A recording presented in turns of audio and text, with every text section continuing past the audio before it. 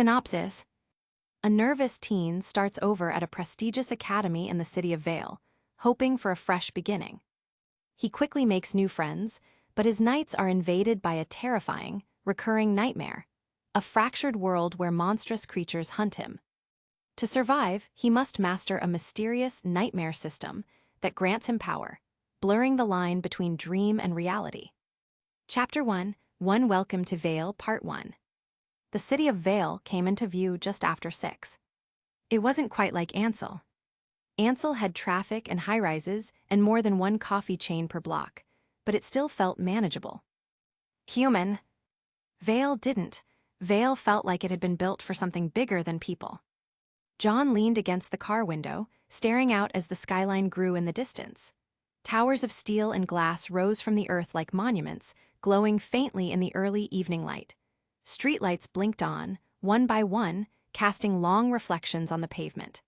The sun had already dipped behind the tallest buildings, leaving the sky streaked in violet and burnt gold. In the window, his own reflection looked back at him.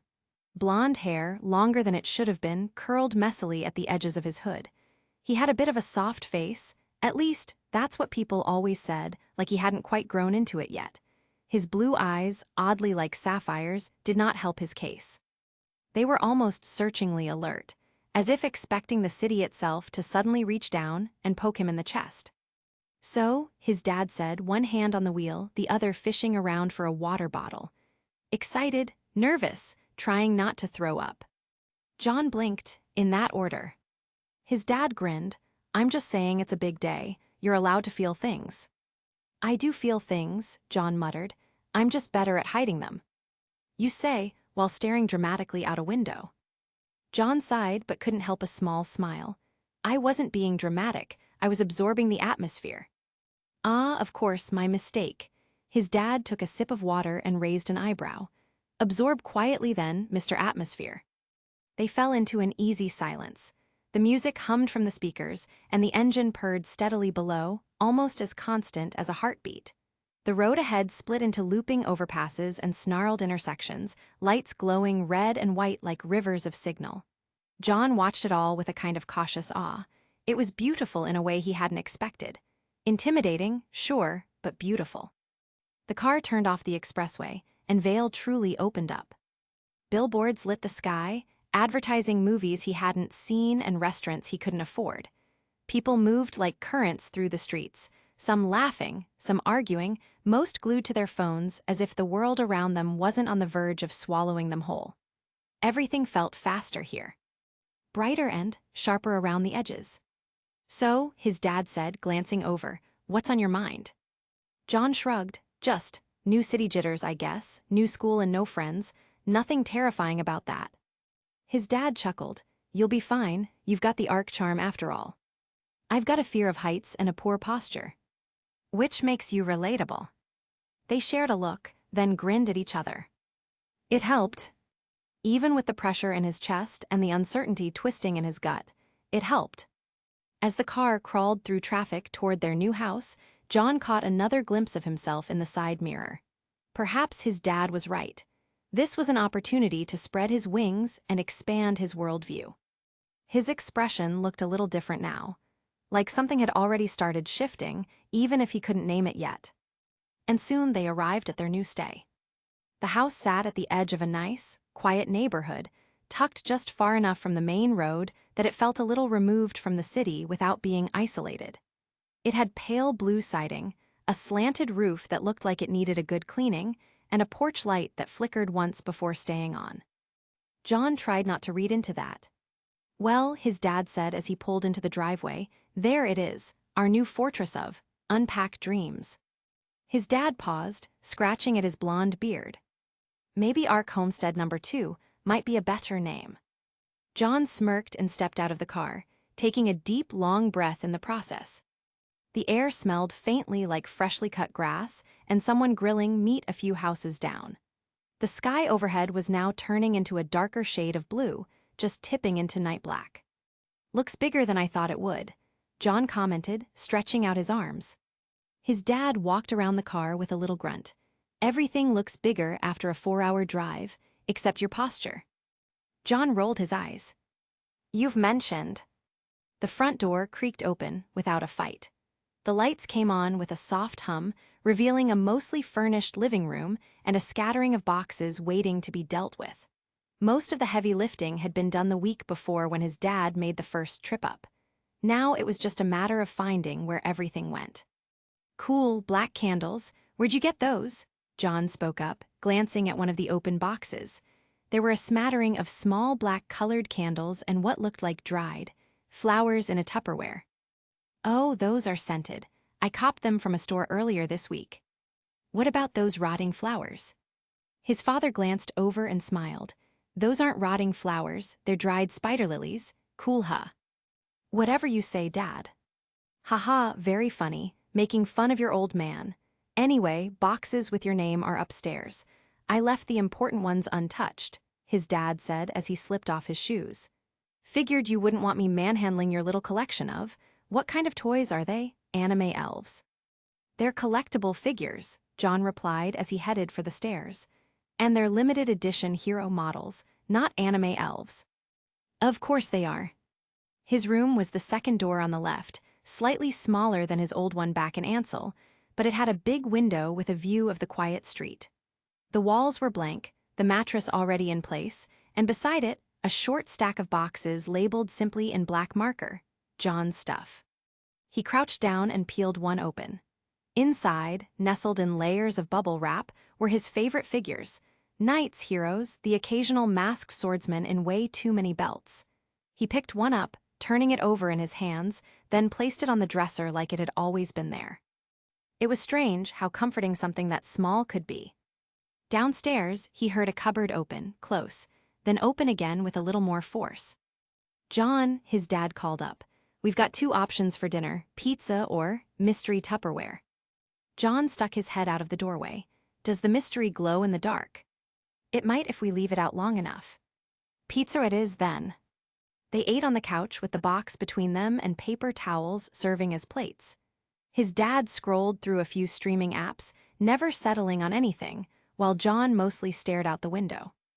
The neighborhood was quiet, dotted with porch lights and the occasional passing car. It felt safe in a way that made him a little uneasy, like something was missing, but he couldn't tell what. You doing all right? His dad asked, chewing thoughtfully on a crust. Yeah, John said. Just tired. Big day today, and even more of one tomorrow after all. You're handling it better than I did at your age. I moved to a new school and immediately got locked in a janitor's closet by the swim team. Did you deserve it? Probably. Your mom and I were caught messing around by them, but I was very charming, so they let me out pretty fast. John's smile strained. Didn't really need to know about that. And besides, John added, you were probably as awkward as I am. That hurts, his dad said, then added with a shrug, but fair. Later, John stood in his room, staring at the ceiling fan as it spun lazily above him. The window let in the soft hum of the city, muffled by the walls and the quiet of the neighborhood. John had already unpacked most of what mattered. The rest could wait. He didn't really feel nervous anymore, not exactly, just stretched thin by the change, like he wasn't quite caught up to where he was. His phone buzzed once with a message. After a glance at it, he didn't feel like answering. He set it aside and climbed into bed. The house creaked once, somewhere downstairs. Pipes or settling or the ghosts of rental agreements past. Or maybe it was just his dad. Whatever it was, it didn't bother him. Not yet. Chapter 2, Too Welcome to Vale, Part 2. Something had chased him in the dark. He couldn't remember what it looked like, just the shape of it, the way it moved and the sound it made. Like something rough was being dragged behind him. Like teeth across pavement, but even that faded away. It faded into a cacophony of noises. His eyes opened, sharp and alert, but the sound wasn't anything to worry about. Just the sharp, annoying blare of his phone alarm screaming from the nightstand. John groaned, rolled over, and blindly slapped at his phone until it cut off. The silence that followed seemed to ring louder than the alarm did. A faint headache tugged behind his eyes, dull and steady, like the echo of a half-formed thought unwilling to be remembered. He frowned. That was weird. Sitting up slowly, he rubbed at his face. Morning, I guess. he muttered to no one in particular. John wondered if he was dehydrated. That would explain the dull throb that was shaking his temples. Fortunately, the ache faded before he reached the bathroom, already dissolving into the usual morning fog of a budding routine. A normal day, then. He went through the familiar motions of toothbrush, toothpaste, and water, cold enough to make him flinch. Rinsing his mouth, he looked up and met his reflection in the mirror. Still the same him. Messy blonde hair that always looked like it needed a trim and fair skin that never quite tanned. His eyes, however, seemed clearer than they had the night before, but perhaps it was simply the lighting. Or the cold water. He stared a little longer than necessary, indulging his inner narcissist, then turned the shower on. Steam quickly filled the room, blurring the mirror. By the time he stepped out, he realized he still had time to spare and began dressing without rush. Now vaguely awake and adorned in a comfortable hoodie and pants, he headed downstairs, drawn into the kitchen by the smell of breakfast. His father stood at the stove, flipping eggs with one hand and drinking coffee with the other. A truly skilled multitasker of a dad. He wore a plain white dress shirt that still showed faint fold lines and a tie that didn't quite match. But somehow, he pulled the look off better than John thought possible. "Morning, soldier," his dad voiced, without turning. "You look like someone just told you school got extended by 3 years." Dad must have heard my footsteps, John thought. "I feel like I ran a marathon in my sleep," he said, slumping into a chair. "And lost."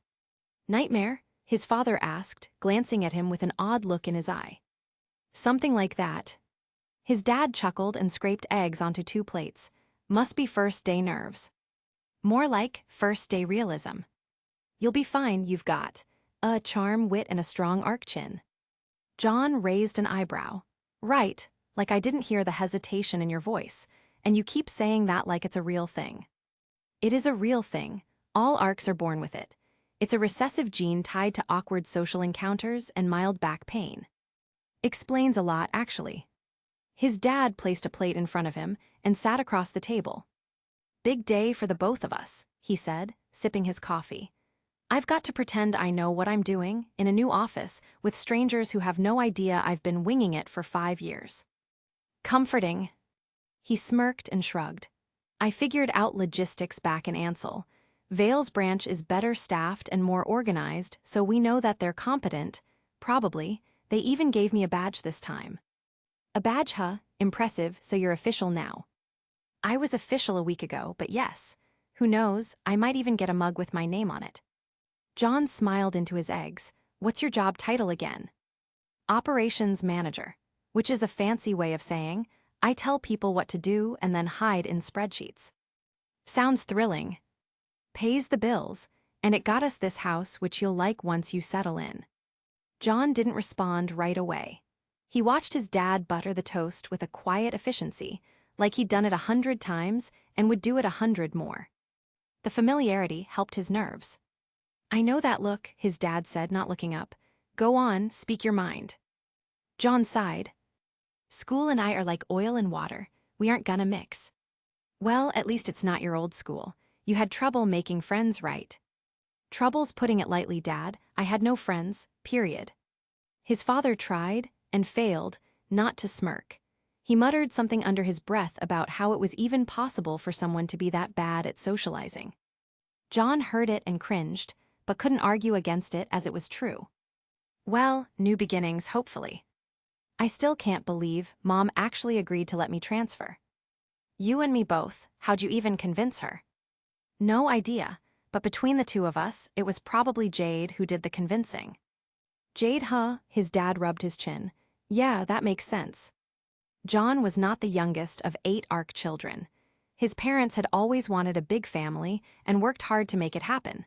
Funnily enough, he was the only boy. Because of that, he'd grown up protected, spoiled, and maybe even a little too sheltered for his own good.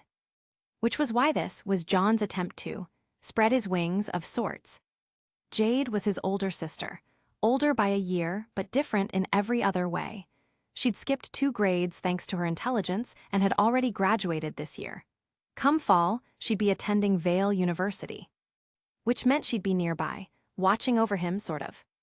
His mother hadn't been thrilled about the idea of him moving, especially to attend Beacon. But somehow, Jade had managed to change her mind. For that, John could only sing her praises. His dad gave him a warm smile and reached over to pat his back. "You'll do just fine, kiddo." He let his hand rest there a moment longer. "I believe in you." John nodded. "Yeah, thanks, I just can't help feeling nervous. New faces, teachers, new everything, really." "You've done harder things." "Like what?" His dad grinned. "Like surviving 8th grade with braces and a growth spurt. That was a dark time." John scoffed, but a hint of a burgeoning smile stitched itself on his face, and something in his chest loosened. After breakfast, his dad grabbed his briefcase and keys, tossing a glance at the hallway mirror. "You ready?" John slung his backpack over one shoulder and shrugged. "As I'll ever be." They stepped out onto the porch together. The neighborhood was still quiet. The sky hung overcast, a thin layer of clouds muting the morning light. It felt like the kind of day that didn't want to make too much noise. As they walked toward the car, John glanced back at the house. Something about it felt distant, and John wondered if he'll ever come to enjoy this new home of his. Maybe it was just that odd dream that was still disturbing him, clinging to the edge of his thoughts. He shook it off and got in. Time for school. The drive itself didn't take too long. They left the neighborhood behind within minutes, and cut through the morning calm as easy as one might slice through butter. John watched as the city slowly stirred awake. The skyline grew taller as they approached the city center. Concrete gave way to glass and small stores to office towers. Overhead, a silver bullet train sped its way across an elevated track, blurring past in a streak of motion and speed that vastly outpaced the cars below it. John watched it disappear behind a cluster of buildings. They chatted for a bit along the way, his father offering tips on how to make friends and influence people. Yes, just like that one book. 15 minutes later, they reached the edge of the education district, where traffic signs turned sleeker and the sidewalks looking like they'd been power washed that morning. Ahead, Beacon Academy stood in all of its glory. It didn't look like a typical high school. Polished black and white stone framed every structure. Smooth glass facades caught the light and scattered it. Wide, tree-lined walkways cut across open courtyards, and tall towers rose from the campus as if belonging in a museum or corporate headquarters. The architecture was certainly a wonder to behold. The main entrance itself was impossible to miss. A pair of massive black gates stood open, flanked by steel columns inset with glowing blue lights. The school's emblem hovered above them in a digital projection, overhanging steadily in the overcast light. Beyond the gates, students moved between buildings, their figures small against the backdrop of Beacon's modern sprawl. The car rolled to a stop at the drop-off zone, and John opened the door before his dad could say anything else. "Thanks," he said. His father smiled and gave him a nod. "Remember to head to the office to get your schedule first. The counselor should get you settled in." John nodded, closed the car door, and waved as his father sped away, joining the incoming traffic to head to his work. He stood still for a moment. The gates loomed ahead, people walking inside. Adjusting his grip on the strap of his bag, John took a deep breath and started forward.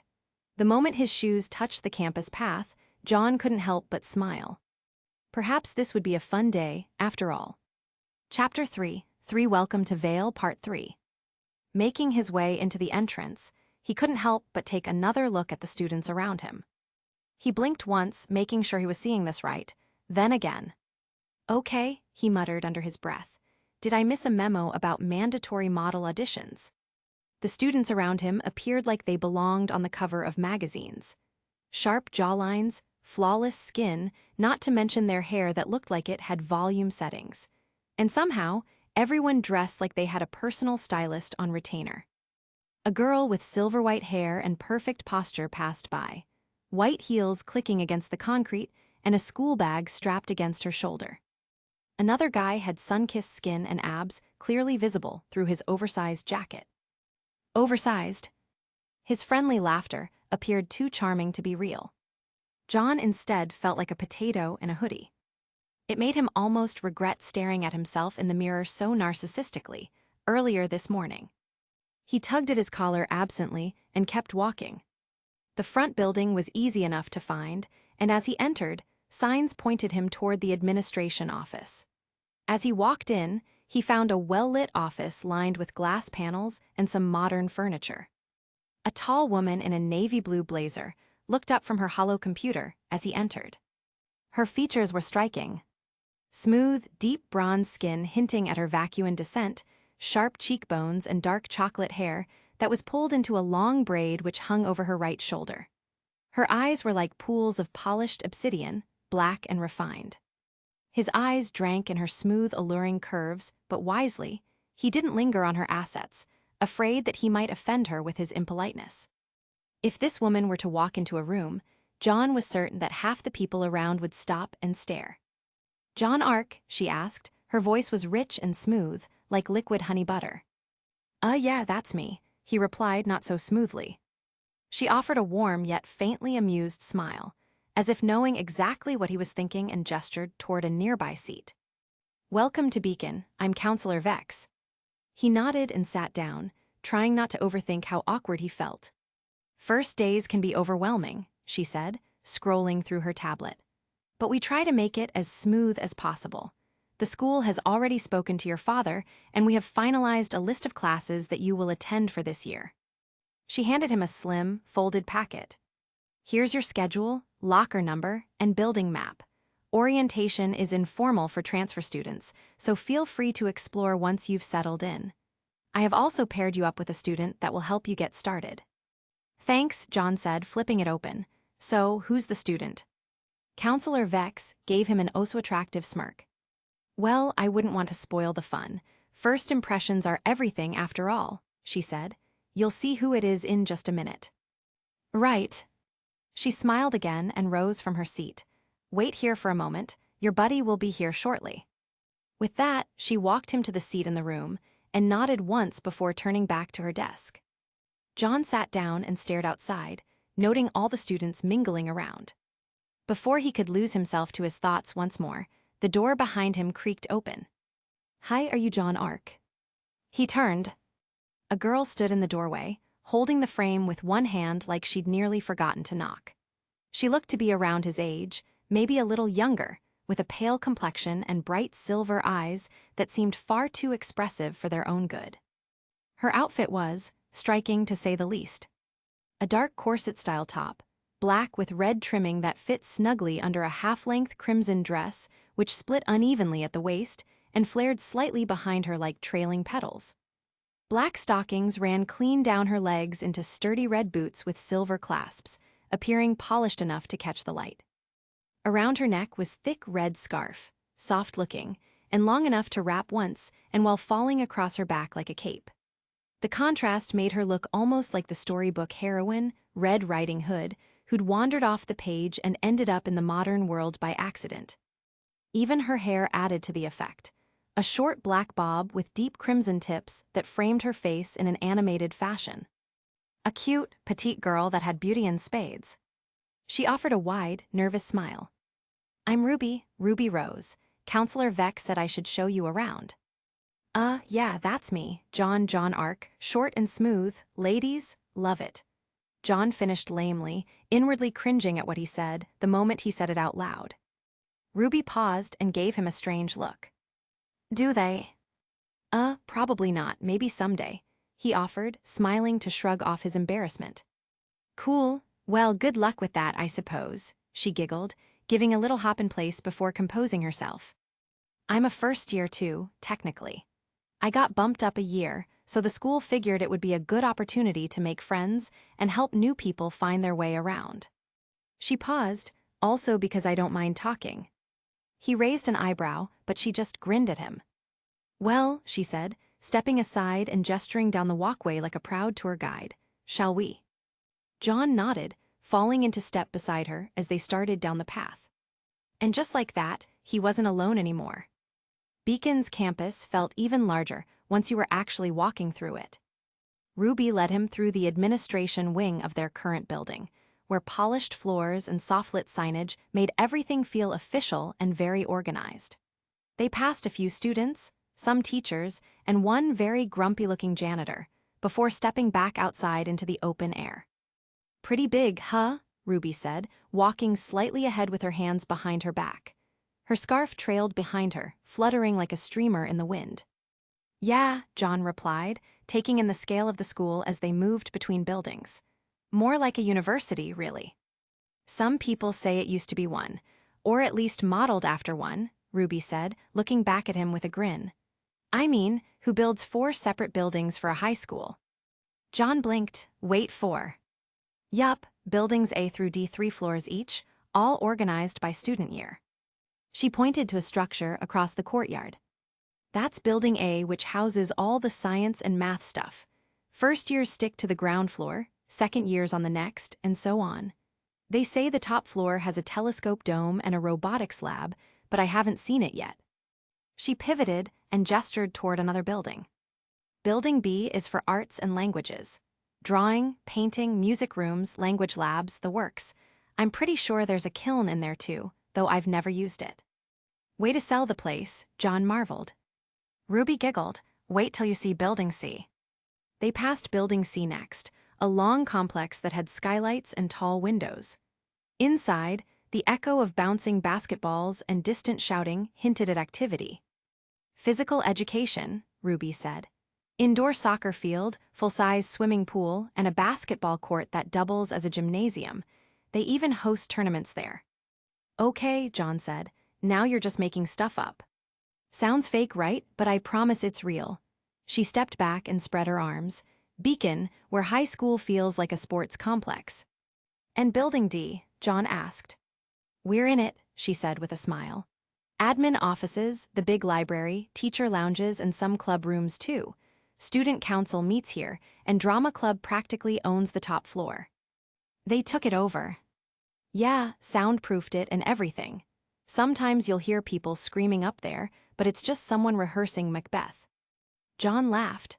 "This school's kinda cool. I didn't really do my research on it before coming here, so this is all new for me. On hindsight, when my dad said I'll be surprised, I wasn't really expecting this."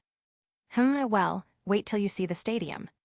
They turned a corner and saw the edge of vast stadium looming in the distance. Light posts towered over it, and distant outlines of bleachers and track lanes peeked through the fencing. "Rugby, baseball, track, and field, all of it happens back there," Ruby said. "Some alumni pro athlete donated a ton of money, so they built it big. And here I thought I'd be impressed by a decent vending machine." They passed a few more students, heading in and out of the administration building. "Oh, and there's a parking lot up front," Ruby added, "for parents, staff, and students who somehow have cars already." John gave her a sidelong glance. "You sound jealous." "I'm not, I just think the universe is unfair. Kind of wish I was a little older sometimes, but oh well." She shrugged. They looped back toward the building entrance. "Now," Ruby said, clasping her hands, "very important question. Cookies or smoothies?" He paused. "Are you saying I have to pick one?" "Not necessarily, but I know the shortcut to both." "Then lead the way. Oh, why snack sage?" Ruby beamed. "I like you already." And just like that, John was starting to think maybe this whole beacon thing wouldn't be so bad after all. Chapter 4. Welcome to Vale, Part 4. The scent of something warm and sweet drifted through the air as they rounded a corner, and John's stomach made a quiet but determined protest. Ruby perked up. "Oh, that's the cookie stand. They bake them fresh every morning for first years." "Really?" "Yup, 1 per student. Smoothies too, you just have to scan your ID." They joined the short line near a small corner cafe built into the wall. The setup was surprisingly sleek. Soft lighting, potted plants, a digital display cycling through flavors, and 2 cheerful lunch staff moving quickly behind the counter. The cookies were stacked behind a glass panel in trays labeled chocolate chip, oatmeal raisin, and triple chocolate. A smooth beep sounded every few seconds as students scanned their IDs at a kiosk beside the counter and collected their snacks from the workers handing them out. When it was John's turn, he hesitated. "So, just scan it and grab one." "Pretty much," Ruby said, already slurping on a pink smoothie. "The school figured students behave better when they're not hungry. Shame that it only allows 1 per person." "I think it's genius," John muttered, then held his card to the scanner. It chimed. A small receipt popped out with his name printed on it. He reached for the chocolate chip cookie and a mango smoothie that the person behind the counter handed to him. They found a bench nearby and sat in the filtered light of a wide window facing the inner courtyard. John took a bite. "Oh wow, that's actually good." Ruby nodded, cheeks full. "Right, way better than I expected." John leaned back, smoothie in hand. "So, what classes did you say you had?" Ruby wiped her mouth with a napkin. "Let's see, math first period, then physics, then lunch, English, and art to finish the day." He blinked, reached for his schedule, and analyzed it for a moment. "You're kidding, that's exactly my schedule." She grinned.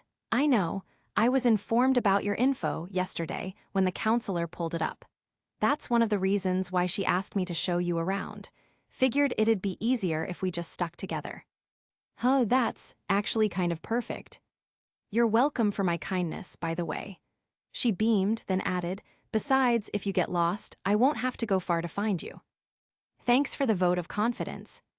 Ruby sipped her smoothie and wagged her finger at him. "Hey, I'm looking out for you." John chuckled. "Well, I appreciate it. Seriously. First day at a new school, and it already feels a lot less terrifying." "That's the power of cookies and social competence," she said with mock wisdom. They sat in comfortable silence for a moment, listening to the distant sound of chatter and movement echoing through the campus. "So," Ruby said, glancing at him, "ready to take on the rest of the tour? We've still got time before first bell." John smiled. "Lead the way." As Ruby started bringing him to explore and familiarize himself with the surroundings, John couldn't help but marvel at his surroundings. The path they walked curved around a central garden square, where a low fountain bubbled quietly among trimmed hedges and cherry blossom trees. White benches lined the edges, already home to early morning clusters of students checking their phones, chatting, or soaking up the last few quiet minutes before classes began. "You should see it during spring. All the trees bloom at once. It's like walking through a painting," Ruby explained, skipping a step ahead of him. They passed a covered walkway connecting buildings B and C, a wall mural stretched along the side, an abstract painting of Vale's view beneath a star-filled sky. John slowed his pace to admire it. Somewhere in the distance, a whistle blew from the athletics field, and the faint squeak of shoes on court floor drifted from an open window nearby. They rounded a corner near one of the interior halls, connecting to Building A. "You seem pretty good at this whole school ambassador thing." Ruby gave a mock bow, years of talking to myself finally paying off.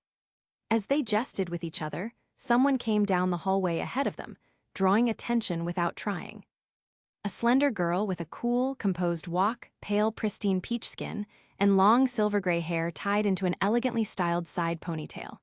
She wore a white blazer with a crest stitched neatly over the heart, a deep blue skirt, and thigh-high white stockings with beautiful crystal white heels that clinked softly with every step. Her posture was impeccable, and her expression was unreadable. The students around her gave the girl a wide berth. John glanced up and caught sight of her, just as she passed the ray of sunlight streaming in from above. He recognized her instantly. The extremely attractive girl from the entrance earlier. He leaned in slightly and muttered without thinking, wow. Ruby looked at him sideways. John blinked. Just really pretty." "Yeah," Ruby said lightly, taking another sip of her smoothie. "That's Weiss. Her dad owns Atlas Bank, I think. Pretty sure that makes her richer than the school itself." "Damn." "She's smart, though. I heard that she was top of her class last year. Pretty intense." They both watched her turn a corner and disappear from view. "Wait, if she is that rich, why isn't she in a private school or homeschooled?" John frowned in confusion. Out of the corner of his eye, Ruby seemed to wince ever so slightly. Good question. I'm not sure, but maybe if you get the chance to talk to her, you could ask." She replied noncommittedly. John stared at Ruby for a second. There was something odd about her answer. Like she knew more that she was letting on, but was refusing to share it. He idly wondered what that reason was. Ruby tapped her straw idly against the side of her cup, then glanced at John out of the corner of her eye. "You should probably learn a little more about her before you fall in love or whatever." John coughed, nearly choking on a piece of cookie. What? It's not like that. MMHMM, she said, lips quirking upward just enough to be teasing. He shot her a look, but she just kept sipping. He glanced over at her. Are you friends with her? Not really. We have a couple of classes together and we're also in the same club. Ruby paused, with a small shrug. But she doesn't really talk to people much. The bell rang across campus, signifying the students to hurry to class. Come on, Ruby said, increasing the pace of her walk, dumping her empty smoothie cup into a nearby trash can. Math class calls. John quickly finished his cookie, did the same with his smoothie, before following her to the start of his first class. The rest of the morning seemed to pass with a rhythm that John was still adjusting to. Everyone around him had already seemingly found their routines. He was simply the new piece being slotted into a puzzle that had mostly finished forming 2 weeks ago. Math class was already midway through algebraic functions, and while John wasn't exactly lost, he did spend most of the period scribbling notes and trying to decode the script that the teacher wrote across the board. Ruby sat next to him and occasionally slid him a copy of her old notes to look at, with a quiet grin when he clearly hit a wall. Physics was next, and while the topic of motion and vectors wasn't entirely unfamiliar, the teacher moved fast. Ruby leaned over at one point to whisper, "Don't worry, he always teaches like this. You'll get used to it, maybe." By the time the lunch bell rang, John's brain was buzzing with equations and half-remembered concepts. His stomach was also grumbling louder than it had all morning. As they made their way back to the cafeteria, the scent of warm food, melted cheese, and crisp vegetables greeted them as soon as the doors swung open. Lines had already started to form, and the hum of conversation echoed off the walls. John followed Ruby through the buffet-style line, both of them grabbing trays and stacking them with whatever caught their eye. He ended up with a sandwich, fries, and orange juice. Ruby loaded her tray with a wrap, soup, and a suspiciously neon-colored fruit punch. They found a quiet corner near a window, overlooking the courtyard, and sat. John took a bite and leaned back. Okay, this is definitely the best cafeteria food I've ever had. Yep, Ruby munched, popping the pea between spoonfuls. Best part is no mystery meat. It's a low bar, but still. They ate in comfortable silence for a few minutes. Then Ruby glanced at her phone, tapping out a quick message. I just texted my sister, she said offhandedly. Yang, she's a first year too. John blinked. She is. Pretty interesting to be in the same year as her. Ruby shrugged in a what-can-you-say manner. So what do you tell her? That I met a new transfer student and he's not weird. Yet, she added. John rolled his eyes. Gee, thanks. She has some things to do today, so we won't be meeting her right now. But she said she's free tomorrow and wants to meet you. Oh, that's pretty cool. Should I be nervous? Ruby tilted her head thoughtfully. Maybe she's intense, but quite friendly, probably. Well, she is better at making friends than I am, at least. John gave her a sideways glance. That probably doesn't inspire confidence. Ruby just smiled and sipped her punch. The lunch period faded quickly, and the afternoon returned them to their schedule. English class was discussion-based, with the teacher pacing the room and calling on students to reflect on assigned readings. John hadn't touched any yet, being a new student, so he wasn't in danger of this. Art, however, was a welcome change of pace. The classroom smelled faintly of paint and charcoal, with easels set up in corners and sketchbooks stacked in bins near the door. The teacher gave a general draw whatever you feel prompt for the day. John stared at his blank page for a while, eventually sketching a mountain landscape that vaguely resembled the woods outside his old home. It wasn't great, but it was something. Ruby, sitting next to him, sketched a stylized version of a mechanical gauntlet with flowers growing out of the seams. Her strokes were cool and sleek. Very practiced, really. He felt jealous of her skill.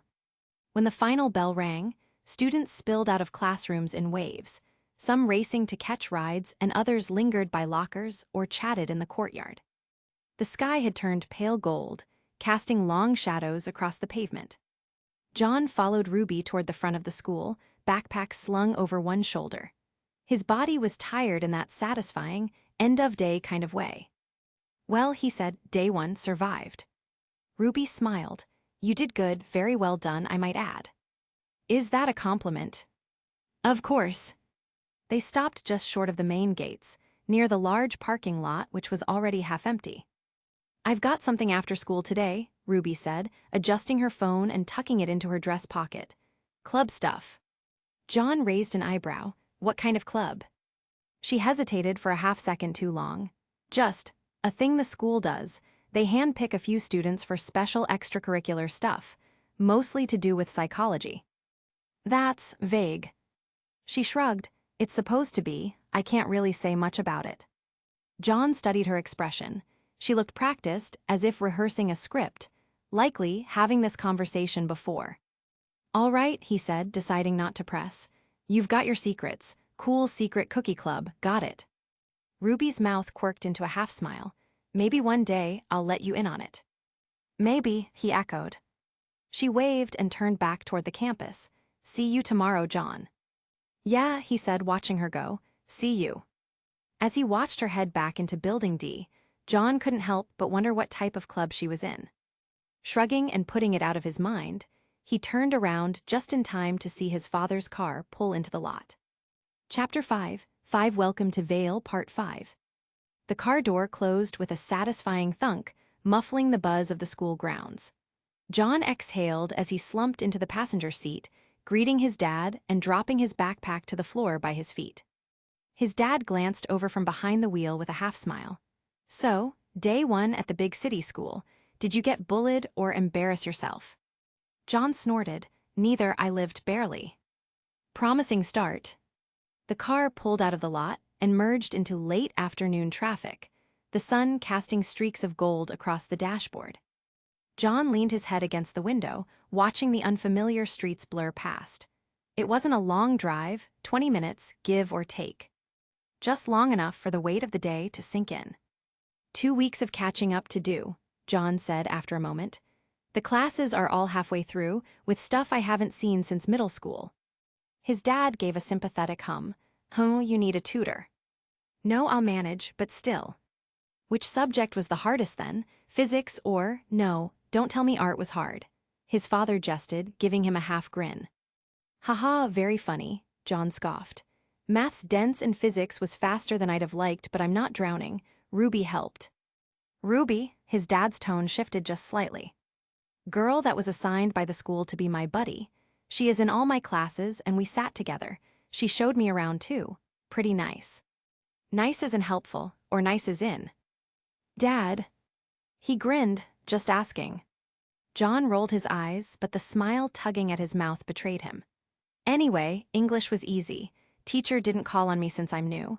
Art was cool too. We got to draw whatever we wanted. What do you draw? A mountain. Kinda looked like that ridge near the old bakery.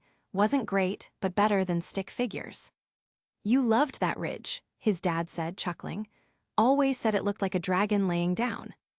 It does look like a dragon. You just never had any imagination. All right, my mistake. I'll try harder next time. John turned more in his seat, propping one elbow on the armrest. Honestly, it wasn't bad.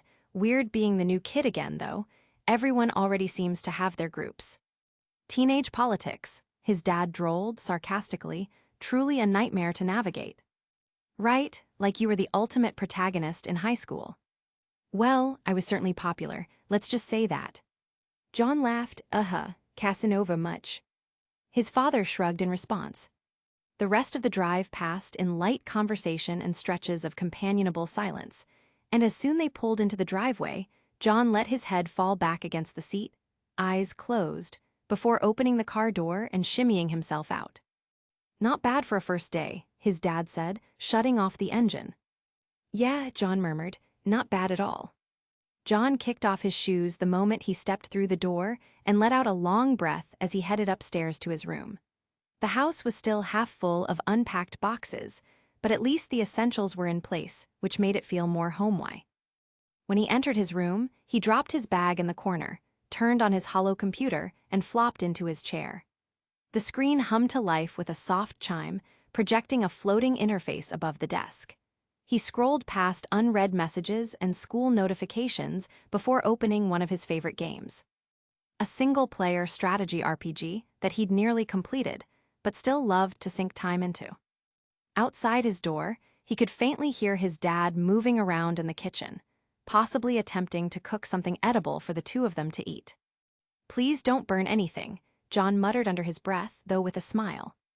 Time passed quickly. Between side quests and tactical battles, the sun dipped below the horizon, and the dim blue of early night blanketed the windows. At around 8, a voice called from downstairs, "Dinner's ready." John stretched, groaned, and shuffled downstairs.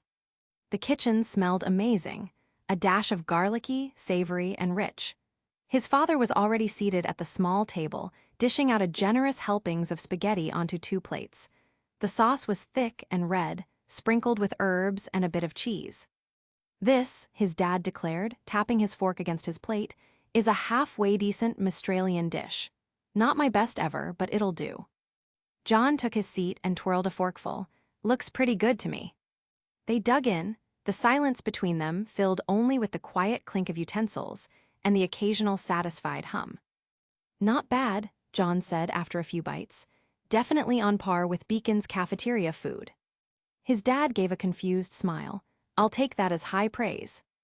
After a moment, John asked, "So how was work?" His dad leaned back in his chair slightly, wiping his mouth with his hand, unbothered with the grease stain. "Busy, still doing intake stuff. We've got 2 new hires in admin and about 100 forms to process between them. Payroll's still a mess. And I spent half the day fixing someone's mistake with shipment records." "Sounds thrilling," John said dryly. "Oh, the height of excitement. If I ever write a memoir, it'll be called Death by Paperwork." John chuckled and took another bite. "Guess we both had pretty exciting days." "Oh, please," his dad scoffed. "Yours was certainly more fun than mine. It's not exciting or anything, but it's stable, pays the bills, and gives us a place like this." John looked around their modest kitchen. It was still new to him, but it already felt more like home than he expected it to. He gave a small nod. "Thanks, Dad." His father just smiled and tapped his glass against John's water cup. "To surviving Monday." "To surviving Monday," John echoed. They kept eating, reveling in the quiet warmth of the food. After the last fork clinked against an empty plate, John stood and began gathering the dishes. They worked side by side in the kitchen, his dad rinsing while John dried. The faucet hummed softly amidst their teamwork in the background. "I think this is the most domestic I've felt in years," John Foe complained, wiping off water from a plate. "Oh yeah," his dad smirked. "Should I be worried you're going to start baking again?" "Tempting, but I left my apron in Ansel." His dad chuckled, handing over another plate. "Shame, I missed the blueberry tarts." They were just finishing up when the phone on the counter buzzed. His dad glanced at it and immediately blanched. "Oh no." John didn't need to ask. He saw the caller ID and winced in sympathy. "Nicholas Ark." John flinched, and the volume wasn't even aimed at him. His dad winced and held the phone a few inches from his ear. "Yup, that's the one." "How dare you not call me after his first day? Do you know how long I've been waiting for a message? A call? A single photo? It's his first day at a new school in a new city, and you."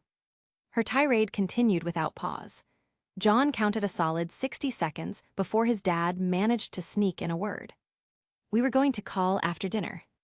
"That's what you always say, Nicholas. You forget, you always forget." "Why didn't you just call John's phone?" His dad muttered under his breath. "What was that?" John tried to cover his snickering behind a cough. His dad shot him a betrayed look as the phone continued its verbal assault. Finally, John reached over. "Maybe I should take that." His father handed it over like it was a live grenade. "Please." John pressed the phone to his ear. "Hey, Mom." The yelling halted like someone hit pause. "John." "Yup, it's me." "Oh, thank goodness," she said, breathless and emotional now instead of furious. "Are you okay? Did you eat? Were the kids nice? How are the teachers? What did you wear? Was the air clean? Was the food edible? Were there chairs?" John blinked. Yes to all of that. It was fine. Kind of overwhelming, but I survived. I even made a friend, RWBY. She showed me around." "Oh, is she cute?" "Mom," he exclaimed. They chatted for a while longer, his mom firing off a dozen more questions in rapid bursts. John filled her in on his schedule, his classes, and the view from the art room window. She was still insistent she should have driven to Vale with them, just to make sure everything was settled properly. And John had to gently reassure her several times that things were fine. Eventually, the energy in her voice softened. "I'm proud of you, John." He blinked. "Thanks, Mom. Call me tomorrow." "I will. Every day. I will see." She made a dramatic sigh and finally hung up. John handed the phone back to his dad. "That go well?" his dad asked, drying his hands. "Better than it could have," John said. "I think I dodged the daily photo check-ins for now." "Miraculous." They stood there for a moment longer before John checked the time. "I should probably get started on homework. Ruby gave me some notes to help catch up." His dad nodded. "All right, if you need anything, I'll be in the living room, being old." John grinned. "Got it." He headed upstairs, his footsteps a little slower than before. The day was starting to weigh on him again, but this time in a good way. Once in his room, he sat down at his desk, the soft hum of his hollow computer kicking on again. A digital notebook floated into view, and he pulled up the notes Ruby had sent him. Algebra first, then physics, maybe. The first day was behind him. Now came homework. Fortunately, John wrapped up his last subject just after 10, blinking at the glowing text suspended in the air. It took a couple of hours, but by the end of it, he felt more caught up than he expected. A knock came at his door. His dad poked his head in. "Hey, just a heads up. I've got to start leaving earlier for work, so I won't be able to drive you to school tomorrow. You remember what I told you earlier today?" John nodded, stretching. "Yeah, I'll take the train." His dad nodded. "There'll be breakfast on the stove before I go. Don't forget to eat if you wake up." "I won't." His dad gave him a thumbs up with a smile. "Good night, John. Sweet dreams." The smile didn't seem to reach his eyes. John set an alarm on his phone, just to make sure he would wake up on time tomorrow, then powered down the hollow computer. The familiar whir faded out, replaced by the quiet hum of the city outside. He changed into a loose t-shirt and sweats, brushing his teeth and splashing water on his face before returning to his room. He hesitated at the edge of his bed for a second, then collapsed onto it with a muted groan, pulling the covers up. It had been a long day. He climbed into bed, the room dark except for the faint city glow filtering through the blinds. And with that, he let sleep take him. But sleep would be the last thing on John's mind, for it seemed that the moment he closed his eyes, he was elsewhere. His soft, comfortable bed had vanished, replaced by something cold and coarse. There was a sour, musty stench in the air, thick enough to make his nose wrinkle. The warmth of his blanket was gone, and he could feel every chill in the air biting through his shirt. John's eyes snapped open. What the hell? He sat up, heart pounding, and stared in disbelief. The room around him was ruined. He had been lying on what could barely be called a mattress, its cover torn and stained, the stuffing half spilled, with jagged springs jutting out like rusted bones. The walls were cracked and broken, chunks of plaster missing, exposing rotted beams and slivers of sky through fractured gaps in the ceiling. The floor was littered with debris, crumbled drywall, broken glass, and water-stained furniture, all steeped in decay. Chapter 6, Six Dream in Red, Part 1. He scrambled off the ruined bed, breath quickening. "Dad," he called, voice catching in his throat. He received no answer. His footsteps crunched against the warped wood floor as he moved cautiously across the room. This was supposed to be his bedroom, wasn't it? The layout was eerily familiar, but more twisted, like a decaying reflection of the real thing. He stared at the window in his room. The curtains were molded, rotten and torn, revealing a grimy glass that was caked in dust to the point it couldn't even be used to see the street below. He looked away from it, more interested in his immediate surroundings. John headed for his bedroom door. When he grabbed the doorknob, John immediately let go, as if burned. He was surprised to find it freezing cold and slightly damp, like a shard of ice in his hand. But he ignored the feeling and grasped it once again. It creaked as he pushed it open. The hallway beyond was just as screwed up as his room. The wallpaper hung in peeling strips. The lights overhead were broken and cracked. Carefully examining the floor, he could see shards of the broken bulbs littering the ground. "Dad," he called again, louder this time. Still nothing. He stepped into the hallway, taking slow steps, trying to keep his breathing steady. His chest felt tight. "This isn't real, it's a dream. Just a really messed up, weird dream," he muttered, glancing down the corridor. A mirror hung crookedly on the wall, the one that his father had hung up earlier, cracked straight through the middle. When John passed in front of it, he paused. His reflection stared right back at him, but not quite right. His hair was the same, his face still familiar, but he looked paler. More anxious and a darker look than they had moments before. He swallowed and moved on. The bathroom was a husk of its former self. The tiles were dusty and cracked, the mirror inside was completely shattered, and the sink faucet was dry and streaked in molded water stains. He shivered just looking at it. Reaching the stairs, he peeked down. The lower floor lay in shadow, but something seemed to flicker far down below. Maybe a faint light from the living room, or maybe something else. He couldn't tell. "This is crazy," he whispered. "Just wake up, John, just wake up." But nothing changed. John gulped, trying to swallow his pooled saliva. He stood there in the darkened hall, heart pounding in his chest, cold sweat gathering at his brow. And then, ding! A soft chime, mechanical and completely out of place, echoed through the silence of his mind like the drop of a coin in an empty well. John flinched. What the hell was that? Then it appeared. A floating pane of dark red light blinked into existence before him, hovering in the stale air like a hologram projected out of nothing. Black, eerie text scrolled across it in crisp, glowing letters.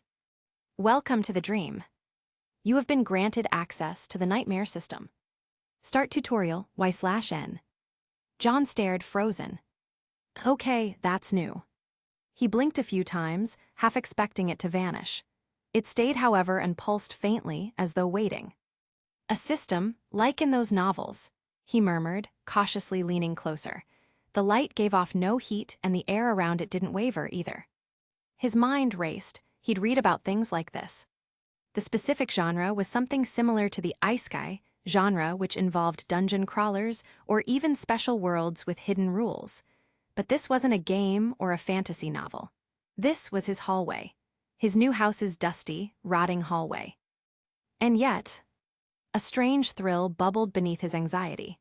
Not quite fear, not quite excitement, something in between. Something is happening. Okay, deep breath, it's just a dream. I've played this kind of setup before. You always choose the tutorial. Only idiots skip the tutorial. He hesitated, though. His finger hovered over the glowing Y, which pulsed ever so slightly, like it knew he was watching. "This is a dream, right?" he whispered. "There is just no way this can be real. But what if it's something else?" The silence offered no reply. He swallowed, then reached out and tapped Y, before he could second-guess himself. Ding! The chime popped up again, and the screen was replaced by another. "This is your status page. John Arc. Rank 0. Aura 0. Will 0. Body 0. Runes 0. Killing dream creatures awards rune fragments. Rune fragments can be used to increase stats.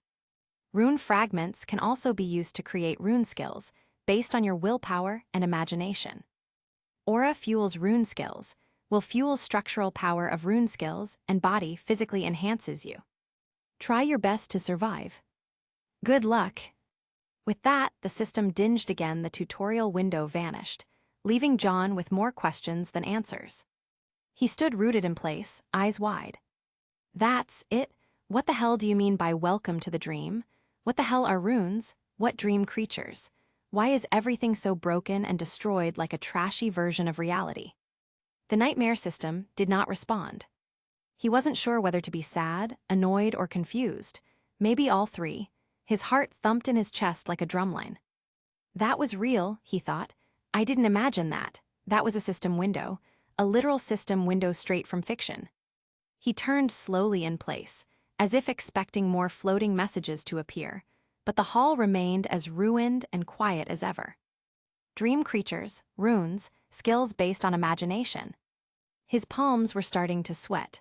Part of him wanted to scream, and the other part, which was louder part, wanted to see what came next. "Calm down, John," he muttered. "First things first. We have to find Dad and see if he's here too. If he isn't, well, there is still a possibility that I'm dreaming. Wait. The system said, 'Welcome to the dream,' so isn't that confirmation that I really am dreaming?" He glanced down at his hands, flexing his fingers. They felt normal, but everything else was wrong. Within his mind, he could feel a new awareness of something, almost as if there was a hidden switch that seemed to call on him to pull it, and when he did, the small chimes showed up again. John Arc. Rank 0. Aura 0. Will 0. Body 0. Runes 0. My status page, John muttered, trying to analyze the information he was given. I can call upon it at will. Aura, will, body, those words kept looping in his mind. A system that responded to his thoughts. One that could give power. And if there was power. Still, John felt his mouth go dry, and his legs weren't quite steady. I guess the tutorial's over, he said to himself.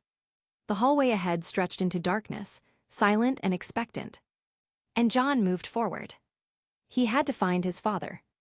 Chapter 7, 7 Dream and Read Part 2. There was one room left on the second floor, his father's. John hesitated outside the door. The wood was warped and discolored, similar to his own room, with the edges dark with moisture. A musty, metallic odor seeped from the crack beneath it. For a moment, he just stood there, staring at the handle. Then he reached out and turned it. The door groaned open, resisting him like it didn't want to be disturbed, but he forced it open anyway. Inside was a mess of shadows and ruin. The window blinds were broken and collapsed inward, letting in faint, sickly red light. The window itself was cracked but not broken, just grimy with some type of dirty substance that John didn't want to find. The walls were water-stained, the ceiling above bowed and sagged as if it might cave in at any second. A fan hung from the ceiling by a single wire, still as a dead babe. His father's bed was partially collapsed. The mattress was sunken in the middle and torn wide open, yellowed stuffing spilling out like entrails. John approached it carefully, heart in his throat.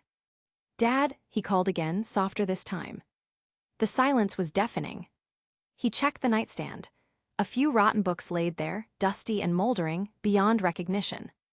A wooden watch box sat cracked in the corner, its lid hanging off the hinge. The watch's inside was rusted and frozen at a meaningless hour. He crouched and looked under the bed. Nothing, just dust and cobwebs. He looked into the broken closet. More of nothing. John stood there for a moment, staring around the ruined room. This space, his father's new room, felt long abandoned, like it hadn't been touched in years. The smell of rotten wood lingered at the back of his throat, and the floor groaned under his feet as he turned away. A part of him had hoped desperately, irrationally, that he would find something. A sign or a clue. Or even his dad. But the room offered nothing except silence and dust. And so, with a heavy breath, John stepped back into the hallway. John lingered at the top of the stairs, staring down. The staircase looked like it could collapse under a strong breeze. Each of the steps were warped, and the wood was dark with age, moisture, and something he couldn't even begin to name. Bits of splintered railing jutted out like broken ribs, and the banister was sagging under its own weight. Carefully, John tested the first step with his foot. It groaned but held. He exhaled, gripping the decayed banister for balance, and slowly made his way down, step by cautious step. The silence was thick and clawing, oppressive. Like the house itself was holding its breath. Halfway down, the air grew colder. His breath fogged slightly in front of him. "What happened here?" John whispered. The lower floor greeted him like the ruins of a memory. The kitchen was a wreck of shattered cabinets and blackened tile. The fridge hung half open, its door dangling on a single hinge like a snapped jaw. Everything was coated in grime, as if decades had passed since anyone lived here. Dust floated in the air, and cobwebs clung to the corners like pale veins. He wandered cautiously through the living room. The furniture was unrecognizable. Lumps of torn fabric and broken frames, with even the TV laying on its face, screen cracked and just broken as the rest of the ruined house. And then he glimpsed it. That red glow from before, faint but distinct, filtering in through the broken window near the front of the house. John was startled, but he felt drawn towards it. Something about its color wasn't right. It wasn't the warm orange of a street lamp or the sharp red of brake lights. It was deeper, sicklier, almost like blood seen through a thick fog. He crept toward the shattered window and wiped a small smudge off the small bit of glass still attached to the frame with his sleeve, but the grime smeared, making the image even murkier. He leaned past the hole, trying to see. At first, he thought it was just a trick of the light, maybe a busted traffic signal or the light of some type of fire alarm across the street. But then his eyes adjusted. And his stomach dropped. The suburbs, his new neighborhood, it was all in ruins. Flipped cars rusted in the street like discarded toys. Street signs lay twisted and broken, and buildings slouched under their own weight with shattered, broken windows. Cracked pavement covered the roads, as if time had attempted to reclaim the world in his absence. What the hell? John breathed.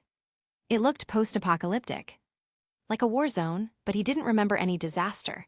No earthquake, no bomb sirens, no screaming. Just him, sleeping. His eyes flicked up the block, then down the other end.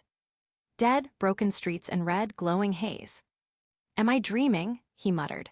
No, this is a dream. That odd nightmare system even confirmed it. But this seriously feels like the end of the world. He felt an odd cold seep into his skin again. The wrongness of it all dug into his spine like claws. What if instead of this being a dream, what if something happened while I was asleep? He whispered to himself. What if I'm in a coma of some sort? What if there was some disaster, some earthquake or invasion, and now my brain is just making this up? His words sounded stupid, even to himself. And deep down, he knew it wasn't true. This wasn't imagination. The house, the system, the way his skin prickled with every step. It was real.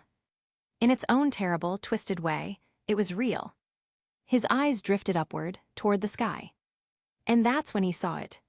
A blood-red moon hung above the city, huge, heavy, and broken. Not cracked, but practically shattered. Massive chunks floated around the celestial object like debris caught in orbit, the remains of a cosmic wound.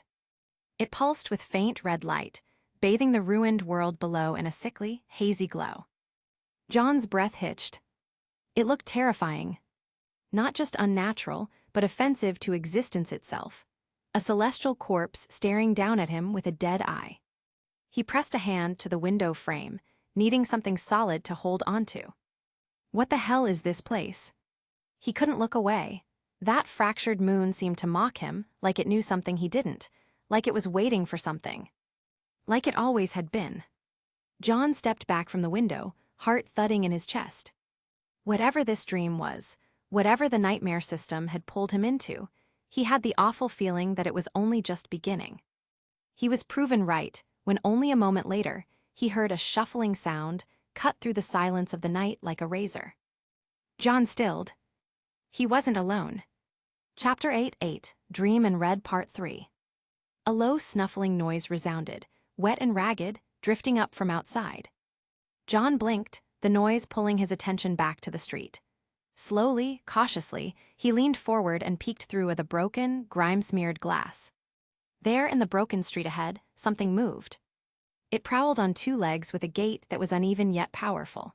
Black fur matted with unknown liquid clung to its bulky, hunched frame. Bone plating wrapped around its arms and shoulders like macabre armor, jagged and partially asymmetrical. Crimson markings stretched like claw wounds across the pale bone and half its head. The top half was grafted with a skull-like mask. From beneath the mask, two glowing crimson eyes burned in the dark. It sniffed at the ground with a twitching snout, then raised its head, the wind catching its nose. John's breath caught in his throat. What is that? The creature turned slightly, showing more of its terrifying form. Its limbs were long like those of a human. Perhaps too long even. Its hands were tipped with sharp claws, and it moved with an animalistic fervor that reminded John of a canine. Perhaps a wolf. It was predator made of shadowy fur and bone. Slaver hung from its mouth like foam, It breathed heavily, tasting the air. Looking for something. Looking for him. John stumbled back from the window in silent horror, chest rising and falling rapidly. His fingers trembled as he gripped the edge of the wall for support. No. He turned, trying to creep backward toward the stairs, heart hammering. If he could just get upstairs, just hide, maybe it would go away. The house groaned beneath his weight. His foot caught on a loose floorboard. Cracked. The sound seemed quiet, but it rang in his ears like a gunshot. Outside, the creature's head snapped toward the house. John froze. A split second later, a heavy thud hit the porch. Then another. Then the door burst inward. Wood shattered and hinges screamed. The creature bounded into the ruined house, nose flaring, claws scraping along broken tile as it sniffed hungrily. John didn't scream. He couldn't. Instead, he bolted up the stairs, 2 at a time, slipping once on the rotten step but caught himself just in time before he could fall. He didn't dare look back behind him. The creature prowled into the hallway, sniffing, growling low and guttural. The door in John's room was still cracked open. He dove inside, with his heart crashing against his ribs. He was afraid to shut the door. It would have made noise that could clue the beast to his location. Instead, he crouched low behind the bed, forcing himself to breathe through his nose, slow and shallow. Outside the room, the rotten floorboards groaned under its heavy steps. It was climbing the stairs. They creaked beneath the creature's weight, one dusty plank at a time. Each footfall sounded like a resounding death knell, each ring counting the seconds to the end of his life. John kept his crouch low. His figure, still hidden behind his ruined bed, was taut with clenched muscle and shallow breath. Sweat gathered at his temples and rolled down the side of his face. He dared not even attempt to wipe it. Even that felt too loud. Another heavy step. The creaking came closer. The shadows outside his cracked door shifted, stretched and warped by the red light leaking in from the window. A clawed hand dragged along the wall with a scraping, grating whisper that made John's teeth grit. It was right outside his room. He could see it even more clearly now. The jagged white of its bone plating seemed to ripple like warped ivory, and its masket's terrible half-skull mask as the beast turned its head. For a single breathless second, John thought it had spotted him. But no. Its head angled away, toward the bathroom at the end of the hall. The guttural growl faded as the creature stepped past his door. The beast raised its hand to push open the bathroom door, which creaked open slowly and cautiously, like the door was afraid to anger the creature. Time seemed to slow for John. His pulse roared in his ears. He felt like he was suffocating, or perhaps he really was. He was certain that he was on the verge of a panic attack. John bit his lip, hard, forcing himself out of his stupor. Think you have to think. His eyes darted to the door. Could I shut it and lock it? His hands twitched. No, too loud, and even if I did, it wouldn't matter. The moment it hears that, it's over. It'll tear through that door like paper. His gaze jumped to the window. Jump. It wasn't far, maybe 10 feet. He wasn't able to see the street below him due to the odd substance coating the window, but he remembered from his glimpse downstairs. The street below was littered with broken glass and warped concrete. Rusted debris jutted up like jagged teeth. No, I'd hurt myself, or worse. Another snarl echoed faintly from the bathroom. The creature was impatient that it couldn't find the source of the noise. John bit the inside of his cheek. Then what? His eyes fell to the warped floor. There near the baseboard, a broken piece of wood jutted free, long and splintered. Carefully, barely breathing, he reached out. Fingers trembling, he curled them around the jagged length of wood and gently worked it free, inch by inch. The creature moved in the bathroom. Something scraped porcelain, a heavy thump. John didn't dare look. He had a weapon now. If only barely. And he'd need it. John stared at the piece of broken wood and grimaced. Who am I kidding? The moment I use this trash as a weapon is the moment it rips my arm off.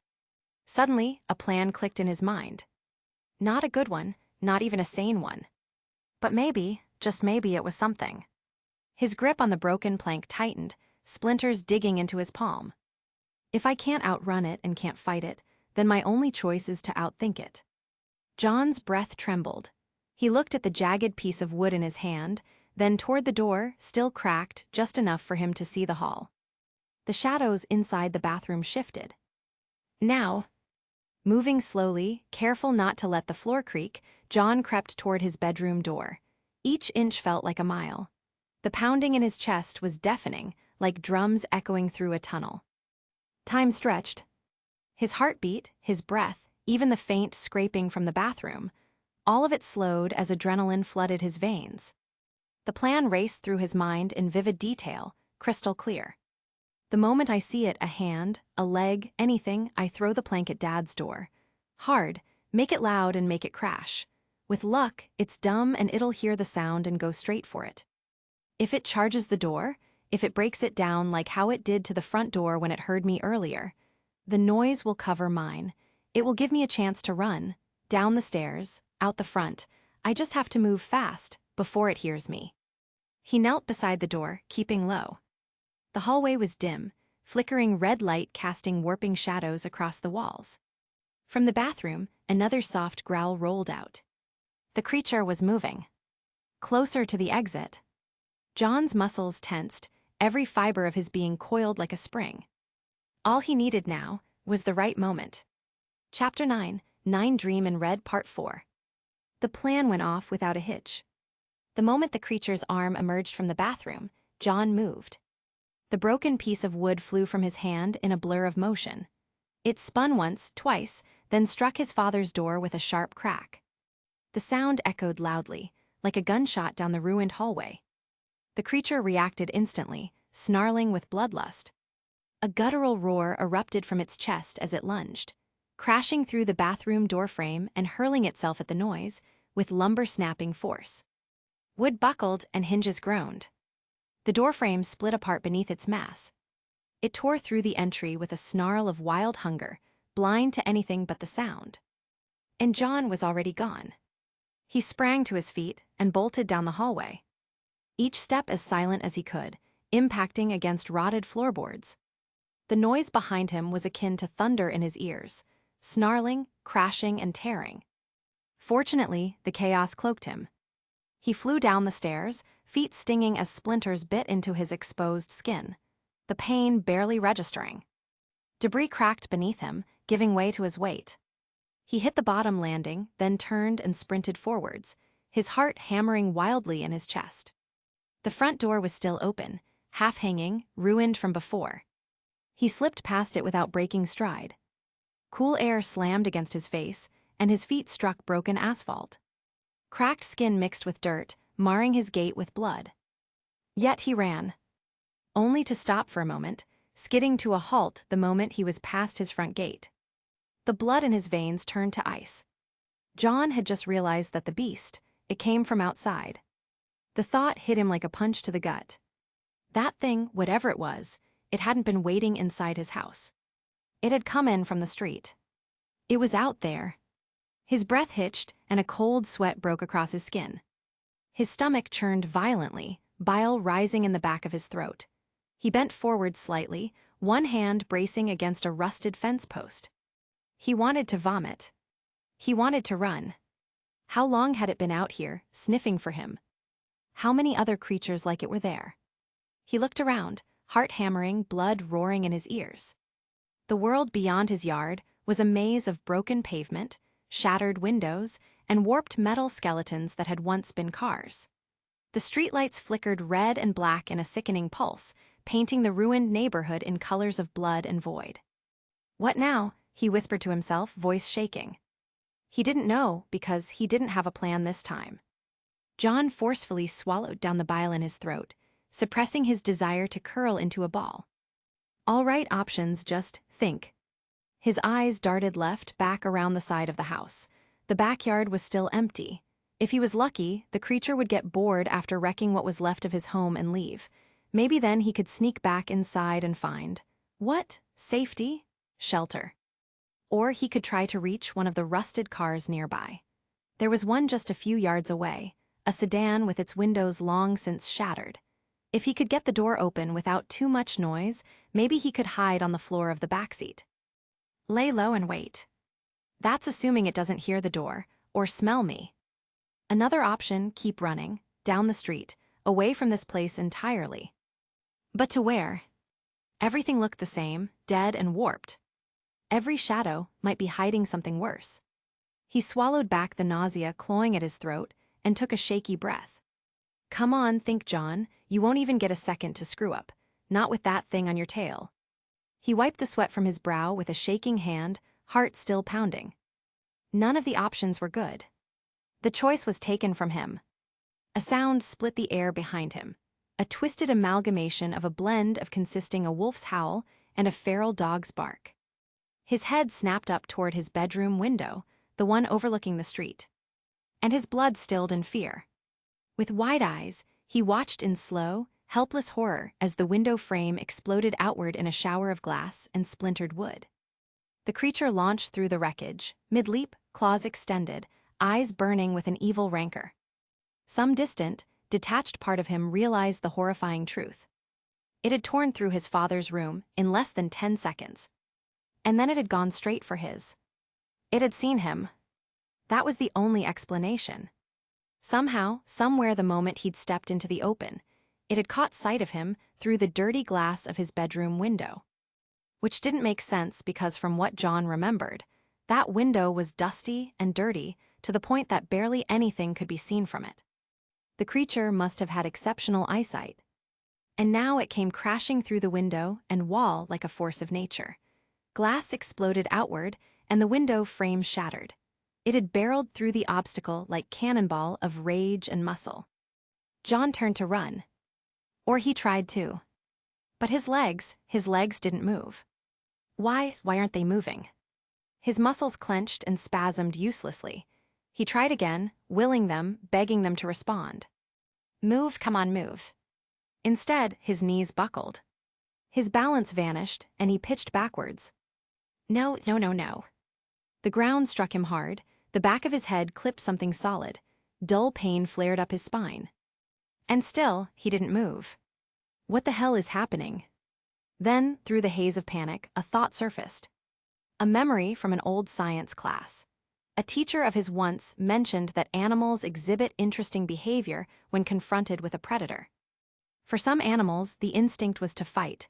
Others, it was flight or to run away. A third rare category was to freeze. Sometimes, when creatures of prey were cornered, when the brain truly believed there was no escape, the body wouldn't fight nor would it flee. It would shut down. Paralysis.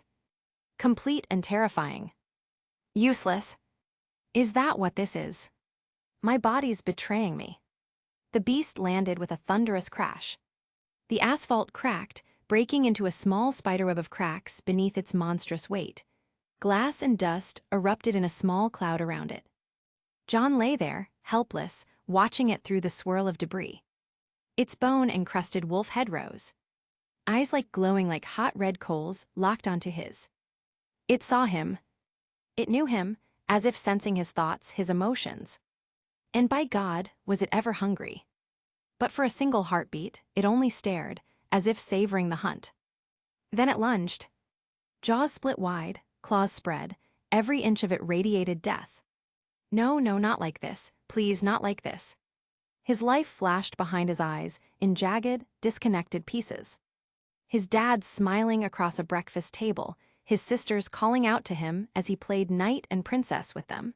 His talk with his grandfather as he lay weak in a hospital bed. His uncle teaching him to box when he was a child. Him playing video games in his room. His mother reading him a bedtime story when he was a kid. The fun he had. I can't die, not now. The beast came down on him. Chapter 10, Dream in Red, Part 5. Perhaps due to a stroke of divine intervention, or luck, or instinct, or whatever it was that John was relying on. His body moved. It wasn't graceful, nor artfully planned, but he moved with the force of will that could only come from sheer terror. Both arms shot forward as the beast came down on him, a scream tearing from his throat as he slammed the palms of his hands into the creature's bony throat and collar. The impact jarred his skeleton, but he didn't let up. His fingers dug into coarse, matted fur. Muscles strained as he forced the creature's weight upward, using his full arm span and the ground beneath him as leverage. His elbows bent outward and locked into a makeshift brace. A stopper. The beast landed on him with the weight of a crashing boulder. Snarling, its breath rancid and hot as it snapped its jaws down. And bit down on nothing. Clack. The maw was just 5 centimeters from John's face. He could see everything. Every last inch of its jagged teeth, every strand of saliva that bridged its snapping maw. Its eyes, burning red with malice and filled with an animal hate, glared down at him with murderous intent. And still it bit. Again and again. Snap, snap, snap. Each attempt came closer than the last. Teeth scraped air just above his nose. His arms trembled violently, the strain of holding it back screaming through every fiber of his being. He grit his teeth, eyes locked on the monster above him. Then the pain came. Hot, sudden, and searing. A line of fire tore across the sides of his arms. He screamed as the beast's claws dug into him, hooked in like curved daggers, trying to anchor itself for a killing blow. The pain was white-hot and blinding, yet he didn't let go. He couldn't. Not if he wanted to live. Tears welled in his eyes. Not from the pain, although it was staggering. No, the sheer helplessness of it all. The hopelessness. He grit his teeth so hard it felt like they might shatter, his body trembling under the pressure, muscles screaming for relief. His arms were locked in place, but he could feel them shaking, straining against the beast's strength. It started prying his arms apart. Inch by inch. The creature's claws dug deeper into him, anchoring for a better leverage. He felt his blood run warm down his skin, mixing with the dust and filth of the ground below. He could even hear his own wheezing breath now, shallow, rapid, ragged. His chest heaved and strained as panic coiled around his heart and squeezed like a vice. It's going to rip my face off. The thought hit like lightning. His eyes widened even more than before, and his vision blurred. All he could see was the slavering maw snapping just above him, the heat of its breath seemingly scalding his face. His strength was slipping. He wasn't going to hold. No, no, no, no. A choked sob escaped his throat. Not here, not like this. Not on the ground like some helpless animal, not torn apart by this thing. The terror bloomed. A sick, icy bloom that rooted itself in his spine and spread through his limbs, whispering that this was it. That he'd never see his dad again, his mom, his sisters. That no one would even know what happened to him. He was going to die. All alone in this shithole hellhole of a ruined world. A crack seemed to resound somewhere deep inside his mind. The fear was still there, coiling and screaming, but something hot surged up beneath it, boiled beneath it. Hate. It didn't come as a slow realization. It erupted. Hatred for the monster that had hunted him, that had stalked him, chased him, and hurt him. Hatred for the thing that had entered his home, and seemed to grin with bloodlust as it tried to tear him apart. Hatred for the environment around him, that ruined place he was now forced to see. Hatred for the feeling in his chest, that sick, helpless feeling. His vision tinted red, not metaphorically, but truly. His heartbeat thundered, and his teeth cracked from biting too hard, yet he still continued. He saw red. Not the red of the monster's eyes, but the red of survival. The red of wanting to live. And idly, a thought seemed to flutter across John's mind, a piece of knowledge that he had read somewhere. There was a reason studies called adrenaline the fight or flight, super hormone. Adrenaline epinephrine wasn't just some vague buzzword, it was biology's last-ditch gamble, a chemical scream from the body to itself, move, now. It dilated the blood vessels in the muscles. It spiked heart rate, dumped sugar into the bloodstream, dulled pain, and turned flesh into something more. Stronger, faster, meaner, desperate. It let mothers lift cars off their children. It let men survive impossible wounds long enough to crawl to safety. And now it let John move. Something deep inside him twisted. He twisted, tearing through what felt like his own sinew and tendons. A sickening snap echoed through his arm as he shifted his weight beneath the creature,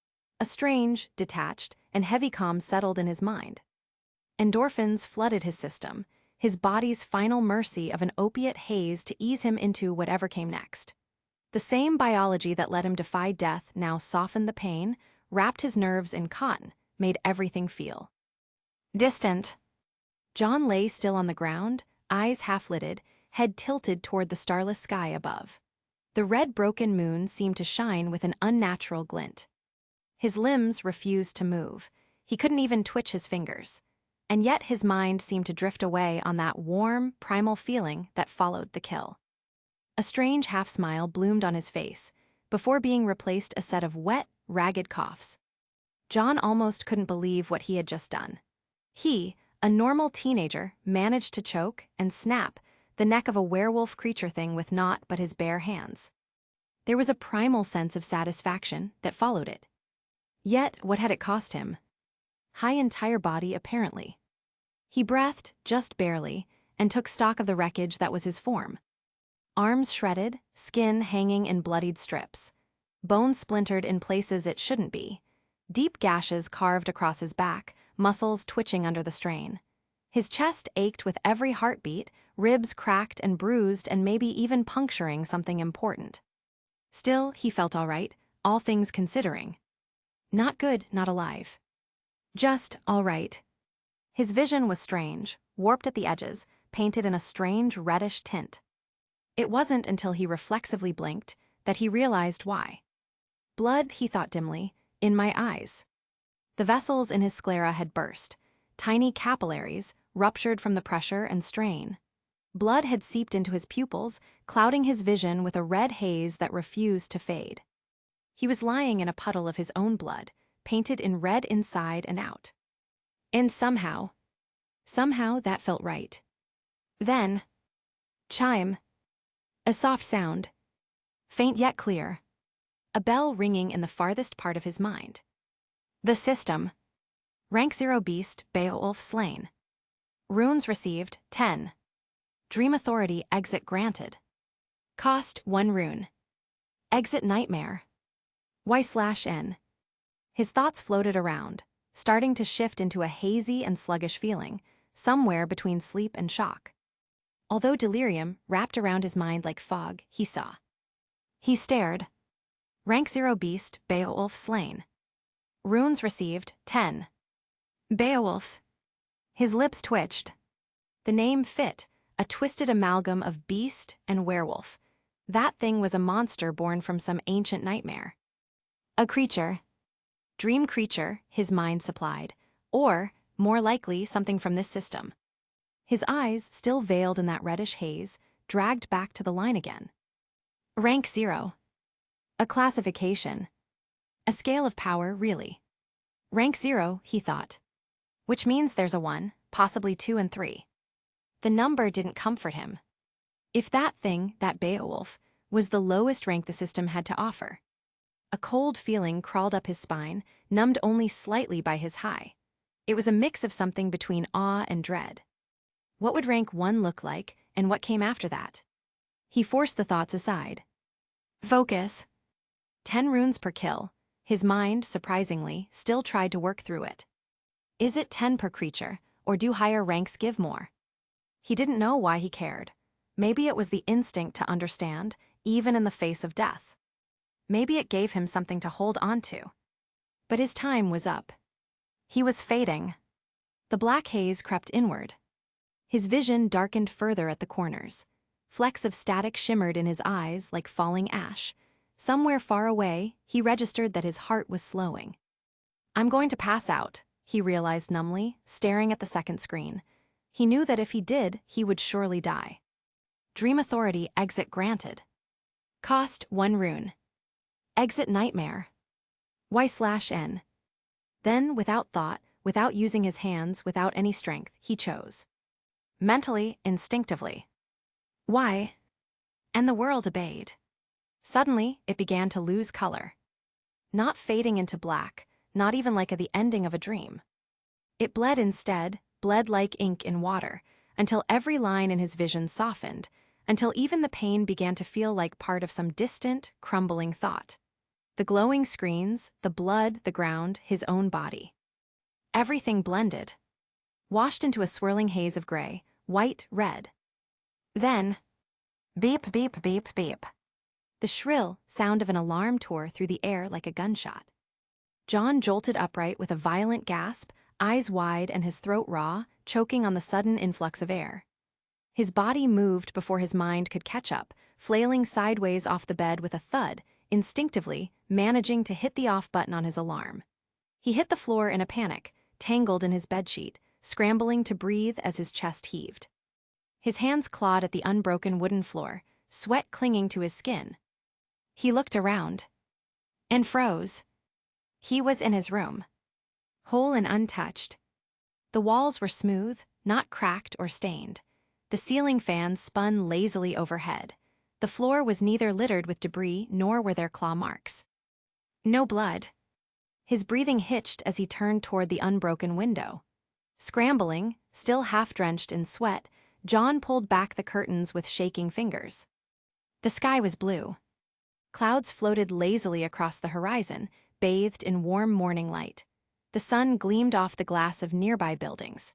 The street below was clean and calm, lined with parked cars. A few early commuters passed by and John even spied one sipping coffee. There were no monsters. No death. No apocalyptic ruined city. Just Vale. As it should have been. He stared, unblinking. His voice cracked. I was dreaming. His words felt like a lifeline, like he was trying to convince himself it was true. It was just a nightmare. His hand dropped from the curtain as he staggered backward, still trembling. He sat down on the edge of the bed, then fell backward, arms spread out, chest still heaving. The room was quiet again, save for the low whir of the fan and the occasional honk from outside. He let it wash over him. Let it be real. Just a bad dream, he whispered again, eyes staring up at the ceiling. He frowned, remembering the, admittedly, scariest nightmare he had ever had. It was an experience that he just couldn't forget. Every detail was ingrained within his heart and mind. He let out a deep breath, calming down from his experience, and simply stared at his ceiling, lazily watching the fan spin. Status, John intoned, attempting to summon that odd screen that came from the nightmare. In the dream, it felt like an instinctive switch within his mind. Yet, he felt nothing now. A really, really bad dream. He smiled in relief. Chapter 12, New Friendships, Part 1. John stared at the fan above which spun in slow, lazy circles. His half-lidded eyes and his body felt heavy, but alive. The echo of the nightmare still pulsed at the edges of his thoughts, but it was fading away, like breath on a mirror. Distant. And good riddance. And now, school, he muttered. He sat up with a grunt, rubbed at his face, and pulled himself out of bed with a stretch that earned a few satisfying pops from his back. While the dream had been horrifying, the day was real, and it wasn't waiting for him to catch up. School was starting soon, and he had to get ready. The morning shower was hot and grounding. Steam clung to his skin as water ran down his face and neck.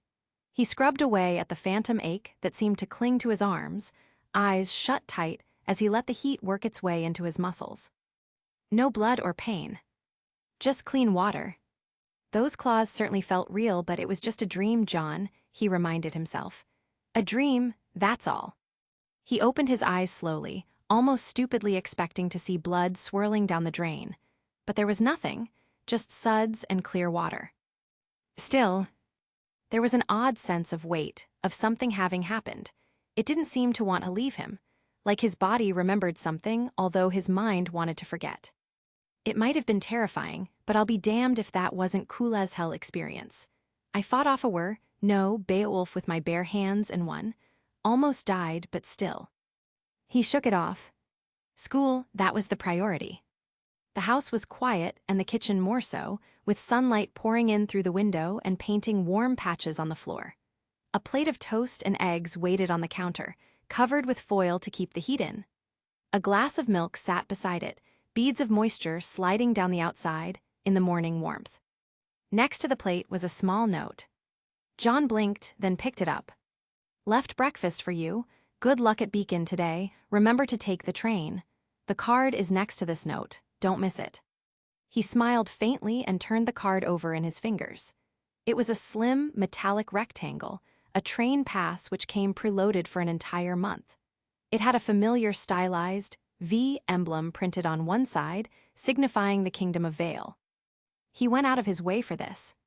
It wasn't much, but somehow it settled something in John's chest. A little anchor, a little reminder that not everything had teeth. He sat down and started eating, savoring the meal. His dreams still lingered in the corners of his mind, like little annoying pinpricks of smoke, but he pushed it aside again. For now, it didn't matter. He had a train to catch and a school to attend. A life to live. One bite at a time. The front door clicked shut behind him, and John stepped out into the morning light. A crisp breeze brushed against his face as he adjusted the strap of his bag and began the short walk toward the transit station. His neighborhood was relatively quiet at this hour, with residential homes lining the streets, their lawns trimmed and sidewalks clean. A few early risers were out walking dogs or heading to work, and some delivery drones were buzzing quietly overhead, dropping off packages to doorsteps like oversized insects. The station wasn't far, 5 minutes at a casual pace. It came into view over a gentle slope, a sleek and low-slung structure of silver and black glass. It had an elegant, modern design, but with Vale's distinct flair for minimalist functionality. Wide arching awnings curved over the entrance like a bird's wings mid-flight, and soft blue lighting traced the edges of the platform. No turnstiles or clunky gates, simply an embedded scanner panel near the entrance that hummed gently when John tapped his card. The bullet train system was one of Vale's more impressive achievements. Built to reduce the congestion of private vehicles in the city, it spanned out like a spiderweb from central Vale to the outer districts. Each line moved with precise timing, with magnetized rails lifting the train cars slightly above the track to eliminate friction entirely. The result was speed, silence, and elegance. The trains practically glided. No engine roar nor the screech of metal on metal. Simply a low hum and the occasional hiss of compressed air when the doors opened. Inside, the compartments were clean and well lit. Soft, adaptive lighting adjusted to the time of day, and the windows were polarized to control glare. The seats were smooth, molded composites with a surprising amount of give. Subtle music played from hidden speakers, something modern but orchestral, meant to calm the nerves of commuters. John found a seat by the window and slid into it, placing his bag on his lap. As the train eased into motion, he watched the city blur by outside. Glass buildings, tree-lined avenues, and glimpses of sculpture parks or little plazas nestled between business towers. 7 stops, he reminded himself. Just 7. Beacon's closest station was on the edge of the inner ring, right before the train crossed the high bridge toward the cliffs overlooking the bay. It wasn't far, but it gave him enough time to settle in and observe. Others boarded as the train made its stops. Some of them were students, judging by the uniforms and bags. A few even wore Beacon's optional, standard navy and silver sweaters, though others didn't bother. John was one of them, but he was interested in some of the clothes. They appeared quite stylish. In any case, he wasn't the only one heading in that direction. 2 students, in particular, caught his eye. The first was a girl with bright orange hair tied in a high, messy ponytail. She was all movement, gesturing excitedly with an animated, cheery voice, practically bouncing in her seat as she talked to the person beside her. Sitting next to her was a guy with shoulder-long, raven-black hair that had a single prominent pink streak running through it. He looked tired, sleepy, really, with his head tilted against the window, eyes half-lidded. Except he wasn't in dreamland. John could tell from the subtle nods and the way his lips occasionally twitched that he was listening to her speech. He found himself eavesdropping, without even trying, as the orange-haired girl launched into a detailed breakdown of her morning meal. "And I'm telling you, Rennie, they were the fluffiest pancakes I've ever had. Like little clouds of syrupy heaven, I think I finally figured out the perfect ratio of mix to milk. Oh, and I added bananas this time. Sliced, not mashed. Huge difference." The boy Rennie, apparently, grunted quietly. Bananas? It was barely a word, more like a soft acknowledgement. Exactly, she beamed, completely satisfied. John hid a small smile and looked away, pretending to be more interested in the passing buildings. But he couldn't help stealing another glance. The girl's energy was cute, filling every corner of the cabin, and the boy's stillness seemed to anchor it. He wondered if they were also first years, and what classes they had. John was curious if this was what a normal school commute was supposed to feel like: strangers, quiet music, and conversation. He never had this back in Ansel, being a lone wolf and all. He cringed at those memories. Lone wolf, right? More like an outcast wolf, packless. He exhaled quietly and turned back to the window as the train sped through the last few districts of Vale. Chapter 13, New Friendships, Part 2.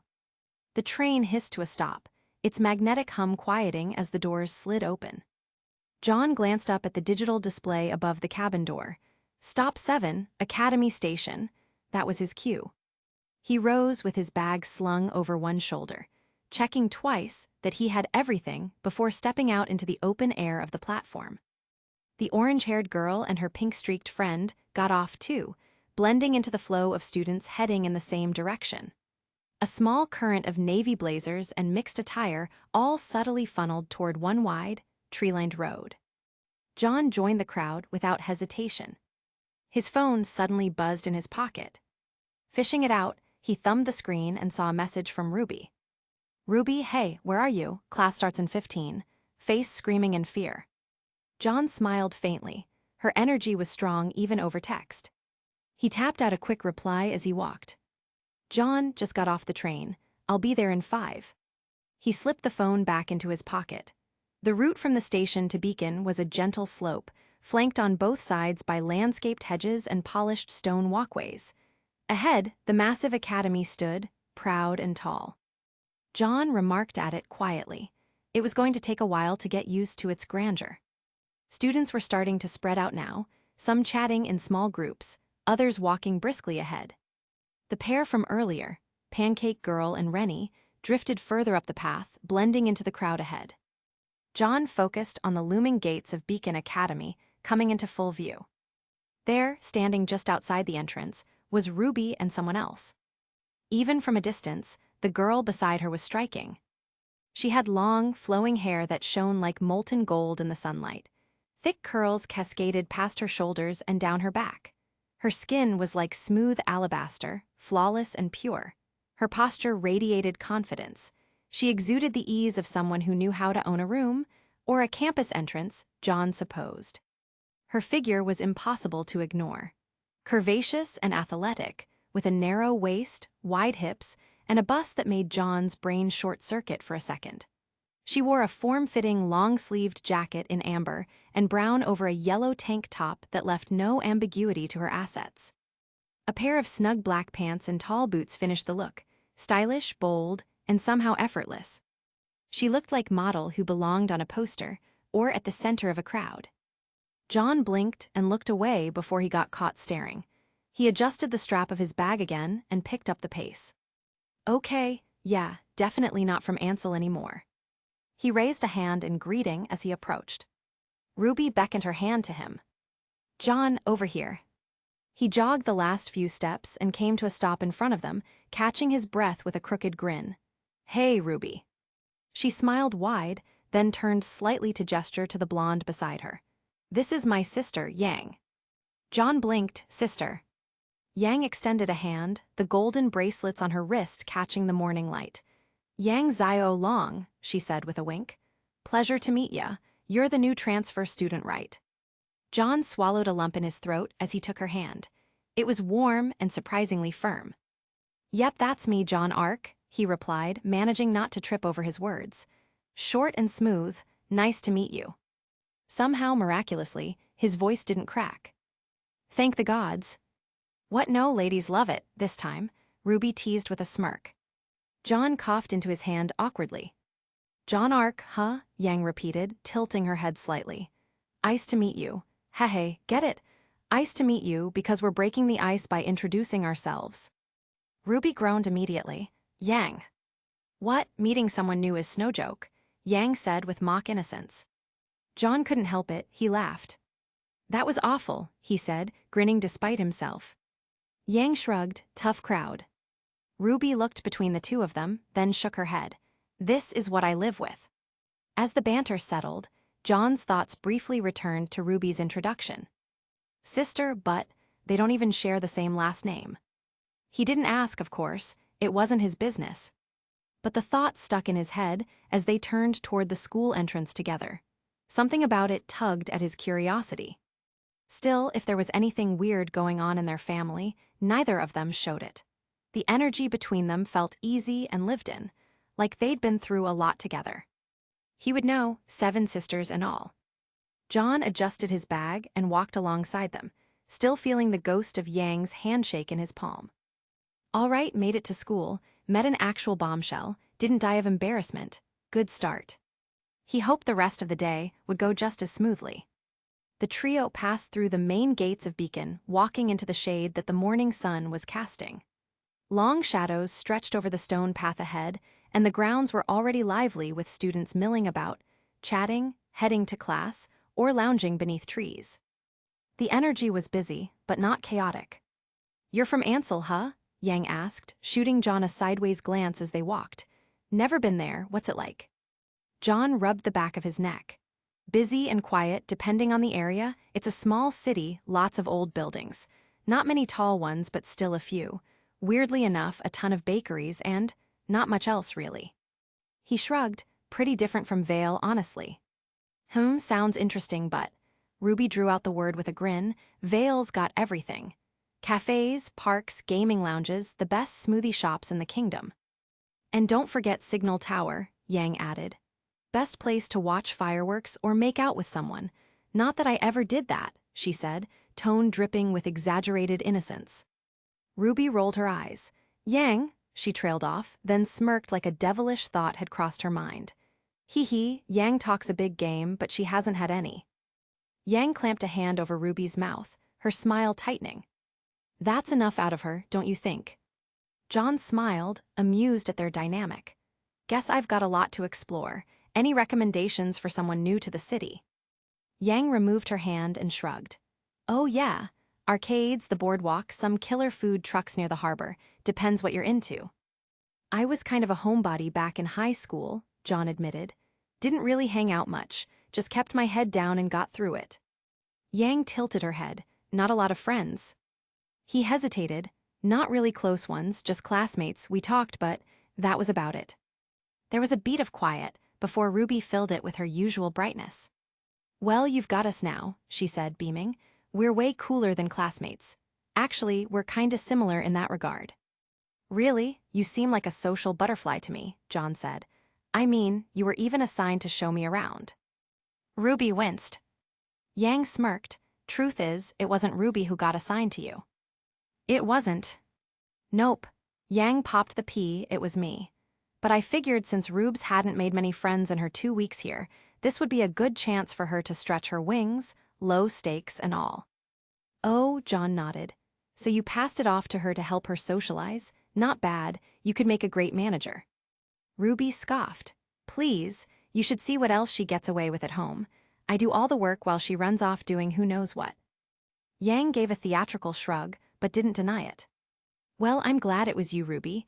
Now we're old pals. Friends for life, John said with a grin. Aw, shucks, John. She gave him a playful punch on the arm. It hurt a lot more than he expected, but he kept his face neutral. You girls play any video games, RPGs, fighters, that kind of stuff. Ruby's eyes lit up. Yes, I love Soul Fighter, that new RPG. Have you tried it? Oh yeah, it's great, but lately I've been into a strategy game. Yang perked up. How about racing games? Sometimes. Then I've got to show you my ride, she said, pulling out her scroll. With a flick, she turned the screen toward him. The picture showed a sleek yellow and black motorcycle parked in a garage. It looked like something out of a futuristic action movie, streamlined frame, reinforced wheels, and glowing trim accents. John leaned in. Whoa, that's yours. Yep, her name's Bumblebee, Yang said proudly. Got my license last year. She's my baby. That's seriously cool, he said, genuinely impressed. Yang flashed a mischievous grin. Maybe I'll take you for a ride sometime. He blinked, caught off guard. Then she added smoothly, on the bike. John choked on his words, heat creeping into his face. All right, yeah, sure.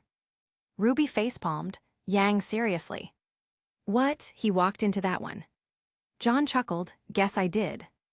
They reached the central hall, beacons' spires rising high above them as the morning bell rang in the distance, signifying that they had to get to class. Chapter 14, New Friendships, Part 3.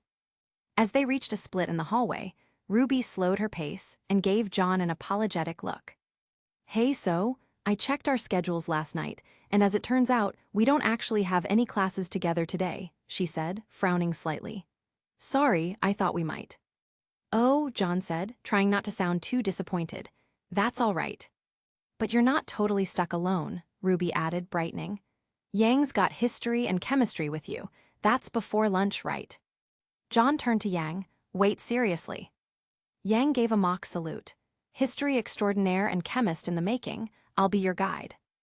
John smiled. Well, that's 2 classes I won't have to awkwardly sit through by myself. Your last 2 are biology and philosophy, right? RWBY asked. Yep, solo for those. John gave a dramatic sigh. Guess I'll have to make new friends. Yang leaned in with a sly grin.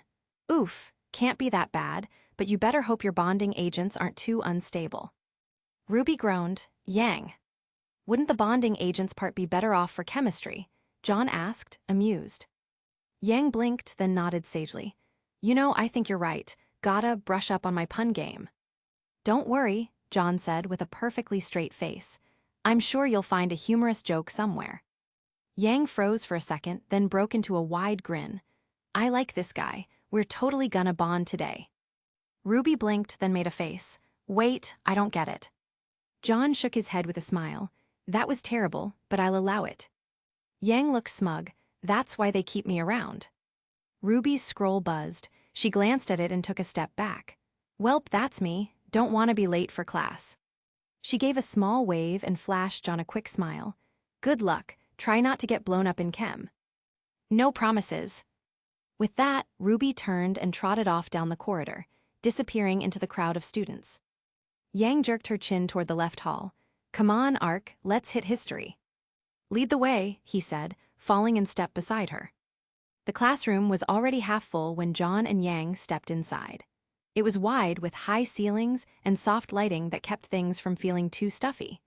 Rows of sleek desks curved in a semicircle around the front podium, each equipped with a built-in screen and stylus dock.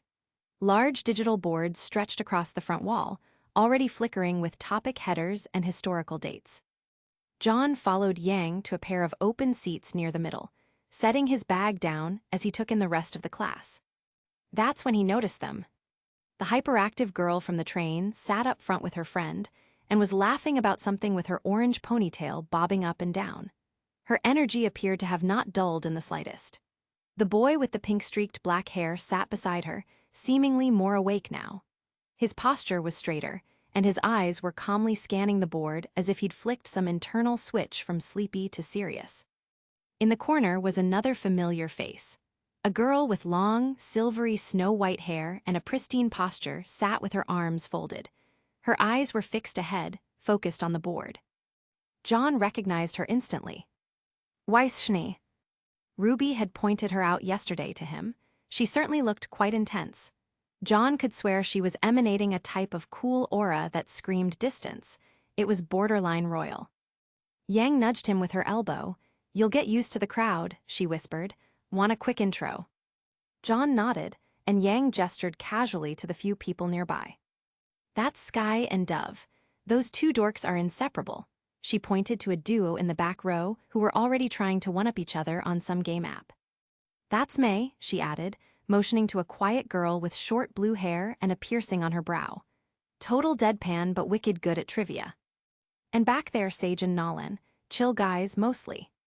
John offered a small wave to them. A few waved back, others just nodded, but none seemed particularly unfriendly. That girl over there is Weiss. She doesn't really talk to other people too much. Oh yeah, RWBY mentioned her yesterday while we were on tour. You don't say. Yang gave John a funny look that he couldn't decipher. Just as he was settling into his seat, the classroom door slid open with a sudden whoosh, and in swept a blur of green and tan. The man moved like he was constantly in fast-forward. Dr. Bartholomew Oobleck. His coat trailed behind him like a cloak, beige with hints of fray at the edges, and his shock of spiky green hair stood out in sharp contrast to his otherwise academic look.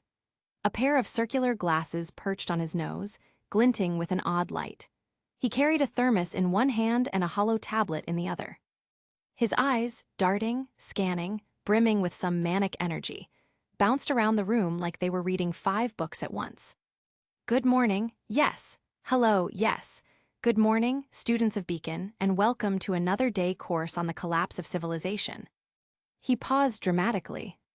A few students blinked. In other words, he continued without missing a beat, welcome to the fascinating, brutal, and oft misunderstood history of Earth's fractured past. He took a long, extremely loud sip from his thermos. No one dared guess what was in it. Today, he said, flicking the digital board behind him with a stylus, we begin with the era of expansion, a time of hope, hubris, and horrifying infrastructure decisions. The board flickered to life, displaying an old map of Vale with overly ornate city walls and dated trade routes. John leaned forward, stylus in hand, trying to keep up as Oobleck launched into a whirlwind of names, dates, and geopolitical chaos. The man didn't even seem to pause for breath. It was like listening to someone narrate a history podcast at 2x speed, except the podcast occasionally leapt onto a chair to emphasize key points. And sure enough, 10 minutes into the lecture, Oobleck did exactly that, perched himself atop a front-row desk with one foot planted and arms spread like a conductor. Why, I ask you, did they build the aqueduct of Melodus through an active volcano? Anyone? Anyone? He spun, eyes wide, and jabbed his stylus at a random student. The guy flinched, because they didn't know it was a volcano. Oobleck gasped, dramatically scandalized. Wrong, they did know, and they did it anyway, because politics. A few students snickered. John glanced at Yang. She was calmly taking notes, lips curled in amusement, like this was just another Thursday. He gripped his stylus tighter. Looks like history was going to be more intense than he expected. Hopefully not in bad way. As Oobleck charged ahead, John began absorbing the broader picture. The world was split into 4 major continents. Seletas, the northernmost landmass, was home to the advanced kingdom of Atlas, a technological marvel built around ice and steel, far outpacing the other nations in innovation. Sanus lay to the west, shared by 2 kingdoms. Vale, nestled at the equator with its temperate forests and diverse cultures, and Vacuo, sprawled across the arid southern sands, known for its resilience and adaptability. To the east was Anima, cradle of Mistral, a kingdom renowned for its art, culture, and cuisine. And far to the south, Menagerie, a free continent without a formal kingdom but technically governed by Valian law.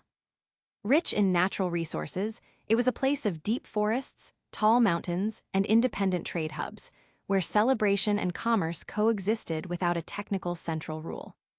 Despite their names, none of these kingdoms had kings or even a royal family. They were governed democratically through constitutional assemblies.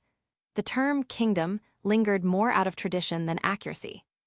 John underlined this note on his tablet. Chapter 15, New Friendships, Part 4. The end of history class came with a dramatic flick of Oobleck's wrist, and the chaotic flurry of digital notes auto-saving to each student's device. Remember, he shouted over the rising chatter. Essay on pre-kingdom infrastructure due by next week. Bonus points if you cite at least 3 catastrophically avoidable disasters. With that, he spun toward his desk, down the last of his thermos, and began furiously typing notes into his hollow tablet, likely for another lecture no one had asked for but would still receive tomorrow. John stretched his fingers and slumped back in his seat, blinking at the mess of timelines he tried to keep up with. Yang, completely unfazed, leaned over and slid a copy of her notes onto his tablet with a quick sync. Here, my masterpiece, she said, smirking. I've got the whole 2 weeks of Oobleck lectures under my belt. You'll get used to the speed. You're a lifesaver, John muttered, glancing through her clean, color-coded structure. She had bullet points and footnotes. Then she frowned. Wait a second, I don't even have your number. John blinked. Oh, right, yeah, here. He quickly brought up his phone and bumped it gently against hers, trading contact info in a small flash of light. And despite knowing full well it wasn't anything romantic, a flutter of nerves stirred in his chest. He was still a teenager and wired a certain way. Yang's confident grin and relaxed posture made her seem effortlessly cool, and when she smiled, really smiled, it had a way of drawing attention. His eyes flicked, just briefly, toward her lips. Focus, he told himself, cheeks warming. Yang slung her bag over her shoulder and nodded toward the hallway. Come on, Chem's in Building A. They stepped out into the morning light, the campus buzzing with the noise of changing classes. Beacon's central courtyard was busy but not overwhelming. Students filtered between buildings in all directions, laughter mixing with the soft whir of scrolls and the occasional burst of song from someone's earbuds. The sky above was a bright blue, cloudless and warm. Yang fell into step beside him, walking with the easy confidence of a girl who knew she was hot. So, she said, hands tucked into her jacket pockets, how's Beacon treating you so far? Besides getting history whiplash and fighting the urge to bolt yesterday, pretty great. She laughed, that's the spirit. You survive week 1, you're golden. They passed a bulletin board pinned with flyers, clubs, tutoring, campus announcements. One had bold red letters advertising the volleyball team's latest win over another school. Did you know Beacon's volleyball team just wiped the floor with Torch last month? Yang said, tilting her head toward the poster. Straight sets, super brutal win. I heard they didn't even break a sweat. You play? Nah, I like watching though. It's fun seeing people launch 6 feet in the air to spike stuff. Plus, good team spirit. Better than the track team anyway. They rounded a corner and passed under an arch lined with vine-covered stone. A cool breeze slipping past as they stepped between buildings. So are you in any clubs? John asked. Yang shrugged and gave him a grin.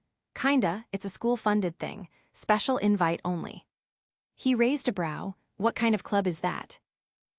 She said, brushing a lock of hair behind her ear. It's not really that interesting, mostly research into dreams and stuff. Dreams? John questioned, slightly curious now. How exactly do you research dreams? We mostly record people's dream experiences and try to catalog them into different categories. Got a whole chart and everything. It's interesting, but kind of boring, too. The headmaster personally chooses the students who he wants joining. It's technically considered a club, but more so a school-funded project of sorts.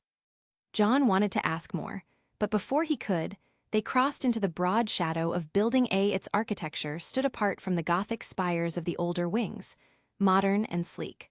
All glass and gleaming metal that caught the morning sun and mirrored the treetops. Yang pushed the door open and held it for him. John stepped through, filing the conversation away for later. Still, the idea of clubs was quite interesting, especially Yang's club project. If they really studied dreams, what would they think of his? He could still remember every detail, and no matter how much he tried to dismiss it, it hadn't felt like a dream at all. He pushed away those thoughts as he entered the chemistry classroom. Chemistry class was held in a high-ceilinged lab room filled with long counters, burners, and sealed cupboards lining the walls. The air carried a faint yet distinguishable smell of chemical tang. Ethanol, possibly, or a cleaning agent. John followed Yang to a seat near the middle, setting his bag down with a small sigh. A glance around the room confirmed something familiar. That orange bobbing ponytail was unmistakable. The hyperactive girl from the train, the one who practically radiated sugar and sparks, had claimed a seat near the front. She was kicking her feet under the desk, humming a tune and grinning at nothing in particular. Right beside her, the boy with the pink-streaked hair sat with his arms folded, posture relaxed but alert.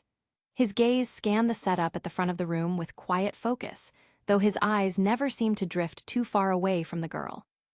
Almost as if he was afraid she would start juggling the beakers in front of them. John leaned closer to Yang, lowering his voice to a whisper. Hey, those two, from last class, who are they? Yang blinked, then squinted toward the pair. Oh, right, that's Nora. She gestured subtly to the orange-haired girl, and the guy next to her is Lai Ren. Huh, and here I thought his name was Rennie, John mused. Wait, like lion. No, it's pronounced Li Ren, although, nice pun. Yang smirked, then leaned in closer, her voice dropping to a conspiratorial whisper. Rumor is they're dating, but they'll never admit it out loud. Totally inseparable, though. John raised an eyebrow. Really? Yang nodded seriously, then added with a hint of scandal in her voice, and get this. They're also supposedly living together, in the same house. She widened her eyes for effect. John blinked, not because of the news, but because Yang's cheeks had gone a bit red. Her confident smirk switched into lip chewing, and there was a suspicious tension in her voice, like she was navigating unfamiliar territory. He looked at her sideways. Wait, is she blushing? The dots connected. No way, is Yang secretly kind of innocent? He barely managed to smother the laugh that surged up in his throat. The idea of Yang Xiaolong, who seemed like confidence galore, being flustered by a living arrangement was kind of hilarious. She caught his grin and squinted at him. What? Nothing, John said, coughing into his fist, trying very hard not to smile too wide. Thankfully, salvation arrived in the form of the professor, a short, gray-haired woman in a crisp lab coat who stepped briskly into the room. She set a digital clipboard on her desk and clapped her hands once, sharp and loud. Partner assignments are randomized by the system. No trades, no negotiations. Yes, I know some of you had plans. Life is disappointment. Get used to it. Some students looked at each other before shrugging in disappointment. John, meanwhile, leaned slightly toward Yang. Here's hoping we get paired up.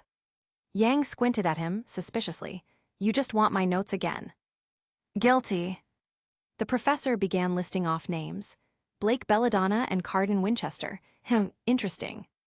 A groan somewhere in the back. John turned to see a beautiful black-haired girl with a slender, yet very fit physique sighing in disappointment at her choice in partner. She had a very stylish black and white outfit that wrapped around her curves in a flattering fashion. John was surprised that he hadn't noticed her in the room, given her looks. Perhaps she was a natural ninja. Lai Ren and Skylark. John turned back and noticed a flicker of disappointment and horror pass across Nora's face. There was a beat of silence before Nora let out a dramatic "Noo" that echoed off the lab walls. The teacher continued on uncaring of Nora's cries. John Ark and Nora Valkyrie. Ren sighed quietly, then reached out and patted her head without looking, like it was routine. He stood and moved off to find his partner. Yang snorted beside John and leaned in to whisper, "My condolences." Huh, he said, puzzled. What's that supposed to mean? She gave him an evil little grin and clapped a hand on his back with mock sympathy. You'll see. Stay strong, soldier. He frowned slightly, but didn't have time to reply because Ren, on his way past, gave John a glance. A subtle smile tugged at the corner of his lips, and he gave a slow, solemn nod. That wasn't reassuring. Then came a sudden presence behind John. He barely turned before. Hi, chirped a bubbly voice much too close to his ear. I'm Nora Valkyrie, your lab partner, chemical comrade, and best buddy for the next hour. What's your name? Wait, don't tell me, is it? Gary. No, it's John, he said, blinking at her sudden proximity. John Ark. John, ooh, that's fancy, very knightly. Are you secretly royalty? Do you have any long-lost siblings? Wait, do you own a suit of armor? It's not right now. She gasped like that was somehow tragic. What's your favorite food? Mine's pancakes, with syrup and whipped cream and fruit and more syrup. I eat them for breakfast, lunch, and second lunch if I can get away with it. John struggled to keep up. Toast, I guess. She made a face, you poor thing. He couldn't help but chuckle, despite himself. I just transferred here from Ansel, so, still figuring stuff out. Nora's eyes lit up. Ooh, a small-town mystery boy. What's Ansel like? Do they have bears? Do you ride giant goats through the mountains? Does everyone wear flannel? I mean, technically yes to the flannel, but no goats. Ansel isn't exactly a small town. It's a city. Not a big city, mind you, but a city nonetheless. Lots of bakeries, that kind of thing. Ooh, what kind of bakeries? As they found their station, Nora rattled off another barrage of questions, while also somehow unpacking lab supplies at a pace that defied logic. John tried to keep up, answering between unpacking and glancing toward the front, where the teacher was now projecting instructions onto the board. For today, she announced, we'll be measuring reaction times between compounds using controlled variables. Don't drink anything, don't inhale anything, don't make potions. A pause. Yes, I'm looking at you, Miss Valkyrie. Yes, ma'am, Nora said sweetly, winking at John. But we're totally making something that fizzes. John's brow raised. Are we? Oh, absolutely. He wasn't sure if this was chemistry class or a ticking time bomb, but judging by Yang's muffled laugh across the room, this was what she had meant. He was proven right only minutes later, when chemistry class quickly devolved into what could only be described as controlled chaos, which, according to the teacher, was still better than uncontrolled chaos, her words. Today's experiment was the iodine clock reaction, a fairly simple chemical demonstration that involved mixing clear solutions, which, after a few moments, would suddenly turn dark blue. The idea was to teach the concept of reaction rates and the effects of concentration and temperature. What actually happened was more like a high-stakes game of which one will make their solution explode. The room buzzed with activity as students got to work, and the results were mixed. Some students simply seemed to have a perfect knack for chemistry in general. Precise measurements and careful stirring with damp cloth for cleaning up drips. Those were the ones who had their mixture turned blue exactly on time. John glanced at Yang and snickered at her slightly more dramatic approach. All right, chemistry, let's make some magic, she announced, pouring solutions like she was in the final round of a bartending competition. Her partner, some boy with more gel than sense in his hair, gave her an uncertain look. She grinned as their solution began to react. See, easy. Then the liquid boiled over with an ominous hiss, turning black and bubbling. Yang blinked. Don't touch it, the professor called from across the room. It's not acidic, but it will stain your hands for a long time. Yang stared at the beaker. I think it's already judging me. That cute girl from earlier, Blake, over near the window, barely looked up from her notes. Her partner, a tall, brawny guy who looked like he belonged in a wrestling ring rather than a classroom, was hovering near the ingredients like he was considering adding more of them. Carden, please don't, Blake said flatly without even looking. Whatever, he muttered, moving his hand back an inch. Somehow, despite his obvious demeanor and her total disinterest in human interaction, their solution came out perfectly. Carden looked impressed. Hey, we nailed it. Blake didn't respond. She was already writing a report on the side effects of iodine when heated under stress, in accordance with the instructions on the board. Lai Ren, Nora's friend meanwhile, was the picture of serenity. His partner, Skylark, appeared bored and disinterested in the project altogether. Ren went through the process calmly but looked annoyed at his partner's attitude. The result was a smooth, textbook-perfect reaction. The mixture turned blue just as the timer clicked. Sky drawled out sarcastically, Yay, we did it. Ren sighed but said nothing in response. And then there was John and Nora. John had sworn that he'd followed the instructions. He double-checked the quantities and even measured the temperature of the distilled water, making certain to even use the dropper instead of eyeballing it. And somehow their mixture still fizzled. Like, actually fizzled. What did you do? He asked Nora, in trepidation, watching their beaker start to foam and wobble. I added just a pinch of sparkle powder, Nora said cheerfully. There is no sparkle powder. Nora shrugged, then I have no idea where I got it. The liquid frothed over the top and suddenly stopped, and solidified into a sort of translucent jelly. It seemed to jiggled slightly. Both of them stared at it. John leaned closer. Is it breathing? Before either of them could stare at it any longer, the teacher appeared at their table. She took one look at the jello-like mass, sighed long and hard through her nose, and without saying a word, walked away. Nora beamed. She loved it. John wasn't so sure. By the end of the class, the air smelled like starch and failure. Some beakers had turned blue, black, and even an odd shade of sickly purple, which didn't seem to want to scrub off. The teacher said that it would probably have to be discarded. John packed up his things, still glancing warily at the tiny blob in their beaker. He wasn't sure what kind of grade he'd earned, but he was positive that he had failed the experiment.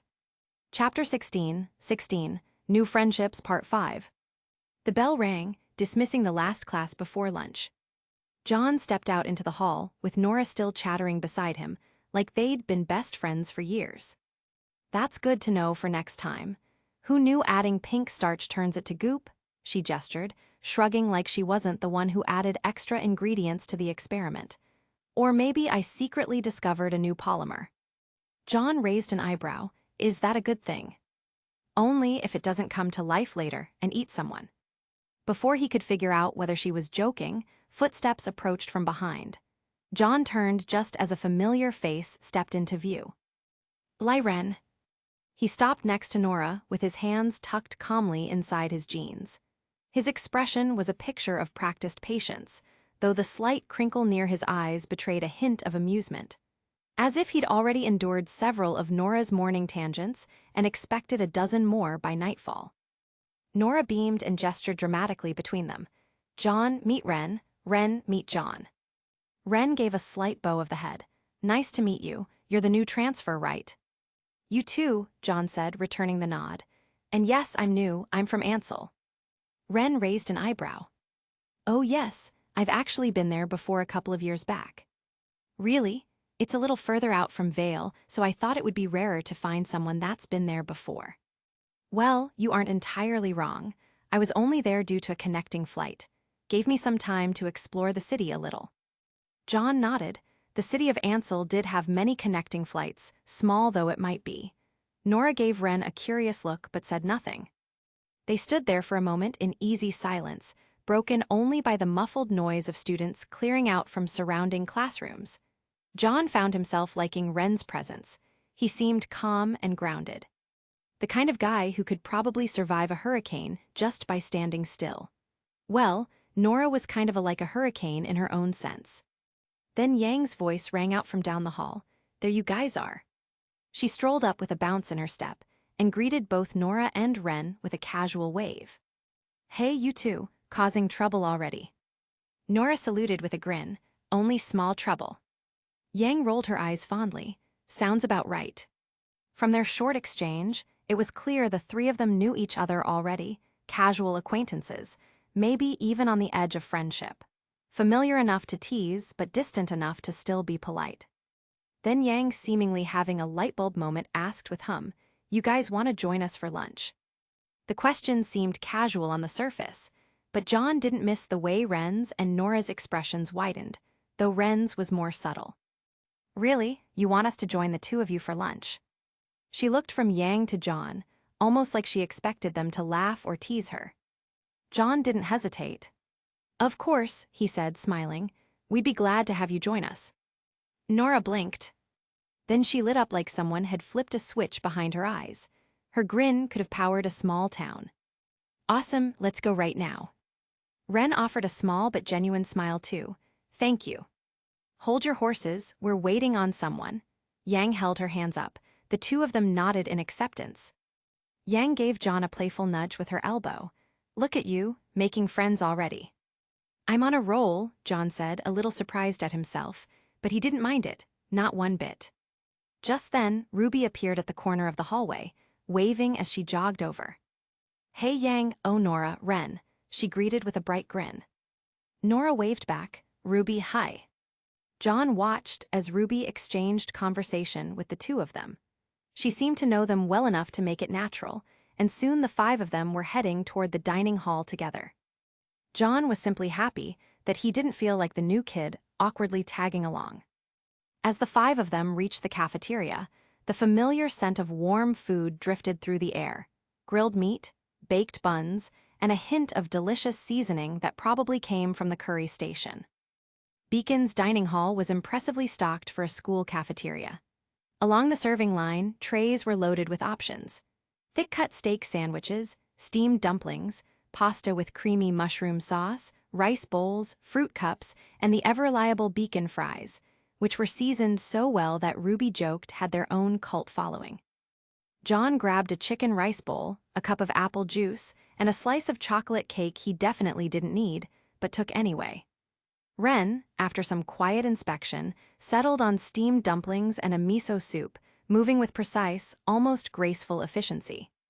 RWBY stacked her tray with shocking speed, piling on mashed potatoes, a grilled cheese, and 2 cookies that looked comically large next to her phone. Nora had a similar method: grab now, question later, ending up with 3 different entrees and a can of something neon pink. Yang stuck with pasta and a side salad, tossing on some breadsticks as they walked past the last station. They later found a corner table by the windows overlooking Beacon's courtyard, where students occasionally strolled past with their own lunches, books, or backpacks slung across their backs. The midday sun spilled through the glass, painting long golden lines over their trays and the table's metal frame. RWBY and Nora immediately launched into a chaotic, high-energy conversation, something about medieval weapons and of the best cold weapons sport, followed by Nora's unrelated retelling of a daydream she'd had about sparring with a sentient pancake. Yang sat between them, occasionally jumping in with a sarcastic quip or encouraging, "What? No way," to keep things rolling. Meanwhile, John found himself in quieter conversation with Ren. It started with the usual polite exchange: classes, professors, a shared dislike for overly bitter foods, but shifted into more personal ground. When hobbies came up, Ren mentioned that he spent a lot of his downtime reading. "Historical fiction mostly," he said with a small shrug, gesturing lightly with his chopsticks. "I like stories based on real events, war dramas, and political intrigue. I feel as if those kind of things show how people adapt." John had nodded, interest piqued. "I read too, but mostly action or comedy stuff, a lot of fantasy. Knights, monsters, that kind of thing. I even some cool figurines that I've collected over the years." They found common ground in the rhythm of reading itself, the escape it offered, and how a good story could make a bad day bearable. A quiet understanding grew between the two that wasn't quite friendship yet, but felt like the butt of it. Even their differences in taste seemed to complement rather than clash. They also talked about the city, places in Vale they liked or wanted to visit. Ren knew a few parks and cafes that John was interested in going, and John mentioned a small gaming cafe he'd seen on the way to Beacon that looked promising. As trays began to empty and conversation shifted toward the post-lunch slump, the topic of after-school clubs naturally surfaced, half-jokingly at first, but Nora proclaimed she wanted to start a pancake appreciation society, with seemingly more than earnest curiosity. "So what about you, John?" Yang asked, jabbing the last of her pasta with a fork. "You thinking of joining a club or just gonna fly solo?" John leaned back in his chair slightly and shrugged. "Haven't had a chance to look at the bulletin board yet, honestly. Everything's been kind of a blur since I got here." That seemed to spark interest around the table. "What kind of stuff do you like?" RWBY asked, leaning forward with both hands around her juice like it was tea at a secret meeting. "Not sure," John admitted. "I guess I'd want something chill, not too competitive or serious. Maybe something like a book club or a sparring club, if that's a thing. Would be nice to pick up boxing again or something." "Ooh, you can box?" RWBY asked. "Sort of. I'm a little rusty, but I was taught by a family member for a little while. I haven't really been practicing much, however." She nodded. "You could always join the Beacon Plant Enthusiasts Guild," Ren added with a shrug. "They water a lot of things and rarely talk." Nora grinned. "Ren joined a similar club when we were in middle school, just to get access to the rooftop garden. He didn't talk to a single person for 6 weeks. It was peaceful," Ren added almost wistfully. John chuckled, then glanced between Nora and Ren. "So are you two part of a club now?"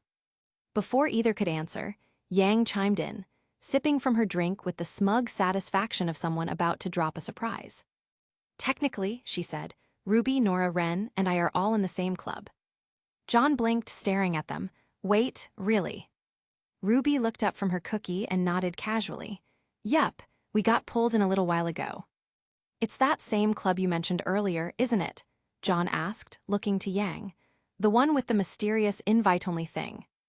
Yang gave a playful smirk, but didn't elaborate much. "MMHMM, it's not that exciting though, just dream research and a couple of psych projects. A little science, a little theory. John raised an eyebrow. Dream research, what does that even mean? Mostly surveys, Ren said, cleaning up his tray. Data entry, sometimes interviews. They're trying to build some kind of database for the academy. Sometimes they hook your scroll up to this weird dream logger thing, Nora added with her mouth half full. It's kind of cool. You get to see how weird your brain gets when you're asleep. It's honestly more boring than it sounds, Yang said with a shrug. We just help when we're told to. The headmaster chooses who joins and when. That last line made John pause, then he looked at Ruby teasingly. So it wasn't a secret cookie club after all. Ruby seemed to shift nervously, but shrugged in response. John wondered why that was. It wasn't just an open club. It was something hand-picked by the guy running the whole school. That made it sound a lot less casual, and a lot more like something important. Still, none of them seemed especially fazed by it, bar Ruby of course. But if they didn't treat it like a big deal, maybe he shouldn't either. He filed the thought away, his interest still quietly piqued. Dream research, huh? Funny. Chapter 17, New Friendships Part 6. Speaking of dreams, I actually had an odd nightmare last night. His eyes drifted for a moment, thoughtful. It was kind of a weird one too, John mused, almost to himself. The reaction was instant. The group all paused mid-bite, fork, or sip. It was subtle, almost unnoticeable, but distinct, like someone had hit pause on the entire table. What kind of dream? Ruby asked. Her tone was careful, almost casually cautious. John blinked and shrugged, scratching the back of his neck, trying to recall the details. It was just a nightmare, really. Nothing too wild. I was being chased. Some crazy creature thing was hunting me. It all kind of happened really fast. It was big and wrong-looking. You know, that kind of vibe. It looked closer to a werewolf, but... John shrugged once again. There was another moment of stillness. John didn't miss how their eyes flicked to one another, fast, tiny glances, barely noticeable, but it was there. Were they communicating silently, or had he just imagined it? Then Ren broke the silence with a light nod and a calm smile. Nightmares happen, he said gently. Especially when you're somewhere new, adjusting to a new routine, environment, mind gets restless. John tilted his head slightly, trying to read Ren's face. It was warm, calming, but something behind it felt rehearsed. Still, he nodded. Yeah, that makes sense. Nora piped up with a cheer. I once dreamed I was trapped in a pancake that kept flipping itself. I woke up craving syrup and existential stability. That broke the odd atmosphere, just enough for everyone to smile. They chatted a little more about dreams after that. Yang joked about dreaming she'd once elbow-dropped a teacher from orbit. Ruby recalled one where Sway, hers and Yang's dog, ran for mayor. The mood returned to normal, or as normal as their table could manage. But even as they packed up and got ready to head to class, John couldn't help but glance back once. He could have sworn something about their reactions hadn't been quite right. And when the bell rang, he found himself wondering why that was. The group immediately began gathering their things. Ruby groaned dramatically, stuffing her container into her bag. I can't believe I don't have any classes with you after this, John. What kind of school schedule is this? It's criminal. You'll survive, Yang teased, slinging an arm around her sister's shoulder. John chuckled. We'll see each other after classes, don't worry. Not gonna vanish into the void or anything.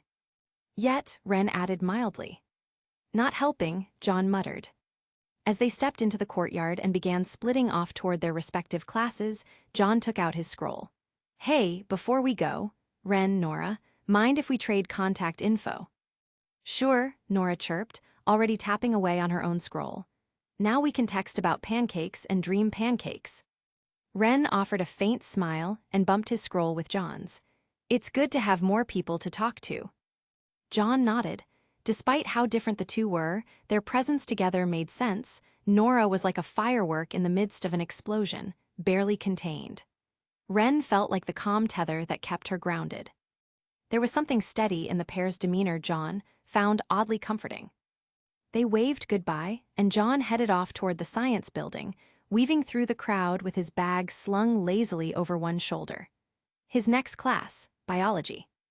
The room was already partly filled when he arrived, having high counters, overhead screens, and glass tanks lining the side walls. The air was cooler here too, with a faint hint chemical sterility. He scanned the room briefly and paused, because there, already seated with her legs crossed and posture pristine, was that pretty girl that Ruby had told him about, Weiss. She was engaged in conversation with another girl sitting beside her, a tall redhead with an attractive, athletic build. Her hair was akin to a crimson cascade, tied back in a simple braid, and her skin had a warm ivory tone that practically glowed under the lights. Something about her felt vaguely familiar. John couldn't place it, maybe from a fleeting glimpse in the hallway. The Schnee girl was mid-sentence, gesturing lightly and her voice low, but clearly in full monologue mode while the redhead nodded along. Her smile was polite, practiced, but it didn't quite reach her eyes.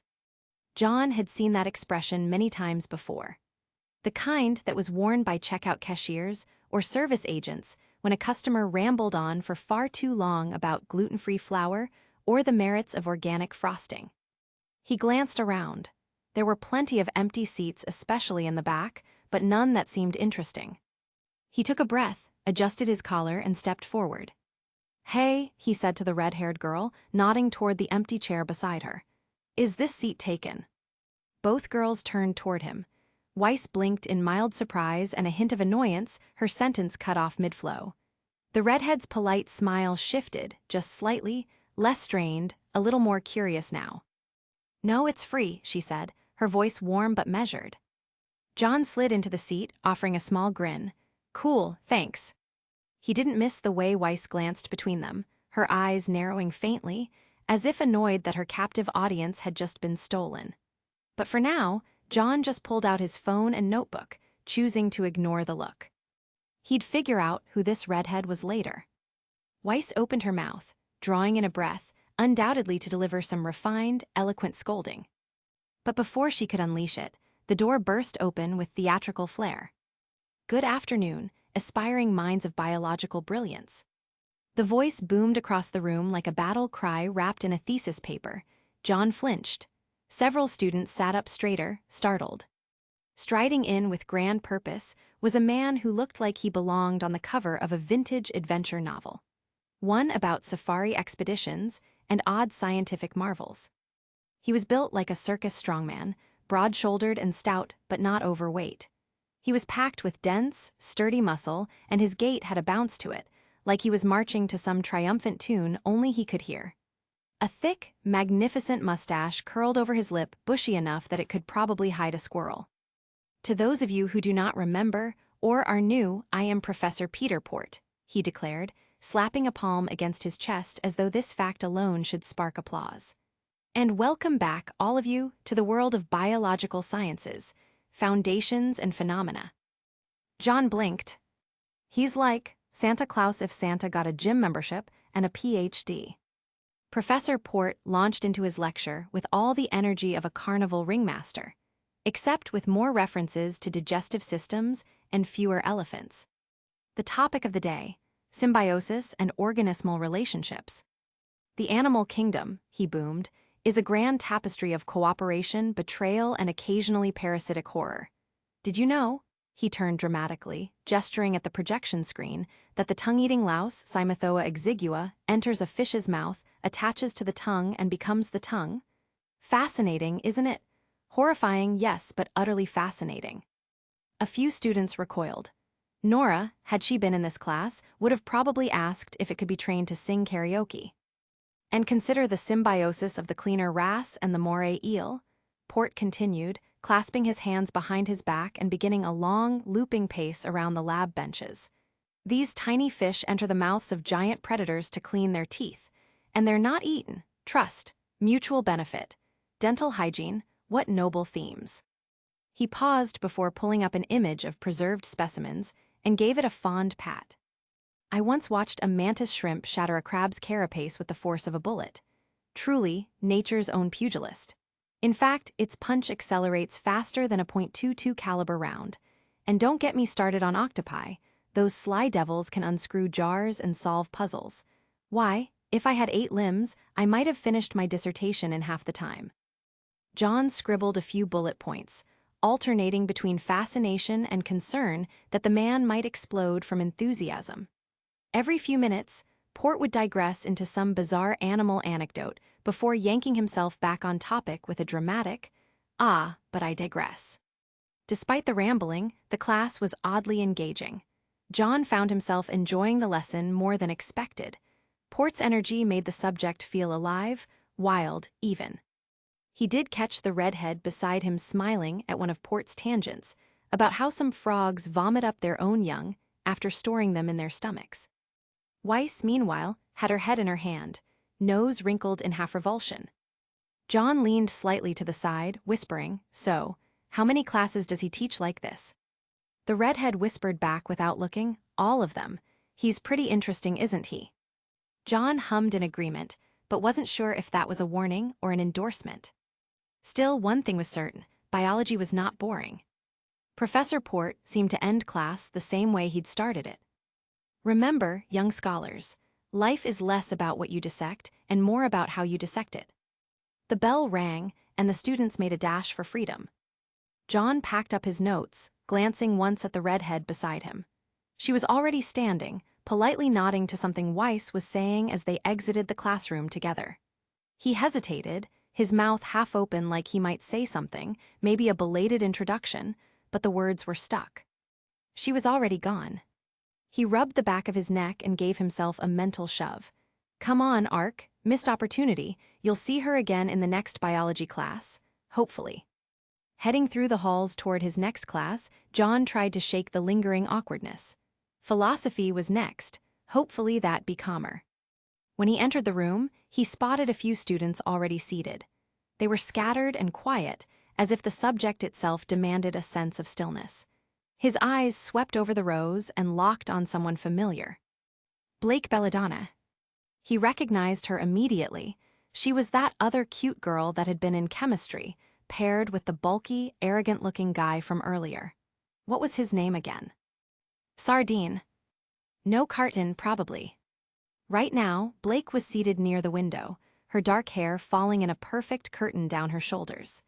She exuded a sharp yet elegant aura with striking golden eyes that currently carried the weight of a glare. Not at anyone in particular, just in general. Her expression seemed to scream, "Don't sit near me, don't talk to me, don't exist within my orbit." So of course, John walked right over to her. He didn't know why. Maybe it was the momentum from earlier. He'd somehow gone the whole day talking to girls who were way out of his league, and it hadn't gone completely horribly. A weird sort of confidence was riding in him. He stopped by the desk next to her and asked, "Hey, is this seat taken?" Blake glanced at him, slow and unamused. Her golden eyes narrowed a fraction. "Seriously?" she asked, gesturing subtly at the sea of unoccupied desks around them. John blinked, suddenly self-aware and embarrassed. "Oh, yeah, sorry, that was dumb, I'll just..." He'd already started to turn when Blake sighed. "It's fine," she said, voice flat but not cruel. "It's empty." John paused. "Really?" She shrugged, not looking at him. "You're the new transfer, right?" He perked up, surprised. "Yeah, I didn't realize people knew already." "People talk, and it's also kind of obvious when you are the only new face in class," Blake said simply. John chuckled a little, scratching the back of his neck as he took the seat beside her. "Right, I'm John, by the way, John Ark." "Blake." Her tone wasn't warm, but it wasn't ice cold either. Neutral, really, like someone making peace with a situation. They exchanged a few more words, basic stuff. She asked a little about Ansel, what it was like, how it compared to Vale. John explained it the best he could. Blake nodded occasionally, apparently not too bored by the conversation. A flash of color bloomed from the corner of his eye. John turned instinctively and blinked. It was the redhead girl from earlier, from his biology class. She stepped into the room, scanning the seating with a brief flick of her bright green eyes. A lot of the closer rows were already full. Her gaze swept the room and paused on him, recognizing him from before. She made her way over and stopped at the desk beside him. "Is this seat free?" she asked, her tone warm but a little reserved, hands gently gripping the strap of her bag. Yeah, go ahead," John said quickly, motioning to it. Blake raised a brow at the new arrival, but didn't say anything. The redhead smiled politely and sat down, adjusting her things with a practiced grace. She gave John a small nod. "Nice to see you again." "You too," he said, still a little surprised. His brain hadn't quite decided whether to be flustered or smug, maybe both. "I'm John Ark, by the way. I transferred from Ansel to Vale recently. What's your name?" Something seemed to flash behind her eyes, perhaps shock or curiosity or maybe even a hint of happiness. John noticed and was wondering why she seemed too surprised. His question wasn't offensive, was it?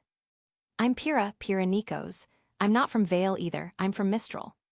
John's mind clicked. Pira Nikos. Why does that name sound so familiar? But before he could ask, the philosophy professor entered, papers under one arm and a travel mug in the other, humming some tune that probably hadn't been cool since the last century. Still, John couldn't help but glance at Pira again. Chapter 18, New Friendships, Part 7. The philosophy teacher had an interesting lesson plan. "Today's discussion," he announced, tapping the whiteboard with a marker like a conductor with a baton, "is one as old as stories themselves. The nature of good and evil." John tried to sit a little straighter in his seat. That sounded like familiar territory. Knights, dragons, chosen heroes, classic stuff. But 5 minutes in, his brain was already starting to cramp. "Good," the teacher said, pacing as he spoke, "is often seen as a universal force. But what defines it? Is it kindness, justice, self-sacrifice, and evil, malice, destruction, cruelty? What do those mean when filtered through culture, circumstance, or survival?" He whirled toward the class. Was Robin Hood good or evil person for stealing? Was Ozymandias in Watchmen a savior or a monster? Are ends ever enough to justify the means? John blinked. His hand rested over his notebook, pen hovering uselessly above the page. The students around him wrote down notes on the man's words. John felt quite lost at the man's words. It wasn't that he didn't care about these concepts. In fact, he was quite invested in the idea of them. But John couldn't help but wonder. See, John had grown up on tales of good guys who saved the day and bad guys who needed to be stopped. Black and white, which was both, simple and clear. The hero didn't need to ask if what they were doing was right. They just knew.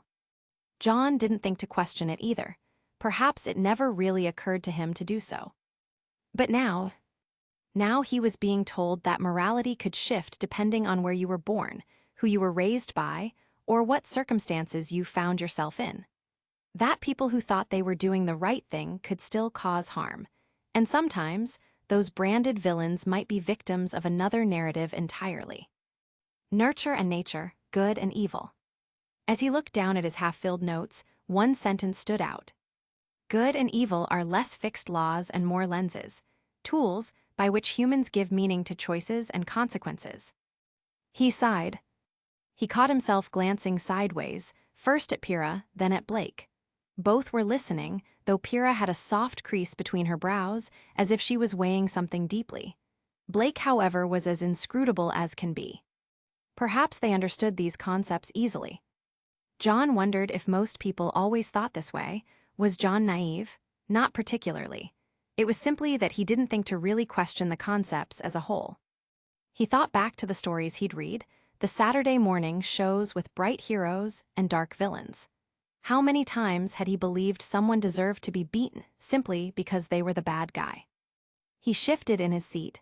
There was a strange sort of discomfort forming in his chest, a pressure of realization. Perhaps not all stories were simple. Maybe they never had been. The debate toward the end of class was just as interesting. It had started small, just a few students offering differing views, but it quickly snowballed into something much livelier. One group was in a semi-polite argument over whether moral relativism justified historical atrocities, while another group debated if fictional villains had the same moral standards applied to them as real people. The teacher looked absolutely thrilled by the chaos. His glasses seemed to glint with an odd light. "Yes, yes, stir the pot, challenge the narrative," he declared, hands animated like he was orchestrating a symphony. "Society evolves through such discourse, so you must never fear the discomfort of thinking. Morality, you see, is not a fixed point but a conversation, one you must be willing to revisit. Fortunately, before the man could continue to stir the pot, the bell rang, and students began collecting their things, some energized, others dazed. The teacher seemed to deflate at the bell, like a kid whose favorite candy had been taken away by a bully. He sighed and shrugged afterwards, bidding the students goodbye. He stood up, glancing toward Pira and Blake as they packed up. There was a moment where he could have said something else, maybe asked for their phone numbers or followed up on their previous conversation from before classes started, but it didn't feel quite right. The same type of chemistry that Nora and Ren exuded, and even Yang for that matter wasn't present with the two of them. Instead, he gave them both a polite smile. "See you next time." Blake gave a small nod in return and Pira smiled warmly. "Take care, John." He left the classroom, mentally kicking himself. "Should have asked. What would have been the harm?" he muttered under his breath. But even as he thought about it, part of him knew he'd already been pushing his luck all day. It was probably smarter to take it slow, to get to know people before diving in with friend requests and casual familiarity. Still, Pira Nikos, the name itched at something in the back of his head. He couldn't place it, but there was a strange familiarity about her. Had he seen her somewhere before? He shook the thought away as he rounded a corner, and was nearly tackled by RWBY. "John," she chirped, bouncing to a stop in front of him, grinning wide. "You survived philosophy. Did your brain melt?" Yang sauntered up behind her with a knowing smirk. "That's a yes face if I've ever seen one." John chuckled, rubbing the side of his head. "I think I understood like 10% of what was said. Tops." RWBY leaned in conspiratorially. "That's actually a pretty good score for philosophy. Don't worry, you'll build resistance over time." Yang nudged him with an elbow. "So how'd the rest of your classes go? Learn anything cool? Make any more cute girlfriends?" John tried and failed, not to look embarrassed, but still chose to ignore Yang's last statement. It was interesting. Biology was actually weirdly fun, and the teacher's built like a bouncer who moonlights as a pirate. And philosophy? Well, I think it's going to make me rethink everything I ever learned about people and their circumstances. RWBY gasped dramatically. He's been enlightened already. Yang grinned. Next he'll be sipping black coffee and writing poetry about moral ambiguity.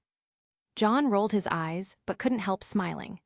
The joking, the friendly teasing, it felt nice.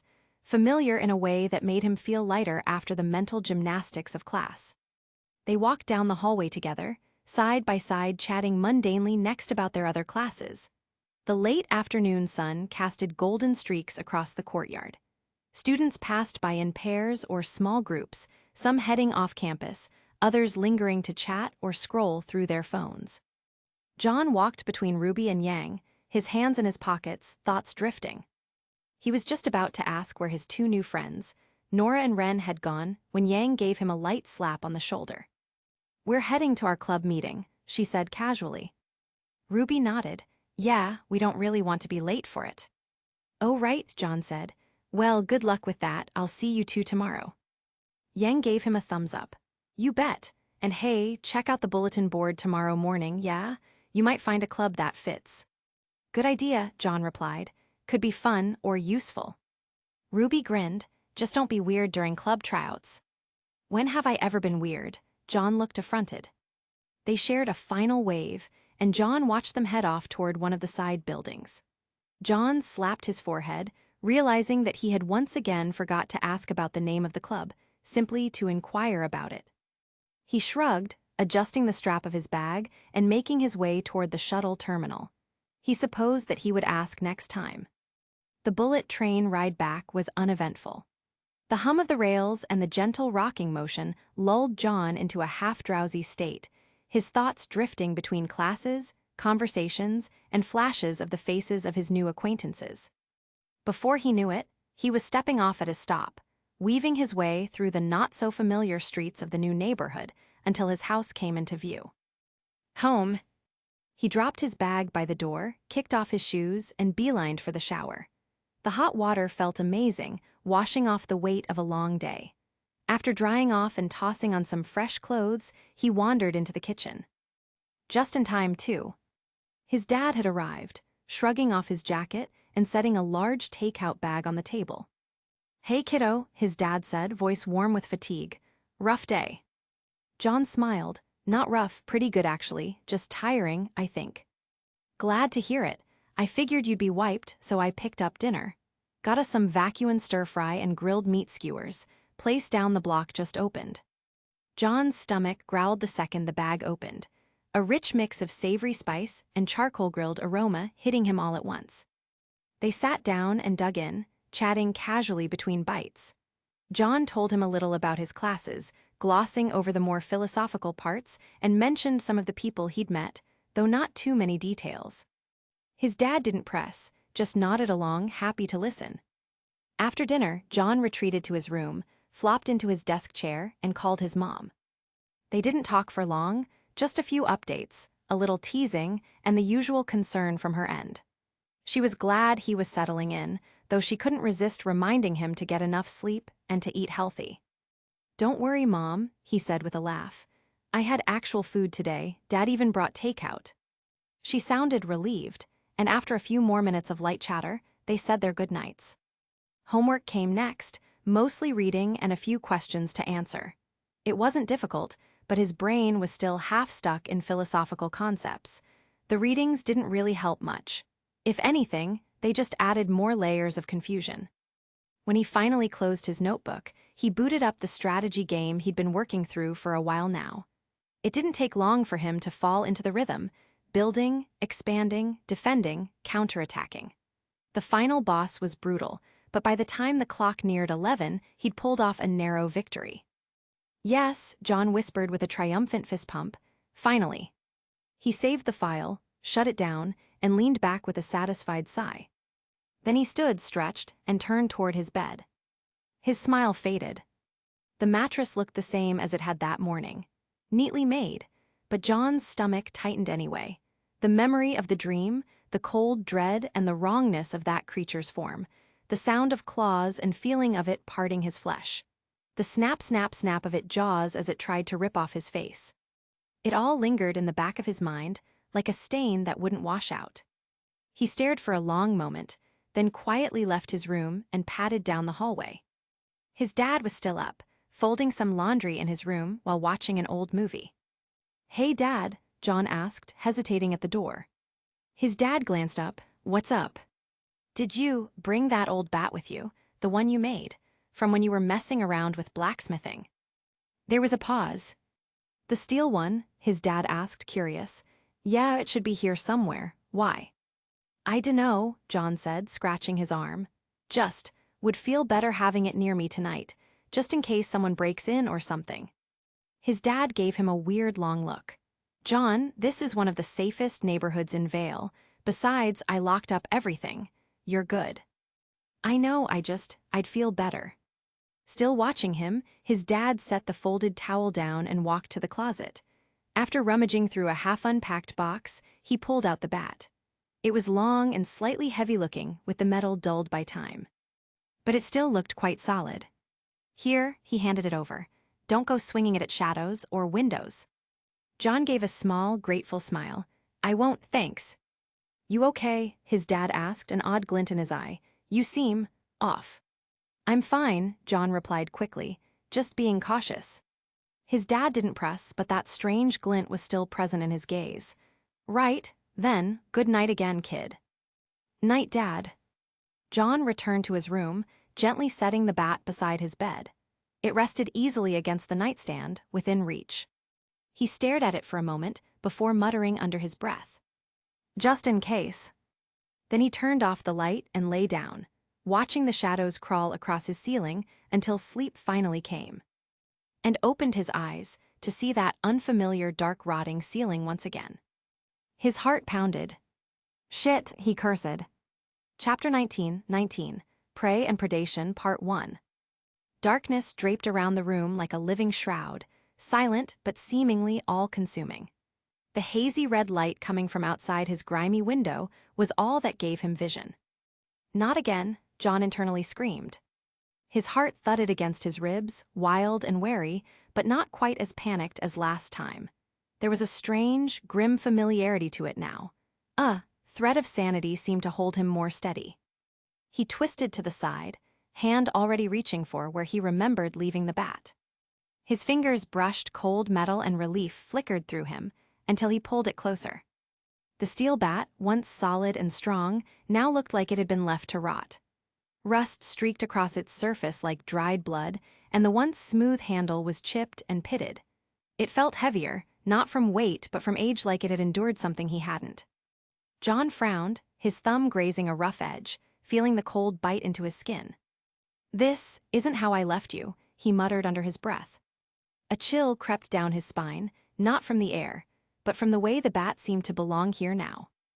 As if this, dream or perhaps nightmare, had claimed it. He rose to his feet slowly, gripping the weapon tight as he glanced around. His room was back but wrong.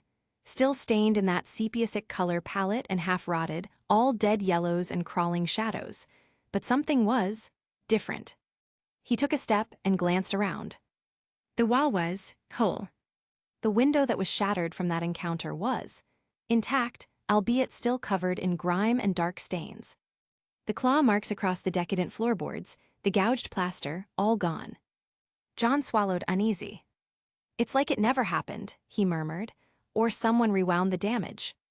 That thought was almost worse, like the dream was aware of him now, like it was resetting the stage for an encore. John tightened his grip on the rusted bat and turned a slow circle in the center of the room, breath held. He stood still in the decaying silence, rusted bat resting against his leg, and let his thoughts drift. What affected it? Why had the bat aged like it had been buried for decades?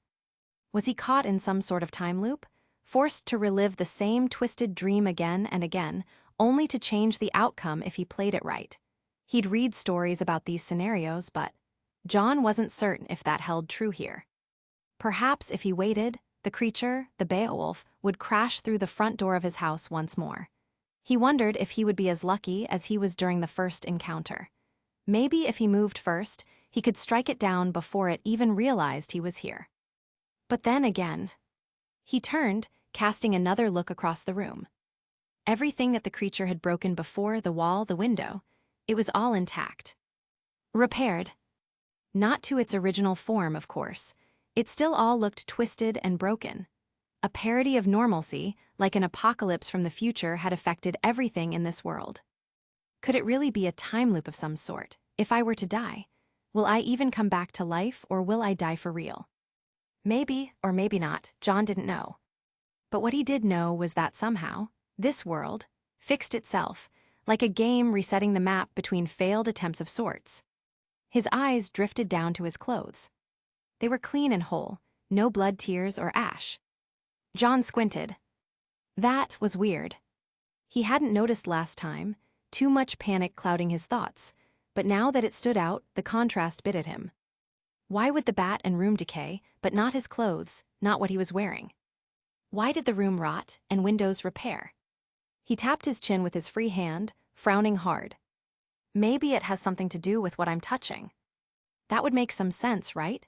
Maybe whatever items he brought with him, physically or mentally, were preserved by his presence, like he was anchoring them to reality. But then, he looked at his bed. It was a corpse, matted and stained, like something had died in it decades ago, slumped in the corner with torn sheets and exposed springs. He'd slept in that bed before waking here, hadn't he? Hadn't he been in direct contact with it? So then why hadn't it been preserved? John grimaced. The theory didn't hold up. Maybe it's not about contact, he muttered aloud, voice echoing strangely in the silent room. Maybe it's about equipping. He looked down at himself again, t-shirt and shorts, all clean. The bat in his hand, was it tied to the system's logic? Like game logic. Maybe it was the things he was wearing or holding when he arrived that would stay mostly intact.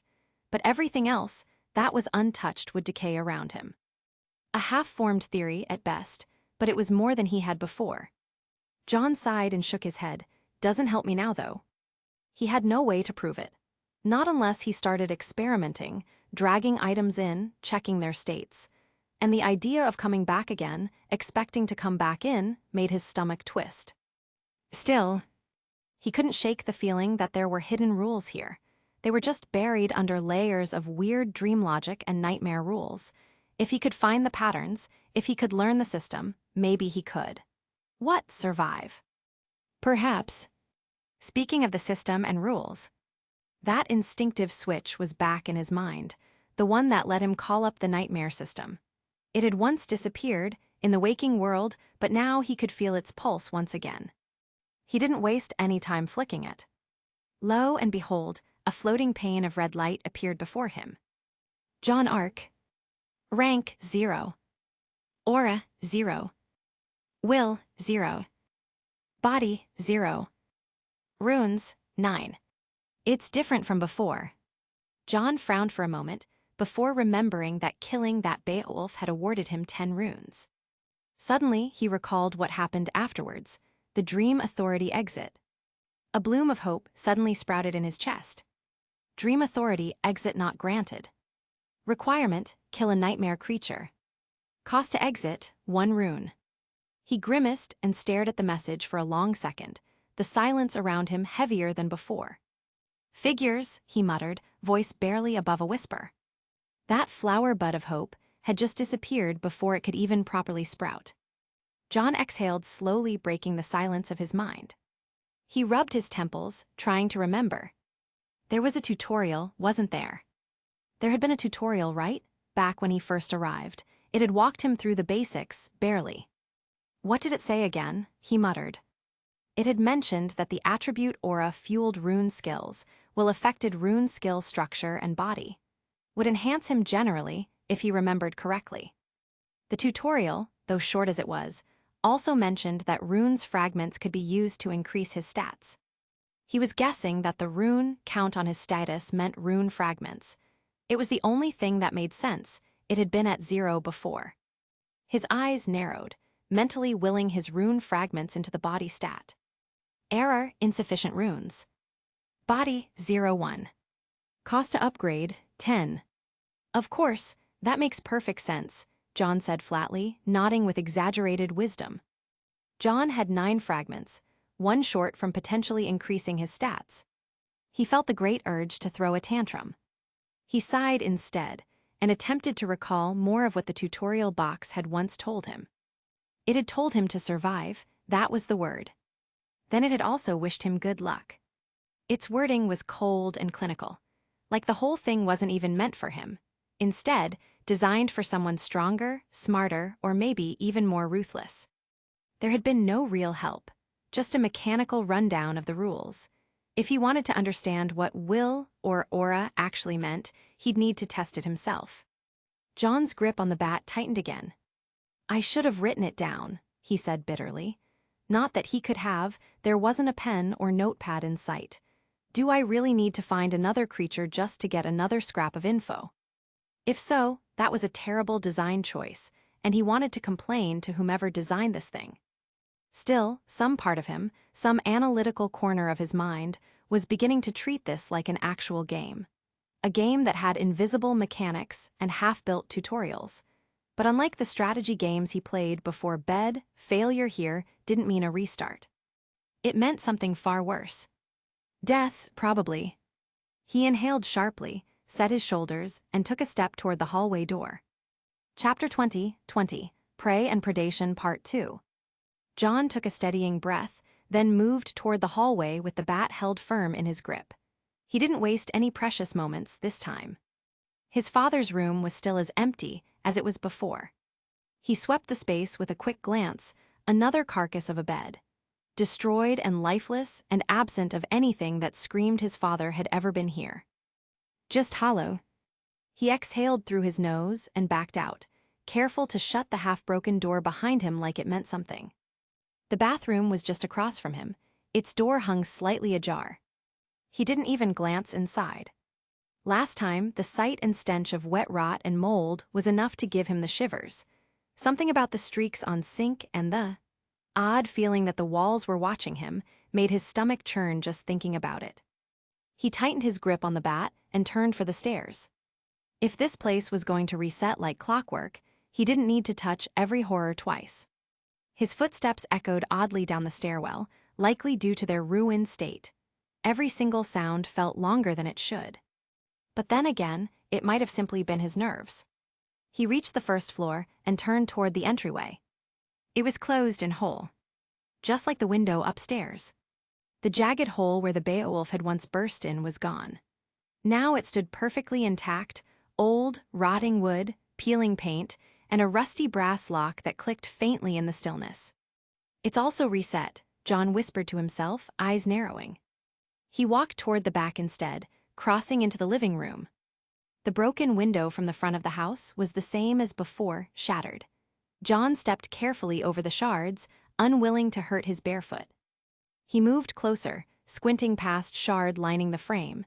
He tilted his head upward and saw it once again. The red moon. Still broken, still bleeding its red hazy light across the sky in long, silent rays. Its shattered crescent hovered wrong parts of the heavens, like someone had cracked it with a hammer and left the pieces floating in place. No stars either, just red. Just that. He stared for a while, letting the silence stretch. Then, softly he spoke, with depressive cadence. "I'm all alone here, aren't I?" It wasn't even a question anymore. Only a realization settling deep in his chest that was both heavy and cold. John exhaled through his nose and clenched his jaw. He cracked his neck, the pop echoing loudly in the stillness. "All right," he muttered, voice low, "let's get to work." John wasn't an idiot. He'd read his fair share of time loop stories, some grim, some goofy, some downright tragic. But the lesson was always the same.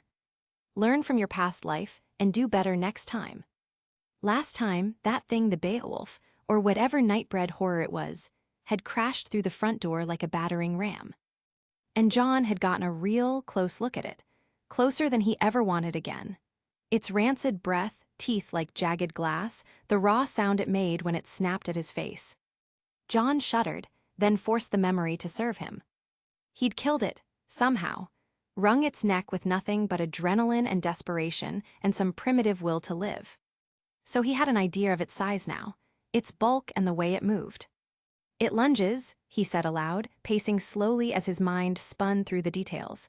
"That's what it did last time. No stalking, no slow crawl, just," he mimed the motion with his hands. "Lunge and maul.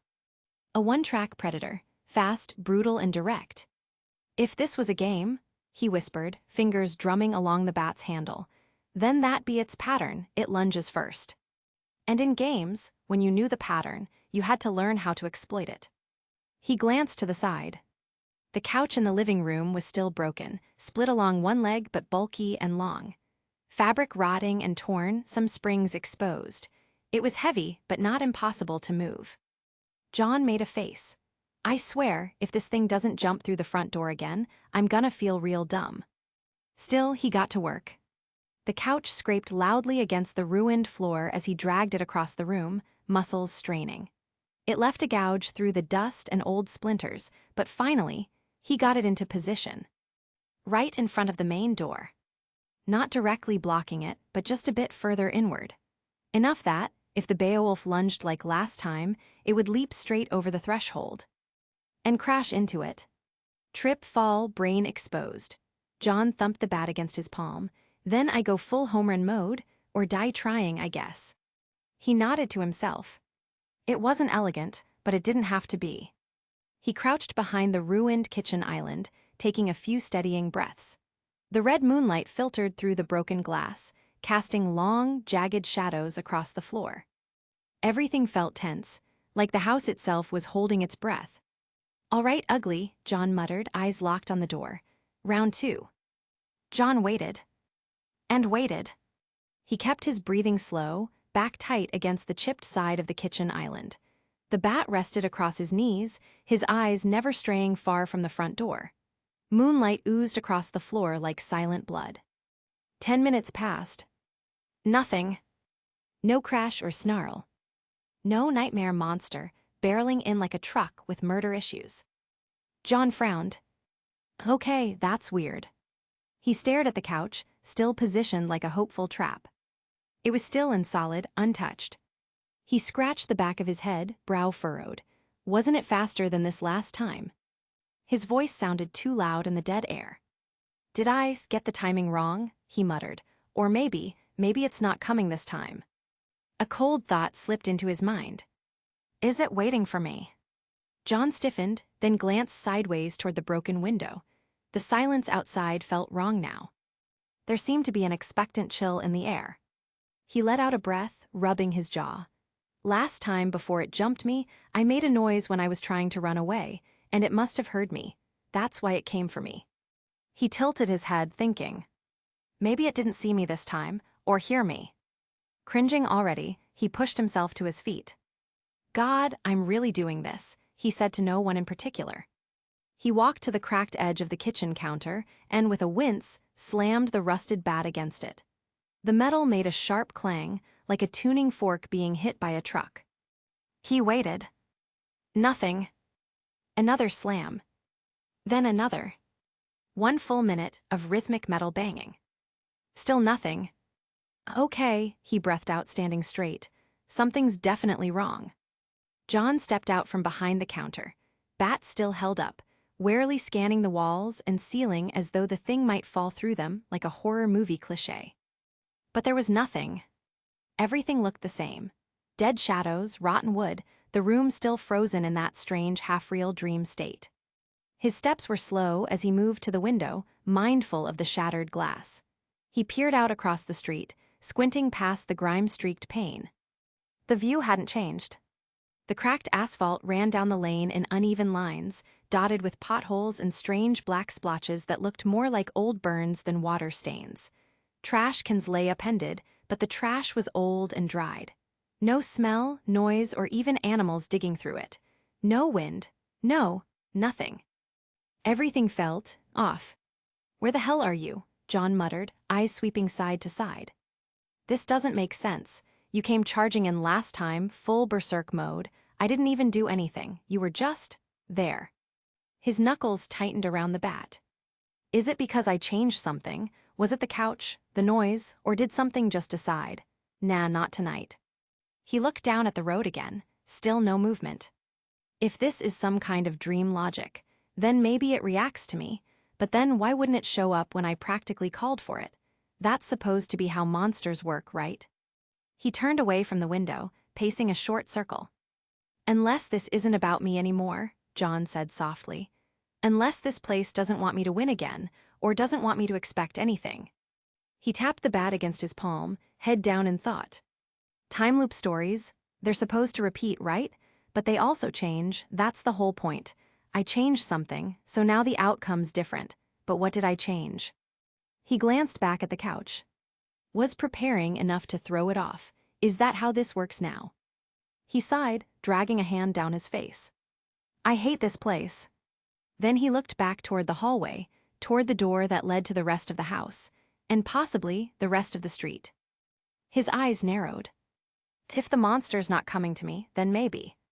He gripped the bat tighter. I'll have to go to it. Chapter 21, Prey and Predation Part 3. John stared at the front door. It stared back at him. Or maybe it just felt like it did. Like something beyond it had eyes, watching him and waiting for him to move. He bit the inside of his cheek. Okay, he muttered, tapping the bat lightly against the ground. Okay, staying in here isn't helping. The trap's ready, the monster isn't coming. So what, just sit here forever? Silence answered him. Red moonlight filtered through the filmy windows, painting long shadows across the warped floorboards. Outside, the air looked almost sickeningly thick and old, like breath in a cold room, unmoving. I'll have to somehow find it and lure it into the house. John stepped closer to the door, heart thudding. Then he stopped. No, that's a stupid idea, if I go out there like this. He looked down at himself, barefoot and still in his sleepwear. It was a shame that the shoes near the entrance of the house, although there were some, looked old and worn, ripped open and destroyed, practically unwearable. His weapon seemed to hang heavier in his grip. It might have been old and rusted, but it was still the best weapon he had. If I get caught outside, if something rushes me, I'm dead. He ran a hand through his hair and turned away, pacing slowly as he thought. I can't rely on brute force. That last kill was a miracle, and I'm not dumb enough to think I can repeat that performance and win. That thing was faster than me, stronger, and probably has better senses, too. John didn't forget how it seemed to see him from his bedroom window. The one that was too grimy and dirty with some type of dusty substance that made seeing outside into the street practically impossible. He tapped the bat against his foot, then against the wall. No, if I'm going to be outside, I need a fallback plan, something I can retreat to. He looked back toward the couch barricade. The trap he'd set was still there, was positioned perfectly to trip the Beowulf if it lunged through the front door. Almost perfectly. Probably. At least it was something that gave him hope. I can't move that, John muttered. If I end up getting chased, I'll need both the door and the couch in position. It's the only real ambush spot I've got. Which meant... His eyes flicked to the side. The front window, half broken and outlined by jagged glass that clung to its edges, like teeth waiting to bite. It wasn't ideal, but it was passable. John approached it slowly. The outside beyond was hazy and quiet, the streets beyond a mess of cracked pavement and flickering shadows. He raised the bat and gave the edge of the frame a test tap. The glass rattled, some cracked further. One chunk even fell free and clattered to the floor. Just don't slice yourself open, he muttered to himself, wincing as he angled the bat and swept it across the top edge to clear away the shards. 1, 2, 3 scrapes, until only bare, rotted frame remained. Jagged in places, but nothing too deadly. John reached out and pressed a hand to the sill. It groaned under his weight but held. This is dumb, he said aloud, but everything here is dumb, so I guess I'm just playing by the rules now. With a careful step, he hoisted himself up and through the broken frame, legs stretching out over the ruined exterior. A sharp breeze cut through him immediately, cold, dry, and utterly still. His feet hit cracked concrete with a soft crunch. John crouched for a second, every nerve on high alert, eyes darting to every alley and shadow. His breath fogged in the cold air, visible despite the unnatural heat that seemed to radiate from the sky. The silence was oppressive. Not a bird, not a breeze, not a whisper of life. He took one step forward. Then another. The red moon loomed above him, broken and bleeding, casting sickly light across his neighborhood, a place he barely recognized anymore. The streets were warped, pavement curled in odd places like something had clawed it from below. Street signs were rusted and bent sideways. Cars sat motionless, their tires flattened and glass spiderwebbed, like corpses long forgotten. John turned slowly in a circle, eyes scanning for any movement. Nothing. No Beowulf, snarls, or red eyes in the dark. "Where are you?" he whispered. He gripped the bat tighter. If he was going to be outside, then it meant hunting the hunter. But if he found it, he'd better be ready to run back to the trap. He started creeping slowly through the ruined neighborhood, bat held loose at his side, crouching behind obstacles and peeking around cautiously to make sure nothing was around. His senses sharpened with each step. The air felt heavy here, pressurized, like it was weighing on his chest with every breath. He passed rusted husks of cars, their exteriors eaten away by time and rot. Windshields were cracked like spiderwebs frozen in glass, and doors hung half open, revealing gutted interiors coated in filth and grime. Some were tilted on deflated tires, others looked like they'd been left mid-exit, as if their owners had vanished mid-drive. There were no birds, insects, or even a distant city hum. There was only silence. A kind of silence that screamed. John crossed the sidewalk. It had buckled inward, forcing him to step over a jagged fracture in the pavement. His eyes scanned the rows of homes, each one dark, quiet, and frozen in some slow-motion decay. Mailboxes leaned like drunks. Windows were clouded or shattered. The roof sagged. And yet, something gnawed at his thoughts. Something was off. It hit him after a few more minutes of walking, his boots crunching softly on grit and loose debris. There weren't any plants. He stopped in the middle of the street and looked around, frowning. There should have been weeds pushing through the cracks in the pavement, moss on the stone, vines curling up the side of houses like greedy hands. But there was nothing. Even the small trees and bush planted along the sidewalk, probably by some community board long ago, were bare skeletons now. No bark, no leaves, no green. Just brittle limbs, splintered and ash-colored, clawing at the red-tinted sky. This isn't just abandonment, John muttered. He took a few steps closer to one of the dead trees. He reached out and poked it with the tip of his bat. It cracked at the contact and crumbled, falling away like sand beneath pressure. Nature's supposed to take over, he said quietly, eyes narrowing. That's what always happens, right? When people leave, nature reclaims. It was a comforting truth, one he'd seen in documentaries, in old survival movies, in textbooks. Weeds growing through asphalt, trees splitting apart buildings. Life always pushed forward, no matter what. But here, there was no green. Only gray. A thought crept into his mind, unwelcome and cold. It's not just decay, it's like a form of sterilization. This place, this nightmare realm, wasn't simply abandoned. It was hollowed out. Life hadn't fled, it had been erased, possibly even uprooted at the core. The world around him didn't feel like it was waiting to be reclaimed. It felt like it was done. This whole place is broken, John whispered, like a mirror with no reflection. It mirrored his world, his home, but twisted, empty, mocking. There was no warmth, no birds, no green. And suddenly, even the silence around him didn't just feel empty anymore, it felt oppressive. The way a body feels wrong when it's missing a soul. Hollow. John gripped the bat tighter. Something told him this realm didn't just lack life. It hated it. He pushed those thoughts out of his mind and kept moving forwards, making sure he didn't stray too far. Every few feet, he glanced back to ensure his house was still close by. The idea of losing his fallback point, the only safe zone he had, made his skin itch. He moved carefully, keeping low and quiet, eyes darting from building to building, watching for motion.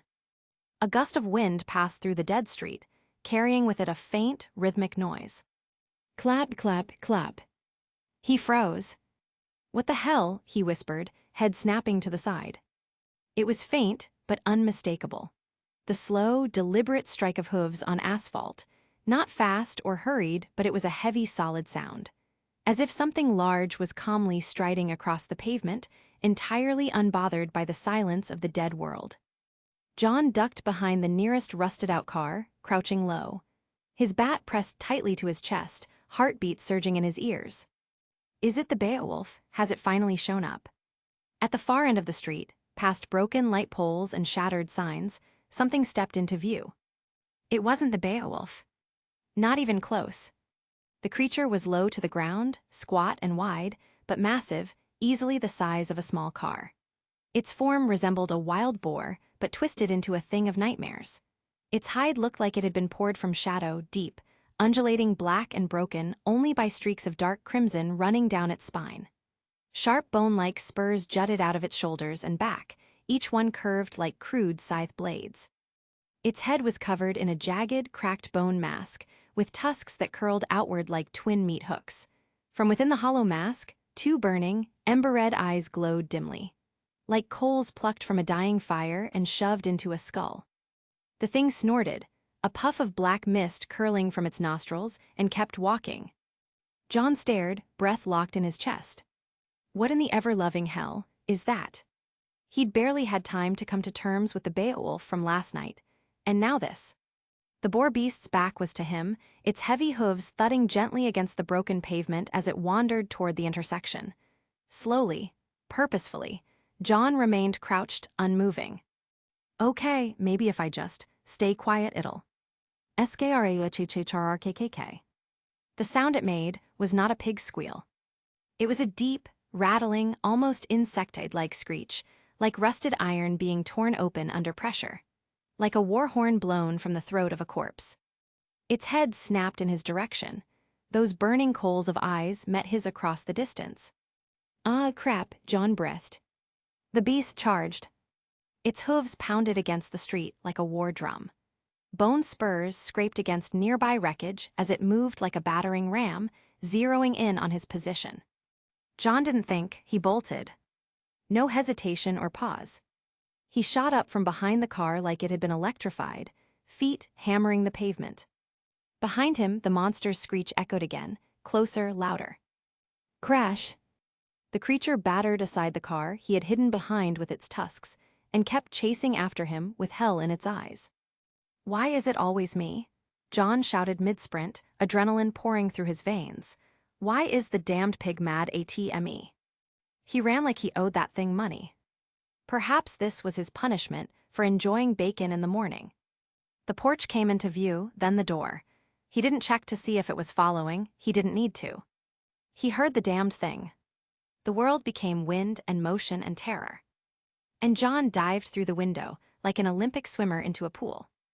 Chapter 22, Prey and Predation Part 4.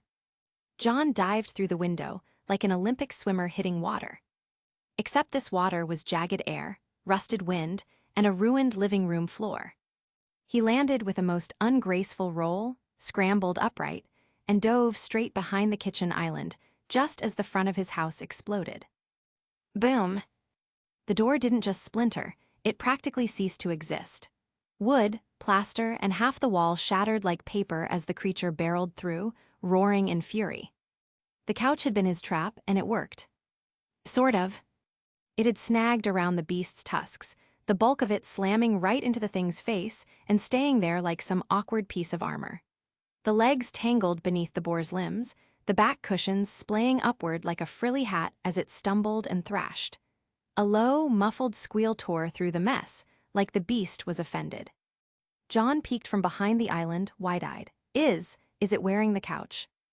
And then, with almost comedic timing, the monster charged again. Even blind, the thing honed in on him with terrifying precision. John had just enough time to mutter a curse before diving out of the way. Crash! The island didn't survive. Wood exploded. Countertop cracked in two. Broken plates shattered further and rusted metal pans bounced across the room like thrown shields. John hit the floor hard, shoulder first, and scrambled to his feet just in time to watch the beast faceplint and destroy what remained of the kitchen. Drawers launched themselves across the floor. The fridge tipped, and even the oven groaned under the weight of a couch-wearing horror pig. It lay there for half a second, seemingly stunned under its own momentum. Covered in drywall dust and bits of upholstery, it looked ridiculous. Okay, you look stupid, John muttered, panting, but you hit like a truck. The beast growled low, an earthquake in miniature, and shoved itself upright with unnatural speed. Debris clung to its body like cursed armor. Chair legs stabbed outward like extra spines. A kitchen towel flapped off one tusk like a war banner. John backpedaled fast. His heart was slamming in his chest. His breath came in sharp, shallow gasps. His arms stung from the impact. His legs were burning already, and his calves were locking up. He was also pretty sure his left knee had clipped a cabinet too hard on the last dive. This is bad, this is really bad. It charged again. He barely avoided it, again. This time he flung himself sideways and rolled, scraping his elbow raw on the floorboards. Something warm smeared across his forearm, blood probably. He got up anyway. His head started to swim. There was no time to breathe. His chest heaved heavily, and his body was screaming bloody murder at him. The beast circled back, slipping slightly on the ruined tiles. Okay, John gasped, trying to blink sweat from his eyes. You win the prize for most annoying pork ever. His vision pulsed at the edges. His skin felt hot and cold at the same time.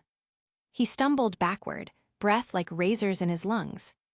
My blood flow's surging. Too much adrenaline. I can barely breathe. I need oxygen, The monster lunged. He dropped into a slide, feeling the wood splinters dig into his thigh as he narrowly avoided the tusks that ripped the air behind him. Another charge. Another dodge. Each time, the beast came closer, leaving just a little less space in the ruined house. John's grip on the bat was slippery now. Sweat and dust marred it, maybe blood too. He didn't know how long he could keep this up. But he knew one thing for cert. If it hit him even once, it was over. John's legs ached now.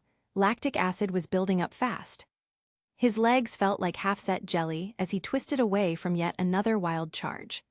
The boar slammed into a corner of the house, tusks first, and the wall groaned under the impact before cracking and caving, trapping the beast. The house trembled and dust fell from the ruined ceiling. John didn't wait for the beast to free itself. He ran outside, bolted out the broken entrance that the creature had tore open, feet slamming against the warped porch wood, before tearing down the pavement at full sprint. He didn't even have a plan, he just needed space. Space to move. The house was too small, too confined. The trap with the couch, meant for the Beowulf, had been a bad joke against this new thing. Maybe it would have slowed the wolf, but against a tusked, battering ram wearing debris like armor. It hadn't stood a chance. Neither would he, unless he moved. The wind whipped against his face, sharp and cold as he dove behind one of the larger rusted-out cars on the block, some old SUV now covered in a film of rust and time. He ducked low, pressed his back against the twisted frame, and tried to steady his breath. His whole body was shaking. Adrenaline still ruled in his veins, like liquid fire. He closed his eyes for half a second, trying to force calm into his chest. Okay, 30 seconds, just give me 30 seconds. He counted the breaths, gulping for air greedily. 1, 2, 3. A sound cut through the night, something wrenched and crunched and snorted. John opened his eyes. The creature had exited the house, freed from the wreckage, and this time it wasn't dragging couch parts and drywall with it. It had shed them. Clean and red-streaked bone mask was now gleaming against the red haze of the broken moon, its shadow-like fur rippling like smoke. John held his breath again, even though it pained him. It wasn't looking at him, but it somehow seemed to know where he was.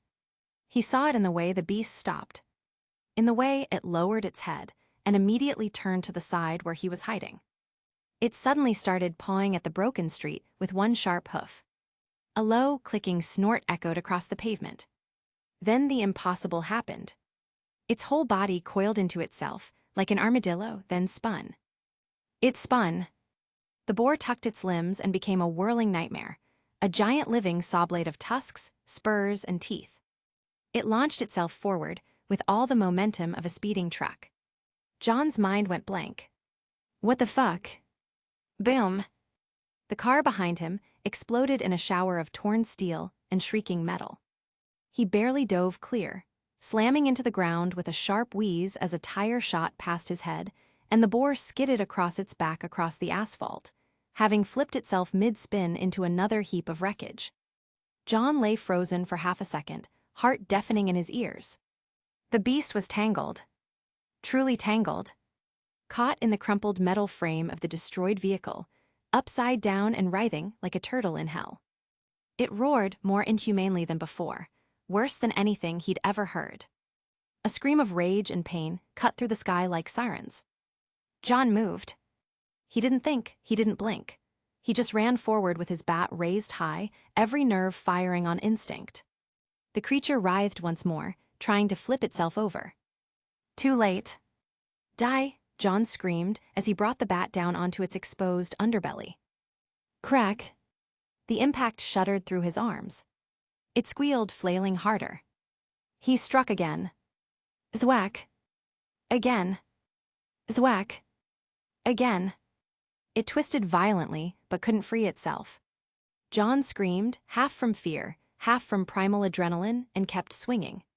Over and over and over, the bat smacking into bone and sinew and corrupted flesh, until every muscle in his back screamed with effort. Until he couldn't even feel the pain in his arms anymore. Until the squealing stopped. Until it dissolved. With a final, shuddering breath, the creature fell still. Then, as if gravity forgot it, its body began to break apart, turning to ash, dark and curling, carried into the windless sky like embers. John stumbled back, chest heaving, arms numb. He fell on the ground, back first, and stared at the red-tinged sky. His bat drooped in his grip, coated in gore and ash. He watched the particles rise and disappear. Silence followed. He had won. Somehow again, he had won. John laughed. A short, breathless thing that broke out of him before he could stop it, half hysteria, half relief. "Are you kidding me?" he muttered, voice shaking. "I just beat a monster boar with a bat." He wiped his forehead with a trembling hand and stared at the smear of blood on his skin. "This place is insane." Then, ding! A soft tone rang through the air, clear and mechanical. It wasn't loud, but it cut through the stillness like a pin dropping in a silent room. John's eyes widened as red light flickered in the corner of his vision. The system. Rank 0 Beast, Borbatusk slain. Runes received, 10. Dream Authority exit granted. Cost, 1 rune. Exit Nightmare. Weiss/N. John blinked, breath catching in his throat. 10 runes, he whispered. That thing Borbatusk gave me 10 runes again. Then the rest of it hit him. An exit. He could leave. His heart leapt until a flicker of hesitation soured it. Last time he'd barely survived, and that was after getting lucky. Twice now, he'd stumbled through death by sheer grit, desperation, and just enough dumb luck to scrape by. This time, it had worked. But next time, he didn't know. And now, he had the option to leave. To opt out, he mentally pulled on his status window. John Arc. Rank, 0. Aura, 0. Will, 0. Body, 0. Runes, 19. His grip tightened around the bat again, eyes flicking up to the ruined street around him. The silence stretched once more, no movement, no snarls, no broken moonlight footsteps behind him. Just the echo of his breathing and the faint glow of the system's interface before him. He could leave. But first, he had some choices to make. Chapter 23, Prey and Predation Part 5. John stared at the system window still that was flickering in front of his eyes. Its red text seemed to pulse like a heartbeat. He had now received another 10 runes after downing the creature. It was quite a narrow victory. He should have felt triumphant, happy even. But all John felt was exposed. A shiver crawled up his spine as his eyes darted around the open, ruined streets. The broken asphalt, rusted cars, and deathly silence in the air. Anything could be watching, anything could be waiting. I'm a target out here, he thought grimly. With a low grunt, he pushed himself up, forcing his tired legs into motion, and retrieved his bloodied bat from where it had slipped from his grasp. His fingers curled tightly around the handle, reassured by its weight. There was no time to rest for the wicked, not that he was wicked, of course. He jogged quietly towards what used to be his house, only slowing when he really saw what was left of it. The place was, in short, a wreck. The front entrance had been demolished, and what had once been a doorway was now a gaping hole. Plaster crumbled from the ceiling, and the kitchen looked like a piggy hurricane had torn through it. Debris and broken cabinets littered the floor. Even the hallway seemed to sag a little, as if the house had almost given up holding itself together. John stopped at the edge of the porch, bat resting against his shoulder. This place isn't gonna protect me from anything anymore, he muttered. Might as well pitch a tent in the middle of the street.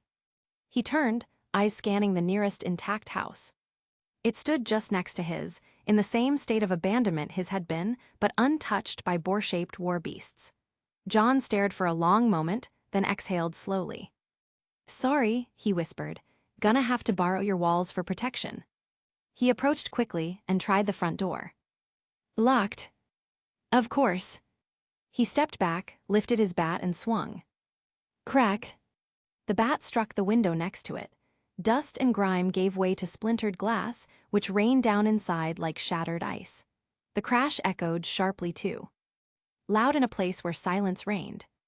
John winced. Well, if anything didn't know I was here, it does now. He swept the bat carefully around the window frame, knocking off stubborn shards of glass still clinging to the edge. Once satisfied, he slung himself through the window and dropped into the living room with a grunt. His arms trembled and his body screamed from exertion, but he was in. Still gripping the bat tightly, he crept through the house with quick and purposeful steps. His eyes darted to every shadow in the hallway. He had noticed that the floor was creaked beneath his steps and the closet door leaned open. There was nothing inside but dust and rusted metal hangers. He checked the bathroom and even the bedrooms. No weird creatures, nor were there any people either. Just empty silence and dead air. Typical. When he was sure the house was vacant, John sagged against the wall and let out a breath. Clear, he murmured, good enough. He stepped back into the living room and his gaze fell on a nearby couch, only to find it shredded and broken, more springs than cushion. It looked like something had nested in it, then fought the furniture afterwards. He sighed. He dropped to the floor beside it, groaning as he stretched his legs out and placed the bat across his lap. The cool wood floor pressed against his back as he stared up at the dilapidated ceiling. He called upon the system screen and stared at it. It seemed to wait for him patiently, red and unwavering. As much as he would have liked to ignore it, was irresponsible of him to do so. John let his head rest against the wall, eyes open but unfocused, as he stared across the ruined living room and recalled the odd disintegration of the Borbatusk. Black ash and dust. Whatever those monsters were made of, it wasn't anything natural. His fingers tightened around the handle. That fight almost went sideways. Again, John breathed out, licking his dry lips. He assessed his injuries, glancing at his arms and legs. Fortunately, it only looked as if he had scrapped and bruised himself. While they stung, they weren't particularly debilitating to him. He thought back to the fight. The boar's charge and its whirling saw-blade spin. The way it had barreled through his shitty trap like it was made of pillows instead of furniture. The couch had slowed it down, sure, blinded it even, but that hadn't been enough. How did it know where I was hiding? He questioned aloud. John had been pretty certain that when he first saw the creature, he had been hiding behind that car perfectly. It shouldn't have been able to see him at all. He narrowed his eyes, brow furrowing as he dug through the memories. The way it turned its head, the sharp twist of its masked face in his direction. It hadn't just seen him, it had sensed him. Just like that Beowulf. The wolf had smashed through his bedroom window back then. It hadn't prowled the stairs, nor did it sniff him out from room to room like a bloodhound. Well, it did, but the moment he had left his house, it had leapt straight through the second-floor wall like it knew exactly where he was. But that window was coated in dust grime, practically opaque. John murmured, "There's no way it saw me, not unless it was psychic or something." Same with the boar. The second he'd tried to catch his breath, it was like a switch flipped. The thing had looked up and had turned toward him. It had pawed the ground and launched itself forward like a demonized GPS. "They've got some kind of supernatural detection," he said slowly. "Not sight or sound, but something else." It reminded him of the abilities from those fantasy novels he had read when he was younger, life perception. Monsters or mages who could feel living things through the ether or aura of the world, extending their senses beyond normal limits. Is that what they're doing? He wondered aloud. Sensing my life force or soul force or something. He frowned and drummed his fingers against the bat absently. That would explain a lot, but it didn't explain everything. Like why the Beowulf hadn't gone straight to his room, the last time it came prowling up the stairs in his house. It had first searched the upstairs bathroom, and he had even successfully distracted it by throwing a piece of wood at his dad's door, which was what had even allowed him to escape in the first place. That must mean there was some type of range limitation of sorts. Perhaps it was general directions sensing rather than accurate pinpoint sensing.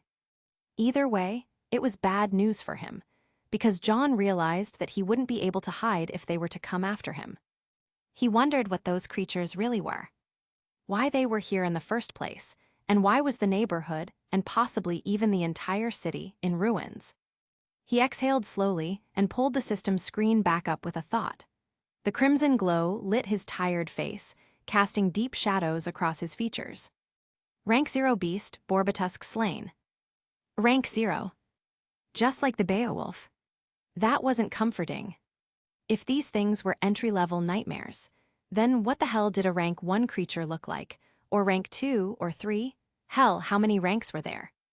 More importantly, how many types were out there? A wolf and a boar. Both twisted and corrupted, exaggerated into monstrous things from old folk legends. They didn't seem like they were random. No, there was a theme here. Animals, or, at least, a reflection of animals. So, what next? John asked softly. Nightmare deer, shadow bears, a horse made of smoke and teeth. The possibilities made his skin crawl. His eyes drifted toward the window he'd entered from. The wind outside had gone still again. Nothing moved. There were no hoofbeats, distant howls, or any other harrowing sounds.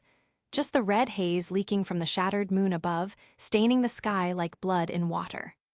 He should have felt safe here. But instead, where did the Beowulf go? He asked the empty room. It hadn't shown up again. It hadn't reset like the house or the bat or anything else. If this really was a time loop, like he'd theorized earlier, then shouldn't he be dealing with it again? Shouldn't it have crashed through some other wall and come hunting for him too?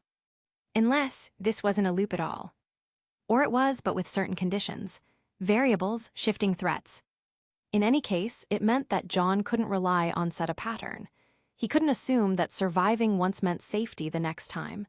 The nightmare didn't play fair. It adapted and seemingly reacted to him. Or it was designed that way on purpose. John didn't know, and the thought chilled him more than the still air could. John leaned his head back against the wall once again and stared at the cracked ceiling, trying to make sense of it all. His body still ached, and his arms were felt like they were starting to seize with fatigue. His ribs throbbed slightly too, every time he took a deep breath. The good news, however, was that he felt his stamina start to come back. And with its return, he pushed away all those excess thoughts in his head, because now he had an important decision to make. And that decision was where to allocate his runes. John Arc. Rank 0. Aura 0. Will 0. Body 0. Runes 19. Chapter 24, Prey and Predation Part 6. John stared at his status screen again. John Arc. Rank 0. Aura 0. Will 0. Body 0. Runes 19. 19 runes, just enough to boost one stat. His eyes drifted to the aura stat. If he remembered the tutorial right, aura was supposed to be some sort of fuel for rune skills, which sounded really useful, except John didn't have any rune skills. His face scrunched into a frown. All right, he muttered. Let's say I do want to use a rune skill. How would I even go about acquiring one? The system hadn't exactly been forthcoming. There was no help menu or rune skill tab. The only instruction manual he had received lacked a ton of information. Still, he focused on creating one. He didn't even know what that meant, but he imagined creating a rune.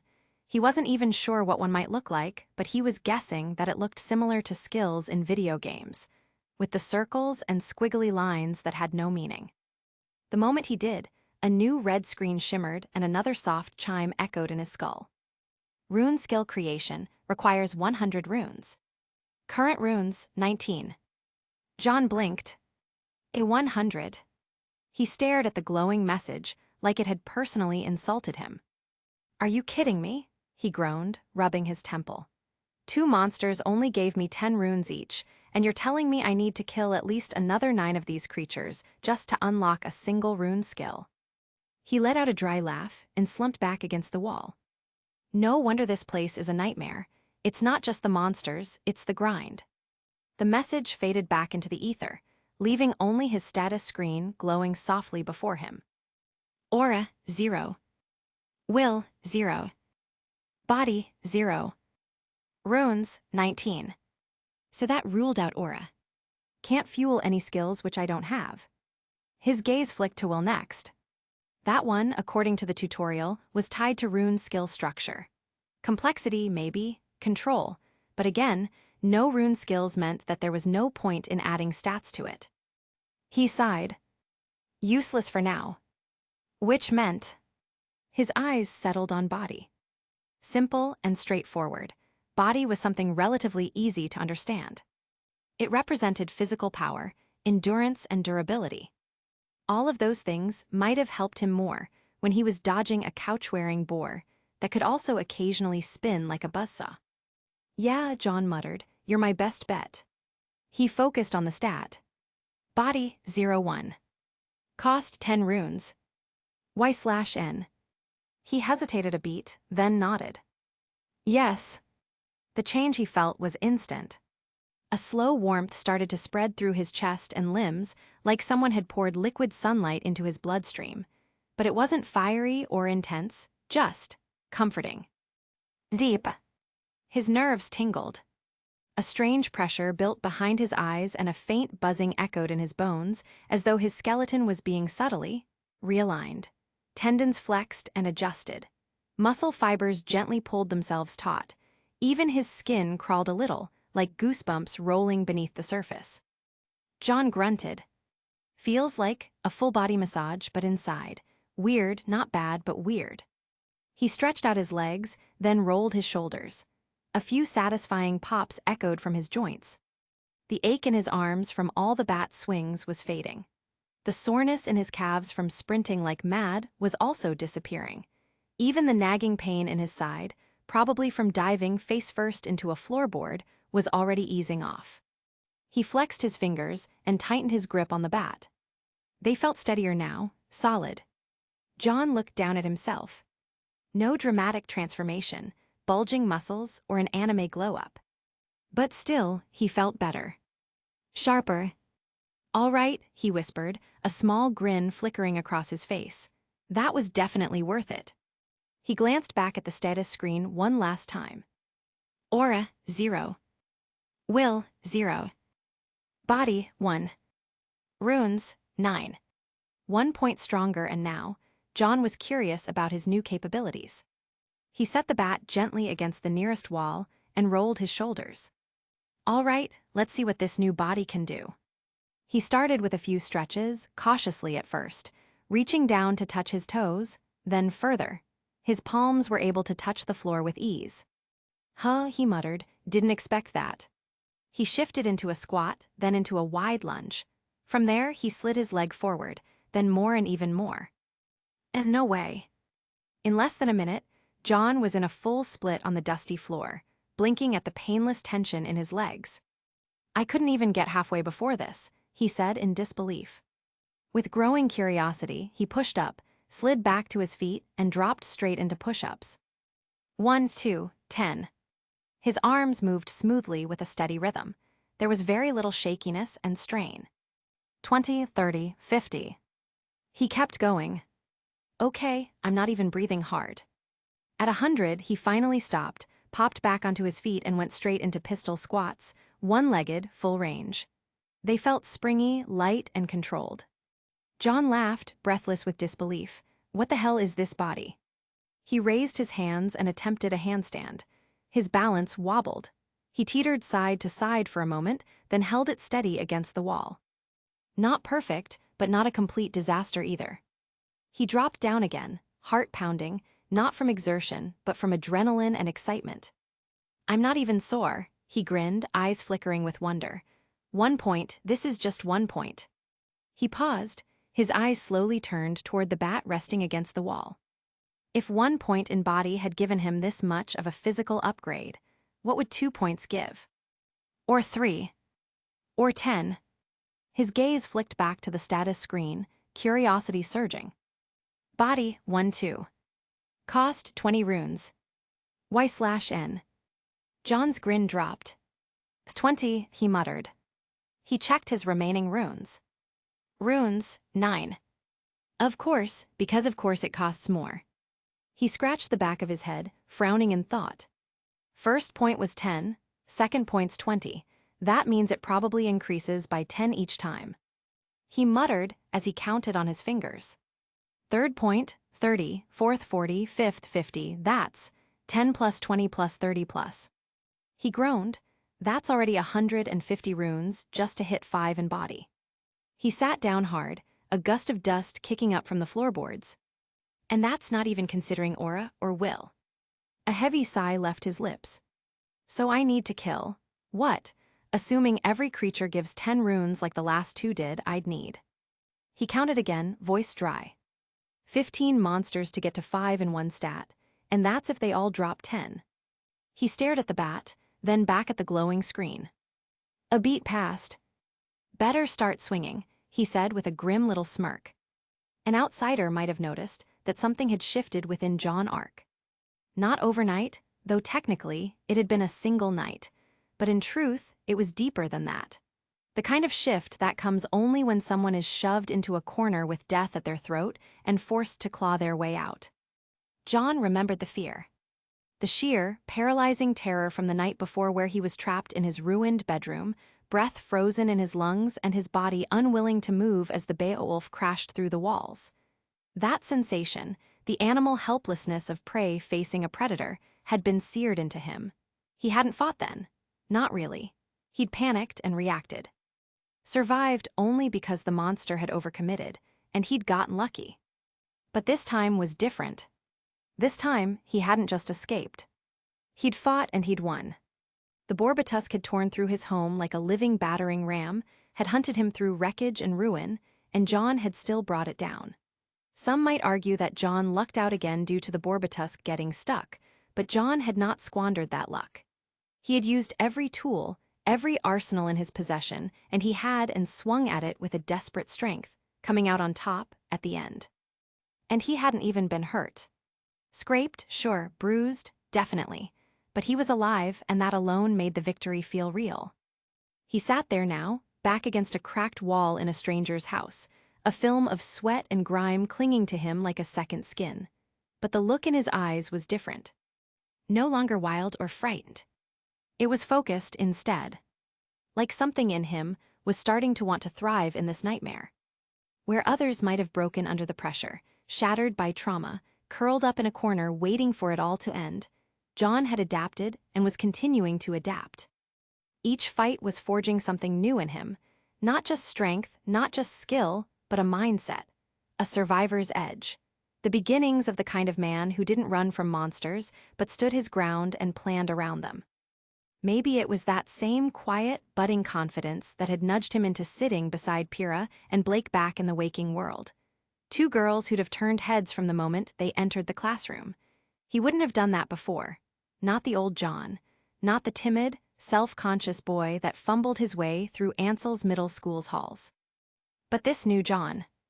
This John was starting to realize that fear didn't have to rule him.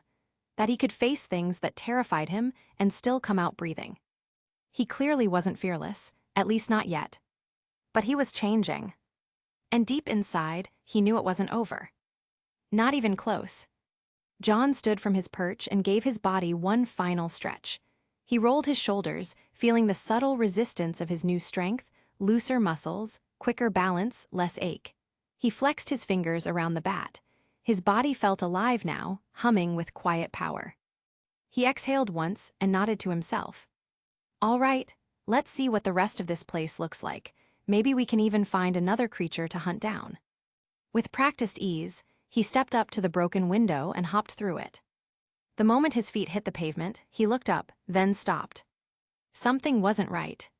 He squinted down the length of the street, lips parting slightly. The rusted SUV, the one the Borbatusk had ripped through like it was made of paper, stood there, parked neatly in its original position. Rusted, sure. Filthy, yes, but intact. Not even a dent. John walked closer, cautious, as if the vehicle might change if he blinked.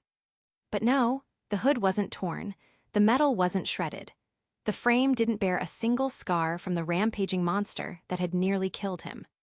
He turned his head slowly, gaze drifting back toward his house. And again, his breath caught. The front porch, the door, the shattered frame and half-destroyed wall. They were whole again.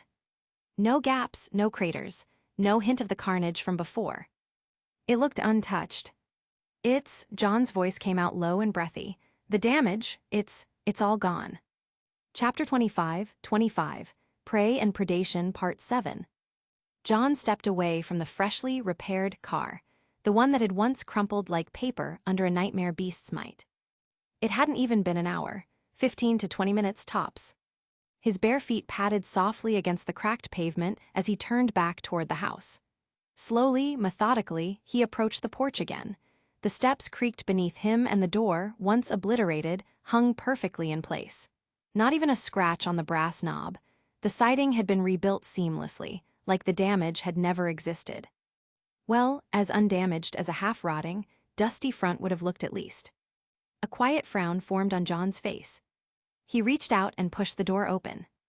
While there was resistance, the door opened fine, albeit creaking dangerously. The hinges were rusty. Inside was also no different. The kitchen that had been smashed to pieces was fully restored. The island stood tall again and the countertops were whole. There were cracks born of age, but no wreckage, no signs of a fight. The drawers were closed. The fridge was upright. the drywall relatively unbroken. Even the stupid frayed kitchen towel that had once flown onto the Borbatusk's tusk was now folded neatly on the counter. John stepped inside and glanced around. "So it does reset," he murmured, "but not me for some reason or the dream creatures." He ran a hand through his hair, stepping lightly across the floor. The living room was untouched too. The couch was back in place and the cushions looked the same as before. Even the dust on the floor looked untouched.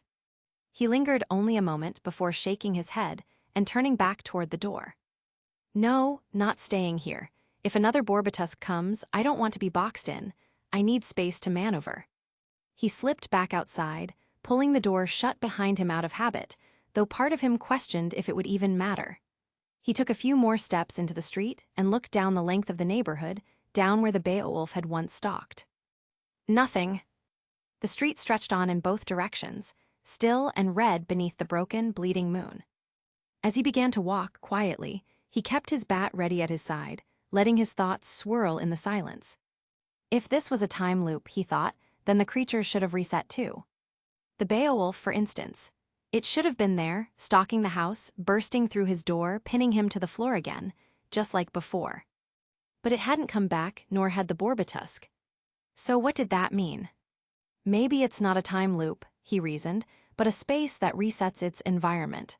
Like the stage cleans up between acts, but the actors don't come back. It was a chilling metaphor. He passed another car. It looked the same, rusted, undisturbed. All the signs of age were still there.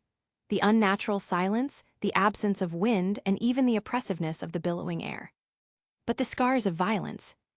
Gone. He walked farther down the block, scanning each corner, each alley. Some houses looked familiar. Others he couldn't remember at all. Were they always here?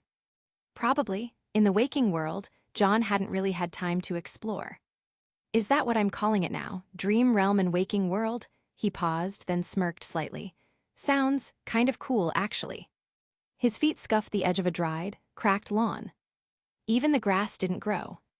That detail stood out again. Nature was dead here. No weeds, insects, or even chirping birds.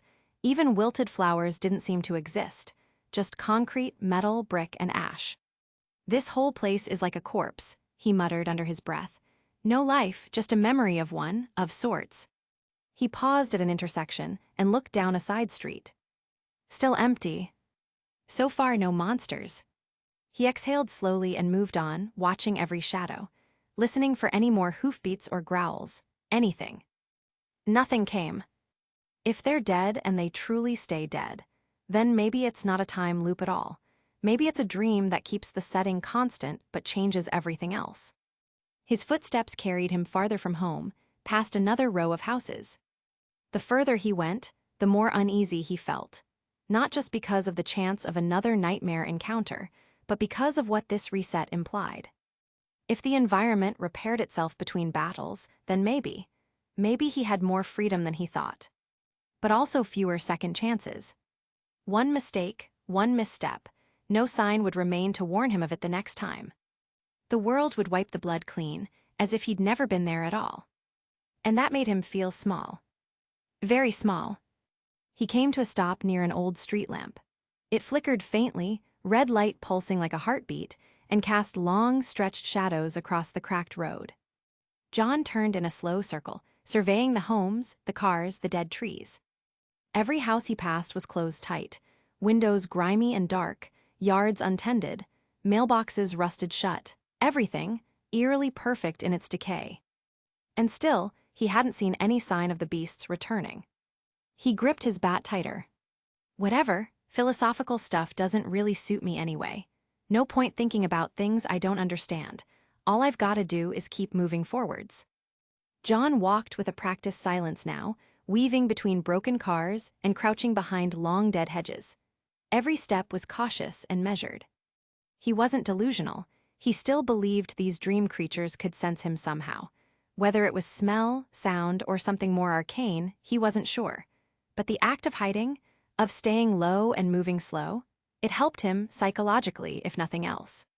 He'd made it quite far from his house now. The familiar streets of his neighborhood, half memories of a life that once felt real, had gradually given way to newer roads. The signs around were rusted but still readable. Vale Bullet Transit Station. John paused. His heart pounded softly as he scanned the surroundings. The station wasn't far, just across an old intersection filled with overgrown cracks and half-eaten sidewalks. The station? Perhaps there would be something useful inside. A locked security room that had some type of defense clothing. Or maybe more monsters. He hesitated on the edge of the sidewalk, looking down at the crumbled curb. His thoughts drifted again. The exit button. Exit nightmare. Cost 1 rune. Weiss/N. It shimmered faintly in the back of his vision, a constant presence now that the system had given him the option. 1 rune, that's all it cost. John licked his dry lips. Shoes, he whispered to himself. That's the first thing I'm bringing next time. Shoes, gloves, hell, even elbow pads if I can find some. He flexed his scraped hand. The scabs on his arms still stung, and his ribs were sore from all the diving earlier. I need prep. If I'm coming back to this place, I'm doing it smart next time. But curiosity was already winning the war in his brain. He hated it, but it was part of him. The part that needed to know how far this dream went, how deep the nightmare ran. So he kept going. The station loomed ahead, 2 wide stories of crumbling stone, shattered glass, and warped metal doors. A pair of long-dead digital billboards hung lifeless above the roof, their frames caked in rust. He moved closer, ducking behind a rusted-out pickup truck that had long since merged with the concrete beneath it. That's when he saw them. Shapes. Dark, lean, and moving just ahead of the ticket platform. John stilled. His eyes locked forward as something stepped into the flickering light cast by a half-broken street lamp. No Beowulf. But not just 1. 5. No, 6. Maybe more behind them, cloaked in shadow. Each one resembled the creature that had broken into his home the first night. Lanky, muscle-bound, shadowy fur with white bone masks and claws like knives. Their fur seemingly shimmered like smoke, and their red eyes gleamed with predatory awareness. John froze. His heart stopped, or at least it felt like it did. A pack, he realized. The one from before had been alone, maybe an outlier or some type of scout. He had been lucky, stupidly lucky. Had he encountered them like this before, he would have been torn to pieces. They paced along the station steps, sniffing the air, their claws scraping lightly on the stone. One let out a low growl, deep and guttural, like a beast trying to taste the wind. John instinctively began to inch backward, each step deliberate and painfully slow. 1 foot at a time, don't trip, don't draw attention, don't even breathe too loud. A snarl broke the quiet. Then another. And another. Suddenly, all of them stopped moving. Their heads turned in unison. Toward him. Shit. One of them let out a howl. The sound curdled the air, shrill and piercing, like a war horn made of animal rage and broken glass. They had sensed him. John didn't wait to see which direction they'd lunge. He turned and ran. Chapter 26, Preparations, Part 1. John ran like the hounds of hell were chasing him, which they practically were. There was no grace to his movements. He didn't have a clever plan or a tactic, this time. Just pure, animalistic panic which screamed through his body like fire in his veins. His raw feet slapped against the pavement as he ran, tearing down the broken street. He vaulted over a tipped-over mailbox and dodged around a rusted-out sedan as quick as he could. Behind him, the snarls echoed. They were low and guttural at first, then suddenly built into a crescendo of howls that rose like a siren through the night air. The pack was hunting. I knew they could sense me, John shouted, half to himself, half to the world. Stupid, so stupid. He leapt over a pile of trash bags and used the momentum to vault over a crumbling stone fence. One of the bags tore beneath him and the scent hit his nose like sour rot. But he had no time to retch or think. The Beowulfs were gaining. He didn't dare look back, but he could hear them, claws scraping stone and limbs slamming against pavement. It was the thunderous sound of 6 or more nightmare creatures racing after him like demons loosed from hell. A snarl grew louder, closer. He risked a glance. A Beowulf had jumped onto a car and was bounding across the hoods like a nightmarish jungle predator, leaping from vehicle to vehicle, narrowing the distance fast. John's heart thudded in his throat. Do I leave now? The thought came, wild and sharp. Do I press the exit button? Just get out now. But another thought fought its way through. No, a house, if I can get inside. He remembered the Borbatusk, brute force incarnate, a wall-smashing monster that didn't stop. Fighting that thing in a house was suicide. Beowulfs were fast and agile, sure. Vicious creatures, in fact, but they were also smaller and lighter. Maybe, just maybe, the house would help him this time. Maybe he could turn it around. It was a thin hope and practically a desperate gamble, but it was the only one he had. He rounded a corner, legs halfway burning and his lungs seizing in his chest. It came into view, his house. It was still standing and somehow still magically fixed. Practically intact, really. Unless one counted the state of disrepair it was in. John didn't hesitate. He ran up the porch steps and slammed his shoulder into the door. It creaked and groaned in its opening, but opened nonetheless. He stumbled inside, twisted around and quickly slammed the door shut with all his strength, pressing his back against it and bracing it with both his arms and legs. He panted wildly, chest heaving. Come on, just give me 10 seconds, that's all I need. And then, bang! The door shuddered under the first impact. He felt the wood bow beneath him, the hinges creak, and the whole frame rattle. His breath caught. Okay, yeah, that's bad, that's really. Cracked. The second hit came harder. John gritted his teeth and threw his whole body against the door, legs sliding against the dusty floor as the pressure mounted.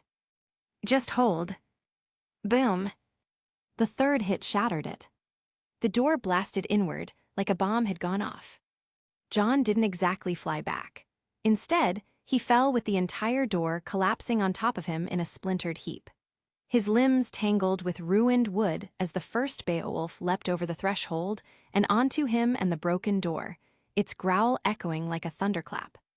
The others were right behind it, red eyes, bone masks, and teeth like knives. They were going to tear him apart. Ah, hell no, John barked, and without another thought, he screamed at the system with all the desperation in his soul. Exit, yes, now. The system chimed. A sound like glass breaking filled the air. And then, the world snapped like a thread pulled too tight, and his view shattered into nothingness. Bizizizate, bizizizate, bizizizate. John shot up with a gasp. His heart slammed against his ribs as his arms thrashed against tangled blankets, his body twisted in sheer panic, until he lost balance and tumbled straight off the edge of his bed. Thud. Gah.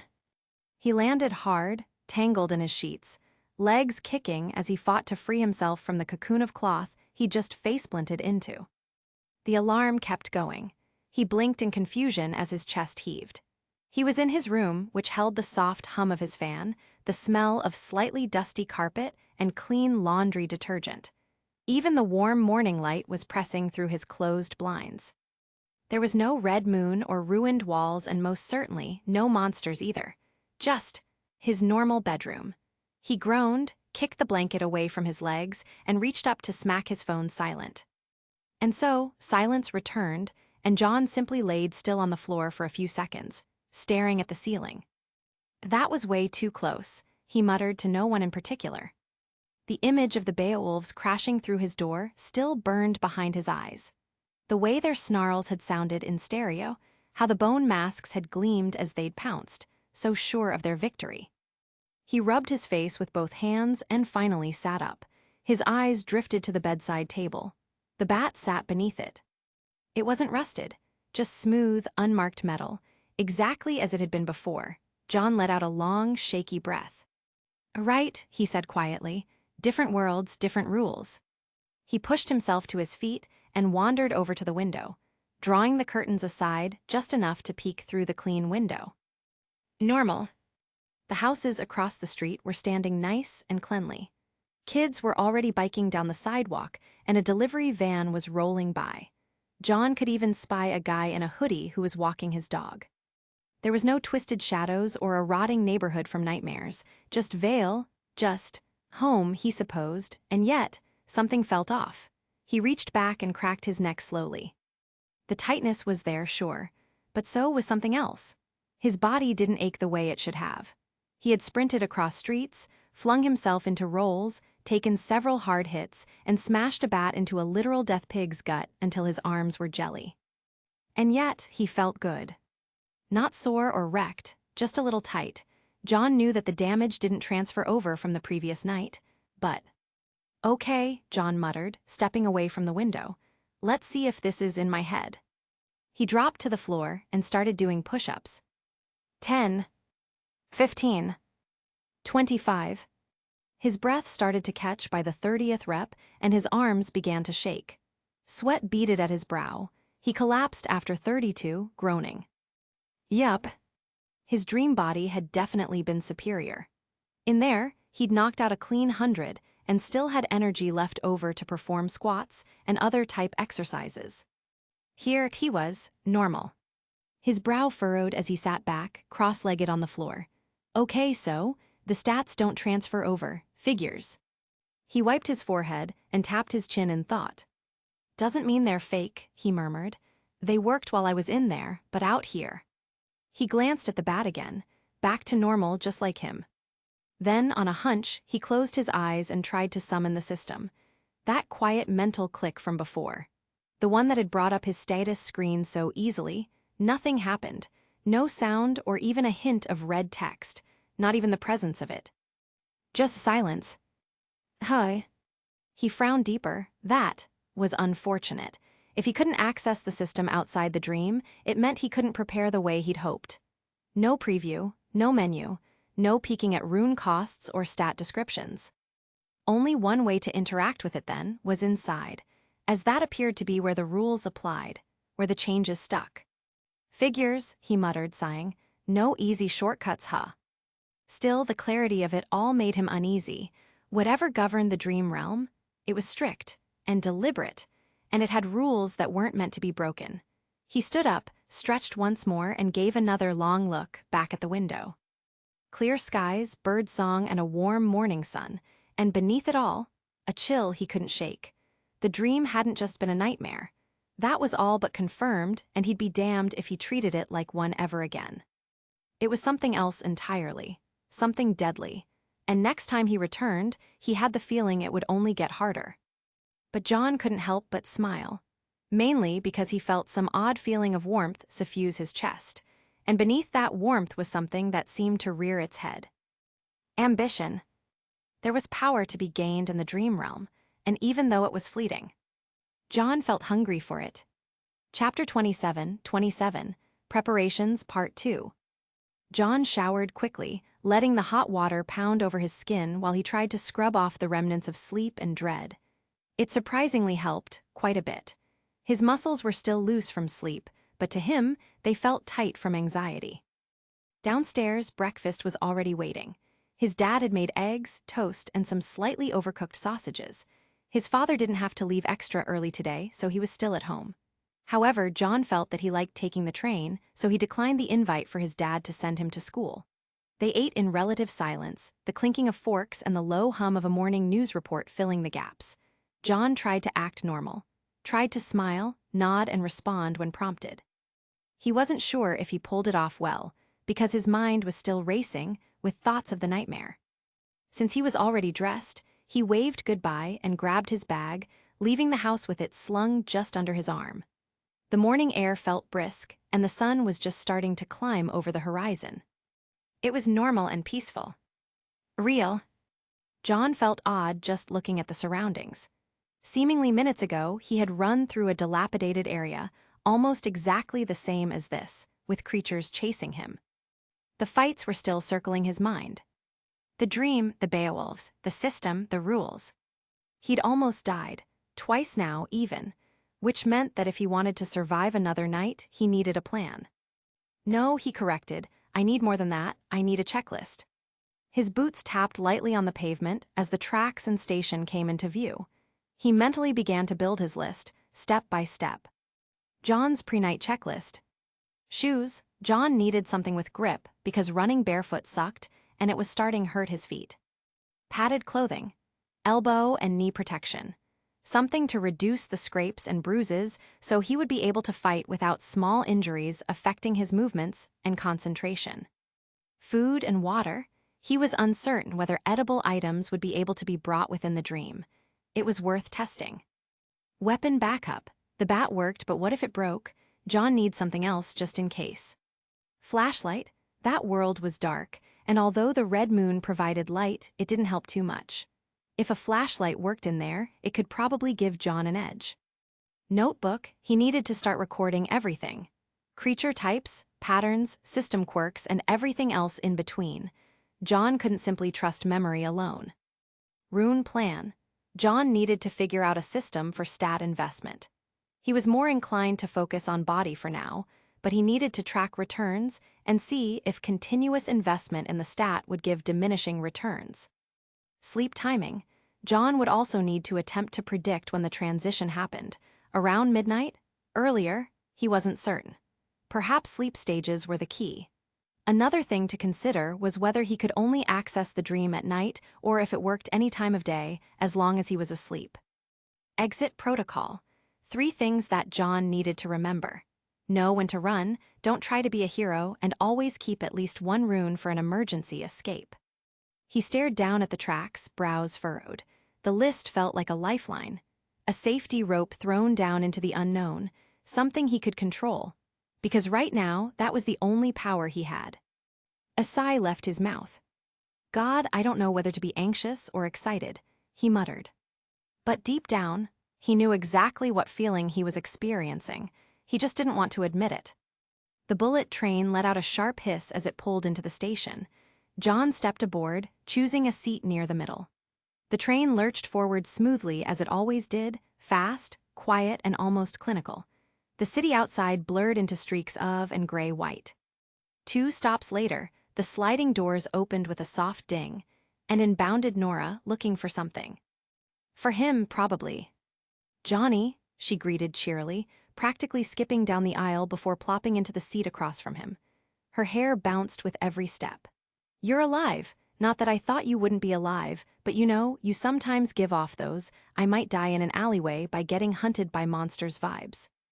John blinked. That feels oddly specific.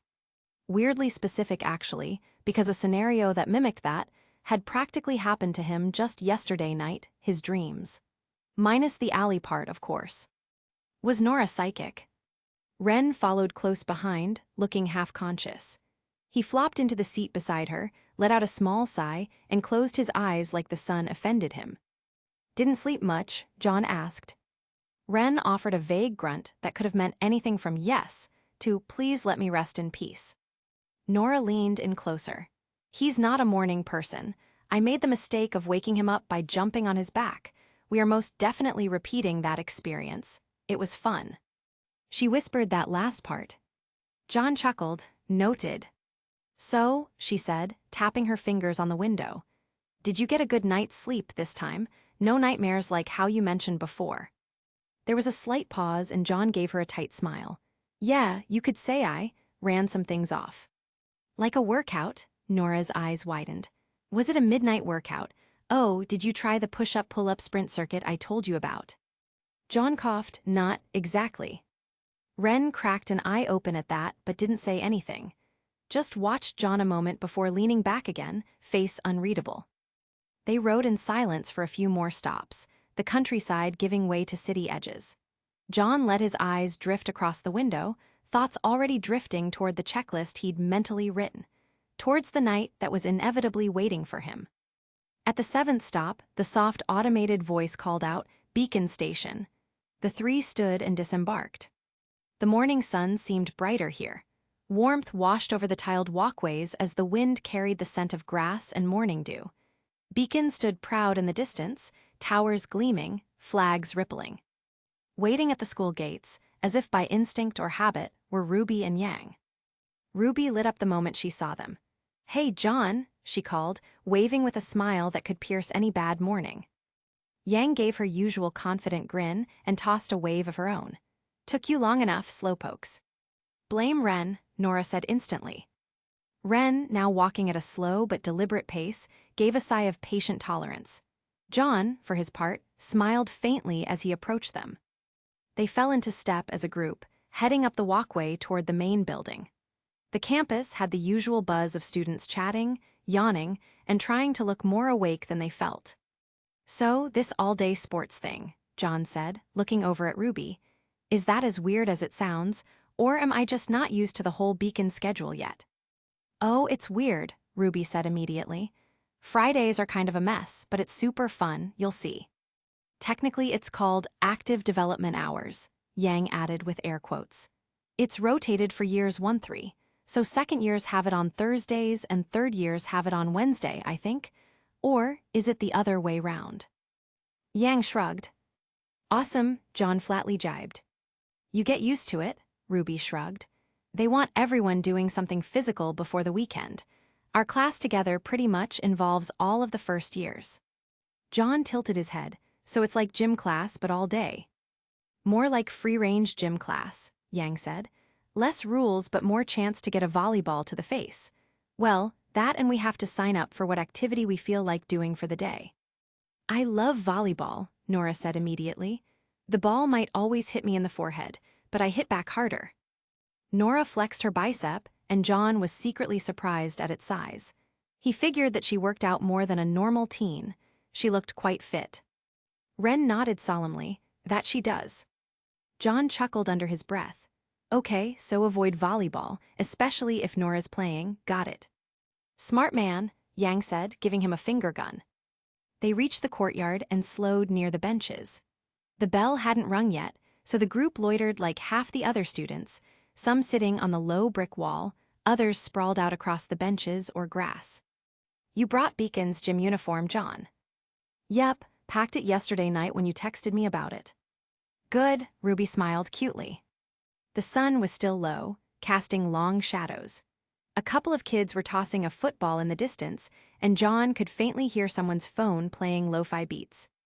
John tucked his hands into his jacket pockets and rocked back on his heels. In the back of his mind, the checklist was still there. Gear to prep and several supplies to scrounge. Tonight wasn't going to be peaceful, not in the dream at least. RWBY looked over at him. "You good?" "Yeah," he said, blinking back to the present. "Just thinking about how much running I'll be doing later." Nora grinned. "You say that like it's a bad thing." "It's a bad thing when I forget to bring a water bottle," he muttered. Yang snorted. "Better hydrate now, new guy. It's gonna be a long Friday." Chapter 28, Preparations Part 3. The gym was a lot bigger inside than John expected. Vaulted ceilings loomed overhead, polished hardwood stretched beneath his sneakers like a basketball court out of a dream, and metal bleachers lined the walls in stacked rows like silent spectators. The air had that familiar cocktail of floor polish, gym mats, and the ever-present ghost of teenage sweat and desperation. "All first years, huh?" John muttered, hitching his bag up higher. "Apparently it's easier to manage us all at once," Ren said, eyeing the incoming crowd of students. "Though it does get pretty chaotic." John grunted. "Sounds like a great place to get clocked in the face with a ball." The two of them peeled off toward the locker rooms. Inside, the echo of bare feet on tile mixed with the clatter of locker doors. John found an empty cubby and changed quickly into the school's gym gear, white tee, Beacon's logo at the collar, and black shorts. Basic, functional, a little too breathable for his comfort. He turned and promptly did a double take. Ren was already dressed, pulling the drawstring on his shorts. And damn. Ren wasn't huge or bulky. He didn't look like he bench-pressed cars for fun, but his build was compact, refined. Shoulders squared, chest lean and firm, his whole body looked like it had been cut out of stone by someone with taste. Like a martial artist from one of those foreign films, deceptively normal in clothes, but carved underneath. "Dude," John said before his filter could catch up, "you're freaking jacked." Ren raised an eyebrow, amused. "I practice martial arts, it helps me focus." "No kidding, what style?" "Kung Fu mostly, some karate. My family has a tradition." John blinked. "Traditional, like forms and belts and wax-on wax-off stuff." Ren chuckled. "It's less about belts, more about rhythm, structure, discipline." "Huh, John pulled on his shirt and nodded thoughtfully. I was thinking boxing, but now I'm wondering if kung fu is how you get those abs. Not that I'd know. I trip over my own foot if I try anything fancy. You do fine. Boxing's good for movement. It teaches control. Yeah, John raised an eyebrow. You sure? My coordination's about one step up from a confused squirrel. Ren smirked. You've got a decent center of gravity. He tapped John's lower back before heading toward the exit. That helps more than you think. They stepped out, dressed and ready, and made their way to the main court. The gym was alive now, filled with students stretching, chatting and flinging balls at one another, or just trying not to fall asleep standing. The air buzzed with nervous energy and mild chaos, but then the teachers began organizing groups. A second later, the girls arrived and John's brain momentarily shut down. First came Nora, bounding into the gym like a pink-haired missile. Her gym shirt clung to her upper body just enough to show definition, and her shorts framed thighs that looked like they could suplex a lion. There was no fat on her legs, just lean, tightly packed power. She had that cartoonish energy about her, like a sugar-powered hurricane, but her body, pure athlete. If dynamite had a form, it would look like Nora Valkyrie. Then Ruby stepped out beside her, hair tied back in a bouncing ponytail. She wasn't quite as explosive as Nora, but there was a grace to her movement, a bounce in her step that said sprinter more than slugger. Her frame was lithe, but her legs were corded with lean muscle. Smooth, strong, and undeniably attractive in that accidentally dangerous kind of way. She caught his eye and gave a cheerful wave. Hey, John. Hey, he coughed, pretending to fix his sleeve and not die inside. And then came Yang. Oh no. John wasn't sure what he expected, but this wasn't it. Yang walked in like she owned the gym, and maybe she did. Her top hugged her frame in a way that made it clear she didn't just work out, she probably enjoyed it. Her figure was a perfect blend of muscle and curve, arms sculpted, waist cinched, hips flaring just enough to be unfair. Her legs were carved and confident, shorts riding up just the right amount to leave his brain short-circuiting. It was like someone genetically engineered sex on legs and gave her golden hair and a cocky smile. John looked away so fast he almost gave himself whiplash. Not because he wasn't interested, but because if he looked any longer, someone might notice the massive blush on his face. He busied himself tying his shoe. Okay, focus, no distractions, just exercise and not dying, preferably in that order.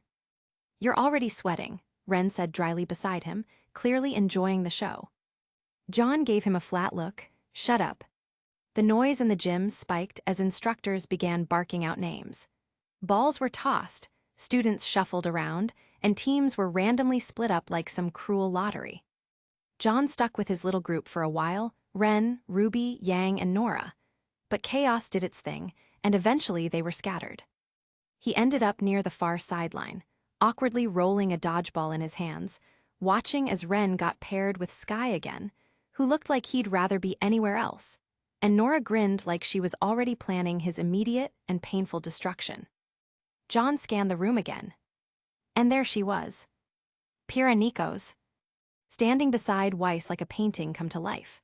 Her posture was perfect, back straight, arms relaxed behind her, but what really got him was how effortlessly gorgeous she looked. Her shirt hugged her frame just enough to hint at her body, revealing a waist that narrowed with precision and a pair of powerful, graceful legs beneath her shorts. Her body wasn't just fit, it was art. Not bulky, not thin. She was strong, defined, and undeniably beautiful. She didn't move like someone who simply exercised. She moved like someone who trained, with intent, every day for years. And yet, there was something distant in her face. Even from here, John noticed it, the way her smile didn't quite reach her eyes as she talked to Weiss. It was polite and practiced. Pretty, but plastic. Something about it felt off. He wondered what their deal was. Weiss, on the other hand, looked like she'd walked out of an ad for upscale athletic wear. Her limbs were long and graceful, and when she stretched her arms overhead, the hem of her shirt lifted just enough to expose her stomach, smooth, pale, and toned with the kind of careful effort only someone extremely type A could maintain. She wasn't bulky, but she didn't need to be. Everything about her was refined, focused, and certainly calculated, like a ballet dancer that could also give you a mean right hook. And then there was Blake. She stood off to the side, arms crossed beneath her chest, half-turned from the group of students like she didn't want attention, despite the fact that she definitely had it. Her gym shirt fit her perfectly. Not tight or loose, but just enough to show the gentle taper of her waist and the swell of her bust without trying. Her hips were curved and confident, legs slightly parted in a stance that screamed quiet readiness. She looked dangerous in a way that made his brain stutter. And her rear, it was quite curvy. John caught himself staring and quickly snapped his head forward again. Nope, not today, hormones. She noticed him too, of course, and gave him a little nod. Not a smirk or a smile, just quiet acknowledgement. John cleared his throat and refocused. Pira waved at him then, briefly, before turning back to Weiss. That strange, strained smile vanished for just a heartbeat, but then it was back. Weiss didn't even look his way. But Blake met his gaze for a half-second longer. That was something. He sighed, looked down at the dodgeball in his hands, and braced himself. All right, he muttered, let's try not to get smacked in the face this time. And just like that, the whistle blew. The game began. Chapter 29, Preparations, Part 4. The dodgeball matches passed by in a blur of laughter, lunges, and narrow misses. John hadn't expected to be any good, but once he got the hang of moving with intent and anticipating the balls, he found himself doing decently, maybe even well. He wasn't diving across the court like some of the others, but he managed to land a few good shots, block a couple shots, and more than anything, just kept up. They rotated teams a few times. John played alongside RWBY once, who was faster than she looked, and even briefly paired with Blake, who didn't speak much but had a sharp eye and a killer throw when she bothered to launch it. Then came the round with Pira. And that was something else. She moved like she was dancing. Every motion smooth and practiced. She never seemed to need to try, just sidestepped attacks like she saw them before they even happened.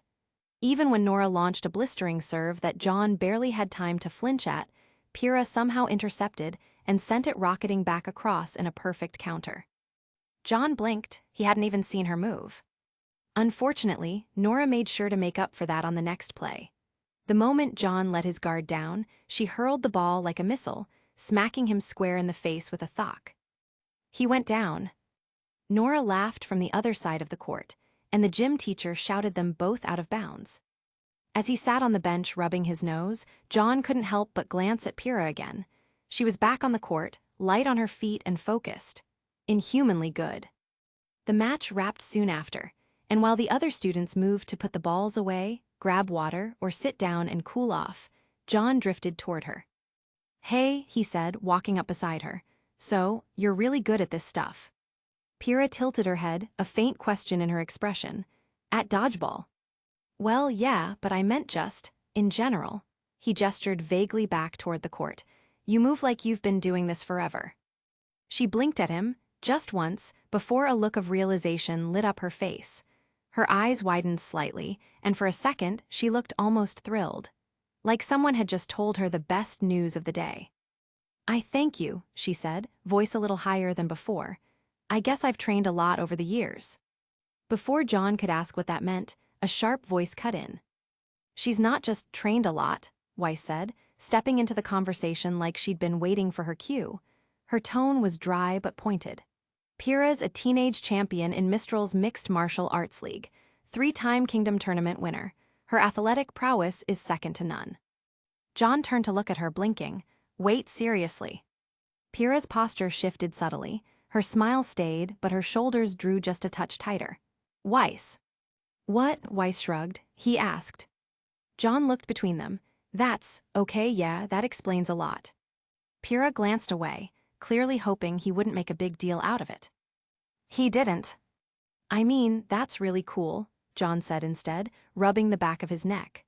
Honestly, I kinda had a feeling I'd seen you before. Guess I must have seen a match highlight or something. Weiss snorted. Unlikely, you probably just eat a lot of cereal. John frowned. What? She's the face of Pumpkin Pete's marshmallow flakes, Weiss said flatly. There was a beat of silence. Then John's eyes went wide. That's where I know you from, the redhead on the box. Pira groaned softly. I used to eat that stuff all the time, though. Well, they aren't very healthy, I suppose, he said with a small laugh.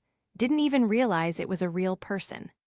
Unfortunately, yes, Pira murmured, but she didn't seem too upset about it. If anything, she looked quietly amused. Wow, John said, martial arts champ and a serial mascot, that's pretty cool. She tilted her head, smile growing just a little more genuine. Thanks. John chuckled and asked a few more casual questions. What kind of martial arts, how long she'd been training, that sort of thing. She answered patiently, even cheerfully. Weiss, on the other hand, looked increasingly annoyed the longer the conversation went on. Eventually, he gave them both a small wave and excused himself to grab water. As he walked away, he glanced back over his shoulder. Pira was still smiling, and not the fake one either. It was something else entirely. John wandered over to where Ruby, Yang, Nora, and Ren had regrouped near the wall of the gym, all of them sweaty, red-faced, and grinning after the last round. He rubbed the sore spot on his face again, but the sting was already fading.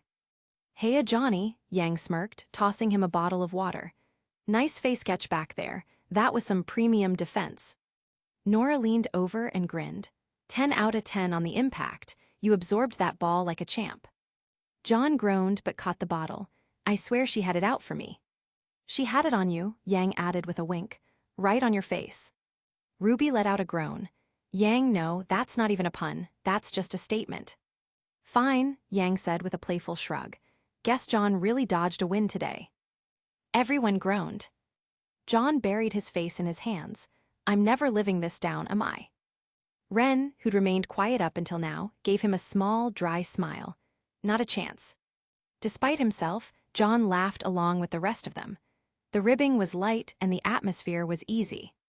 John almost couldn't believe that this was the type of interactions he had been missing out on at his previous school. He really should have put in more effort to make friends. He sipped his water and put the thought out of his mind. He glanced toward the other end of the gym where Pira was chatting with a few other students. Hey, he said, tilting his head, did you guys know Pira Nikos is like a famous fighter? Champion, tournaments, cereal boxes, the whole thing. There was a brief pause, where the others shared a quick glance. Yeah, Ruby said, nodding. She's kind of a big deal back in Mistral. I watched one of her final matches online, Yang added, stretching her arms overhead. She wiped the floor with her opponent. She's scary good. Nora nodded enthusiastically. She's super famous. Ren and I have posters of her when she was still rising up the brackets. The one with her spinning kick is legendary.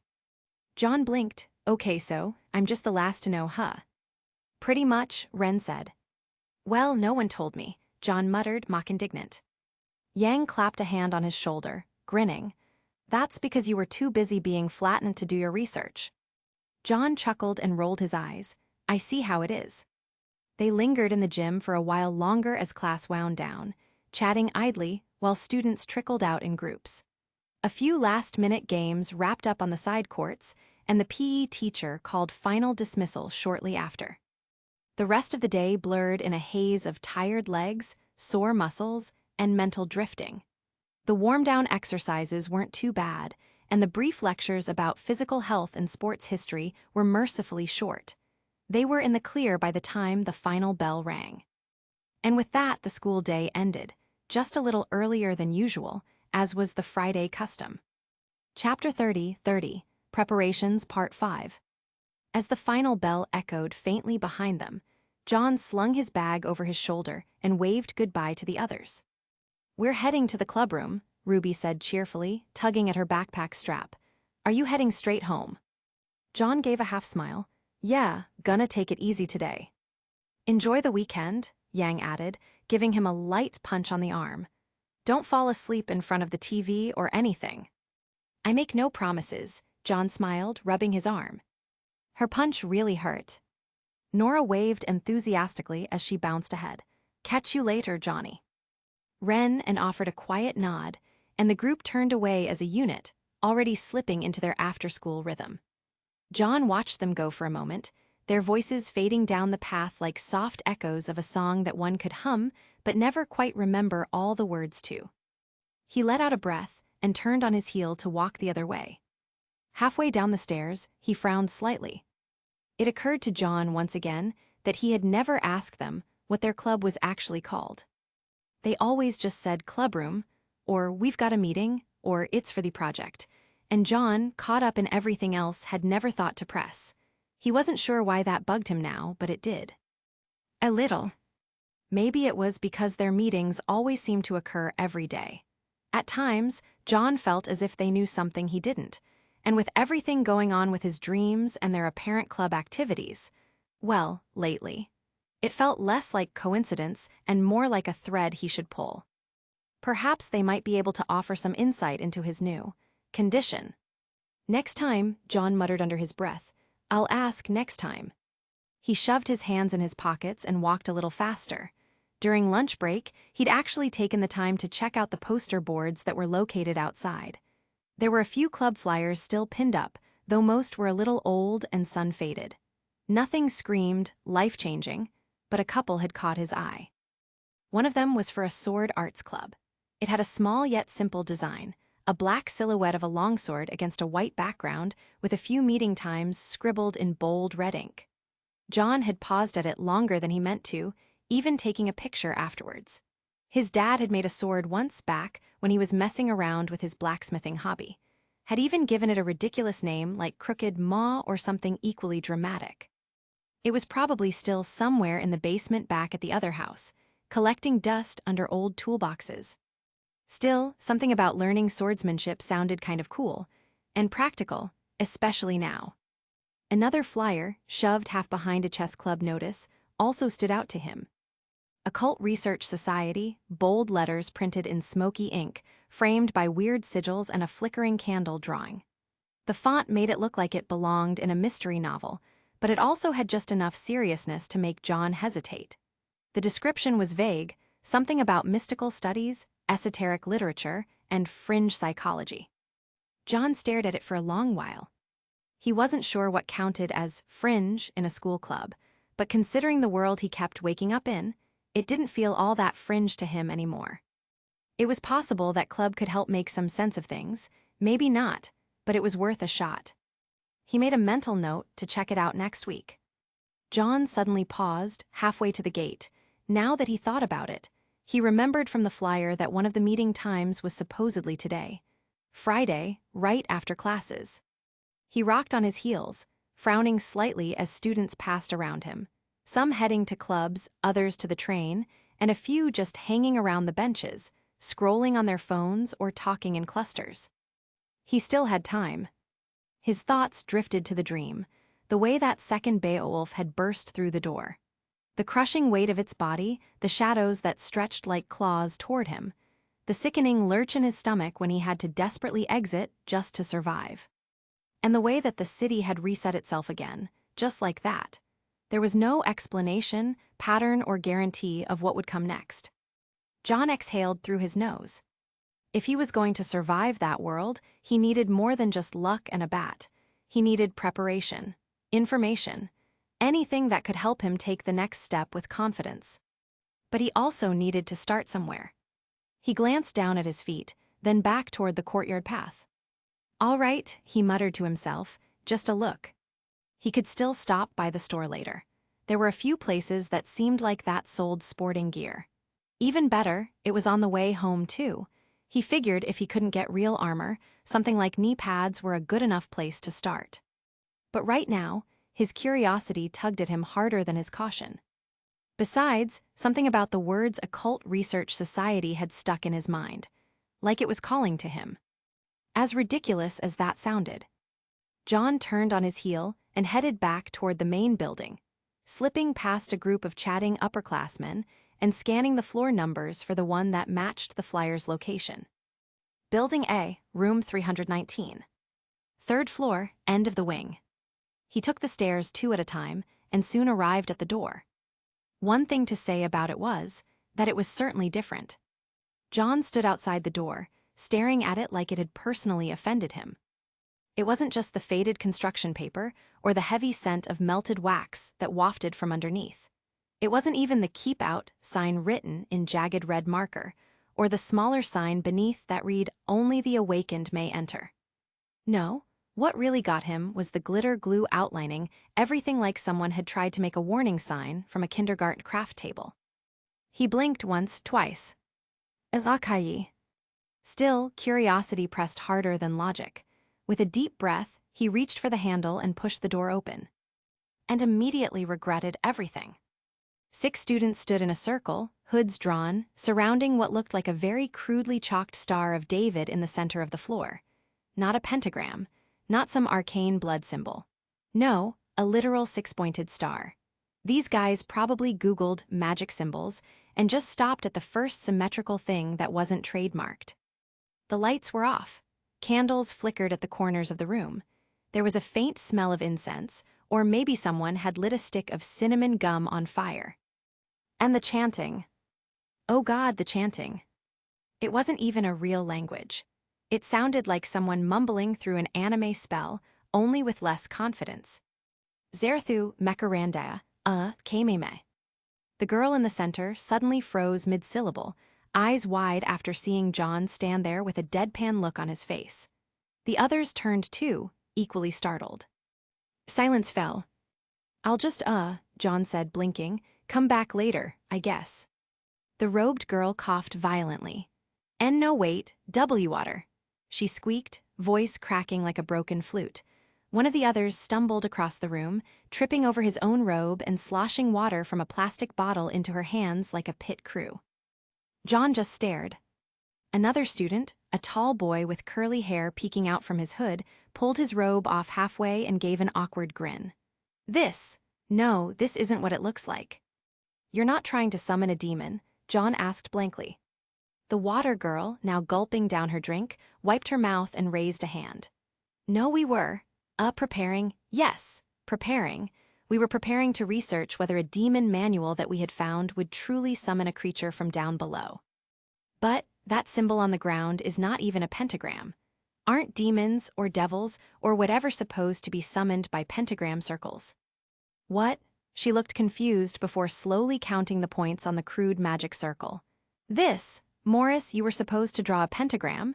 She scolded one of the other students. He had a gothic look to him, pale skin and black eyeliner.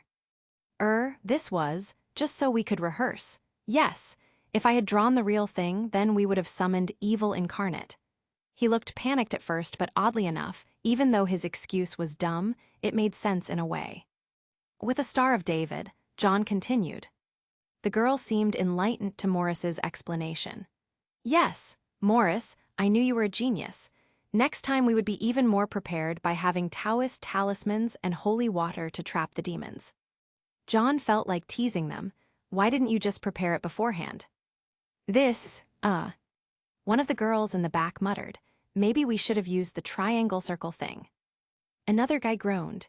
That's alchemy, Jenna. We're not summoning Full Metal Dad Bod. I'm pretty sure this is cultural appropriation, John said, raising an eyebrow. The leader girl sighed, pulling off her hood with a dramatic flair that did not help her credibility. Okay, we're still working on the presentation, all right? But we're legit, I promise. We research mystical stuff, mythological archetypes, and fringe theories of collective subconscious. We also explore mysteries. Are you looking to join? John squinted. Considering that you just yelled Kameme into the void, probably not. She flushed. It was mnemonic for vibrational alignment. She nodded sagely, believing her own words. He opened his mouth, closed it, and opened it again. Finally, he just said, right, and turned to leave. I'm, just going to go. You have fun with you. Vibrational alignment, Kameme or whatever. No, wait. Chapter 31, Preparations, Part 6. Wait, no, don't go, the girl blurted out, stepping forward and nearly tripping on the hem of her robe. Are you looking to join? John hesitated, hand still on the door. Not exactly. I was just kinda looking around and saw some club flyers down on the board in the courtyard. The girl recovered fast. Well, if you're even a little interested, we offer a wide array of benefits. Occult research, first-hand notes on mystical phenomena, access to restricted documents, and even a few recovered artifacts that you've probably never even heard of before. John raised a brow. Artifacts? Yes, she nodded eagerly. Probably two eagerly mystical relics from various traditions. We've got a cracked mirror that supposedly reflects your past lives, an old compass that doesn't point north, and a cursed music box that sometimes plays when no one's touched it. John stared at her. That just sounds like a broken mirror, a broken compass, and a broken music box. Well, we don't exactly have the budget for a real haunted doll or anything, one of the guys in the back muttered. John sighed, rubbing the back of his neck. Look, I'm not really here for the, ritual cosplay thing, but I am looking for something. The girl leaned in slightly, interested. Like what? John hesitated. What knowledge do you have about dreams? Some recent. Information has me thinking that dreams are a lot more connected to reality than I thought. Ooh, someone whispered from the back. The circle of students began shifting forward, hoods dropping, curiosity rising. Tell me more, what exactly about dreams are you looking for? The leader girl asked, suddenly serious. I'm not sure, John replied slowly. I've had some recurring dreams as of late and they feel real, too real, places I've seen before but different, changed, odd creatures and an empty, broken city. I don't really know how to explain it. There was a beat of silence, then the girl nodded thoughtfully. Premonitions, maybe, she said, voice quiet. Some dreamers see fragments of future events, not always literal, but close enough. They might be symbols or even archetypes. I didn't say anything about the future, John replied, but he paused. Because, what if? That crumbling neighborhood, the way it mirrored his own. The street signs, the houses, and that moon, red and broken, bleeding, it didn't look like a dream. It looked like what was left after something went very wrong. If it really was some kind of vision of potential future events that would come to pass. Then what the hell was the nightmare system? And why did the world reset itself like a stage after a scene? He frowned, lost in thought, and the girl seemed to notice. We can't give you all the answers, she said more gently, but we've got some records that you could take a look at. Research. Stuff the school library doesn't touch and things which aren't found on the web. If you're curious, there's always a seat open. John glanced around the room again. It was hard to take them seriously, especially after the chanting.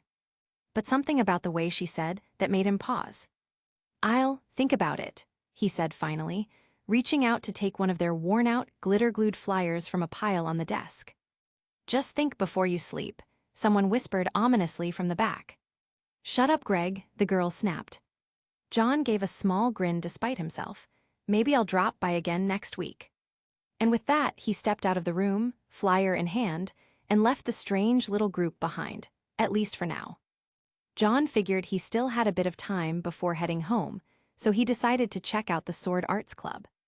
It wasn't like he had a proper weapon in the dream world, not yet anyway, but if it ever came to that, he figured he'd be better off knowing how to swing a blade with some purpose. Assuming, of course, that he ever found a sword. He'd probably have to talk to his dad about the sword that he had made. Maybe his dad would even let him use it. Personally, he would have preferred a gun, or maybe even a crossbow, something that didn't require him to get within claw range of a nightmare monster. But beggars couldn't really be choosers. His thoughts wandered back to the ridiculous display he'd witnessed earlier at the Occult Research Society. They were definitely a quirky bunch.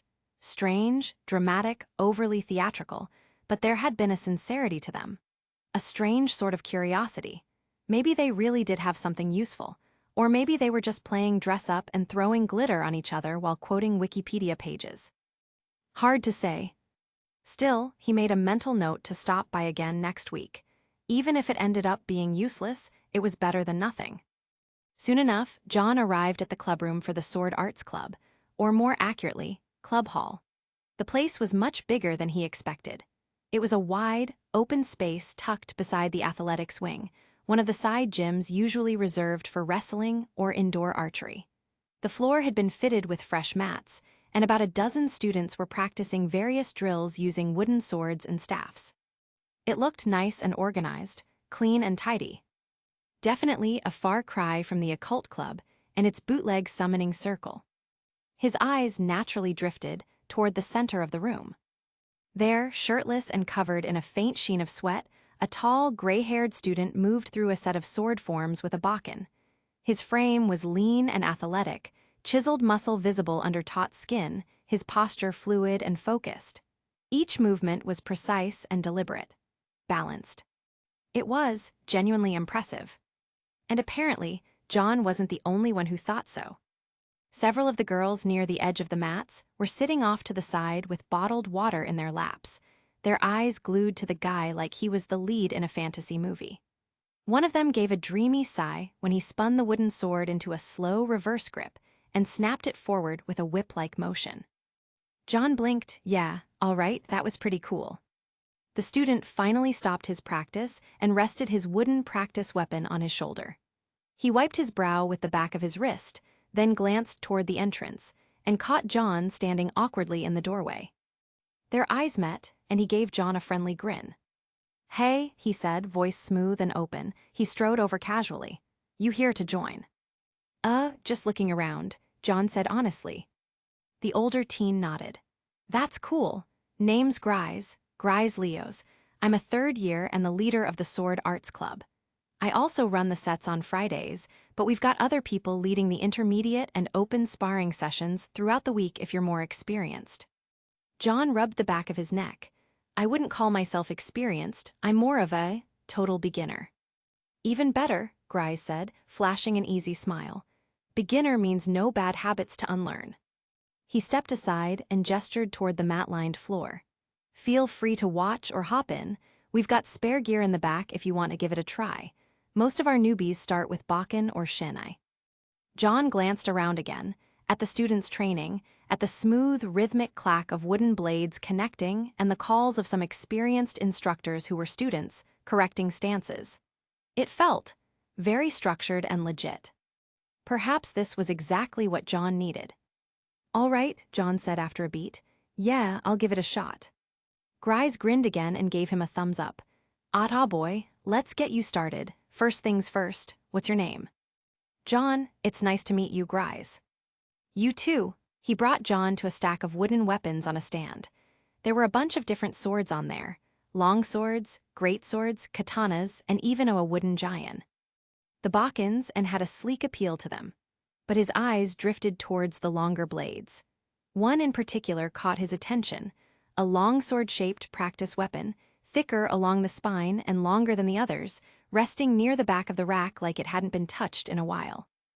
It wasn't the flashiest, not as elegant as the katana or as imposing as some of the heavier training swords. But something about the look of it, the presence, it reminded him of knightly stories and Templar crusaders. He reached out and took the longsword. Grise raised a brow. Nice choice, you sure? I think so. The older teen gave an approving nod. All right, you'll be sore tomorrow, be aware. However, I respect the commitment. Let's head to the back. I'll get you a mask and some gloves, then we'll run through a basic stance set. After that, if you don't hate it, we'll look at Form 1. As they walked toward the rear equipment bins, John glanced back across the mats. The students were still moving, some slow, some fast, some correcting each other. The steady rhythm of wood striking wood and the shuffle of feet on mats was almost calming. Focused. He followed Grise to a mirrored wall with an open section where new students were warming up. The third year handed him a basic mask and padded gloves, then dropped into a stance in front of him. First things first, footwork. Doesn't matter how heavy your weapon is if your balance is trash. Watch closely and follow my lead. John nodded, tightening his grip on the wooden longsword. He wasn't expecting miracles, but if he could get even a little better at defending himself, at surviving, then that alone made this worth the effort. And who knew?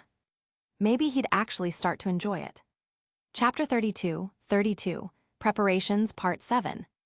By the time the sun began to dip lower in the sky, John felt sore in places he hadn't even known existed. The hour at the Sword Arts Club passed faster than he expected. Grise had started him with a few basic forms, cuts, footwork, and various types of guard positions. At first, John felt awkward with his arms being too stiff and his balance too forward or back. The wooden longsword was also dragging him off center whenever he swung it. But Grise was patient, making sure to correct him with calm and confident instructions. After about 20 minutes under his tutelage, John found a good rhythm. The stances started feeling slightly more natural, and the weight of the training sword was less foreign. He was improving. Slowly. Then came the sparring. "Forms are good," Grise had said, stepping onto the mat with his own wooden sword in hand. "But you need to learn how to move when someone's trying to hit you." John's apprehension was plain to see when he realized that Grise was going to be smacking him around in sparring. Fortunately, the sparring wasn't intense, more like a moving lesson. Grise adjusted his strikes to guide John's reactions and talked him through his mistakes. He showed John to the best of his ability on how to reposition and keep pressure while maintaining his balance. It was exhausting but also fun, in a way. By the end of it, John was sweating buckets, his shoulders were aching and his grip was raw. He tapped out and stumbled back to the edge of the mat, collapsing onto the bench with a groan. Grise walked over and tossed him a towel. "Not bad for a beginner. You've got good instincts, clumsy but good." John grinned weakly. "Thanks, I think." "Today's just a trial, so no need to commit," Grise said, sitting beside him. "But if you want to keep coming, I'll have a form ready for you next time. Club application and all that."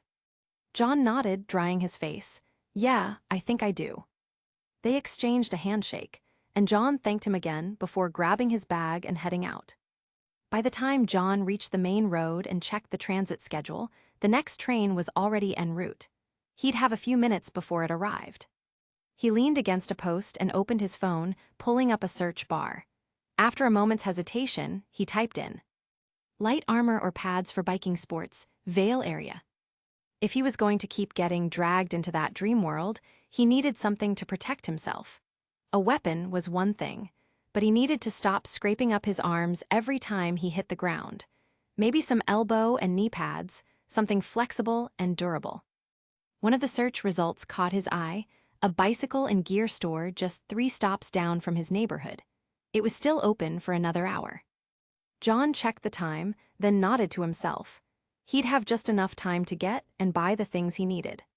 He stepped onto the train as it pulled in and grabbed a seat by the window, mentally going over what kind of gear might work best in a world where monsters hunted by sound and the moon bled red in the sky. Soft padding wouldn't be much, but it was a start. The train ride was smooth as always.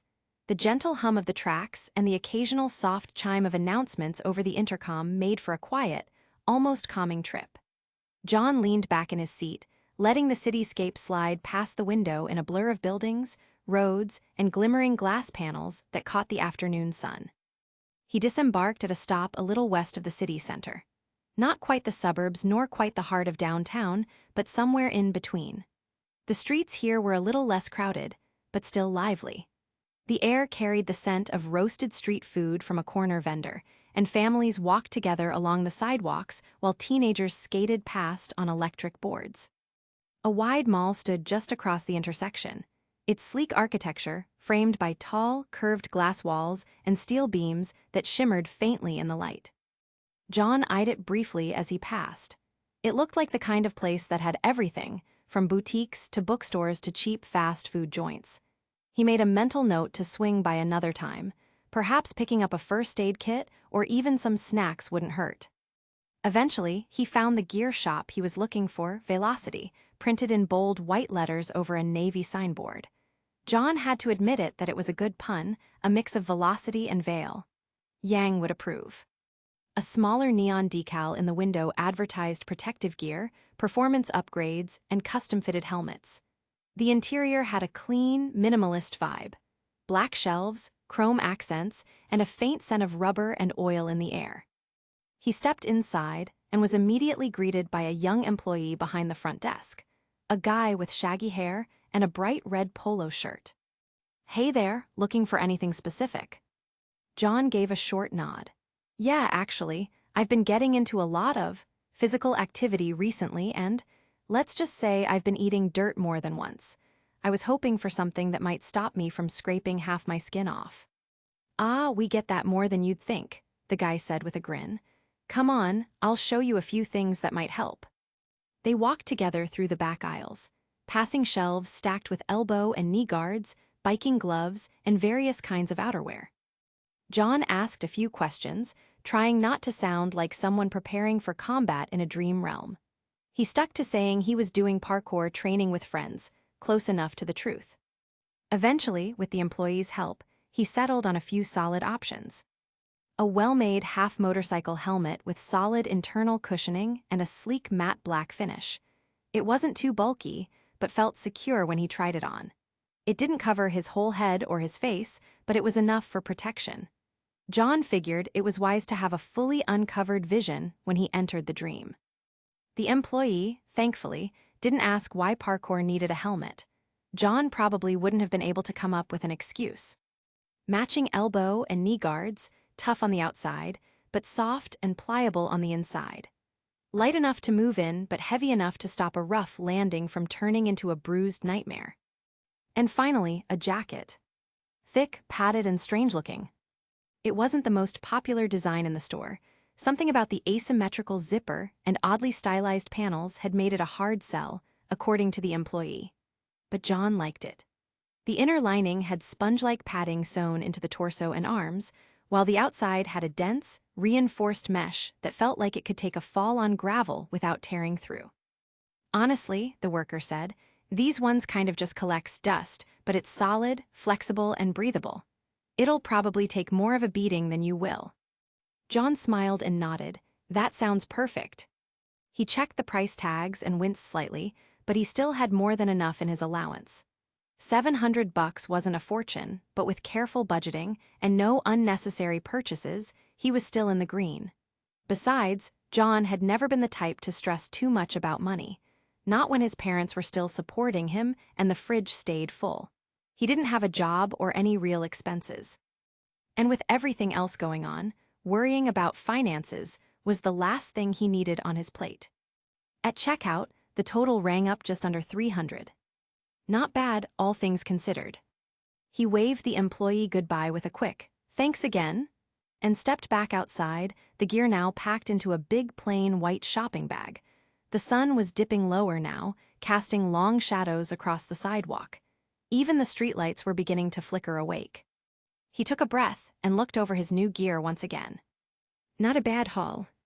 Maybe now, or at least, the next time he found himself standing alone in that crumbling dream world, facing down something with too many teeth or eyes, he wouldn't feel so unprepared.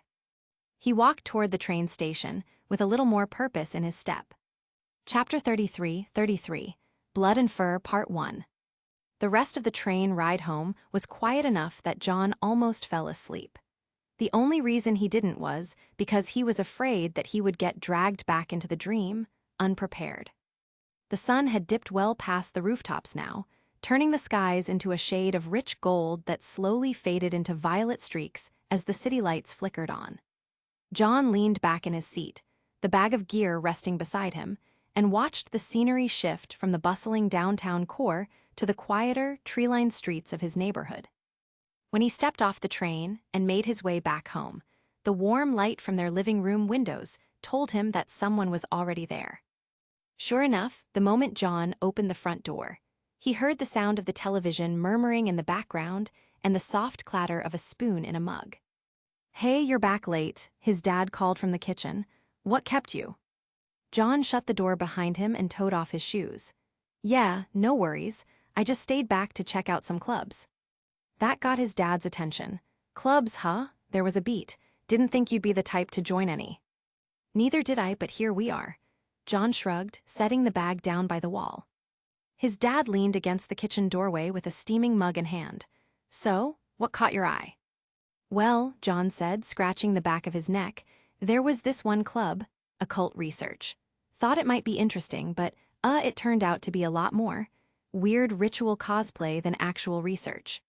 His dad snorted. "Ha, what were they trying to do? Summon demons or something?"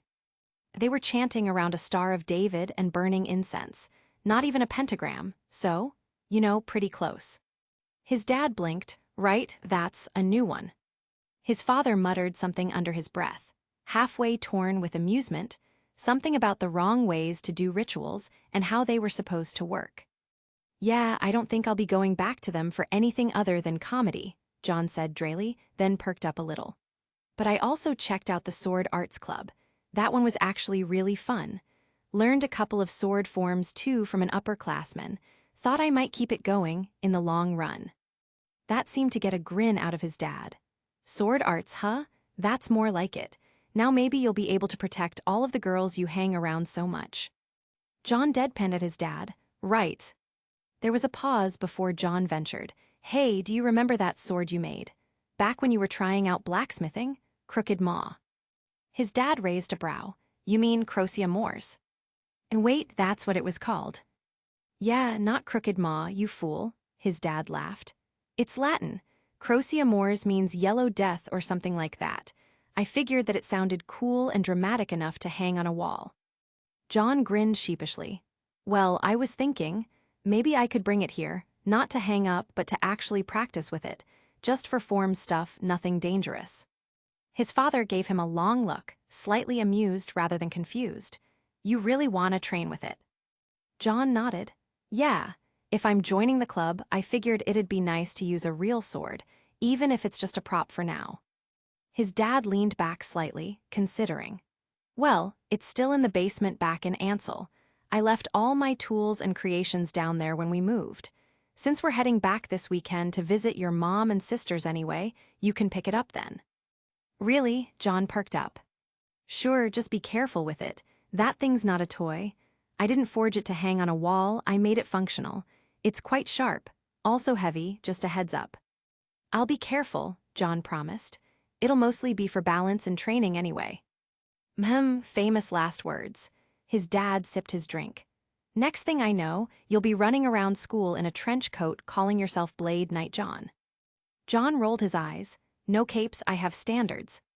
His dad snorted, but his gaze drifted toward the white bag John had brought in. What's that, by the way? John froze for half a second before answering smoothly. Oh, that? Just some stuff I thought looked cool, maybe for cosplay or something. His dad raised an eyebrow. Cosplay, huh? Since when were you into cosplay? John pulled out the helmet and armor pads, doing his best to make it look casual. Yeah, figured it might be fun to try. School's got a lot of clubs into anime and conventions and stuff. His dad squinted at the motorcycle jacket with its oddly thick padding. Looks more like biker gear. Well, yeah, but stylized. It's more for the aesthetic. There was a long pause. Then his dad turned back toward the kitchen. Kids and their weird fetishes. John coughed. It's not a fetish, Dad. Hi. John scooped up the bag and turned toward the stairs. Anyway, I'm gonna go finish some schoolwork. Dinner's in an hour, his dad called back. Don't forget to bring down your laundry this time. Got it. John dismissed the amused, yet strange glint in his dad's eye. John grabbed a pair of shoes from beside the entrance before heading up, just in case. He didn't know if they'd follow him into the dream, but he didn't want to end up barefoot again if the dream let him prep ahead of time. As he dropped the gear bag beside his desk and glanced at the clock, a part of him couldn't help but feel a little restless. John spent the next hour finishing off his leftover homework, mostly some math problems and a few reading questions that hadn't been due until Monday, but he figured he'd get them out of the way while his mind was still halfway in school mode. By the time he came down for dinner, the smell of something fried and savory had already drifted into the hall. His dad was plating food in the kitchen, crispy crumble steak, golden brown and sliced thin over a bed of hot rice and runny eggs. Classic Valean comfort food, the kind that filled the house with warmth. Smells good, John said, taking a seat at the table. Figured I'd reward your hard work, his dad said, handing him a plate. Sword clubs, cults, cosplay, you've been busy. John rolled his eyes but smiled. They're not a cult, probably. Sure they're not. They ate for a bit in comfortable silence. About halfway through the meal, John thought back to what Weiss had said earlier that day and spoke up. Hey, you remember that cereal brand that I used to love eating when I was younger? His dad raised an eyebrow. Pumpkin Pete's or something. Yeah, that one. The model for the cereal brand goes to my school too. Apparently she's a champion from Mistral. Mixed martial arts tournament winner or something. Pira. Wait, that girl? His dad laughed. I remember that you used to eat that junk all the time. Then you threw up after polishing off half a box in one sitting. I was young that time, John muttered. You were 15, and your stomach has never been the same since. There was a glint in his father's eye, the kind that spelled danger. So, are you courting her now or what? What, no, John flushed a little and waved his fork. I just met her in some of my classes. She's cool, I guess. Oh ho, his dad grinned. So you are talking to her. I said I met her. Sounds like someone's got their sights set high. John groaned, burying his face in his hands. Why are you like this? Because I'm your father, and it's my job to embarrass you. Mission accomplished. They shared a chuckle, and dinner passed with light conversation after that. His dad talked about work, some management changes at the shipping firm, and how one of the interns nearly flooded the warehouse trying to fix a leaky sink. John mostly just listened, offering the occasional yikes or that sucks between bites. After they cleaned up, John grabbed his scroll and slipped into the living room to call his mom. She picked up quickly. My precious son, how's Vale? It's fine, Mom. Just wanted to call and let you know how school's been. Oh good, any cute girls yet? John sighed loudly. Why is this a thing with both you and Dad? Because we love you, and you're a sweet boy, and you deserve someone who isn't allergic to laundry, she said sweetly. I'm hanging up now. You better not, I birthed you, you owe me. They talked a little longer, about classes, about the teachers, about the other students. He left out the weird dream stuff, of course. No way he could bring that up without sounding insane. Eventually, she let him go, though not without another round of teasing. After the call ended, John made his way upstairs. The room was quiet, and it was currently dark outside now. He closed the curtains, turned off the desk lamp, and began checking through everything. The motorcycle helmet sat neatly beside his bed, along with the elbow and knee pads. He slipped them on, tightening each strap, then shrugged into the heavy padded jacket. The fabric was flexible enough to move in but thick enough to give him some peace of mind. While it wasn't armor, it would have to do for now. He bent down to double-check his shoes, tied and ready. Although it felt weird to go to sleep with them on, he wasn't going to change anything. The steel bat leaned against the side of his bed. He picked it up, weighed it in his hands, and took one last look at himself in the mirror. He looked ridiculous. But he looked ready. All right, John murmured, flicking off the last light in his room. Let's do this again. He slid under the covers, the bat still in his hand, and stared at the ceiling for a long moment before closing his eyes. And then, like a light switch flipped, the world was gone. When John opened his eyes once again, the familiar dead-mottled ceiling had appeared, bathed in red, bloody moonlight. The dream had returned. Chapter 34, Blood and Fur, Part 2. John grimaced, feeling that odd transition sensation once again. It was like a flicker that encompassed the world. In the blink of an eye. One moment, warm sheets and the faint hum of his room's electronics, the next, cold air against his skin and a deep enough silence that felt like the world itself was holding its breath. It never stopped being disorienting. He rubbed at his eyes, letting them adjust to the low ambient red glow that passed for moonlight in this place. Though he couldn't see it, John knew that the dim red haze seeped down through the dense, low-hanging black clouds, like some sickly version of twilight permanently caught between dusk and something worse. Every time, he muttered to himself. The transition wasn't painful, just strange. Instantaneous in a way that left his body feeling like it had missed a step on a staircase. His stomach hadn't quite turned, but his mind reeled for half a second, as if trying to process two versions of reality at once and being forced to choose one. Each time, the feeling felt a little less jarring. Which was somehow worse. John exhaled slowly and glanced down at himself. The jacket was still on him and the pads were securely fastened. His helmet sat a little snug over his head, but it had definitely made the trip, just fine. He gave his steel bat an experimental swing, the weight solid in his grip. No rust or strange warping. It was all here. His theory had been right. Items carried into sleep, items he equipped, came with him into the dream properly. That confirmed it. It was not simply a one-off fluke. The rules here followed some kind of logic. Not Earth logic, but game-like logic. The system had already made that obvious with the status screens, the weird Dream Authority exit, windows, and the UI that popped up with voice commands. And now this. Equipment persistence. John needed to test it out more. Could he stow things away? Did it matter how he brought them in? Could he build a kit of some sort? Could he carry more than one weapon?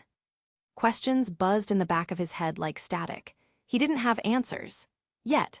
But the fact that he was starting to ask the right ones gave him a strange feeling. Like peeling back the first layer of an onion and knowing there was something more underneath. What other mechanics were in play here? Did lives matter? Could he die once, come back again, or would that be it?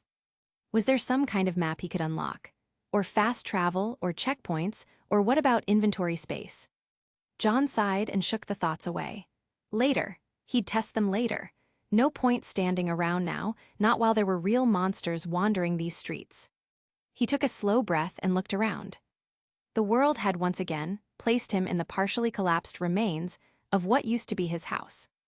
Dust hung in the air, thick enough to taste. John adjusted his grip on the bat and moved to the other side of the room where the floor had cracked slightly in an ugly break. His shoes crunched against loose flooring and broken plaster when he stepped carefully over debris and made his way out of his room. It the same as last time, ruined. But still usable. Probably. He took one last glance at the ruined bedroom behind him before setting a foot on the first step. It gave under his weight, creaked loud enough to make him wince, but held as it always did. Carefully, John made his way down, each step cautious and calculated. The bat was kept close in case something was waiting at the bottom. The house shifted and groaned with age, a welcoming song to its occupant. From what he had noticed so far, John was fairly certain that he would spawn wherever he decided to go to sleep. Which meant that perhaps next time, he could test that theory out on the couch downstairs. John was ready now, however, ready to hunt and get stronger. He could already feel the body stat that he had upgraded come into play. That feeling of having a stronger, healthier body that was once lost in the waking world had come back and embraced him, here in this nightmare realm. Now that he had armor and a somewhat proper weapon, John felt like he had some semblance of control. And for the first time since this nightmare world had yanked him into its twisted depths, John wasn't entirely powerless. His heart still beat heavily in his chest. That unease hadn't left, but it was duller now. A muted, less scared rhythm. Like a drum warning him to stay alert, not the full-blown panic of a child trapped in the dark. I'm getting used to this. The thought was strange, not comforting but not exactly wrong either, just strange. Before anything else, John summoned his status. The familiar screen blinked into place with that soft, glowing red hue, hovering just past his line of sight. John Arc. Rank 0. Aura 0. Will 0. Body 1. Runes 8. Still the same, he muttered. Good. With a grunt, John grabbed the battered remains of the living room couch and dragged it across the floor, wedging it firmly against the broken doorframe again. While he hadn't been able to test the trap properly last time, due to the Borbatusk rendering it useless, John was hopeful it was going to work. Against another Borbatusk, maybe not, but a Beowulf, that might be a different story. He tested the angle, shifted one leg of the couch a bit to ensure it braced better, and nodded. If I'm lucky, he murmured, should any monsters rush in, they'll trip on it and get tangled up. That's when I'll strike. Well, assuming it all goes according to plan, of course. His fingers tightened around the bat. But luck only lasted so long, and John wasn't so sure he'd be that lucky. He thought back to yesterday night, the pack and the horrible chase. The front row view of claws tearing through his door like it was paper. He sometimes felt like he could still hear them when he stood too long in dark corners, growling and waiting. If I fight more than one of those things again, he exhaled, that's going to be a problem. He crossed the room to the front window, the broken one near the door. The glass had settled across the sill again. John hissed and brushed it aside with his bat, careful not to cut his fingers. He leaned slightly forward to peer into the reddish dark, making sure the coast was clear before he jumped through the window. The street outside was dead quiet, for a moment. And then movement. A black blur with red and white streaks surged from the shadows, low and fast. What the? Before he could even finish the thought, it rammed full force into the door. The wood splintered and the couch shuddered. The front half of a Beowulf came crashing through, tangled in the wreckage and snarling violently. John's breath caught. His pulse suddenly slammed into high gear. Heart in his throat, he scrambled back a step and raised his bat just as the beast twisted in the wreckage. It had fallen into the trap, but not cleanly. Its arm thrashed wildly, tearing at cushions and wood, trying to gain leverage. John didn't hesitate this time. He lunged in and brought the bat down hard across the creature's elbow. Cracked. The sound echoed in the hollow house. The Beowulf howled in pain, eyes glowing like red lanterns behind its bone-white mask. It jerked up violently, bursting free from the couch with one good limb and lunged straight at him. Shit. John threw himself back, dodging its swipe. His boots skidded on the dusty floor, nearly slipping. He caught his balance, crouched slightly, gritted his teeth, and swung again, this time at its back leg. His point in the body stat was really putting in the work. The impact was brutal. The creature yelped, dropped low, its digitigrade knee half collapsing beneath it. A mess of black ooze spilled where the joint shattered. Still it came. It clawed forward, mouth open wide, teeth flashing like daggers. One swipe of its good arm raked across John's chest, catching on the jacket and tearing through the upper layer. John stumbled, eyes wide. He'd felt the impact, but not the pain. Crap, he breathed, glancing down at the torn padding. It didn't cut through the material. But it was still moving. John gritted his teeth and raised the bat overhead. The Beowulf was crawling now, half limping, half sliding across the floor. Its damaged limbs slowed it down, but its hatred burned just as brightly. He couldn't let it get back up. John roared and brought the bat down hard. It raised its good arm in reflex, trying to shield its face, but overcorrected and pitched forward. John's strike slammed into the base of its skull, just above the spine. The Beowulf shrieked. John didn't stop. He hit it again and again until the mask cracked, until the bone caved in and black blood poured across the floor like tar, until it stopped moving and its body began to disintegrate, breaking down into motes of black ash and curling smoke that drifted upward and vanished. Ding! A soft chime echoed in his head, familiar now, almost comforting. Rank 0 beast, Beowulf slain. Runes received, 10. Dream Authority exit granted. Cost, 1 rune. Exit nightmare. Weiss/N. John leaned against the wall, panting from shock. His arms trembled slightly, but the adrenaline held steady. He hadn't frozen nor panicked. John had leveraged his strength and he'd won. Not cleanly or perfectly, but he was still here, and that wasn't. But before John could even summon his status window to check his gains, a piercing howl suddenly cut through the silence outside. Then came another, and another. The noise hit like ice down his spine. "Uh-oh," he whispered. A realization struck him like a bolt of lightning. The howls were from the pack. Yesterday's encounter had followed him back here, and they had never left. John hadn't thought that the creatures would be here. Perhaps it slipped his mind, or perhaps it was incompetence. In any case, the fact that the surroundings reset gave John a preconceived notion that he would have to go out to hunt the Beowulfs in the station, to go out to find them. Almost as if he would find them back at their spawn point. John froze in place, eyes wide, breath caught in his throat. Not a game, right? Instead, the pack had sniffed him out while he fled from the station, followed him, and waited for him in the neighborhood. He'd just killed one of them. And now the rest were making their move. Before he could think any further, or even react, a black blur surged through the broken door. This time, there was no stumble, no debris to slow it down or trip it up.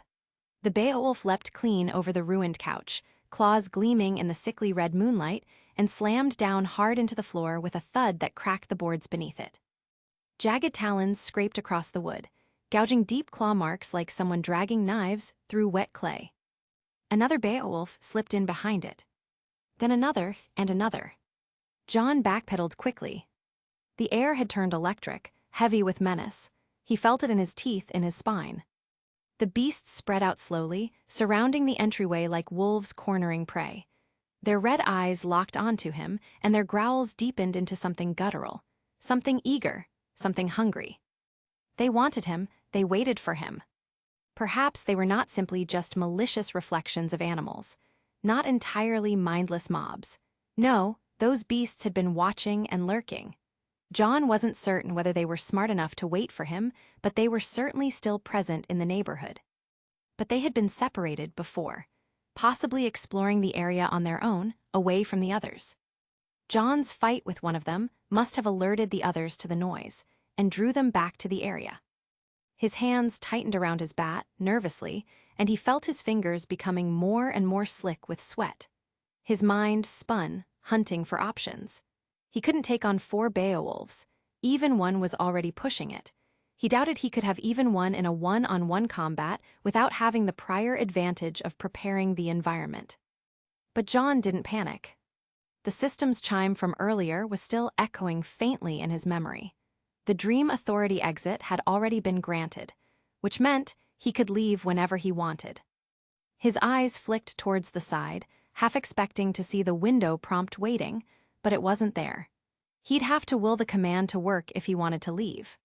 Still, that tiny thread of safety, his metaphorical parachute, was enough to keep his despair at bay. Luck, he whispered to himself, heart pounding. If the whole pack had come in, all at once earlier, I'd have been a bloody red smear on the floor. Or perhaps not even that. Those beasts hungered for his flesh.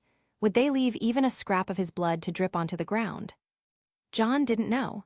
Nor could he be bothered to entertain those thoughts, with his life so close to being in peril. Instead, he took a breath that was both deep and even, forcing his frayed nerves into a state of calm. He wouldn't win against all of them, but perhaps he might be able to leverage another kill somehow. And if he could, that meant another upgrade in his body stat. The lead Beowulf didn't wait for him to map out a plan. It snarled and lunged a half-step forward. John didn't wait either. He turned and bolted for the stairs, leaping up 4 at a time. The cracked wood groaned beneath his shoes, and a chunk of debris had even snapped underfoot, nearly tripping him.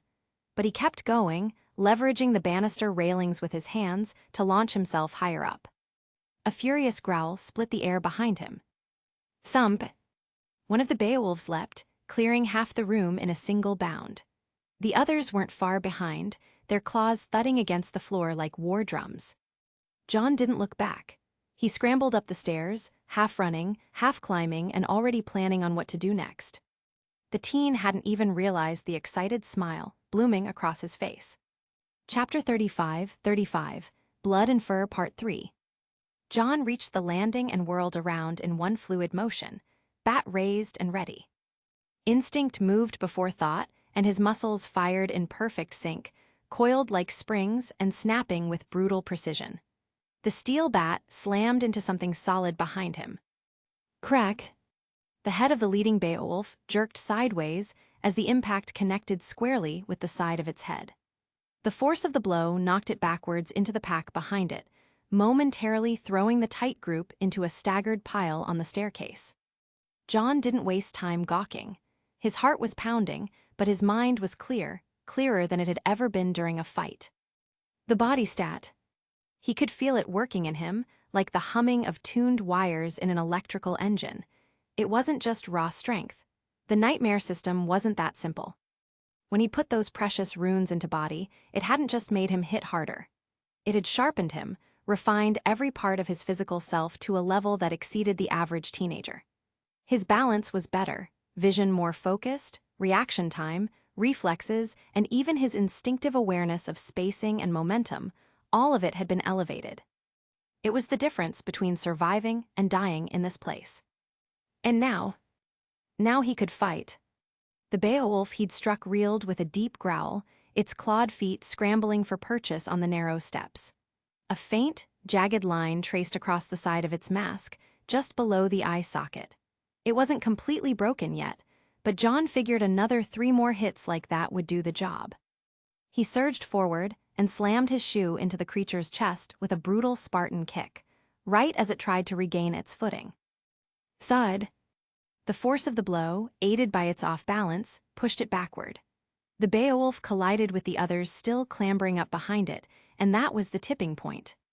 The half-broken stairs, already groaning from the combined weight of 4 massive creatures, gave out with a splintering crash.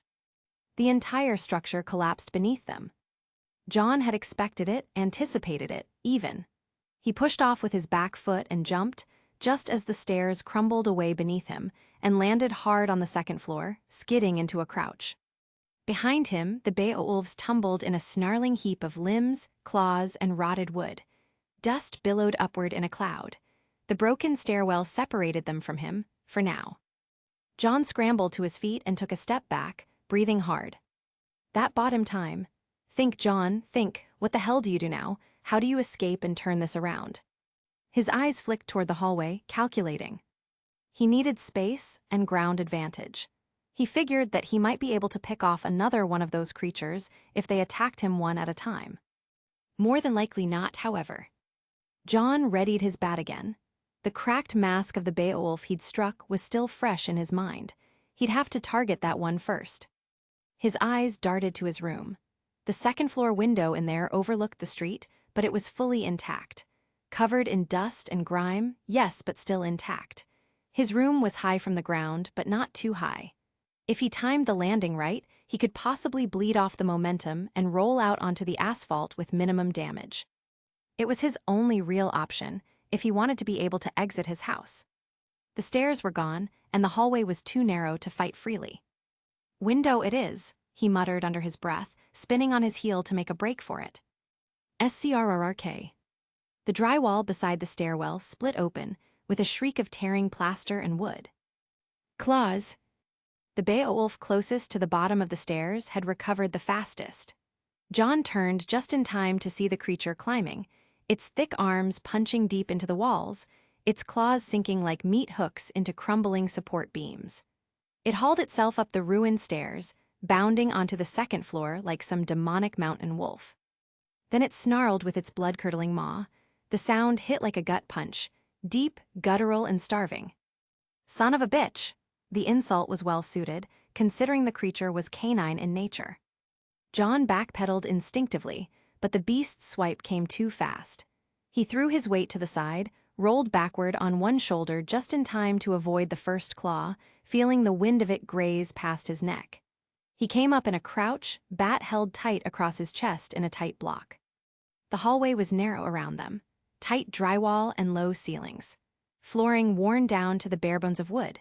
It barely had space for 2 people to pass comfortably, let alone a snarling beast built like a gorilla-wolf hybrid.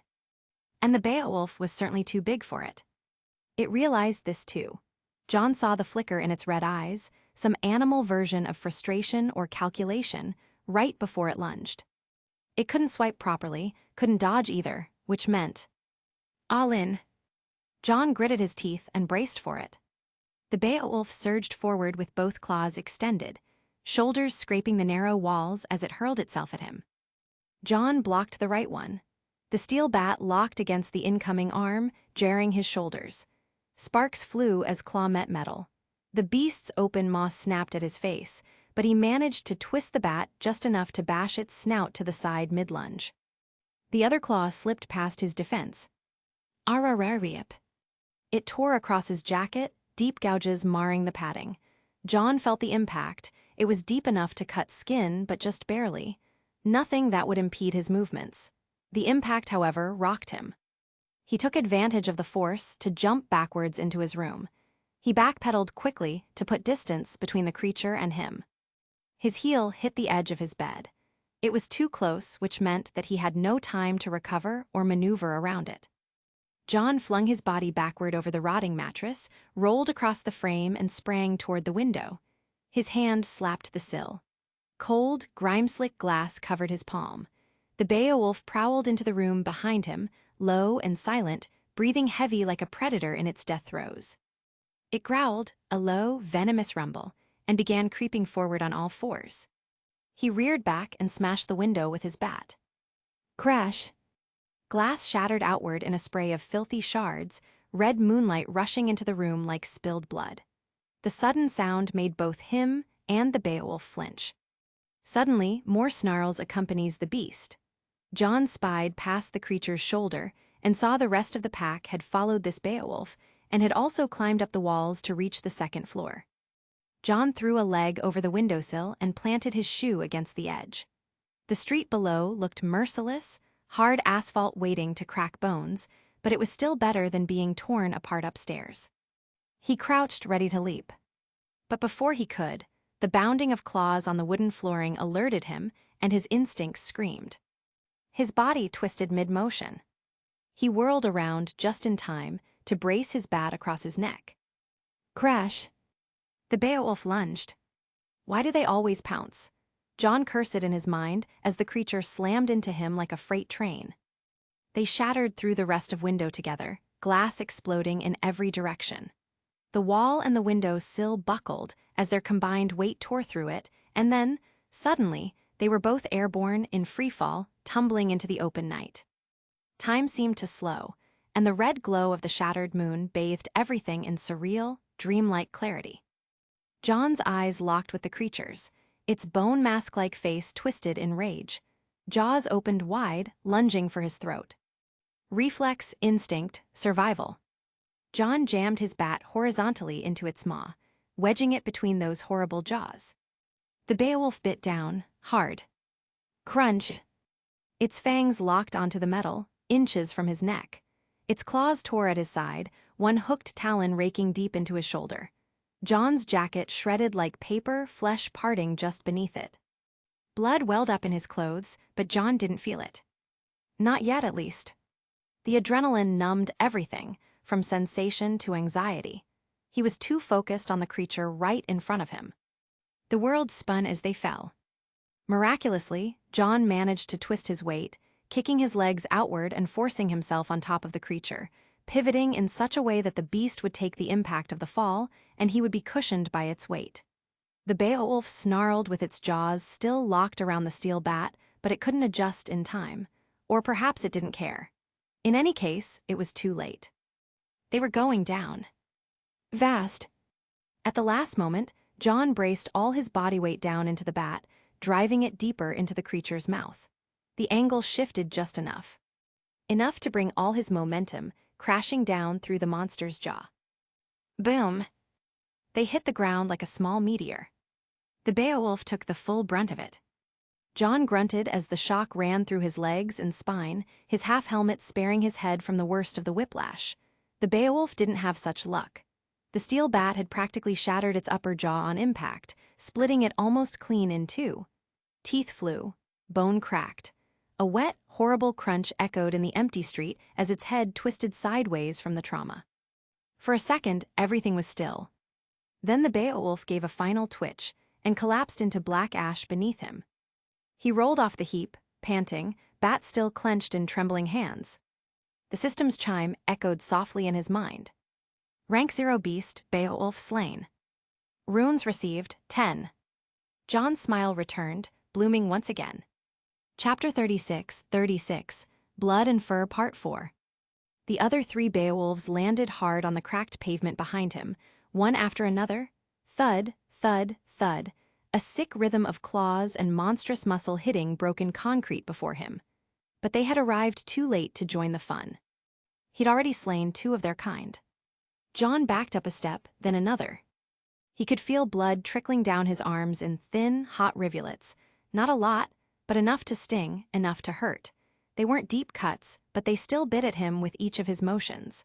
A sharp reminder of the price he'd already paid when fighting the other Beowulf. He could feel it in his arms, damage to the muscle fibers themselves. His swings would most likely be slower from this point forwards. Still, John grinned, but it was the kind of grin that didn't reach his eyes. Instead, it was a grin that promised pain to the creatures who had once tormented him. Hunted him. All right, he muttered under his breath, raising his free hand and calling up the status screen. John Arc. Rank 0. Aura 0. Will 0. Body 1. Runes 28. Perfect. The next level in the body stat cost 20 runes. The amount he had was just enough to upgrade it. The beasts began to spread out, crawling low to the ground like stalking panthers. Their massive paws left faint impressions in the dust and concrete. John could see their claws twitching in anticipation to tear him apart. They circled him in a loose, lopsided ring, perhaps wary from his killing so far, but still uncaring enough to thirst for his flesh. He rotated his shoulders slowly, keeping his eyes steady and his bat ready. Although his padded jacket was now torn and his arms burned, John was ready to fight. He knew that he wouldn't be able to outrun them. That much was obvious. These things were faster, quicker on 4 legs than he was on 2. It didn't matter if he had training. Simple biology, really. As a matter of fact, the creatures would now have even more of an advantage because he was out in the open and had no obstacles to leverage around. There was no stairwell, this time, no choke point to funnel them and no debris to slow them down. There was nothing that John could do. Just him and 3 snarling monsters. But John was unafraid. Not due to arrogance, rather because he had 2 advantages that he could leverage. First, the stat screen, which he now had enough runes to upgrade his body stat. Second, the exit window. Both functions of the nightmare system were just a thought away. John's lips twitched and he tarried no longer. Assign 20 runes to body. He muttered out loud to the growls and snarls of the creatures before him. Body 1-2. The moment he gave the mental command, the changes hit him like a proverbial freight train.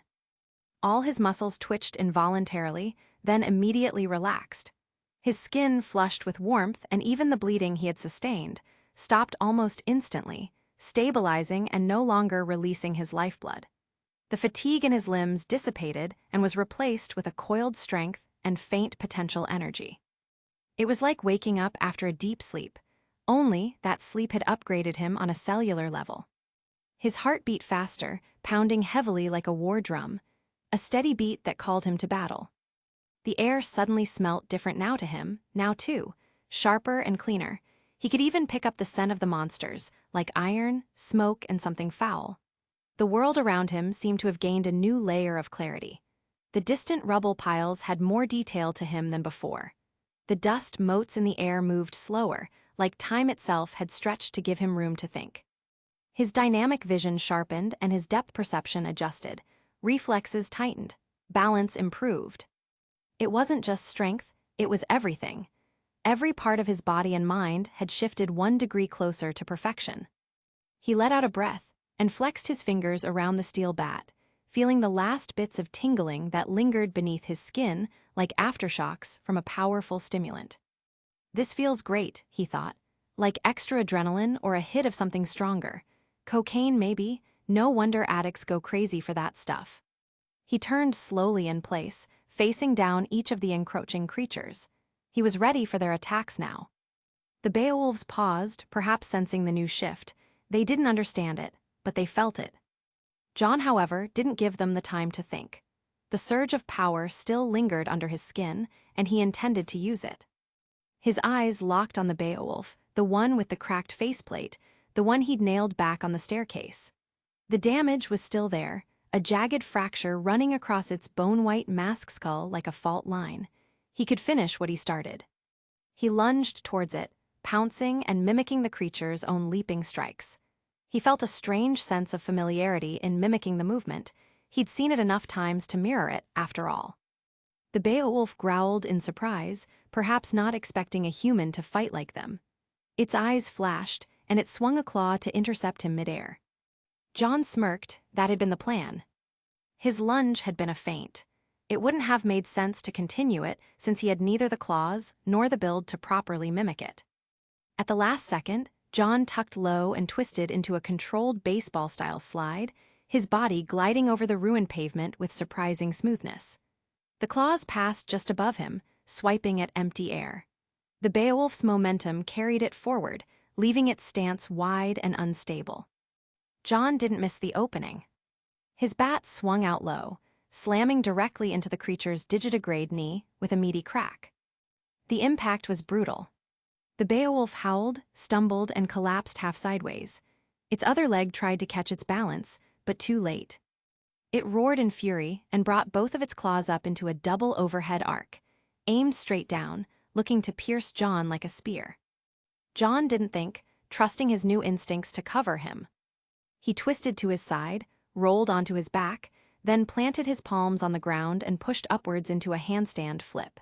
His legs carried him up and over as the claws slammed down into the space he had just been. They gouged twin scars into the concrete, inches from where his chest had been. He landed on his feet, knees bent in a perfect steady crouch, and blinked in disbelief. His body had moved without hesitation. Every limb, every muscle, every twitch had obeyed without lag or delay. It was like there was no barrier between his thoughts and his actions. His breathing came easy, and even his balance perfect. Damn, he thought. This stat point was amazing. It tuned everything up. Coordination, timing, and even reflexes. If I was above average before, this is. World-class athlete level, John huffed out with a breath. The other two dream beasts weren't sitting still. The moment John had moved, they followed. A shadow loomed from his right. He ducked low, twisting around the swing of one's claws, then sidestepped sharply as the second tried to pounce at him from behind, even managing to twist his bat in place to deflect one of Tay Creature's sharp's claws. They scraped past his head with a screech of air and sparks. Dust and debris kicked up over in all directions. John pivoted and kept moving, refusing to be pinned down. It was like playing a game of tag with bears on speed, but somehow, he was keeping up. His vision tracked all three of them now, every motion and flick of muscle. The world didn't slow, but he had certainly sped up. And that gave him the edge. He'd already drawn blood. Now it was time to press the advantage. He moved in a tight arc, keeping his back angled toward the wider space of the street, and pivoted to keep his eyes trained on the snarling shapes closing in. The creatures growled and paced, clearly trying to surround him, but John wasn't going to let that happen. He kept circling them. Always circling. And in doing so, he kept them lined up, forcing them into a narrow front. No matter how they tried to spread out, John shifted, turned, and adjusted, cutting off their angles. They couldn't flank him if they had to step through each other to get to him. It was a tactic born from instinct and observation, maybe even a memory from some training video he half-watched years ago. Whatever it was, it worked. The Beowulf with the cracked mask was the closest once again, limping slightly on its damaged knee. John's eyes narrowed. It was time to finish this one. He darted forward, steps quick and low, and his grip on the bat firm. The cracked mask Beowulf growled and lunged to meet him, but it couldn't leap like before. The injury slowed its approach, forced it to brace for impact instead of pouncing. Good. John swung his bat in a fast horizontal arc, aiming straight for the side of its face. The Beowulf raised a claw in defense, but the angle was wrong, and John's upgraded strength carried the blow straight through its guard. Cracked. The bat struck bone hard. The fracture that had been spreading across the mask finally split wide open. A spiderweb of breaks bloomed across the Beowulf's skull, and black blood spilt out from between the fragments. The creature reeled, staggering backward, partially blind now, as one of its glowing eyes dimmed. He didn't let up. He closed the gap and swung again, this time a downward diagonal blow that slammed into the side of its neck and drove the beast to one knee. It snarled, weak and desperate. The second Beowulf tried to rush him now, snapping from behind its wounded kin, but John quickly shifted left, using the limping one as a living shield. Its body blocked the path, and the second Beowulf had to pull back or risk colliding with its own packmate. Not today, John muttered. He pivoted to the side once again, and brought the bat down with all his weight in a clean, arcing strike to the top of the cracked mask Beowulf's head. The mask shattered. The skull beneath gave way with a sickening crunch, and the monster collapsed with a broken snarl, twitching once before it began to dissolve into black ash and smoke. John exhaled sharply, stepping back from the disintegrating remains. In the back of his mind, a system chime pinged, signifying the kill. 1 down, 2 left. And John still had room to breathe. The remaining Beowulfs snarled and howled at their kin's death, more cautious, but also seemingly more hungry. But John didn't feel as cautious as they did. He felt alive.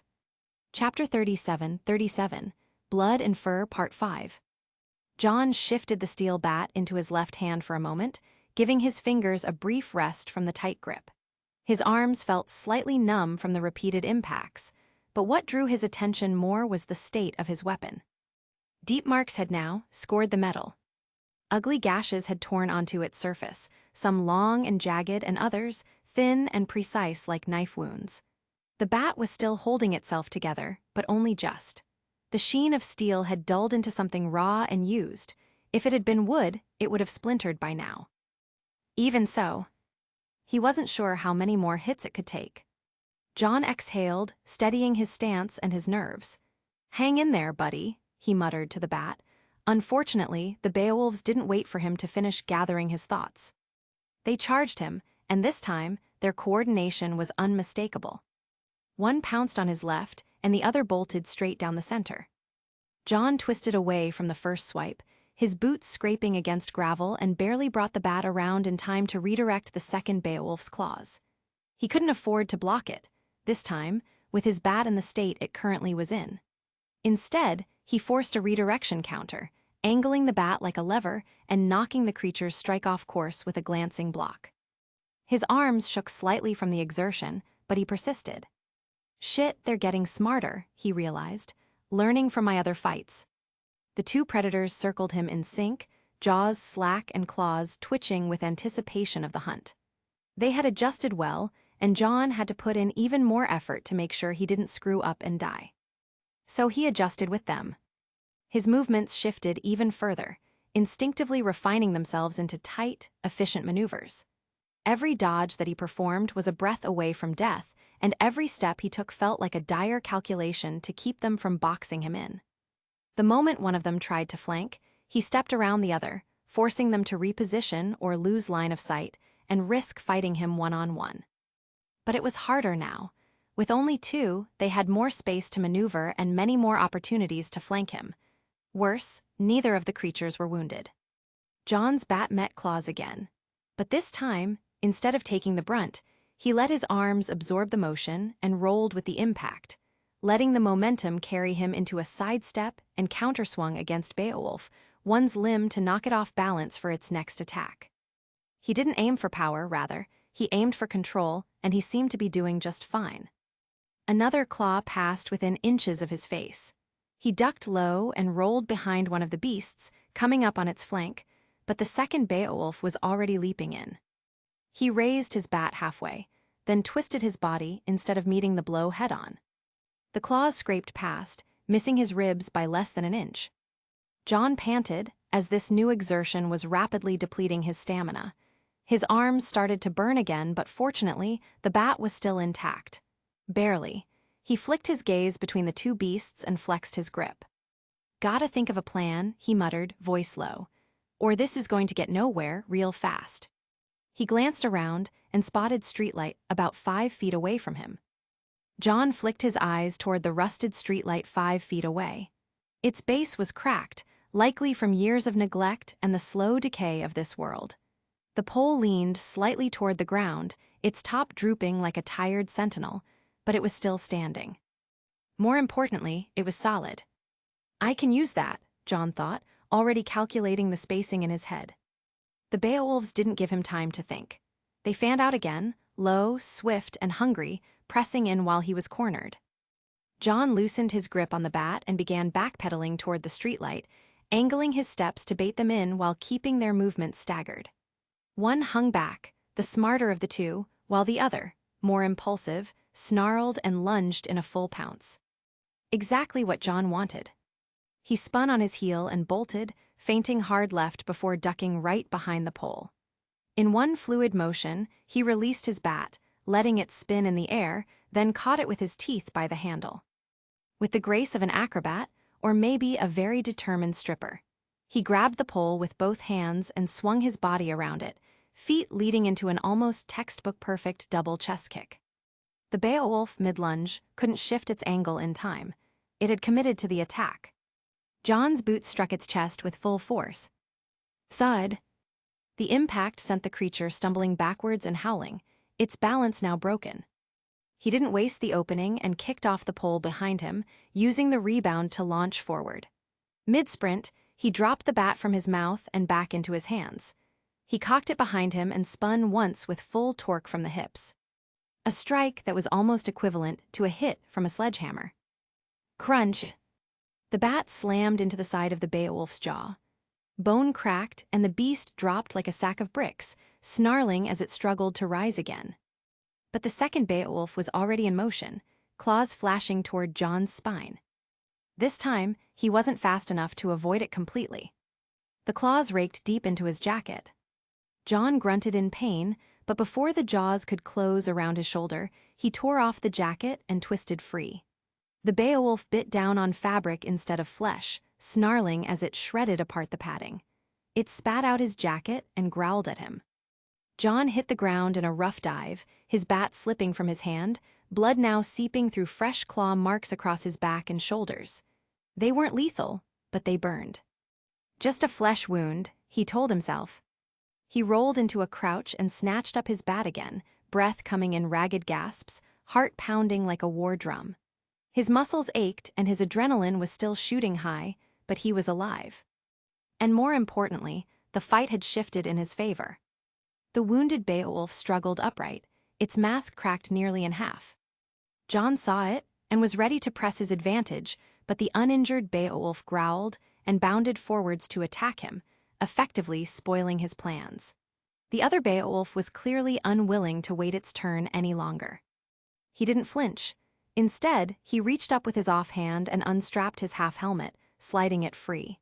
He gripped the inner rim and raised it like a makeshift buckler, angling the metal shell in front of him. "Let's see how you like this." The Beowulf surged forward with a vicious double-claw swipe, arms sweeping wide. John stepped back, just half a step, but it was enough. The claws sliced through the air in front of him, close enough to shift at the fabric of his shirt. Then he moved. In one explosive burst, John launched forward, leveraging the full power of his new body stat, and planted both feet onto the Beowulf's overextended arms. Using them like a ramp, he kicked off and vaulted over its head. The creature snarled and snapped up at him, jaws wide. John shoved the helmet between them like a shield, and the Beowulf's teeth clamped down hard, locking onto the curved steel instead of his torso, crumpling it, almost like paper. In midair, he grunted, twisted as much as he could, and swung his bat down toward the back of its skull. Thunk! The blow landed solidly, but it was more disorienting than damaging. However, it was enough to stagger the beast. John hit the ground in a rough landing, knees bending to absorb the shock. The Beowulf spun immediately, lashing out with another wide claw. It was too slow. John ducked and slid forward once more in a move that had already worked before, baseball style. And as he slid beneath its belly, he cocked the bat back and cracked. He struck the Beowulf's digitigrade leg cleanly. The beast let out a guttural snarl and stumbled as its weight shifted awkwardly. Another swipe came in response to his attack. John didn't have room to dodge this one because his footing was off, still mid-recovery from the slide. He had no choice. He raised the bat and blocked, but rather than take the full force, he pivoted into the impact, shifting the momentum just enough to turn it into a parry. The Beowulf's claw slid off the bat harmlessly, but caused more damage to the bat than before. John didn't waste the chance and surged forward without hesitation. Thwack! The bat slammed into the side of its head. Cracked! Another strike, this one to the jaw. Crunch! The third hit snapped the remnants of its mask and sent the beast reeling. It tried to defend itself, but it was too late. John was already inside its guard, already committed. Wham! Wham! Wham! He kept swinging until the creature collapsed, snarling one last time before its body burst into black ash and scattered across the broken street. Rank 0 Beast, Beowulf slain. Runes received, 10. The message chimed in the back of his mind, but he paid it no heed, as there was another that needed to fall. The final Beowulf, its mask cracked and half caved in from their earlier skirmish, was still trying to find its footing. Its head swayed, red eyes unfocused, and its snarls were much weaker now. John didn't rest, rushing forwards with glorious purpose. He raised his bat high over his head, muscles tense and eyes locked onto the beast. The Beowulf reacted sluggishly, bringing up both claws to block as if it were mimicking a human trying to shield themselves from a falling blow. That was exactly what John had hoped for. He shifted his grip mid-stride, slid one hand closer to the knob of the handle, and pivoted his hips. The overhead strike was a feint. He twisted low and brought the bat upward in a vicious uppercut. Crack! The steel connected cleanly with the Beowulf's jaw. A howl erupted from its throat, guttural and broken. It stumbled back, legs wobbling like jelly before it collapsed onto its side, dazed and vulnerable. John didn't stop. He pressed the advantage, another hit, then another, until the final blow cracked through the remnants of its mask and the beast went limp. A beat passed. Then, like the others before it, its body dissolved into curling black ash. Blood, fur, bone, everything vanished, swept away like dust in a breeze that didn't exist. John stood over it, panting, bat still in hand. Snap! The handle broke with a hollow pop. He looked down and realized the grip had finally given out. Deep gouges and impact stress had torn the bat nearly in half. Splinters of twisted metal jutted from the grip, sharp enough to shred skin. It was done. Figures, he muttered, letting the ruined thing clatter to the pavement. For a long moment, he just stood there, watching the ash drift around him like burnt snow. Then he sat. Right there in the middle of the empty street, he let himself drop to the ground with a sigh, arms resting over his knees, helmet still hanging loosely in one hand. Silence. The air was still again, heavy and thick. Only the faint sound of his breathing remained. His body ached, his shoulders felt tight, his arms were sore, and the claw marks on his back throbbed in time with his heartbeat. God, that sucked, he whispered, tilting his head toward the sky. But at least I'm still alive. He flexed his fingers slowly, feeling how stiff they were, how raw his palms felt from gripping the bat too tight. John had won. That should have felt good, and it really did, but all he could focus on was the slow, creeping ache of exhaustion that was setting in. His muscles were tight with tension that hadn't quite faded. His legs burned from the repeated slides and dodges, and his back was pulsing with soreness where claws had torn through the jacket. Still, beneath the fatigue was something else, something sharp, a small ember of pride. That had been a good fight, not one he barely survived by luck, one that he won, with grit, instinct, and smart positioning. He leaned back and let out another breath. 2 levels of body, and I still feel like I got thrown down a hill, he muttered drily. Hope the other stats, aura or whatever, gives me some type of regeneration or something. There was no one to hear him. But the act of speaking out loud made him feel better, a small comfort in this strange, rotting world. He closed his eyes for a moment and let the silence wrap around him like a blanket, just long enough to catch his breath. Then slowly, he opened his eyes and looked at his hands. One broken bat gone, now he had no weapon and his gear was. He looked back at the shredded pieces of his jacket and his half-crumpled helmet. And no gear. Yeah, I should probably exit the dream now. But for now, he let himself sit a moment longer, just to remember what it felt like to breathe. The quiet, however, didn't last. SCRRK, SCRRK, SCRRK. John's ears twitched at the sudden familiar scrape of claws against stone, distant but closing fast. He turned sharply, eyes scanning the ruined streets behind him. There, across the street of houses and gutted shells of a neighborhood, something moved, bounding from rooftop to rooftop like a black-furred missile.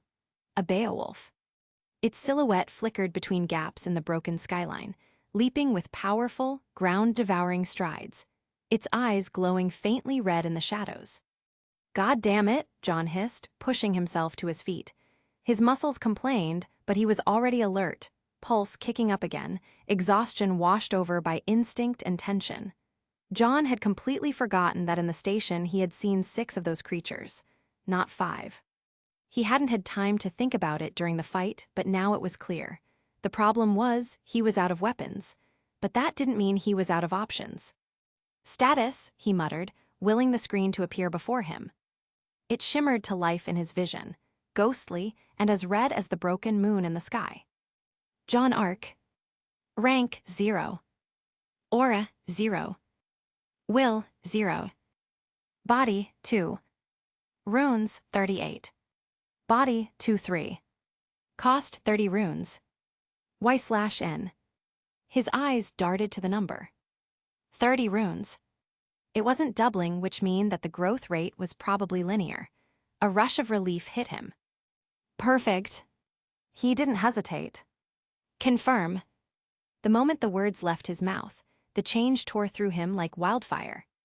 John barely had time to brace.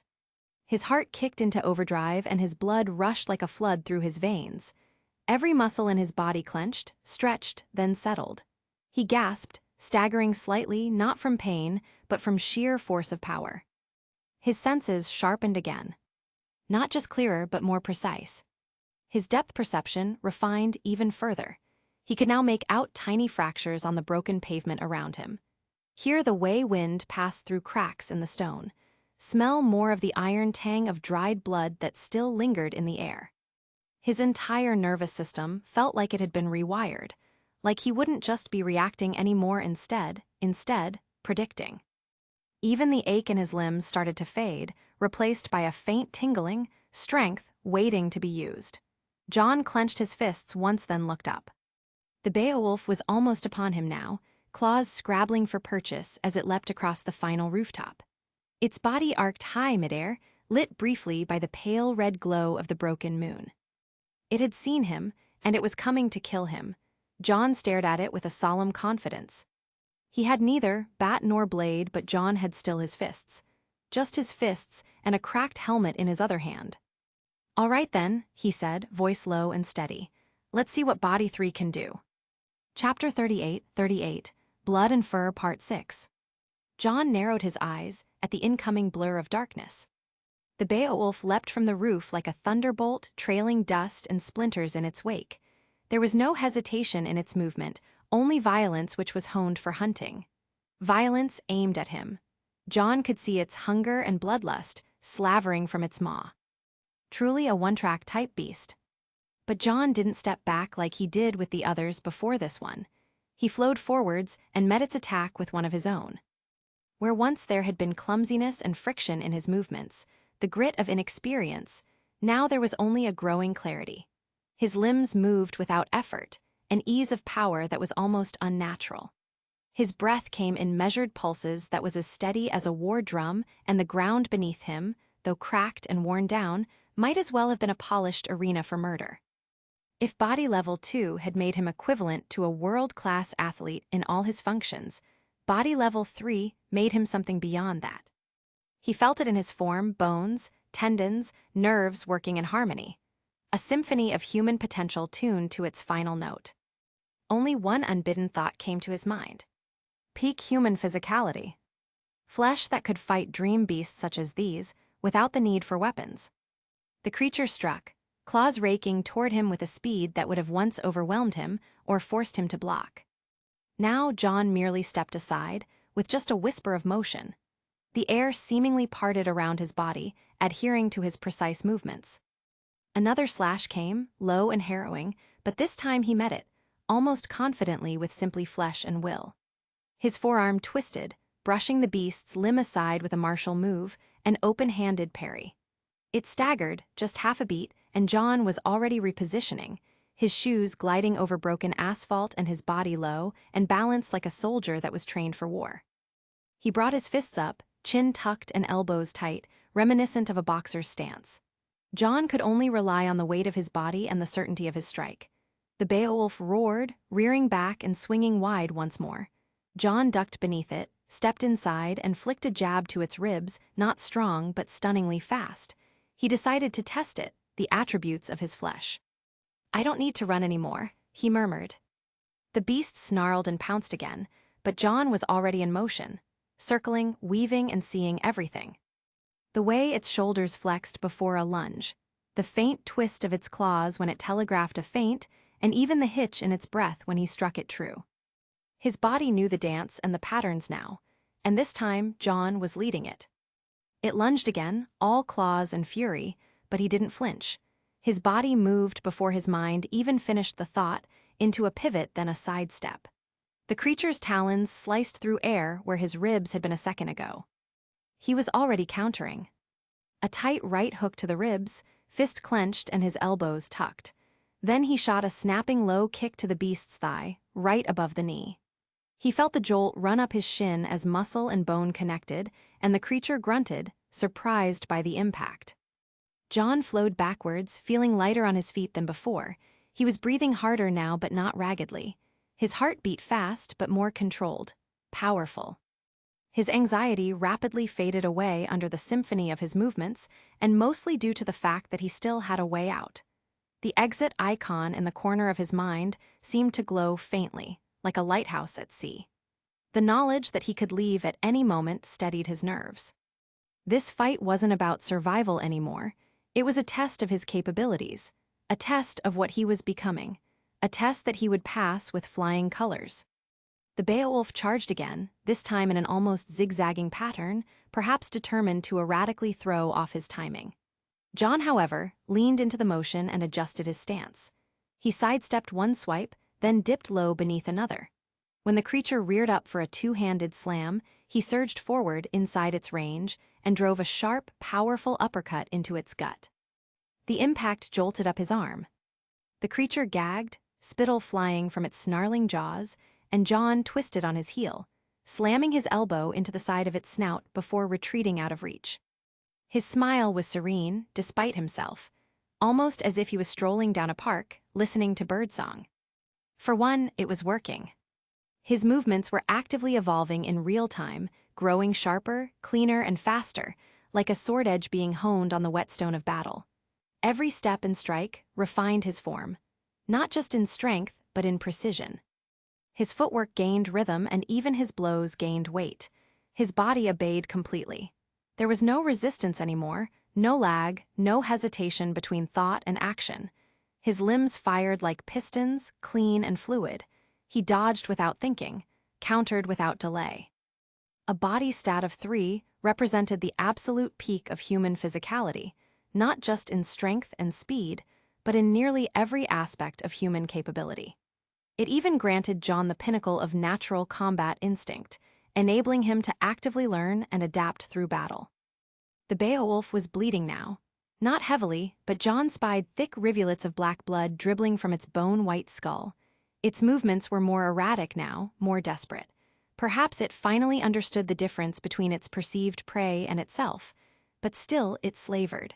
Still it hungered, for it knew nothing but ferocity and savage bloodlust. John cared little for its thoughts and pressed the advantage. He feinted with a left jab, drawing its guard high, then spun into a low sweep kick, taking one of its legs out from under it. The creature buckled, and John followed up with a brutal front kick to its chest, sending it crashing into a nearby wrecked car. The frame crumpled behind it, and dust billowed into the air. John didn't stop. He dashed forward, pivoted left when the creature swiped blindly, and delivered a trio of lightning-fast punches to its ribs, followed by a knee to its jaw as it tried to rise. The Beowulf let out a strangled howl and rolled away, dragging itself upright with one arm. John exhaled slowly. His lungs didn't burn like they used to. His muscles might have started to ache once again, but it was a clean ache, a purposeful one, like they were finally being used the way they were always meant to be. He raised his fists again, bouncing lightly on the balls of his feet. "Come on," he whispered, "I've still got more to give." The Beowulf obliged. It roared and lunged, claws first.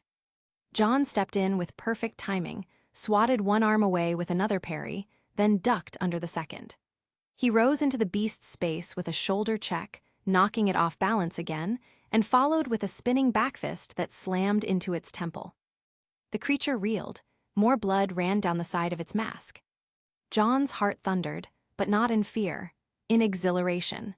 This fight was unlike anything he had ever felt, and in the very center of it, he wasn't breaking.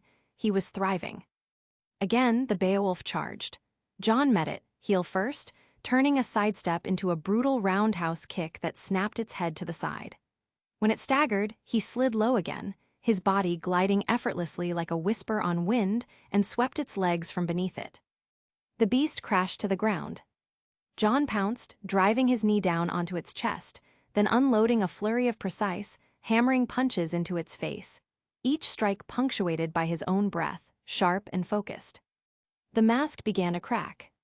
a deep fracture running from its eye socket down to the jawline. The Beowulf screamed and thrashed, tossing John off with raw desperation.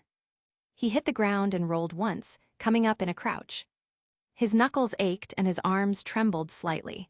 His body was now starting to feel a slight burn, but only slightly. There was still more in the tank. He raised his fists again, blood-streaked and ready. The Beowulf rose slowly, staggering, half-blinded and heaving. One more push, John could feel it. One final clash. And with a dash, John breath steadied and his stance sharpened mid-movement. He would end this. The Beowulf lifted its claws, slow and trembling. John didn't let it finish. He drove his foot forward, slamming it squarely into the creature's chest. The impact knocked the wind out of the monster and sent it sprawling backwards. Its claws flailed as it tumbled, landing hard on its side with a pained snarl. It writhed on the ground for a second, struggling to rise, half lifting its head, jaws snapping at air. That was enough. John surged forward, boots pounding against the pavement. His body moved on perfected instinct now, cleaner and even more fluid than before. The world seemed to narrow to a single target. He leapt and his leg whipped upward, then came crashing down in a brutal arc. A textbook-perfect axe kick. The heel of his boot smashed through what was left of the Beowulf's mask. A sickening crack rang out as its skull caved beneath the force. The blow drove the creature's head into the pavement. It spasmed once, then fell still. A few seconds passed in total silence. Then the body began to unravel, black dust lifting from its corpse like smoke, disintegrating into the stale air of the dream. No blood, bones, or flesh left over, just drifting ash, scattered like the remnants of a nightmare. He could have ended the fight a lot sooner, but the feeling of him exerting himself was simply heavenly. John stood over the fading body, his chest rising and falling with sharp, uneven breaths. His fists trembled at his sides, and even his legs, once so fluid and powerful, now wobbled beneath him like overworked pistons. He raised a hand, half in victory, half in disbelief. "Yeah," he muttered. "That's right, stay down, you demented werewolf." His voice cracked with fatigue, then he dropped to his knees. His previous injuries were starting to catch up to him. The pain started settling in slowly once again, dull and constant. His arms burned with the memory of 1,000 swings, and his back stung where claws had once found flesh. His lungs felt raw, each breath coming harder than the last. He was done. No weapon, stamina, or even strength left to fight another round. If another one came, he'd be finished. Which meant it was now time to leave. His tether to the waking world. The Dream Authority exit icon pulsed faintly in the corner of his vision, waiting like a door half-cracked open. Without hesitation, John gave the command. "Exit." The world unraveled, and the neighborhood ruins vanished. The drifting ash dissolved into empty space. And in the next heartbeat, John awoke to the distant sound of birdsong and the golden hush of morning light filtering in through his bedroom window. No alarm blared this time. No scramble to dress for class. Just the quiet hum of early day. He stared at the ceiling and the fan that hung there, his arms limp at his sides, breath slow and steady, unbothered from the strain of the dream. His body felt a lot weaker now, fresh and healed, but weaker. His dream self was vastly stronger. But it didn't matter, because John was still alive. Chapter 39, Mysteries Abound, Part 1. The suitcase thudded against the porch step as John dragged it toward the car. His dad stood leaning against the driver's side door, sipping from a battered travel mug, his eyebrow raised at the oversized luggage. "You packing for war or a weekend?" he asked, arching an eyebrow. "There's not a gun in there, is there?" John flashed an awkward grin and gave the case a half-hearted kick toward the trunk. "Gym clothes, snacks, and an entire backup, John, in case this one breaks." His dad snorted, unimpressed. "You know we're gone for 2 nights, right, kiddo?" "Never know when you'll need fresh socks," John mumbled. Beneath the layers of hoodies and shirts, the steel bat lay nestled like a smuggled relic, his silent companion through the nightmares that no one else knew about. "Seriously, socks." John shrugged in response. With the trunk shut and their bags loaded, they hit the road. 4 hours to Ansel. Plenty of time for silence, music, or something in between. The freeway unfurled before them in long stretches of gray and white. The sun glinted off the windshield and indie rock hummed through the stereo. His dad's taste, not John's, but it was catchy, in a strange, nostalgic way. They drove in relative quiet for the first leg.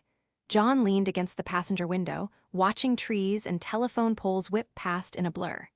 His body's physicality had reverted to normal, now having none of the benefits of his dream self's body stat.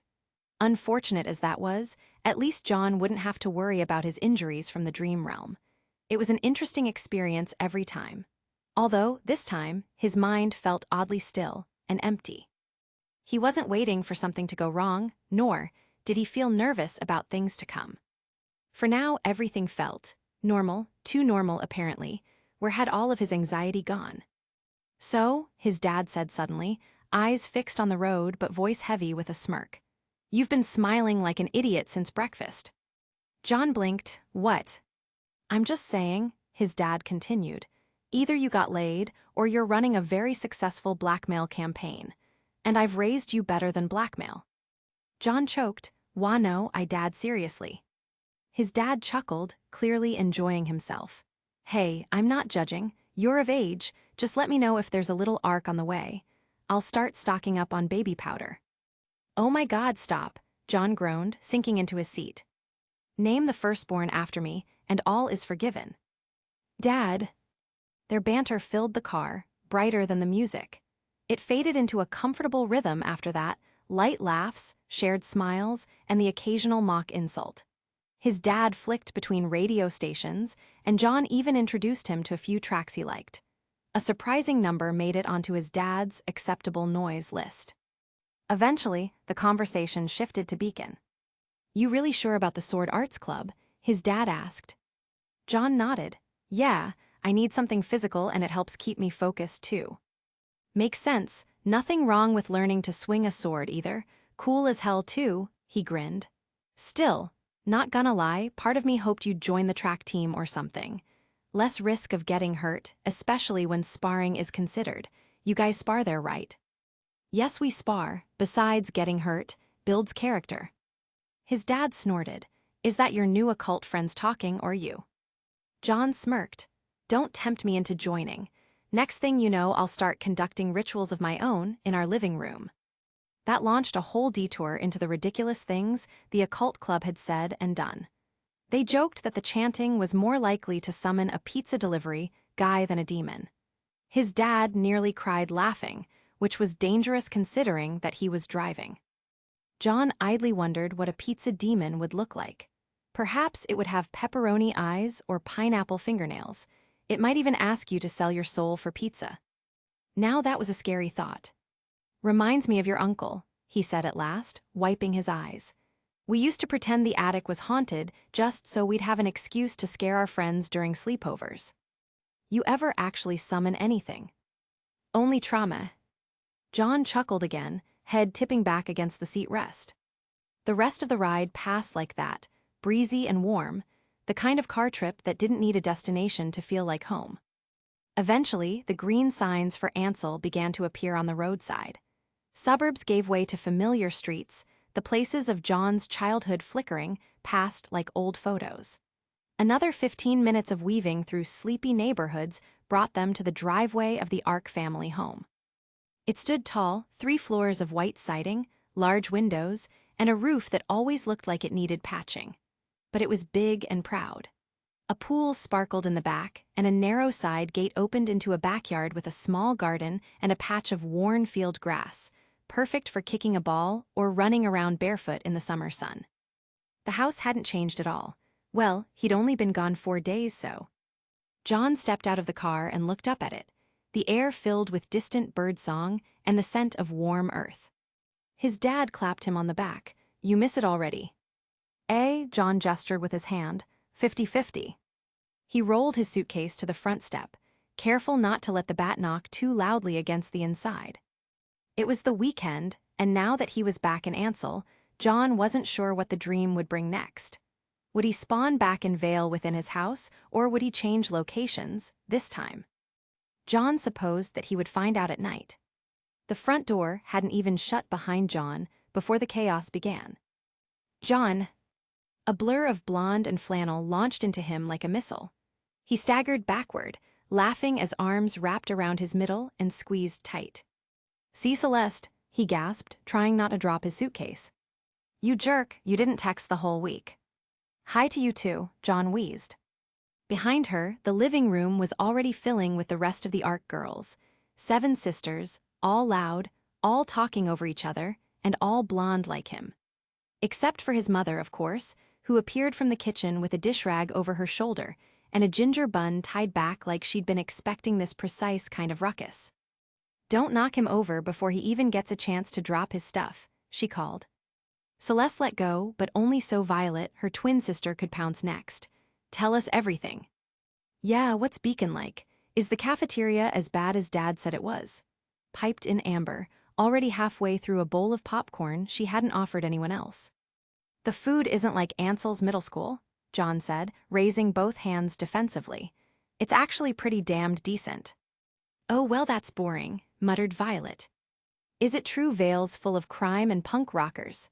asked Eden, peeking out from behind her phone. "Where did you hear that?" John asked. "Internet." "Right," John said. "Well, I haven't been mugged once, so." "Well, give it time," Eden replied flatly. John snorted and dropped his suitcase by the stairs. It thudded heavily against the floor. "Why'd you bring the big one?" asked Jade, lounging on the couch with a book in one hand and a smoothie in the other. She was the second oldest, quiet but sharp-eyed. "You know that you're only here for the weekend, right?" John tried not to glance at the hidden pocket where his bat was stashed. I pack emotionally, okay? You never know when you need your 8th hoodie." "Uh-huh," Jade raised a brow but didn't push. "It's not because you're hiding your secret girlfriend in there or anything," Celeste teased. John flushed. "What? No." "He does seem different," his mom said, pausing as she walked by. "Stand straighter now." She gave him a wide smile. "He's even smiling more now, too." "Yeah," said Amber, now upside down on the couch. "You got laid, didn't you?" "Mom," John groaned. "I didn't say that," Mom protested from the kitchen. "Wasn't her," Violet said with a grin. "That was Amber." John turned bright red and nearly tripped over his own suitcase. "Doesn't matter, nobody got laid." "Then what's with the glow-up?" asked Eden, flicking her phone off. "Your posture looks better, too. Did you finally start working out or something?" "Maybe I just started hanging out with decent people," John muttered, tugging at the collar of his hoodie. "New friends, huh?" Jade asked, more curious than teasing. "Yeah," John said, his voice softening a little. "They're good people, and as for working out, well, I recently joined the Sword Arts Club in Beacon, or I'm going to at least next week. Not sure if that counts." That quieted the room for a moment. Even Amber looked up. "Sword Arts Club? I thought for sure that you'd want to go for boxing instead. They don't have it there." "No, well, there was a mixed martial arts club, but I figured that the Sword Arts Club would be more interesting." "I'm glad, sweetheart," his mom said gently, offering him a warm smile. "You were so nervous when you left." "I still am, you know, now. Well, just a little less now, I guess." The door swung open behind him, and in walked his dad, lugging the cooler full of drinks. "You all done interrogating him?" he asked, wiping sweat off his brow. "Let the boy breathe." "Dad," Violet said, grinning, "guess what? John got a girlfriend and a personality." "Oh ho," their dad raised a brow and looked John up and down. "That right? Naughty, kid lying to your father now, are you? Well, if you knock someone up, you're on diaper duty for the first year. I'm too old for midnight feedings. Not doing that again." "I hate this family," John mumbled into his hands. "Love you too, son." They all laughed, even John, once he gave up trying not to. Chapter 40, Mysteries Abound Part 2. The ARC family didn't stay indoors for too long. The moment everyone was settled, showered, and semi-presentable, they piled into 2 cars and set off for the heart of Ansel's old town. A quiet, cobblestone district that was lined with brick cafes, weathered bookstores, and a few mom-and-pop diners that had stood there since John was a toddler. The smell of wafting foods and loamstone still clung to the air like memory half-forgotten. Their destination for today was Hearth and Stone, a small Atlas-style bakery and lunch cafe that his mother adored. It was quaint and charming, with slate-colored walls and wide windows that let the sunlight pool in like warm honey. A huge stone oven dominated one side of the open kitchen, and the air was heavy with the comforting scent of roasted garlic, herbed butter, and fresh bread crust. God, I missed this place, Mom sighed, pressing a hand to her chest as they stepped inside. One bite and I'm 12 years old again. We're 12 right now, Celeste whispered to Violet. Do you think we'll start having memories? They sat across two long wooden tables near the window, with half the family already poring over menus with greedy eyes. Okay, what's good again? John asked, peering at the chalkboard menu hung above the counter. You have to get the stone-baked shepherd's fold, Jade said without looking up from her phone. It's like a meat pie had a baby with a croissant. I'm getting the Arctic bramble tart with duck, Eden flatly drawled, snapping a photo of the kitchen. Because the guy behind the counter is hot, and I want him to see me eating something fancy. You're unwell, muttered Violet, already halfway through ordering a bowl of smoked haddock stew baked into a rye bread bowl. Mom, John said, scooting into the corner of the bench seat beside her. What's that thing you used to get? The snow-spiced root pie, she said immediately. Carrots, turnip, roasted shallots, and pepperberry glaze. No meat, though. Your father always said it looked like something you'd feed a rabbit, but I liked it. Celeste groaned. You would. What's wrong with vegetables? Their mom sniffed. They're not pie, that's what. Eventually, orders were made. Fluffy parsnip rolls, charred leek loaves, roasted garlic cream buns, salmon herb flatbread, even a couple of pine needle lemonades, which were better than they sounded. The table quickly filled with food that was soft, golden, and steaming in the way only oven-baked northern-style Atlas food could be. All right, Mom said between bites of her root pie. Let's hear it, John. Hear what? You, new school, new friends. You're glowing like a boy with a secret, and I want details. John hesitated, then glanced around the table. His sisters were watching him, some curious, some even smug. He decided to just roll with it. Well, he said, there's my first friend, RWBY. She's kind of chaotic good, I guess, sort of like a puppy, but she's really easy to talk to. She dragged me around on tour of Beacon, day one. A girl dragged you around? Celeste asked, grinning. You sure this isn't a girlfriend story? Not even a little, John sighed. Then there's Yang, RWBY's sister. Another girl, Violet whispered. She's, bombastic, I guess. Meaning you like her, Eden said flatly. John scowled into his bread. Why are you so weird? She's quite funny, actually. Like terrible puns funny, but somehow it works. She sounds like Jade, Amber offered. Jade looked up slowly. I will physically move you into the pool later. Amber stuck out her tongue. What about boys? There's one, Ren, he's a quiet guy, likes tea, practices martial arts and apparently meditation.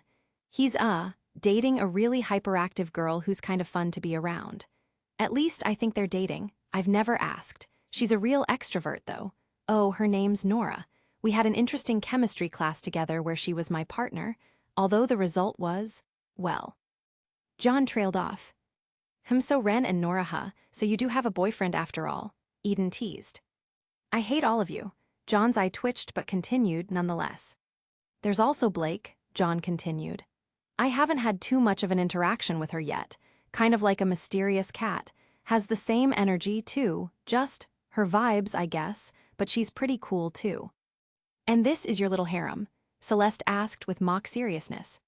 Stop it, John groaned, burying his face in his hands. They're friends, mostly, I think. His mom smiled. So, you like them, they're treating you okay. John paused, looked down at his half-eaten shepherd's fold, and smiled. Yeah, he said quietly, I think I really do like them. Tell them about that athlete girl, his father interjected. Oh, right, there's another girl who I've met. Her name is Pira. You guys remember the pumpkin Pete cereal that we always ate? Yeah, apparently she was the spokesmodel for a time. She's big in the MMA world, supposedly. An athlete true and true. John nodded, impressed with his own speech. Oh man, really? You used to love that crap, Amber offered, wagging her finger. You're making a lot of girlfriends, John. Are you sure you didn't get laid? This again, you're like a broken record at this point. His family kept teasing and asking him many questions. Afterwards, Jade offered, almost grudgingly. That's good, you were kind of a nervous wreck last year. I was getting worried I'd have to come up there and beat some confidence into you. Thanks, John said deadpan, really heartfelt. Anyone else? Lunch continued with dessert, maple cream cheese pastries and spiced apple loaves, and more light teasing. But John didn't mind it. Not today, not with the sun warm on his back and his family all around him. He even let them steal bites of his food without protest. The rest of the afternoon passed in a pleasant blur. After lunch, the Ark family split up into groups and drove out to the mall on the edge of Ansel to grab some last-minute things before the return trip to Vale. Between 10 people and a long list of essentials, it took several hours.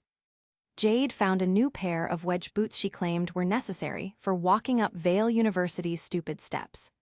Their mom bought John a handful of new t-shirts, half of which were practical colors, and the other half made him wince. That orange one is not going in my school wardrobe, John said, holding it at arm's length. You'll wear it, his mom replied knowingly, already moving to the next rack. They grabbed travel snacks, spare chargers, and toiletries. Celeste insisted on getting a cartoon-themed toothbrush. Violet spent 10 minutes arguing with Eden over which gummy worms were superior. Even their dad managed to snag a new thermos and a pack of bungee cords, just in case the trunk decides to misbehave again. By the time they got back home, the sun had begun to sink toward the horizon, painting the Ark homestead in lazy gold light. John helped unload the bags, but his thoughts had already drifted toward the basement. Hey Dad, he said once most of the chaos had died down, can I check out the sword? His father looked up from the toolbox he'd been sorting in the garage. Crocea Moores? Sure, you remember where I told you I stashed it. Back left wall, wrapped in the canvas. That's the one. Don't hurt yourself swinging it around like an anime protagonist. No promises. The basement was cool and dusty, but well organized. Shelves lined the walls with old projects and odd tools. His dad used to have a hobby of metalworking, blacksmithing, but his life was now too busy to pick it up again. His love for crafting was obvious in the clutter. John walked past a heavy battle axe that looked like it belonged to a Viking, a few prototype helmets, one had an actual metal duck on top, and a set of iron bracers that were way too big for anyone in the family.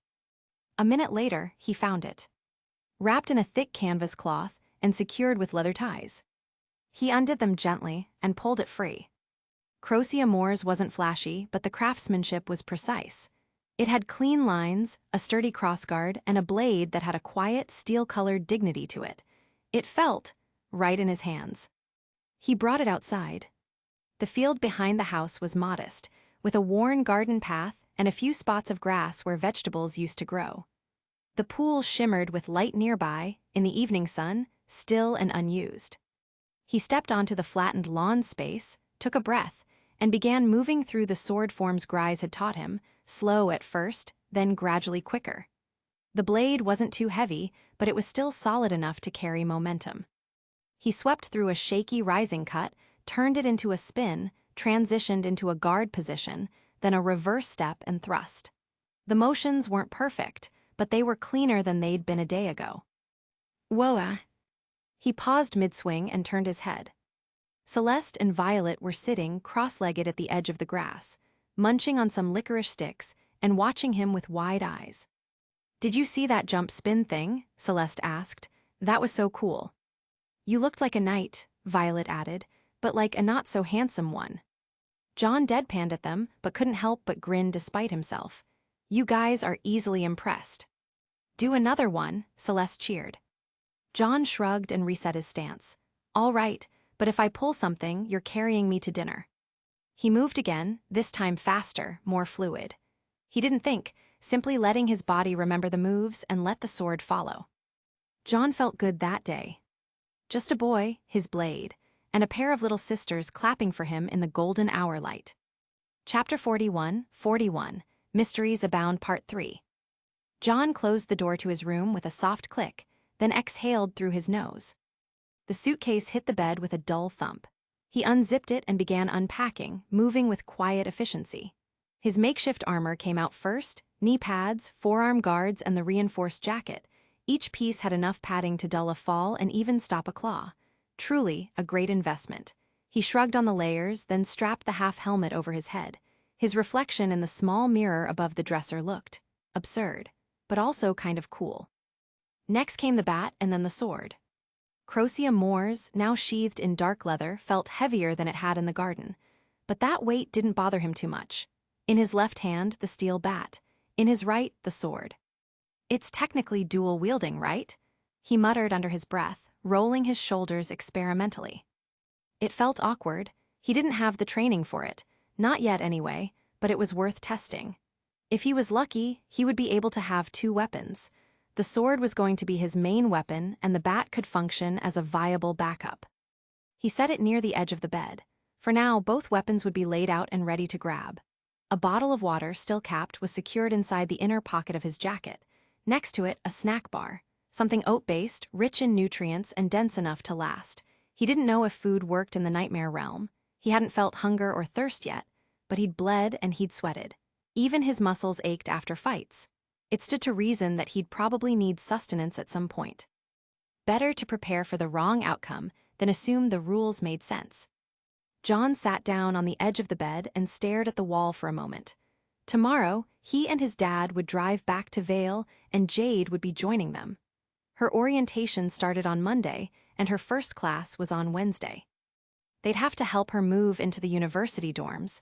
There'd be boxes and even a tour. Hopefully, John wouldn't be roped into carrying everything. But that was Monday's problem. Tonight, he had an entirely different world to focus on. He glanced at the time on his phone. No alarm set and no school tomorrow, just sleep. John paused for a moment, then flicked open his camera app and propped his phone up against the lamp on the nightstand. He set it to record.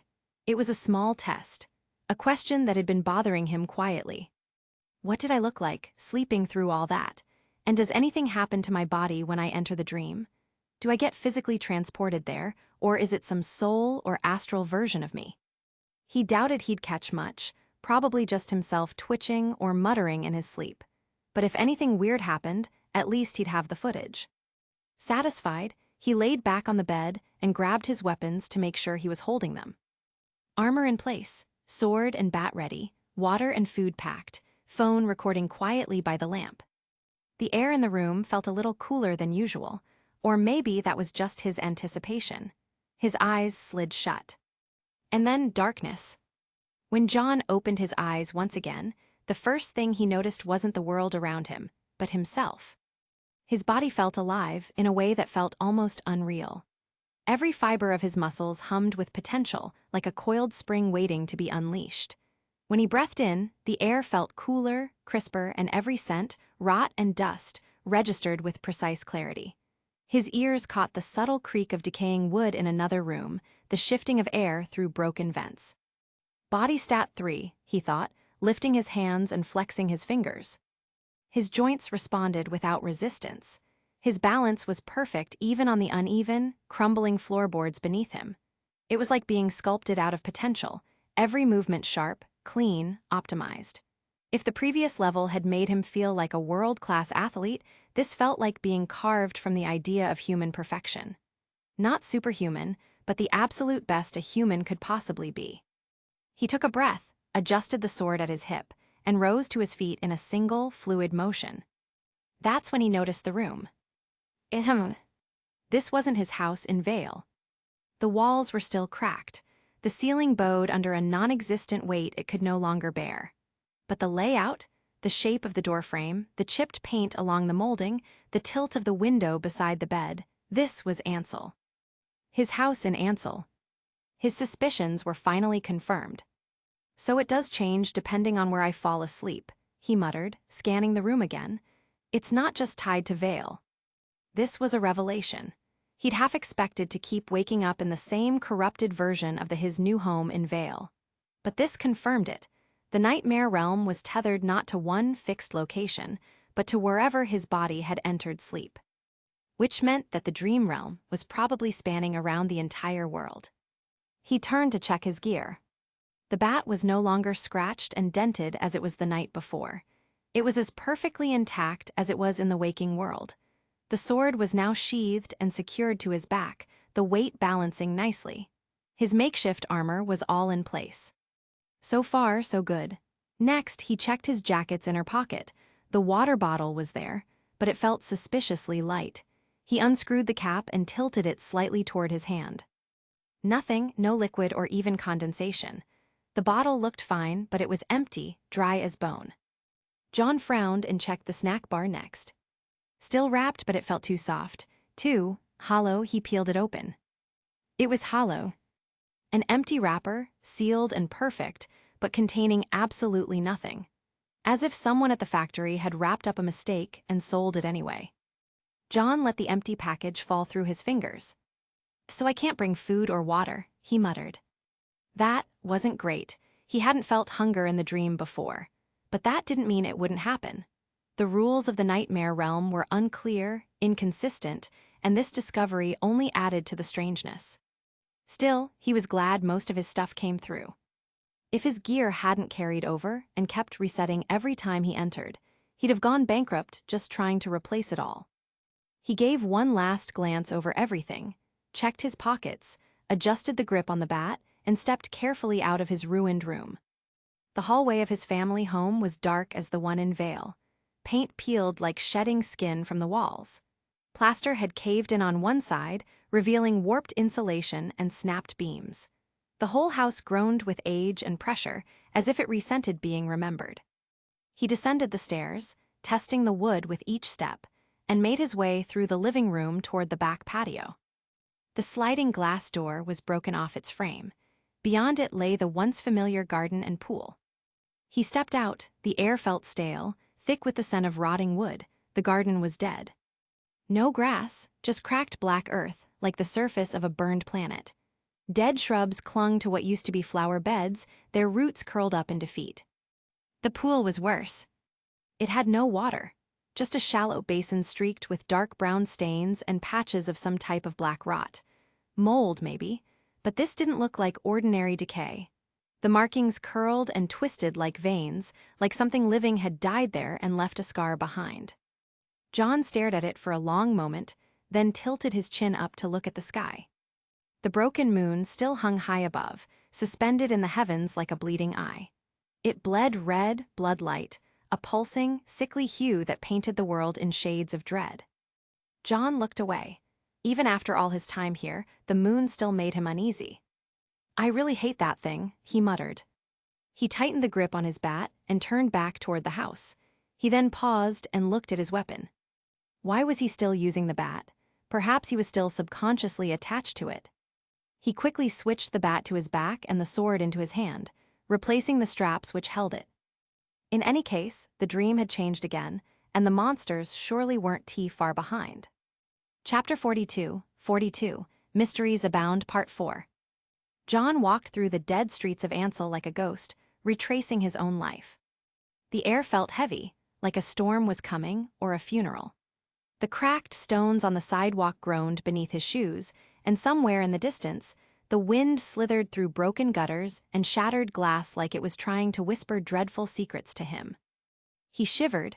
John could never get over the environment of this realm, and for the umpteenth time wondered why it looked the way it did.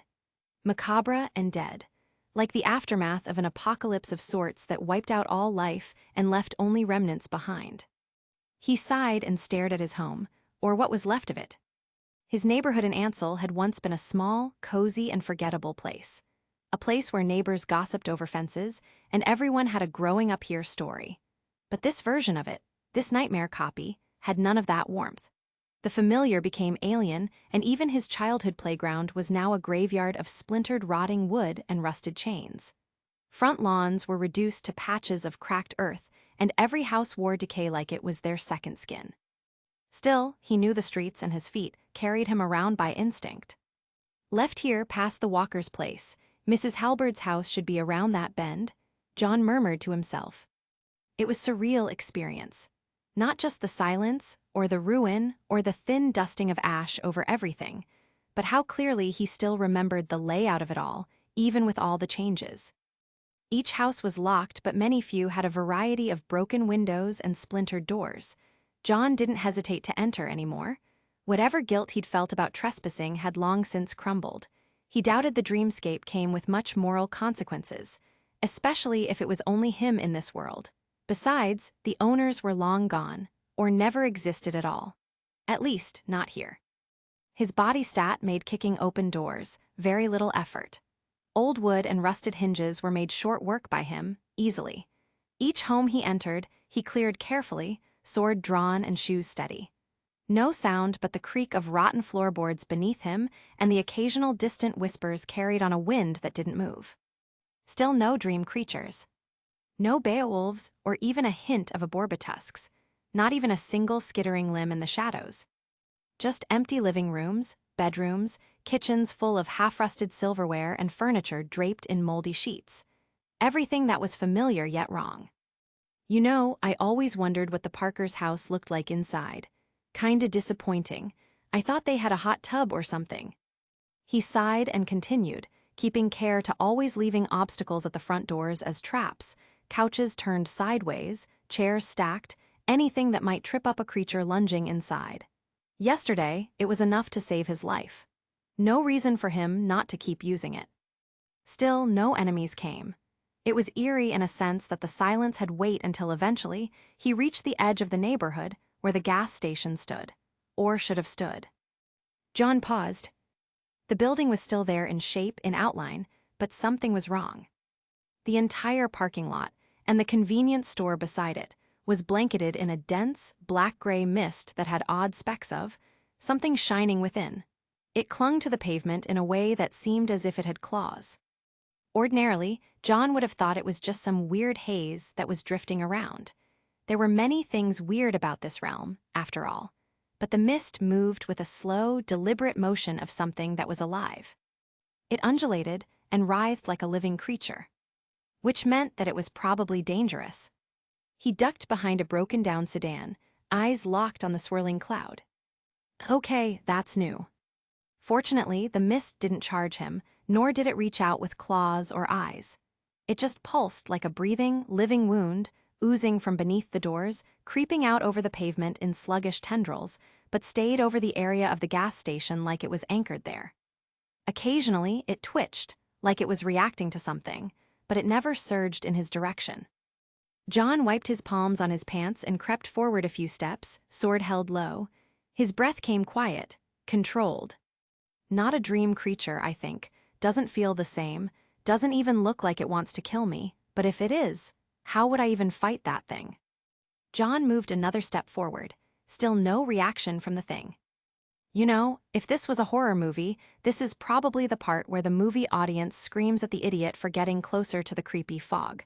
But hey, maybe it's friendly. Maybe it's just misunderstood black demon mist. That's a thing, right? John murmured unconvincingly. Silence. He crouched beside a parking barrier and watched it for a moment longer. The longer he stared, the worse it felt. Not because it did anything, but because it didn't. It just existed in a weird state. Wrongly, like it was not meant to be seen or known. Every instinct in his upgraded, stat-boosted body screamed caution. Okay, so, not approaching the cloud of death. Cool John, smart John, survival John. John muttered with conviction in his breath. So obviously, John did the exact opposite instead. He moved forwards to the mist, more deliberately this time. Whatever that mist was, it didn't seem like it was part of the same ecosystem as the Beowulfs. It didn't patrol, nor did it stalk. It just waited. And he was, morbidly curious to find out what it was waiting for. He moved like a shadow, but every step he took toward the mist felt like walking deeper into a potential death scenario before it could happen. Except this was no ordinary death scene, and the thing ahead of him. It wasn't simply a funeral in mist form. 20 meters out, he stopped. Something tightened in his chest, not quite fear, but a pressing feeling. A weight like recognition in his bones. A thought rose, slow and uninvited. The Beowulfs I fought were rank 0. That fact had never seemed important before. He hadn't thought too hard about it, chalking it up to game logic. But now, with that haze writhing just meters away, the memory hit him like a warning. What rank is this thing? Hell, what does a rank 1 look like? Or rank 2, is this mist thing? A higher ranked creature. His fingers gripped the sword harder, and for the first time since he'd upgraded his body, it felt heavy. The thrill of speed and strength, of being in control, ebbed into the background. He wasn't breathing hard, but his lungs felt shallow and dry, tight with anxiety. He didn't like that. He didn't like this whole situation. The fog ahead of him still wasn't moving toward him, nor was it reacting to his presence. It didn't feel alive in the same way the Beowulfs had. Instead, it felt older and stranger. A presence instead of a predator. Perhaps this was truly a boundary line that was drawn across reality, daring him to cross it. And still, he took another step forward. He told himself it was curiosity. Perhaps it really was. More likely, it was necessity. He had no dream authority exit this time. That meant he'd have to kill something before he could leave. So unless he wanted to spend hours searching for a familiar monster, another Beowulf, another boar demon, this was it. This was the challenge. But it didn't feel like a fight. It felt like he was being invited. By what he didn't know. 10 meters. The fog continued to roll along the ground like spilled ink, dragging its tendrils across the broken concrete, but still tied to that location. It pulsed with a rhythm that wasn't synced to anything natural. It looked as if it was breathing, not like lungs, but like it had a tide of its own. In and out. A slow, deliberate undulation, as if it were watching him without eyes. John's anxiety twisted itself into curiosity once again. It didn't attack or retreat. It didn't do anything. It was just weird. At this distance, if it was a dream creature, it would have already lunged at him with the intent to kill. That's what they all did anyhow. In fact, it would have sensed him with that weird sense that the dream creatures seemed to have as soon as he laid eyes on it. He began to circle around it, careful, but less afraid now. Not quite bold, but more so intrigued. He looked for a center or a source. What was it hiding? Was there something inside it? John didn't know, and he was beginning to think that perhaps he should even try to find out. As he stepped around it, he noticed again the flecks within, tiny motes of light, almost like dust, but almost metallic-like. Silver, maybe, or were they some type of spheres? Particles? Whatever they were, they shimmered and shifted within the folds of darkness like stars drowning in tar. Then, the fog twitched, reacting like a nerve spasm, like something within it was waking up. John's instincts went rigid. His spine grew taut and his nerves burned with fire, ready to react. He stepped back, his sword raised defensively. The curiosity immediately drained from his system. "Okay, nope, this is the part where I leave," he whispered. But being the curious idiot that he was, he didn't. The mist surged, not outwards or towards him, but up. Its tendrils coiled like vines, twisting upward into spirals. Then, without warning, it convulsed. Like a heave or a retch. A sick, wet splatter rang out as something fell from the mist. A heavy glob of black liquid slapped onto the sidewalk. The glob undulated and wiggled like it was alive. It twitched like it was trying to become something. And then it did. All the while John stared, rooted to the ground, in horrific fascination. The black goop bubbled and churned, rising as it pushed upward into a malformed shape. Bone tore through the outer surface like an animal that was breaking through mud. Massive, thick bear-like limbs formed out of the black puddle. Sinew and muscle. A twisted body, black-furred and hunched, with armor-like plates growing like tumors across its shoulders and back. Jagged spurs jutted from its joints. Its paws were like warped claws dipped in obsidian. Red lines traced across its limbs, as if they were pulsing red veins, and at last. 2 eyes opened. Red, glowing and empty. No, hungry. The creature breathed once.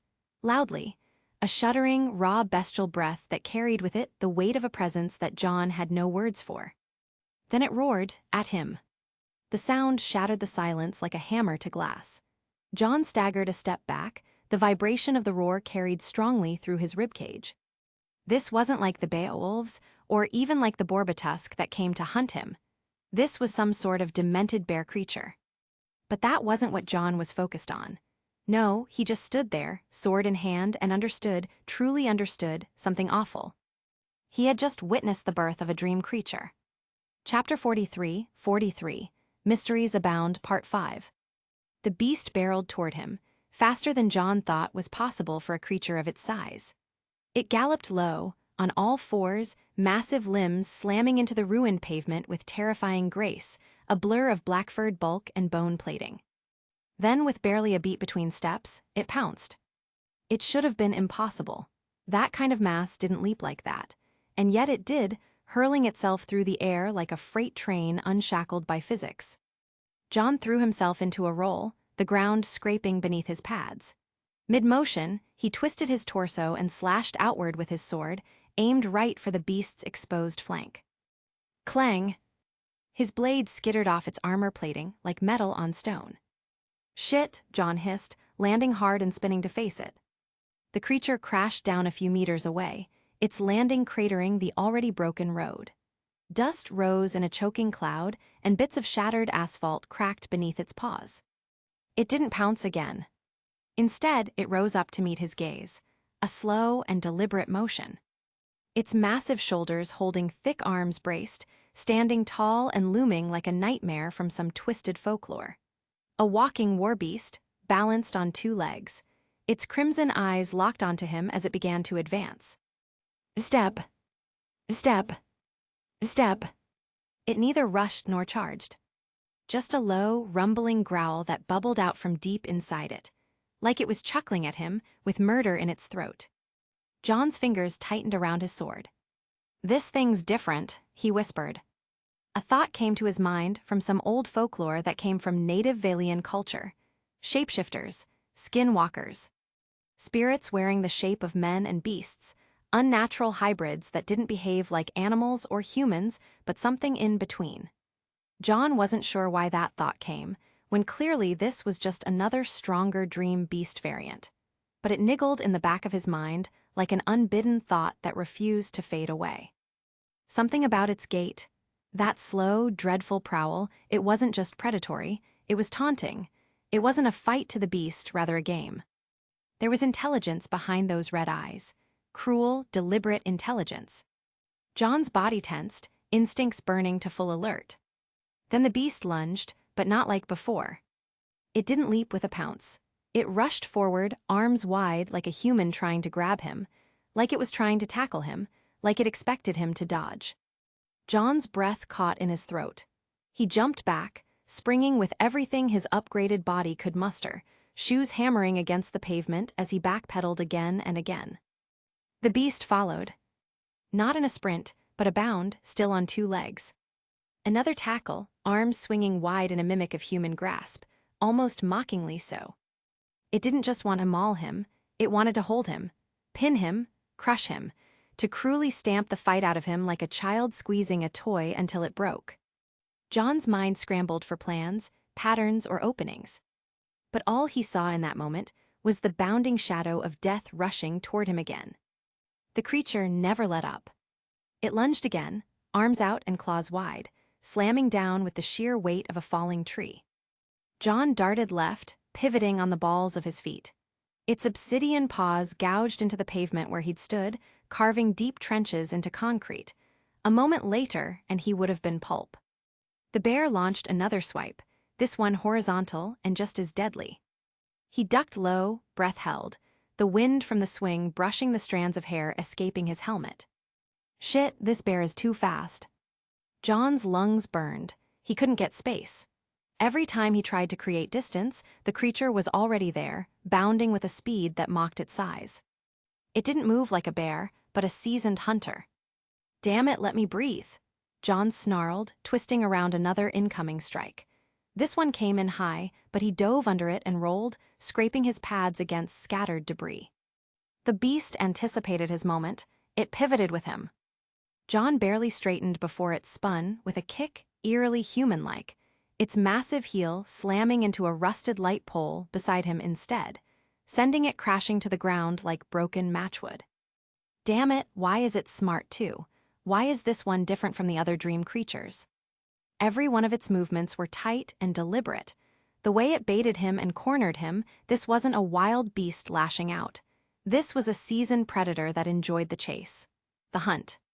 He could see it in the way it slavered hungrily at him, eager to feast on his flesh. John's breath came quick now, sweat slick on his neck and stinging his eyes.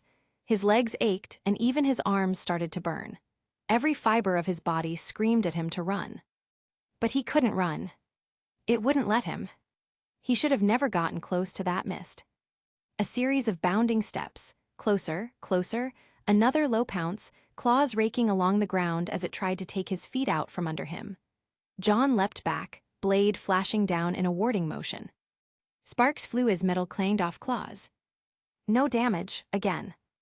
The monster pressed on. John's feet skidded back along the gravel. He tried to pivot, to dash toward the open street, but a crushed fire hydrant and an overturned bench blocked his route. Shit.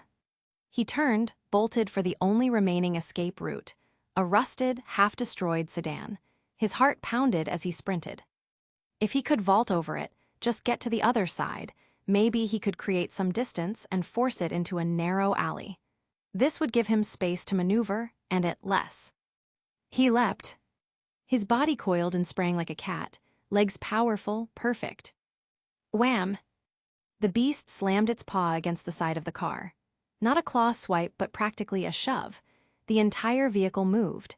It skidded sideways with a shriek of metal and cracked glass, tires scraping, pushed by the sheer force of the creature's strength. John was still midair, and suddenly his escape route was gone beneath him. His heart dropped. Ah, held. The second arm came in from the side. A blur and a streak of black fur and red-marked bones swept towards him. It was a backhand. The hit was swift and violent, precise in nature. But John managed to raise his sword in time, blocking the attack. Clang! The impact was like being hit by a small freight train. Pain exploded across his forearms and shoulders. The shock traveled down his spine and tore the air from his lungs. John could have sworn that he heard and something crack in his ribs. The full force had launched him backwards, spinning head over heels into the direction of a half-dilapidated restaurant. He smashed painfully into the wall. Plaster and the broken shards of a window rained down on him from the force of his impact. His body slid into the siding and collapsed in a heap among shattered bricks and broken chairs. Silence followed for just a breath. John groaned, his limbs shaking, his vision spinning. The sword had saved him from the full brunt of the attack, but his body felt like molten iron. It throbbed painfully, and for a brief moment, his mind buzzed with the static feeling unconsciousness. He lay there, winded, staring up at the broken ceiling of the restaurant, jaw clenched and teeth gritting painfully. Shit, he gasped out, I'm gonna die. John forced himself to his feet, staggering from the broken wall, dust clinging to his pads and sweat dripping from his temple. His muscles might have been screaming, and his ribs might have been aching, but he wasn't finished. John refused to simply sit still and die. With a grunt, he reached behind his back, fingers brushing against the taped grip of the steel bat. His knuckles curled tight. Dual wielding. It was a stupid idea, but everything about this fight had gone past smart 3 broken ribs ago. He pulled the bat free. His sword hung low in his dominant hand, surprisingly still solid despite the strong hits from the bear. And now in his other, the familiar weight of his old companion, perfectly pristine. He set his stance, one weapon raised for control, the other for power. The beast didn't wait. It surged toward him, roaring again, not just loud, but deep, vibrating through the wreckage like a war drum. Its claws came first, 2 swipes, one high, one low, and then a snap of its jaw that was all teeth and hunger. John didn't flinch. He pivoted sideways with everything he had, using the momentum to whip his bat up against the incoming claw. Steel met bone with a jarring clang, and the impact rattled down his arm like lightning. But he held firm, twisting through the follow-through, and brought his sword down in a brutal arc onto the beast's exposed shoulder, a part that wasn't covered in plating. Slice. The blade bit deep. Not enough to cleave through, but enough to hurt. The bear creature howled. Not a grunt or a snarl like before, but a full-throated, rage-choked roar that shattered the windows of the restaurant behind him. Glass exploded outward, shards raining down like brittle snow. The sound alone forced John to reel back, clenching his eyes shut for half a second as his ears rang. God, that roar again. When he opened them again, the beast was staring at him. It wasn't charging nor was it moving, it just stared. Red eyes locked on him with a fury so intense, John felt the chill pierce his bones. Its breathing came harsh through cracked bone plating, a plume of steam rising from its maw. That look said one thing, and one thing only. You will die here. John's grip on the bat tightened. He took one deep breath, then another. The sword in his other hand trembled slightly, but he brought it up again anyway. Guess I pissed you off, he said quietly, the ghost of a grin tugging at his lips. Good. Perhaps it was the fury of being hurt by something weaker than it. The unchained, mindless rage of a creature that no longer thought, but reacted. Something in the bare beast snapped after John's last strike. It stopped circling and baiting. Instead, it started attacking wildly and brutally, like a rabid dog that had decided thinking was beneath it. John dodged the first swipe by inches, his shoulder dipping low, boots grinding against crumbled concrete. His sword came up in the same motion, quick and precise, scraping across the beast's paw in a shallow strike that barely nicked bone. It roared again and launched another swipe. This time, John dropped low and let momentum carry him forward, knees bent, the world narrowing as he slid like a baseball player stealing second. The movement had become instinct by now, his new favorite trick. It was fluid, fast, and proving to be very reliable. The sword arced out, trailing silver like a comet's tail, and sank into the back of the monster's knee. A deep cut, crippling in fact. It might not have been a killing blow, but it was a meaningful one. The beast faltered. Its weight wobbled and it roared louder. But John was already moving again. Something had changed, not just in the beast, but in him. He was in it now. That feeling, the one that he'd heard athletes chased, the one fighters trained years for, it had taken over. The zone. The feeling of adrenaline pumping through him and begged at him to run. But John refused. He hungered to fight the creature, to pay back what was done to him, to hunt it back, to win, so he twisted it from flight to fight. Every breath felt like it came with a second of extra time. Every twitch of the monster's shoulder, every subtle shift in its footing, lit up in his mind like a map. He wasn't stronger than it, wasn't even close.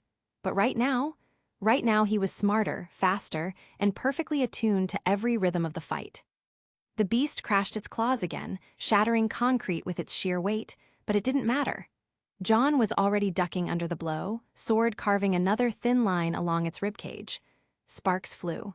He spun away, rolled up, pivoted again. Another swing came too high. John ducked and slashed the beast's flank. It bellowed. Blood, thick and black, sprayed like oil. John's arms ached. His breath tore out in ragged gasps, but he was alive, alive in the purest way. One more move. The creature rose on two legs again, its roar splitting the night sky.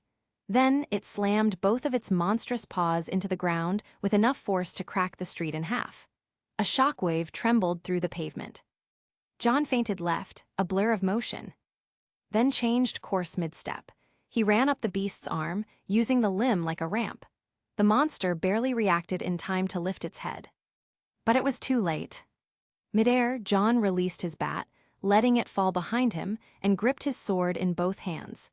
He flipped over the creature's back, upside down for a heartbeat that stretched into eternity. And as the beast turned its massive head, John drove the blade down, right into the base of its skull, straight through the unarmored neck. The steel pierced cleanly, slicing through flesh and vertebrae, erupting out the front of the monster's throat in a gory bloom. The creature choked on its roar in gurgling black blood. Then it stilled. The sound died before it finished. Its weight shifted, and then slowly slumped forward. John hit the ground on his side, shoulder first, his landing far from graceful. His sword was still in his hands, blood coating the hilt and running down his arms like ink. But the bear was dead. The massive body began to tremble, then disintegrate. Just like the other's dream creatures did before it. Ash, black and fine, rose into the air like dust on the wind. John laid tiredly on the ground, chest heaving and vision blurry, but a tired, cracked grin tugged at the corner of his mouth. "Holy shit," he whispered to no one. He didn't even try to get up yet, probably couldn't really. In any case, he didn't want to. That victory felt good. The weight of exhaustion crashed down on him all at once now that the danger had passed. He coughed heavily, rough and raw, the taste of blood in his mouth, not a lot but enough to remind him he was still human, still hurting. Around him, the black ash of the creature's corpse drifted lazily into the air, joining the decaying scent in the air and the crimson-tinted sky. His fingers twitched, still clenched around the hilt of his sword, slick with rapidly dissipating blood. Then came the chime. Rank Beast Ursa slain. Runes received, 10. Dream Authority exit granted. Exit. Weiss/N. Cost 1 rune. John laughed, or maybe he groaned. It came out like both. 10, that's it, he wheezed, still flat on his back. You could at least increase it up to 20. He rolled onto his side, one arm clutching at his bruised ribs, the other reaching to brush away the fading ash in front of his face. His whole body throbbed from impact, his shoulder ached, his muscles burning from overuse. His spine was surely going to hate him tomorrow. Well, that was if his body didn't reset like it seemed to do every time he came back here. He mentally pulled on his status, seeing the changes. John Arc. Rank 0. Aura 0. Will 0. Body 3. Runes 27. He felt a little better, seeing his runes increase, but that beast. That 8 feet tall, bone-armored, demonic bear beast was called an Ursa. John didn't want to fight one of those ever again. It was, probably the hardest fight of his life. But then again, that feeling that he had acquired near the end. It felt amazing. If fighting another Ursa was guaranteed to bring him back into it, well, he'd won once, maybe he could do it again. As John was entering deeper into fantasy land. Damn kid. The voice was sudden, older and crisp, casual in tone but edged with something harder, like gravel laced with a smirk. That Ursa really put you to work. John froze. The pain in his chest was still there, and so was the weight in his bones, but now there was a spike of something sharper, alertness. His hand shot toward his sword. He winced, pulled it closer, and rolled onto one knee, ready to react. Who's there? John rasped, eyes scanning the surroundings. From between the twisted wrecks of old cars and rusted signs near the gas station's edge, a figure stepped into view. It wasn't a dream creature. It was a man. Chapter 44, Mysteries Abound Part 6. The man that stepped into full view caused John's breath to catch in his throat. He walked with the gait of a professional, the casual confidence of someone fearless. Like he'd seen this place 1,000 times and stopped counting somewhere around 600. His outfit was unlike anything John had ever seen, seemingly closer to futuristic military cosplay than something that could be found in reality. Sleek black plates wrapped his shoulders and chest in a form-fitting, armored exosuit. It was trimmed in white glowing accents that pulsed faintly with energy. The design was stylish, and certainly beyond the modern era.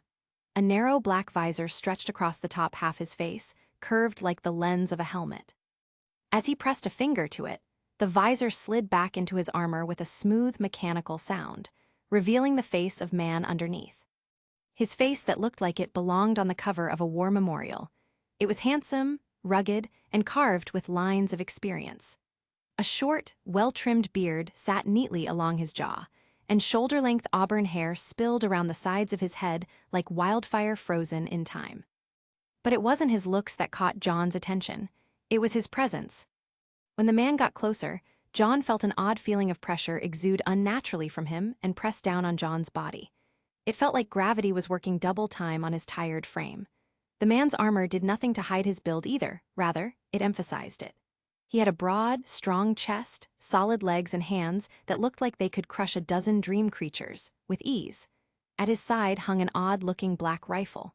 The weapon's theme was also as futuristic as the man's. Compact, but John had a feeling that it was heavy, heavier than a normal rifle would be, and in his right hand. A sword. It was a single-edged blade that resembled a katana, but the blade was white inlaid with very tiny hexagonal-like patterns adorned into the metal. The blade was too sleek and thin. It shimmered oddly in the red light of the broken moon, like it was vibrating at a frequency beyond what John could see. The sword looked like something out of a movie, like a weapon with a monomolecular edge or some sort. John swallowed hard, half kneeling and collapsing under the pressure of just being near the man. Who are you?" he managed to ask. It was the soft, dazed muttering of someone who had far too many questions and not nearly enough strength to ask them all. The man's expression was curious. He frowned, not with anger but surprise, like he wasn't expecting John to speak first. "I was about to ask you the same thing," the man said slowly. His voice was deep and calm, the kind of voice you'd follow into a firefight or listen to at a funeral, measured and oddly sincere. But beneath it, there was something else too, a flicker of uncertainty, like John's presence here wasn't part of any plan he'd expected. The two of them stared at each other for a long moment, just long enough for the final specks of the Ursa's ash to fade into the wind. John stared at the man, still kneeling, unsure if his legs were shaking from exhaustion or instinct. The stranger's eyes didn't wander. They stayed locked on him, cold and calculating, like John was a puzzle that wasn't fitting together properly.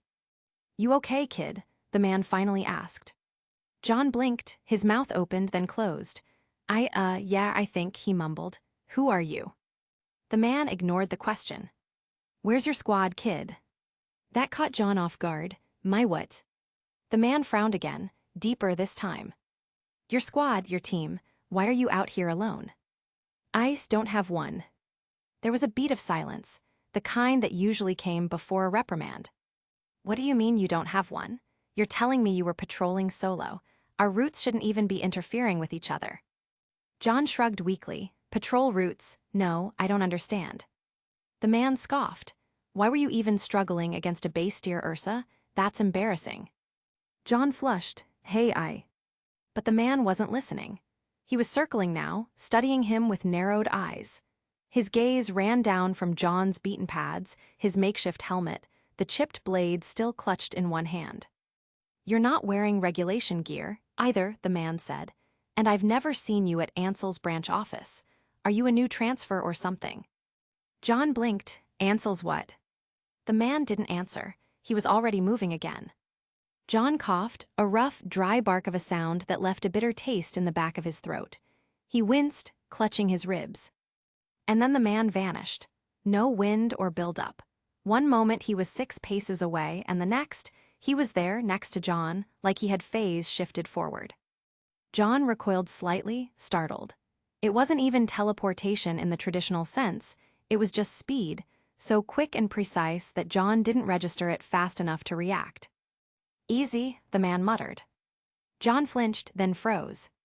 Somehow, at some point, John noticed that the man had been wearing an odd wristband. It was clasped to his wrist, a weirdly futuristic wristband. It was black, with 3 glowing shapes embedded into its surface. Not buttons exactly, rather, they looked like magic runes, or something like runes.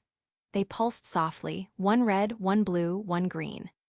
"What is this?" John asked, heart pounding. The man didn't answer. He simply raised his palm to John, as if he was channeling something, and the green rune immediately flashed with light. A moment later, the glow of the rune thing faded away, leaving only the red and the blue rune left on the wristband. A sudden rush of warmth flooded John's limbs. His breath hitched. His aches vanished like they'd never been there. The sharp pain in his shoulder? Gone. The dull throb of bruised muscle and cracked skin faded to nothing.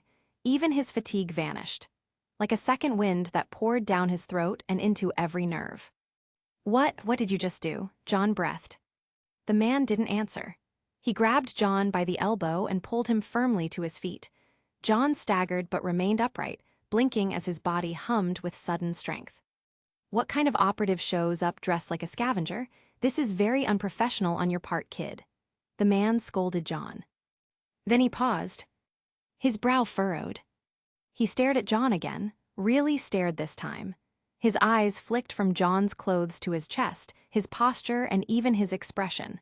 A slow recognition crept into his face, but it wasn't pleasant. "What the hell?" he muttered. He took a step back in surprise, like someone realizing something a second too late. "You're not rank 1. John stiffened. "I what? Why are you at rank 0? "I don't know what you're talking about. Do you know where we are, what this place is, this nightmare realm?" The man didn't answer right away. His expression twisted, growing more confused by the second, as if someone had handed him a map that was upside down. He studied John again, slower this time, and finally asked, "How old are you?"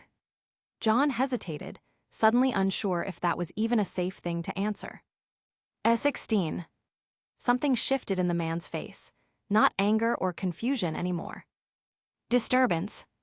16, he repeated, then again like he was trying to make sense of it. No, that doesn't make sense. His hand hovered over his visor, like he was about to communicate with someone, but he didn't press it this time. His eyes never left John. "Why haven't you already ranked up?" he asked, but his question seemed more so directed at himself rather than at John. 16-year-olds should already be at rank 1. Did you deliberately choose not to rank up or something? John felt like he'd stumbled into the middle of a conversation that he had no clue how to answer. "What are you talking about?" he asked. "What do you mean by ranking up? What a branch office? Who are you?" The man didn't answer. He just stood there, staring at him like John had just walked out of the wrong timeline. The silence stretched, thick with things unsaid. Then finally, the man broke it. "What's your name, kid?"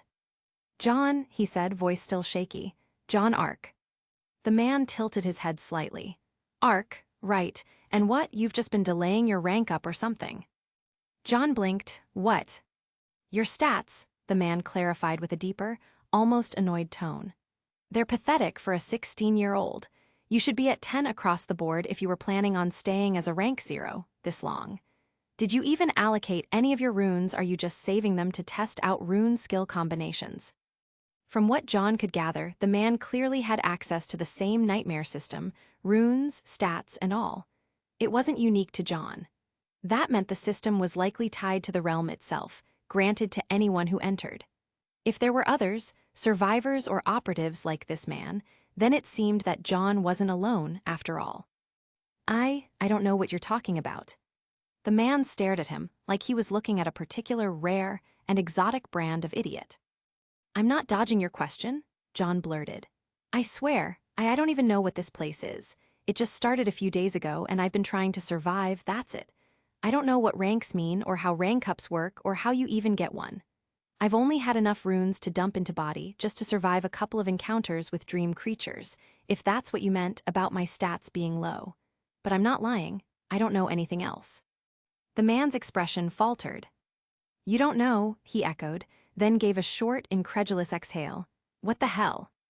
John took a step forward, his sword still limp in one hand, voice rising in urgency. "Can you just please tell me where we are, what this nightmarish place? You said Ansel's branch office. Are you talking about the real, waking world Ansel? Who are you?" The man's jaw flexed. "My name is Raymond Red," he said, slowly now, as if introducing himself to someone with head trauma. "I am a peak rank 1 operative officer of Ansel's branch of our organization." John stared. "Our organization," he repeated blankly. "You're a soldier. In this place, there's a whole organization."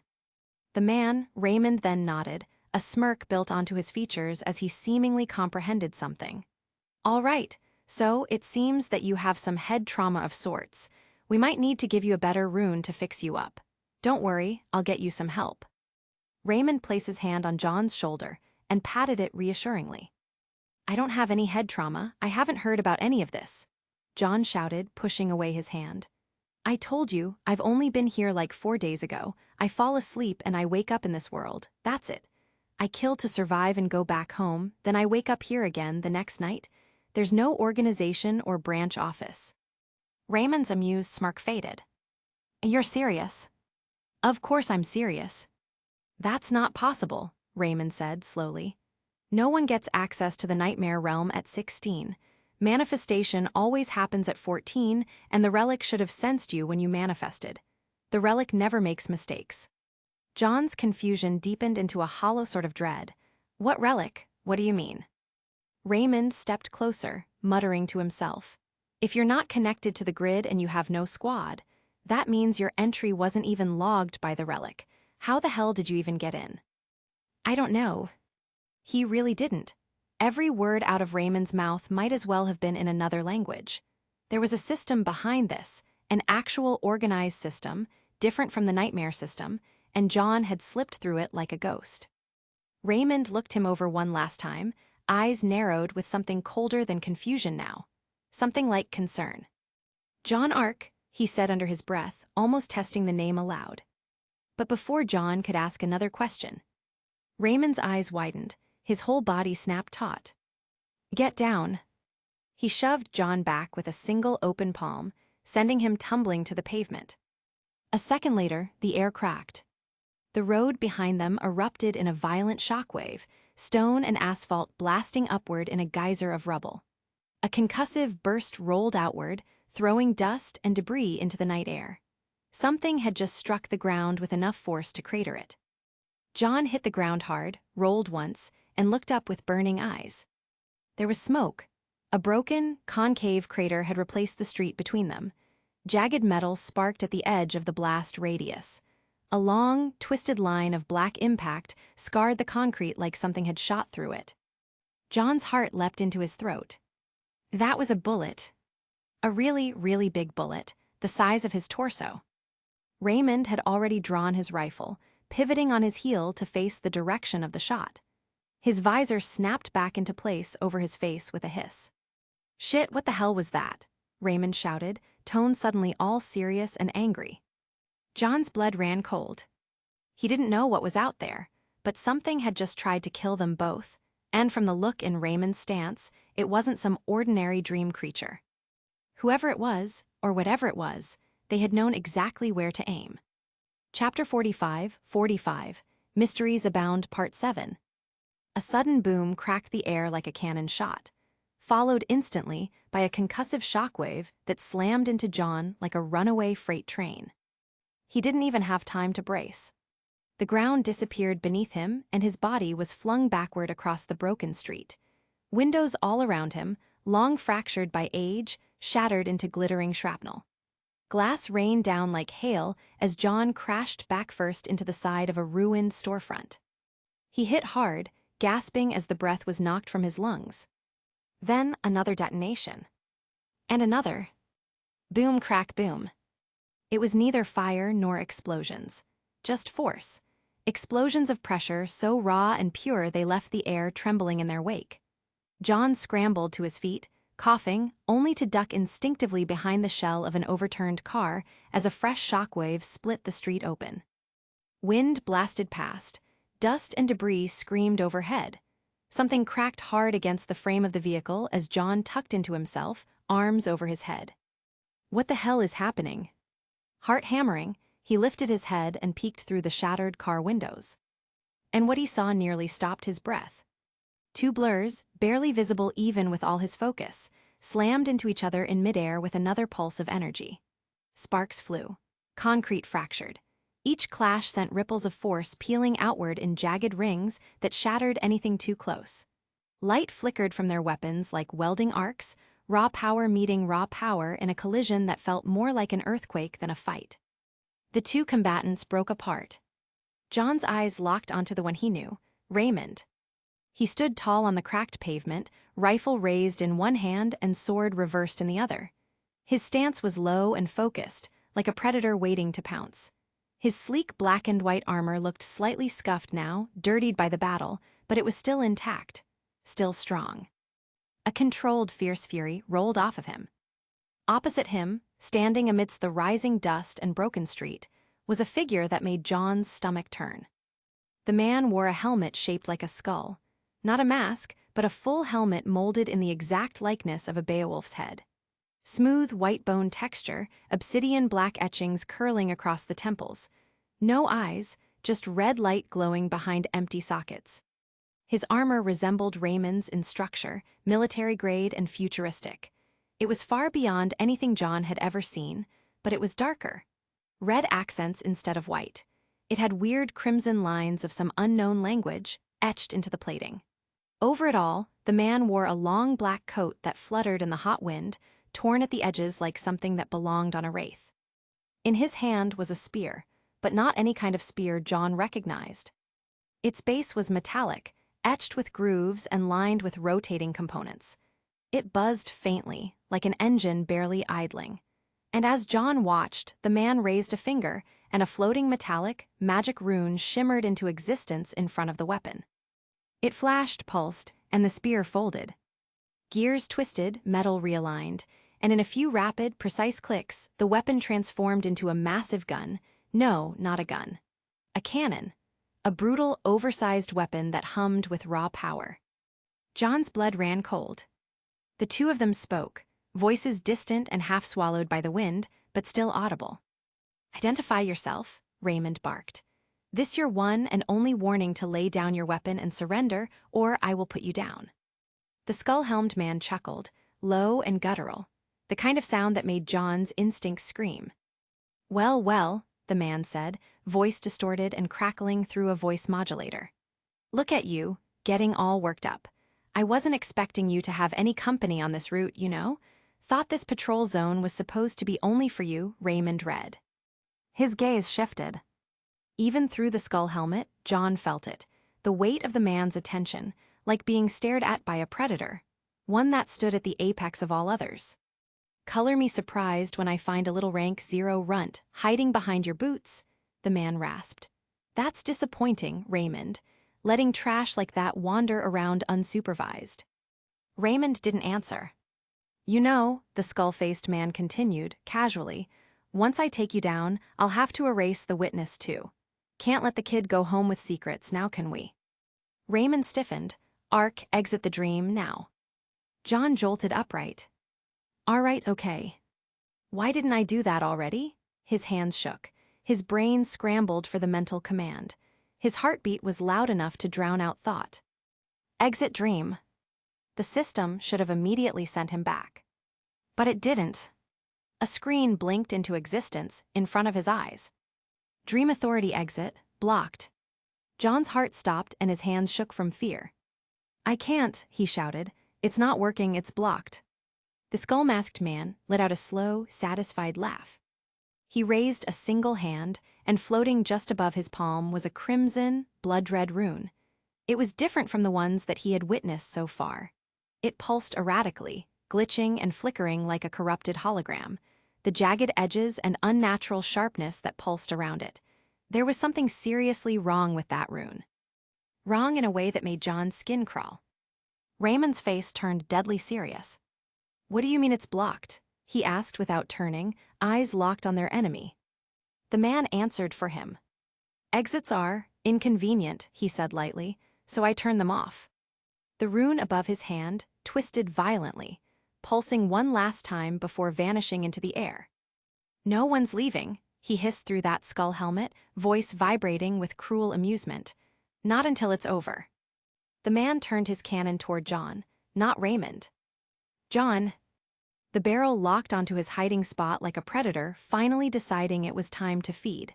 In that instant, time didn't just simply slow, it seemed to collapse in his mind. John felt it before he understood it, like a string inside his chest pulled taut. His lungs froze and his heart leapt into his mouth, pounding like it was trying to escape. His throat felt dry, too dry like he'd swallowed ash. His tongue was heavy. His legs wouldn't move. No. He wasn't ready. He wasn't anything. John was not a fighter, not a hero, barely even a survivor. Just a 16-year-old in trashy gear, covered in grime and blood, barely able to hold a sword without trembling. He couldn't even breathe right. And the man across from him, this monster in human form that was wearing a skull helm, he was smiling. That awful grin, barely visible through bone-white plating and flickering red light. The grin of someone who knew he was about to erase a life. "I'm not going to make it. I'm not fast enough to move." John's instincts screamed at him to duck, to run, to do something, but his limbs wouldn't obey. They couldn't move fast enough. He didn't even have time to close his eyes. He could only watch. The cannon fired, there was no sound. Just a ripple, a tearing in the air, and the absolute certainty that he was about to die. But he didn't. A shape moved faster than thought, faster than fear. A sudden blur streaked in front of him, boots slamming down like thunder, and kicked the car he'd been hiding behind clean out of the way, into the path of the bullet, knocking it off course of John. The metal screamed and exploded in shrapnel, away from the two. "Raymond!" John recognized that silhouette immediately. The broad shoulders, the reversed blade held in one hand, the calm, brutal focus radiating from his stance. With a single slash, Raymond cut through the air and through the next bullet that the man shot. The massive shell, easily the size of John's torso, split into two clean halves in mid-flight. Both chunks screamed past John, carving molten lines through the ground and tearing through the ruined storefront behind him like thunderbolts. Glass and plaster exploded. John gasped, then choked on it. Because the gun cannon kept firing, non-stop. Again and again and again. One shot after the next roared through the air, and Raymond met each one. His sword flashed in tight arcs of blinding speed, carving clean through projectiles that should have flattened tanks. Each deflection sent shockwaves screaming outwards, but Raymond stood like a wall, cutting everything before it could reach John. John crouched there, hands over his ears, shaking, absolutely powerless. Each shot he didn't die to made him feel smaller, weaker, pathetic. I'm dead weight, he thought, teeth clenched so hard it hurt. I'm not helping, I'm just in the way. And then the cannon went silent. Steam hissed from its vents as the skull-helmed man gave a low chuckle. With a twist of his wrist, the cannon folded in on itself, segments shifting, plates rotating, and transformed once more into a spear. He leveled it toward Raymond, but his glowing eyes remained fixed on John. That grin didn't fade, it deepened instead. John shivered, and it wasn't from the cold. He felt like prey, but Raymond didn't move. He could have attacked maybe, but he didn't. And John realized why almost instant. If Raymond advanced, if he left John exposed for even a second, the man would lunge and John would die. That was the truth. He's protecting me, John realized. He's putting himself between us. Every second he holds back is for me. The weight of that realization hit John like a second bullet. He wasn't just useless, he was costing someone else, and that hurt more than the fear. Worse than the shame. John's throat felt tight. The words caught, stuck behind the pounding of his heart. But he forced them out anyway. "WI?" he croaked, barely audible over the wind and static charge still crackling in the air. "Why are you trying to kill us? Aren't the nightmare creatures the real enemy?" He hated how weak he sounded, how lost. The man in the skull helmet tilted his head slightly at the question, like it amused him. But before he could speak, Raymond cut in. "He's just crazy," Raymond snapped, his voice flat with loathing. "That's all. Some people snap when they're in this place." The skull-faced man gave a low, almost pleasant laugh. Not angry, not wild, just amused, leisurely. The sound crawled down John's spine like a cold wire. "Crazy," the man said, feigning offense. "That's rude, Raymond Red, you wound me." He turned slightly, just slightly, his attention shifting back to John. And John wished he hadn't. That red glow behind the skull mask narrowed faintly, focused. He chuckled again, quieter this time. "Oh sure, the creatures of Grimm are fun to kill. Great training and good for letting off steam." He raised his spear lazily, resting it against his shoulder. "But this isn't personal, kid, just business." He lifted one gloved hand, tapping two fingers lightly to the temple of his helm. "And it'd be a real shame if I didn't complete the task my leader gave me." John's stomach dropped. Leader, task, creatures of Grimm? What the hell kind of business involves assassinating people in the middle of a death realm full of monsters? He couldn't speak. Hell, he could barely think. Because now there were layers, plans, politics, organizations, things he hadn't even begun to understand, things with structure, purpose, and somehow he was in the crosshairs. Raymond's expression darkened. Visibly, he didn't raise his voice, didn't shout, but the weight behind his words was harder now, sharper. "Which organization?" he asked. "Who do you work for that wants me dead?" The skull-helmed man tilted his head again, mocking. "Oops," he said with mock surprise. "I might have said too much." He took a step forward, casually dragging the tip of his spear along the ground. Sparks danced from the point. "But I suppose it doesn't matter," he said, voice smooth and cruel. "You're both going to die anyway." He grinned and John saw it again, just barely, behind the bone-white snarl of the helmet. That sick, delighted smile. Chapter 46, Mysteries Abound, Part 8. Raymond exhaled through his nose, steadying his rifle once more. Then came the words that John didn't want to hear. "I'll buy you time." John's eyes widened. "Wait, what?" "That weird rune of his is probably area-based," Raymond said, calm and focused. "So if you can get far enough, the effect will drop. That's your best shot to exit." John's pulse spiked. "What about you?" "Run, now." The command cut through him. No panic, just conviction. John hesitated, his throat closing up with a million things he wanted to say, but then realized Raymond's back was still turned. He couldn't see the nod John had instinctively given. Couldn't see the panic that was growing in John's eyes. Raymond, High rifle fired. The sharp bark of gunfire drowned out his words. Muzzle flashes lit the broken street. The skull-masked assassin moved without hesitation, dodging the bullets like he'd memorized their trajectories before they were fired. He weaved between them with sickening grace, then spun his spear, deflecting the final few with mechanical precision. Sparks sprayed off the weapon's shaft like molten teeth. That was all John needed. He turned and ran. Every muscle in his legs screamed, but he ran anyway. The ruined pavement shifted beneath his shoes, slick with ash and cracked with decay. His breath tore from his lungs in uneven bursts. His heart felt like it might split open from sheer terror. He could barely even think. Then the force hit him. A gust of compressed air slammed into him like a cannon blast. He hadn't even heard the shot. He just felt the force ripple through the air, an aftershock from another collision behind him. The ground vanished beneath his feet. John was flung like a doll, rolling across the jagged street until his shoulder caught the edge of a torn curb. Pain flared down his side. His helmet cracked on something sharp. But he forced himself up even as his ears rang. He staggered forwards, even with his vision swimming, and still managed to keep moving forward. Away. Away from the fight. That was the only direction that mattered. Keep going, just keep going. Get out of range. John's mind screamed to his body. Another clash occurred from behind him. The street cracked apart again. The skull-helmed man was trying to advance, trying to get around Raymond Red. Trying to get to him. John felt it like he could physically feel gravity add more pressure onto his body, like the weight of that man's predatory stare was literally crawling up his spine and slowing him down. It was primal, almost ancient in nature. A feeling you didn't have to learn, just recognize. He was being hunted. And it went even beyond that. There was clearly something magical at play here. That feeling of pressure was the same as when he had first met Raymond. In any case, whatever it was, the only reason he wasn't already dead was because Raymond kept intercepting. Again and again and again.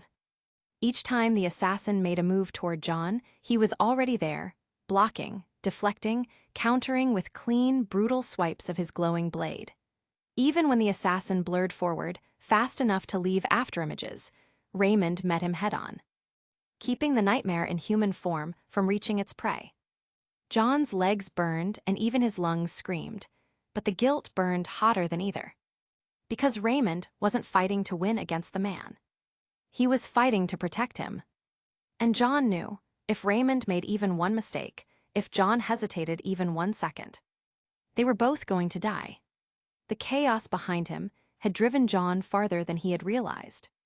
In the midst of fleeing, dodging, and surviving, he'd been pushed away from the edge of the cracked city streets, away from the cracked buildings, and into a different ruin entirely. And now, as he sprinted, lungs burning, he recognized where he was headed. The mist. That gray, still-shifting fog he'd first seen a while ago. The same unnatural shroud that had hovered near the gas station at the start of all this. The battle with the Ursa had moved his location away from it. And now, the battle between the two monsters behind him had forced him back in its direction, closer and closer, until the cold weight of its unnatural presence returned like a stone in his chest. His instincts screamed to avoid it, but before he could, another scream cut through the air first. "Look out!" John spun. A car, an actual rusted-out four-door car, was flying toward him, tumbling in a slow-motion arc through the air. It had been launched by sheer force, flung like debris from a cataclysmic punch. John didn't think. How could he when he could barely react? Instinct guided him, and John dropped low, low as he could, and slid under it, performing his now patented baseball slide. His sword scraped sparks across the cracked street. The car soared past him and smashed into the road ahead of him with an ear-splitting crunch. John scrambled back upright and kept moving, 10 meters away from the mist now. Then a blur shot towards him and a gust of wind blasted past his face. Something grabbed him, firmly and strongly. Raymond. One arm locked tightly around John's waist, and the other was already slicing through another wave of bullet cannon fire. The glowing saber once again blurred in his grip, cutting through giant ammunition like a hot knife through butter. Sparks flew and shrapnel spun off in many different directions. Then, suddenly, they were airborne. John's body was flung upward, legs dangling uselessly beneath him as Raymond leapt with terrifying force. His limbs flopped, spine jolting from the sheer acceleration. His head snapped back and he nearly lost his grip on everything, except the sword that he clutched with a white-knuckled grip in his hands. His bat, however, was gone. It spiraled downward, forgotten on the cracked and ruined street below. They landed on a ledge near the bottom of an abandoned 5-story building. Raymond's feet skidded across the half-collapsed flooring before he suddenly pivoted and kicked off again, running vertically up the building. John wasn't sure when the man had gained enough speed to defy gravity, but his boots cracked broken concrete like metal wood on glass. The wind howled past them, and massive bullets screamed at them from below. Raymond blurred to the side, dodging again, a twisting motion that made John's stomach lurch. Then he jumped one last time, sending them both airborne once more, up and over the rooftop. They landed hard. Raymond skidded, then shoved John to the side, but not too roughly, like one might do with a stubborn backpack that kept getting in the way. John dropped to his knees, gasping. Raymond didn't look at him. "What the hell were you thinking?" he snapped. John blinked, still disoriented. What? You ran toward a nightmare without backup. Solo, with jack shit points in any of your stats and no rune skills. Are you trying to die? John's brain finally caught up to the words. What do you mean nightmare? I wasn't trying to. Raymond cut him off with a scoff. Right, forgot. You're a weird edge case, manifested at 16, slipped past the relic grid, don't even have the basics drilled in. He muttered something under his breath about broken systems and negligent management. Then, crunch. The sound of boots echoed behind them. They were heavy and deliberate, announcing their presence to the duo. They both turned and saw that the skull-helmed man had reached the roof. His coat billowed in the breeze, torn edges fluttering like cinders in the wind. The red glow behind his mask's eye sockets pulsed as he approached, but he didn't attack. Not yet, at least. He just stood there watching them, that same eerie calm in his stance and that same arrogant, unreadable posture. John stumbled to his feet, and his sword trembled in his hand. But he raised it anyway, like it would help. The skull-faced man paused, then laughed. A low, derisive noise that dripped with contempt. The red in his mask seemed like it pulsed brighter, like his eyes behind them were narrowing. "Oh, this is rich," he rasped, voice echoing like metal scraping against teeth. "You really think that's going to help? A rank 0 like you? What a courageous fool you are." He tilted his head slightly, watching John with amusement, mocking him, and in that moment, John felt more powerless than he ever had before. Small, outmatched. Like a breeze trying to threaten a hurricane. And worst of all, Raymond had dragged him all the way up here to keep him alive. And now he was going to have to fight this monster, while still trying to protect him. John's hands clenched around his sword. They felt weak, too useless, too small. They kept trembling, but his hands still kept the weapon raised towards that unknown enemy, with a forced conviction that felt hollow. The man across from them didn't move, just watching his actions, amused, like a wolf watching a sheep stumble and bleat. "I can't do anything," John muttered, voice hollow. "He's going to kill me." Raymond didn't turn to face him, but his voice came steady, low. "Listen, kid," he said. "I know you're afraid, but you shouldn't listen to the words of an enemy. Courage isn't simply about not being afraid. That's just ignorance." He shifted his stance slightly, eyes still locked on their enemy. "Courage, bravery is knowing you're outmatched and raising your sword anyway. That is a mindset that not everyone in this world has. It is innate, not something that can be learnt. John's eyelids trembled as he blinked. Raymond finally glanced back over his shoulder. There was no disappointment in his face, only calm and something else behind his eyes: calculation. "You're not weak because you're scared," he said. "And you most certainly are not weak for being ignorant. It's not your fault you were thrown into this without a guide. What matters, however, is that you're still standing. And that means something. You will not die today, John Ark, I promise you." John didn't know what to say. The words should have comforted him, but they didn't. Not really. How could they when he was witnessing abilities that defied human comprehension? How could he calm down when two superhuman beasts were duking it out like comic book heroes? John could scarcely even believe what he was seeing. However, something about the way Raymond said those words. The rhythm, the pacing, the emphasis. He had a plan. Across from them, the skull-masked man tilted his head. "Ah," he rasped. "That's cute, like watching a soldier give his final words to his protege." He chuckled again, low and cold, then added with mock gravitas, "Almost touching, really." Raymond's posture didn't change, but John saw something, a tightness around his shoulders, readiness. Then the unknown man's tone shifted, and his laughter faded. "Well," he said, "if you're done with the sweet talks and the warm-up, how about we fight for real now?" Raymond read.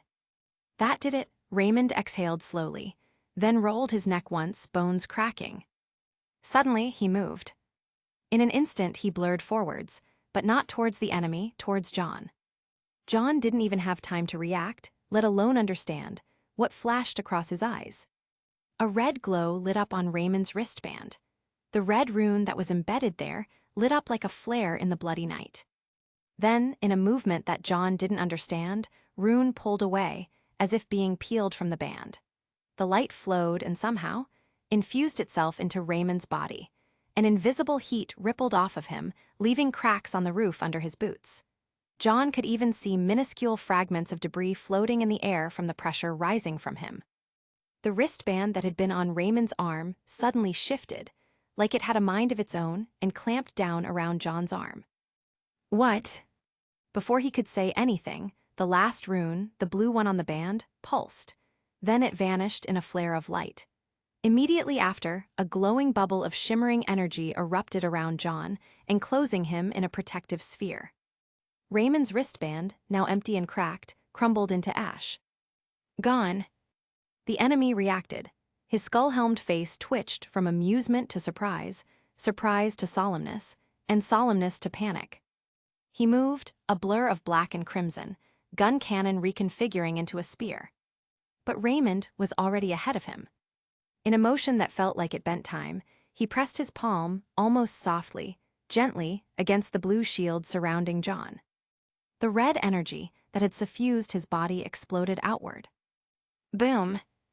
A thunderclap echoed across the rooftop.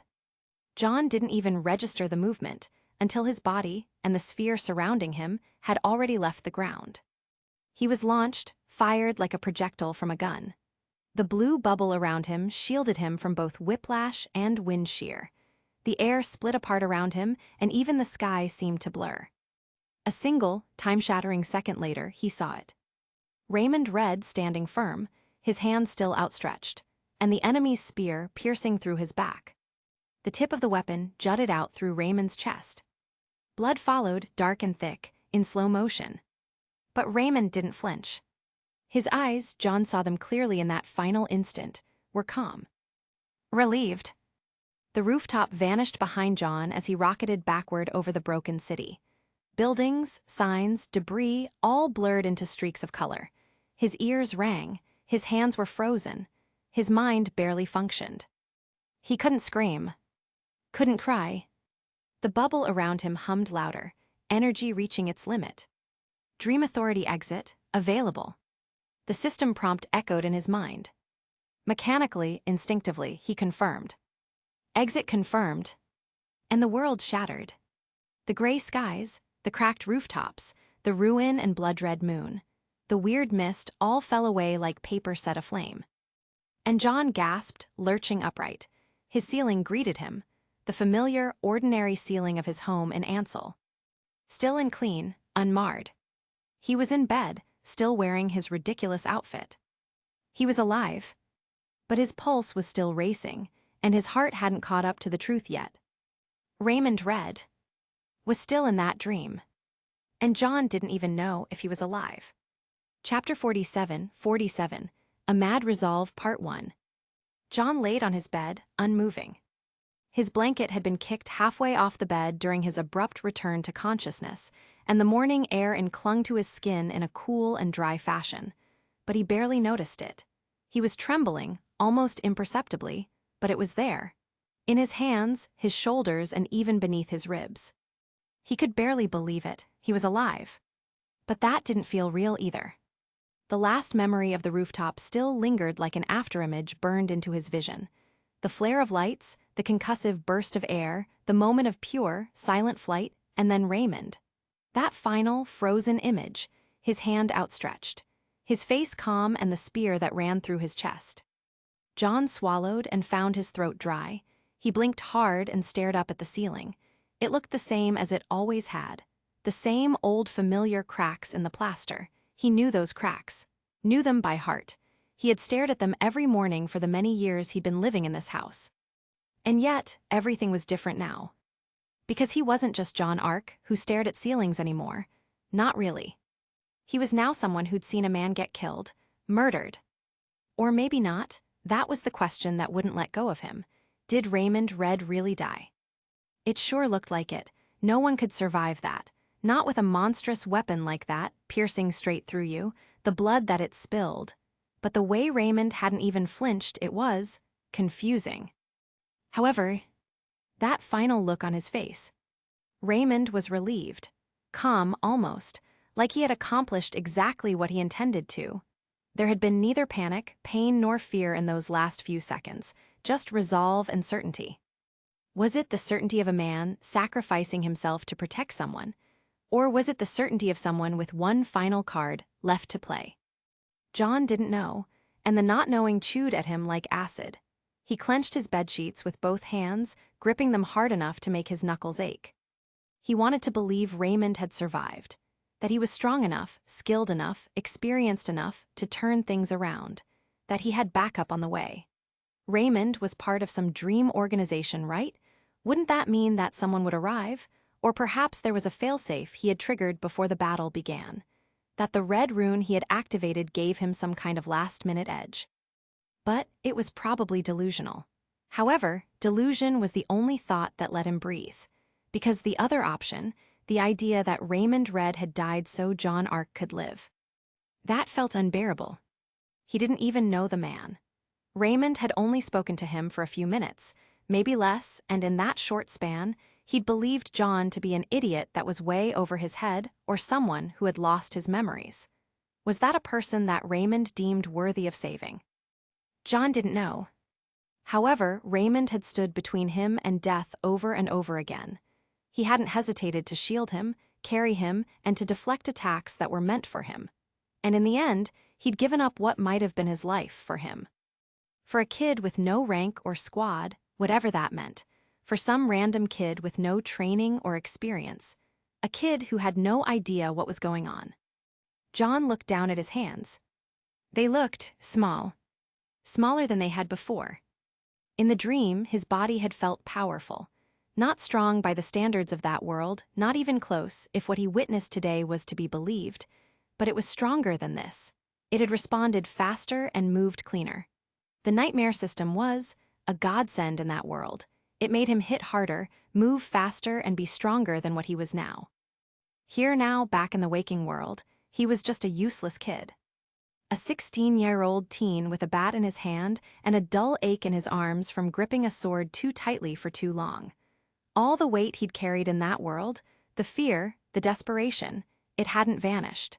It had followed him home. He felt like prey. And worse, he felt useless. He hadn't even been able to run away from the fight between the two. Hadn't been able to understand the systems, the ranks, or even what the squads meant.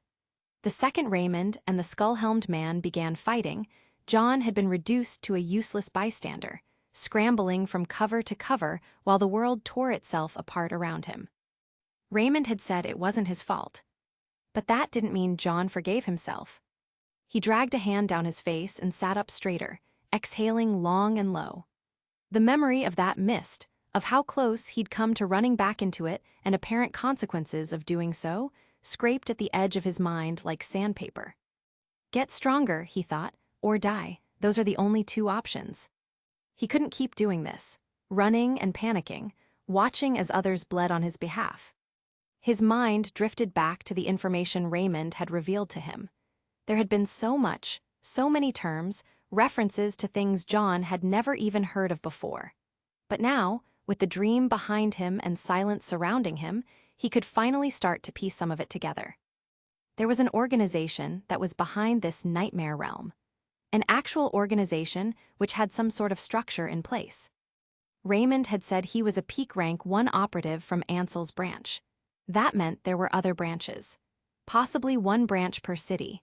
Maybe even an entire full network of people like him, fighters, dreamers, whatever they were, who traversed the nightmare like a second life.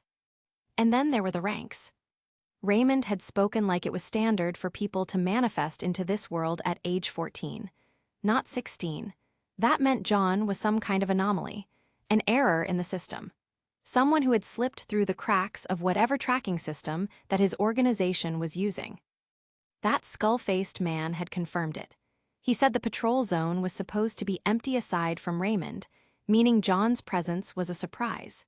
It could be concluded that whatever organization Raymond was from had patrol routes and schedules. It also meant the nightmare realm wasn't just some random dreamscape out of an apocalypse, it had a form of order to it. Territory and structure. The relic. Raymond had mentioned that too, said it was supposed to detect John, to register his entry. But for some reason, it hadn't. Either it malfunctioned, or John had entered through some sort of side door that wasn't supposed to exist. Then there were the runes. The wristband that Raymond had. There were 3 visible ones, red, green, and blue. The green one had healed him. The blue protected him with a shield of some sort. And the red one. The red one had done something else entirely. Something John still didn't understand. It had powered Raymond up, infused him with energy, and allowed him to send John flying across the city at impossible speed. That wasn't just something that could be done with simple physical prowess.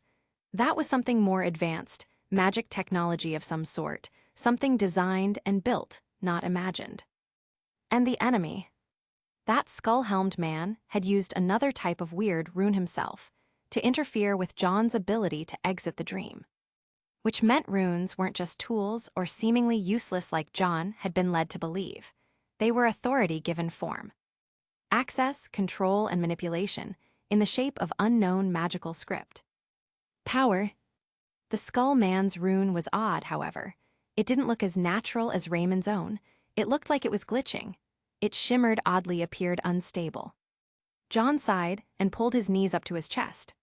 He didn't know who that man was, didn't know his name, but he had spoken about his leader.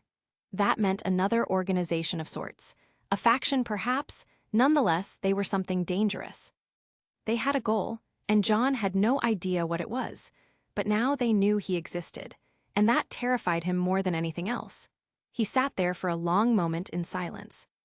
Then he muttered to himself, "I need to understand all of it. I need to figure out what this world is." Because if he didn't, he wouldn't survive the next dream. Which meant he needed help. Real help. And for the first time since waking up, he thought of something other than the rooftop, other than the spear and the blood, and that fleeting glimpse of relief in Raymond's eyes. The Occult Research Club. John's brows furrowed slightly as he leaned forward and rubbed the side of his face. Weird didn't even begin to cover those guys. They were as niche could get. Cloaks, candles, mystic diagrams scrawled in chalk across the floor like they were LARPing instead of running a real club. But now John wasn't so sure they were as stupid as he once thought. Nerds with too much time, they might have been, but after what he'd seen, after that surreal horror show of a realm and the very real organizations at war within it, he couldn't shrug off their potential forbidden knowledge anymore. No matter how idiotic it might seem. Because perhaps they weren't completely wrong. Maybe, just maybe, they were closer to the truth than they even realized. If anyone in the waking world might have a clue about what was happening to him, outside of the nightmare system itself, whatever that was, it was probably them. Or at least, they could help him figure it out. John stood and let out a long breath, running both hands through his tangled blonde locks. It wasn't ideal, not even close to ideal, really. But it was a lead, and right now, that was all he had. He wouldn't tell them everything, of course not. He wasn't that reckless. The less they knew, the safer they were, but if he could steer the conversation just right, if he asked the right questions, maybe framed it as a curiosity or research angle, they might give him something useful. He could figure out how much they really knew. And more importantly, whether any of them had any clue what the nightmare realm was. Because if they had even a small clue, that meant that he could receive information while keeping his head down. John exhaled again and stared at the dark ceiling. It wasn't a plan that he liked, but it was the only one he had. The Occult Research Club, he muttered to himself. All right, let's see what you people really know. He didn't expect much. But at this point, he couldn't afford to rule out anyone, especially not the ones already looking in the shadows. Chapter 48, A Mad Resolve Part 2. John eased himself down the narrow staircase. Each step down felt heavier than the last. The household was already waking. John could already hear the echoes of light conversation drifting up from the kitchen to his ears, his mom's friendly tone and his dad's low laughter. It felt oddly soothing after his experience, like the faintest anchor in the memory of his dream. At the bottom, he paused in the doorway. His parents were seated at the breakfast table with steam curling from their mugs of tea and toast crumbs scattered on their plates. They laughed softly about the neighbor's latest garden mishap, the fallen trellis and Mrs. Gunderson's dramatic reaction, the way she apparently chased her husband brandishing a watering can like a weapon. Normally, John would have joined in, laughed at the visual, teased his dad gently. But this time, the lightness felt distant, as though someone else was telling the joke. Morning, kiddo, his mom said, looking up. Her dark red hair caught the sunlight streaming through the window and framed her face in a warm halo. Perhaps she saw something in his gaze, so she set her mug down and reached out to squeeze his shoulder. You okay? She asked softly. John touched his own shoulder, as though surprised to feel it there. He shrugged and dropped into a chair. Fine, he said. He lifted a mug of tea to his lips, but he could barely taste it. His dad glanced at him through the corner of his eye. You sure? You seem a bit. He paused, looking for the right word. Glum. John stiffened, suddenly self-conscious. His mom frowned gently, watching him with concern. He swallowed. The memory of Raymond, so calm in the face of death, the way the spear had found him, came rushing back like a tidal wave. He shook his head. Bad dream, he murmured an excuse. His mom exchanged a look with his dad. Then she reached forward and released a sachet of calming tea into his cup, a blend she insisted was good for nerves. He sipped it. The mild sweetness and comforting warmth spread through his body, tempting him to believe in simpler mornings again, free of death and mystery. Breakfast continued with gentle rhythms. His parents resumed their conversation about the neighbors, cheerful giggles floating up when they mentioned Mr. Gunderson's escape in bright flannel pajamas. His sisters, finally up, padded downstairs and joined them. The atmosphere felt homey and soft, completely dissonant with the bloody violence of his dreams. He ate mechanically. One sister asked about school, another talked about a song she couldn't remember. There was chatter about wishing that they could miss school tomorrow.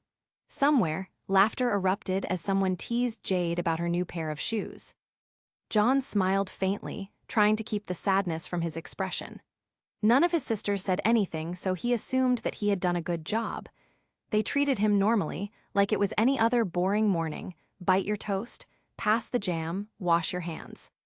After breakfast, he cleared the dishes with a nod and a quiet thanks for the tea. Then, still lost in thought, he carried his sword, Crocea Moors, out to the backyard. The garden behind their house, what few weeds remained and what patches of grass stubbornly clung on, became his practice arena. He drew the sword and began going through the forms Grise had taught him, grand steps, controlled strikes, footwork drills. His movements were precise but not fluid. The recent battles, both in dreams and in reckoning his own weakness, weighed on him. His mind kept sliding to Raymond's death, or what looked like death. What if Raymond had truly died?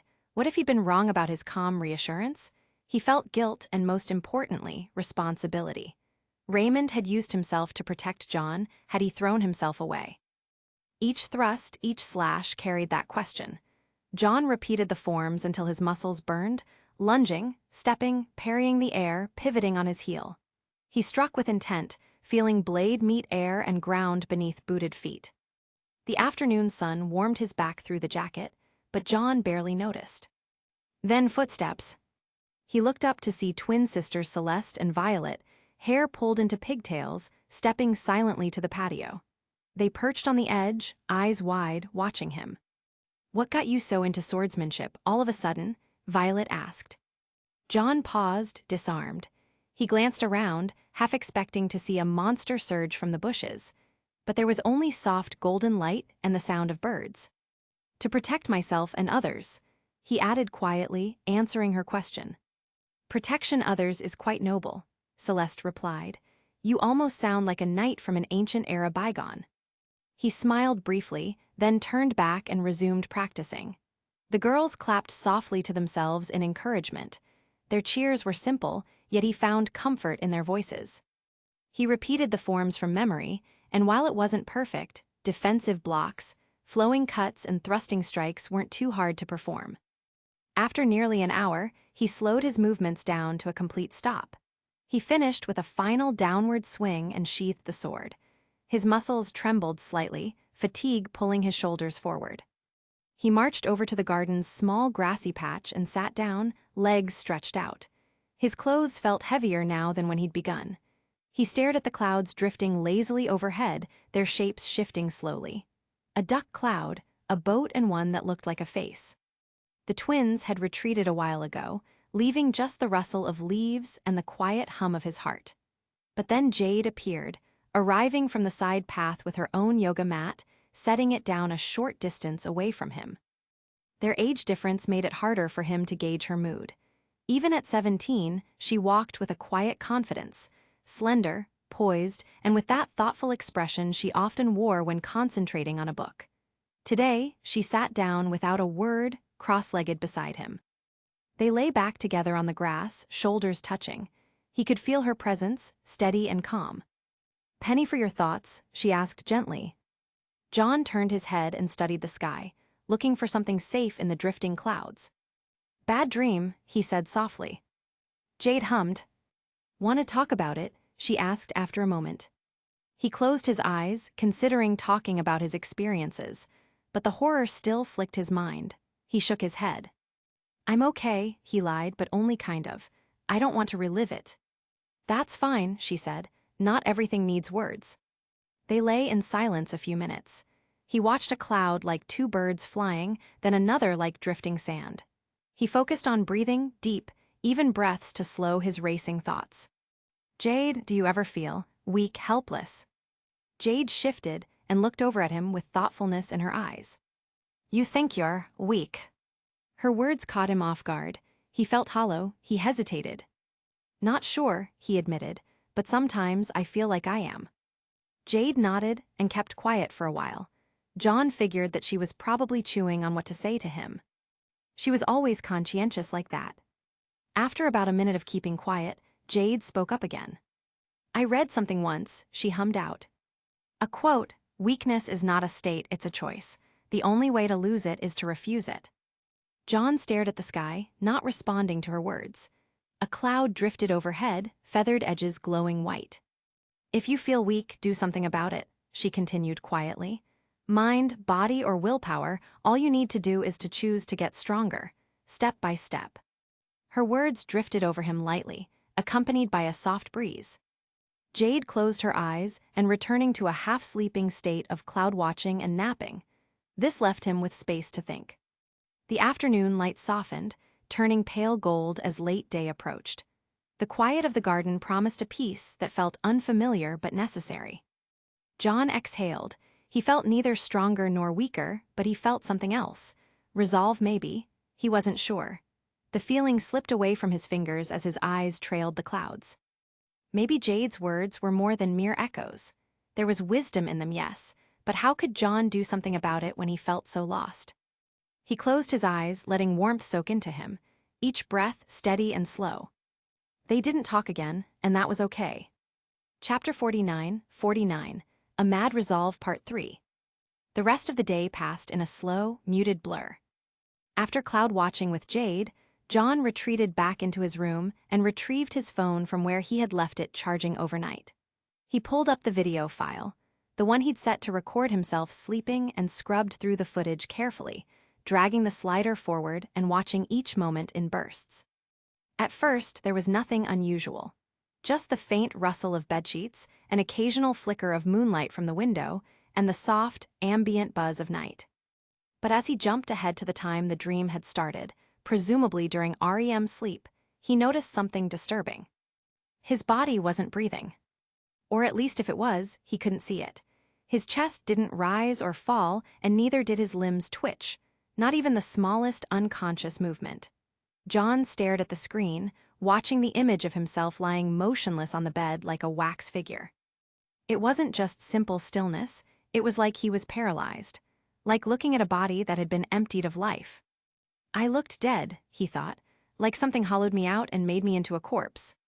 He stared for a few more minutes, waiting for a twitch, a shift, anything that might disprove what he was seeing. But it never came. Eventually, he shut the phone off and tossed it onto his desk. His hands lingered in his lap. It creeped him out, sure, but it wasn't technically a problem. He was perfectly alive and awake. For now, at least. Still, the weight of it stayed in his chest. He didn't like that the body he occupied in the dream realm, the one that moved, that bled, that could run and fight, wasn't this body. Wasn't him. Not really. And whatever connection existed between the two, it was thinner than he liked. Another thing that he just realized, but never previously questioned, was the time difference. He tapped his chin in thought and attempted to perceive the discrepancies. John remembered the first night he had been dragged into the dream. The entire exchange with him exploring his decrepit house and that altercation with the first Beowulf. It had probably only taken, maybe 30 minutes at most. The second night, with him fighting the Borbatusk and him exploring the neighborhood into him heading for the train station. That was at most 2 hours, John wasn't certain. Even the fight with that Beowulf pack, less than an hour. John was certain about that, no to mention his misadventure in the dream version of Ansel. He was sure that only around 3 hours had passed. So why did his body only wake up after 8 hours? Another mystery that John couldn't answer. Dinner that evening was warm and lively, as it always was before a goodbye. The Arks gathered around the table in the kitchen, laughter already bubbling from the twins as they argued over who got the end slice of the garlic bread. Their mother shooed them lightly with a spatula, while Dad finished setting out the casserole dish with exaggerated care, claiming it was the last decent meal before another week of mystery food. Jade took her usual seat across from John. She didn't say anything, but her eyes occasionally flicked toward him, observing. Perhaps she was still contemplating their previous conversation. "All right, everyone sit," their mom called, "before your father eats half the roast on the way to the table." "I don't eat that fast," Dad grumbled as he scooped mashed potatoes onto his plate. "Just efficient enough to outspeed all of you." "I counted 7 pieces before you even reached the table, dear," their mom said sweetly. "Efficient," he repeated, and the table laughed. John tried to keep up with the noise and rhythm. He smiled when appropriate, nodded when spoken to, but his appetite was thin and his mind wandered. The sounds around him were warm and familiar, but they didn't touch the core of the cold knot curled in his stomach. It felt almost wrong, eating mashed potatoes and listening to his sisters tease each other, when he was only here due to the apparent sacrifice of an innocent man. "John," his mom asked, a note of gentle concern in her voice. He looked up, blinking. "Huh. You've barely touched your food," she said. "You all right, sweetheart?" "I'm fine," John lied, "just thinking about girls and relationships." Jade's eyes met his for a second. She didn't call him out or push. His dad, to his credit, didn't say anything either. But John saw his eyes narrow slightly before turning back to buttering another roll. "Right," Mom drawled out. "Well, if you ever want to talk about anything." I know, John interrupted softly. Thanks. She nodded and let it go, passing the salad bowl to Eden, who was trying to sneak cheese from the side dish without being noticed. The rest of dinner moved forward with the usual back and forth. The twins making up ridiculous songs about potatoes, Amber asking Jade about what she was looking forwards to the most, from university life in Vale, and Jade giving excited expectations for her future experiences. John watched them all, smiling faintly. These moments felt more distant now, like he was observing someone else's happy memory. Will I even come back next week? He wasn't sure. Part of him didn't want to, not out of malice or fatigue, but because Ansel that once felt like a safe haven now reminded him of what had changed. It reminded him of that dilapidated, rotten city of cold stone streets and blood, of monsters in the guise of men wearing Beowulf skulls. He couldn't simply unsee it now. That version of him that belonged to this kitchen, to these dinners, didn't exist anymore, and that saddened him. More than he expected. After dessert and dishes were done, it was time to go. Dad packed their things in the back of the car while the girls huddled around John, offering hugs and playful warnings not to go getting all moody in Vale again. Violet gave him a flower she'd picked from the garden and made him promise to keep it in his pencil case. Celeste tried braiding his hair once again before Mom shooed her away with a laugh. Jade stood nearby, suitcase in hand, quiet as usual. I'll text you when I'm settled, Jade promised their mom, giving her a lingering hug. Make sure you eat properly, she whispered to her ear. She then turned to him with a smile. And John, please, try not to carry the weight of the world on your shoulders, all right? John weakly smiled. I'll try. His dad wrapped his mom in a romantic hug, firm and long. Bye, my love. Don't cheat on me while I'm not here to. His mother swatted his father's arm playfully with a knowing grin. Don't tempt me. As they pulled away from the house, John stared out the window at the fading lights of home. The twilight had softened the sky to lavender and black. The shapes of the garden, the patio, and even the front porch all blurred past quickly. The drive back to Vale was quiet. John sat in the back seat, half dozing, half staring at the highway lines, but he refused to sleep. Now that he knew that the dream changed based on his location, it simply wouldn't be safe to so. Besides, every time his eyes closed to rest, he saw red, glowing runes, blood on brick, and the gleam of a Beowulf skull helmet. His dad didn't pry into his odd mood, mostly focused on driving rather than conversation. Jade, ever attuned, filled the silence with idle conversation. She talked about her upcoming semester, about how she was thinking of taking a double major, maybe from journalism or comparative literature. Their dad laughed at that, teasing her for being a nerd like her aunt. John ignored their words, but the small talk and the mundane flow, it kept the silence from becoming unbearable. It gave him space to think without being watched. Eventually, Jade leaned her head back and closed her eyes. Their dad hummed along with the radio, one hand on the wheel. John let his head rest against the window and watched the streetlights pass. One by one. Each moment taking him farther from home and closer to the unknown. Chapter 50, A Mad Resolve Part 4. They pulled into the driveway, a few minutes past 10. The quiet neighborhood of Vale's outskirts lay dimly lit, under the yellow streetlights. The Ark House, tucked neatly between a few others, stood dark and still, save for the porch light that flicked on as their dad unlocked the front door. Finally, Jade muttered, stretching her arms as she stepped out of the car. My spine feels like someone braided it. Blame your brother, Dad said, popping the trunk. He's the one who brought the human-sized suitcase. I brought one bag, John protested, stumbling out of the back seat and grabbing his stuff. Jade packed more than me. I packed all of my essentials, Jade replied, shouldering her duffel. Laptop, chargers, hairdryer, shampoo. I'm going to be staying at the dorms, you know. I need all of these stuff. Their dad snorted sarcastically. Well, that's a miniature dorm, all right. I'm being prepared, Jade said primly, already walking up the path. John shook his head but followed them inside. The hallway light flickered on automatically, casting a warm glow across the hardwood floors and half-unpacked boxes still stacked near the corners from the move. All right, Dad said, locking the door behind them. Jade, you're getting dropped off first thing tomorrow. Got your ID and dorm forms. Jade raised her eyebrows. Of course, I'm not 12. You were 12 when you got lost in the grocery store for an hour. That was once, and they rearranged the aisles. Still happened.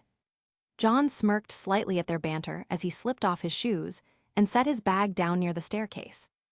Anyway, Dad continued, turning toward him, you've got school in the morning too, right? Yeah, John said. Good thing I got the train schedule memorized now.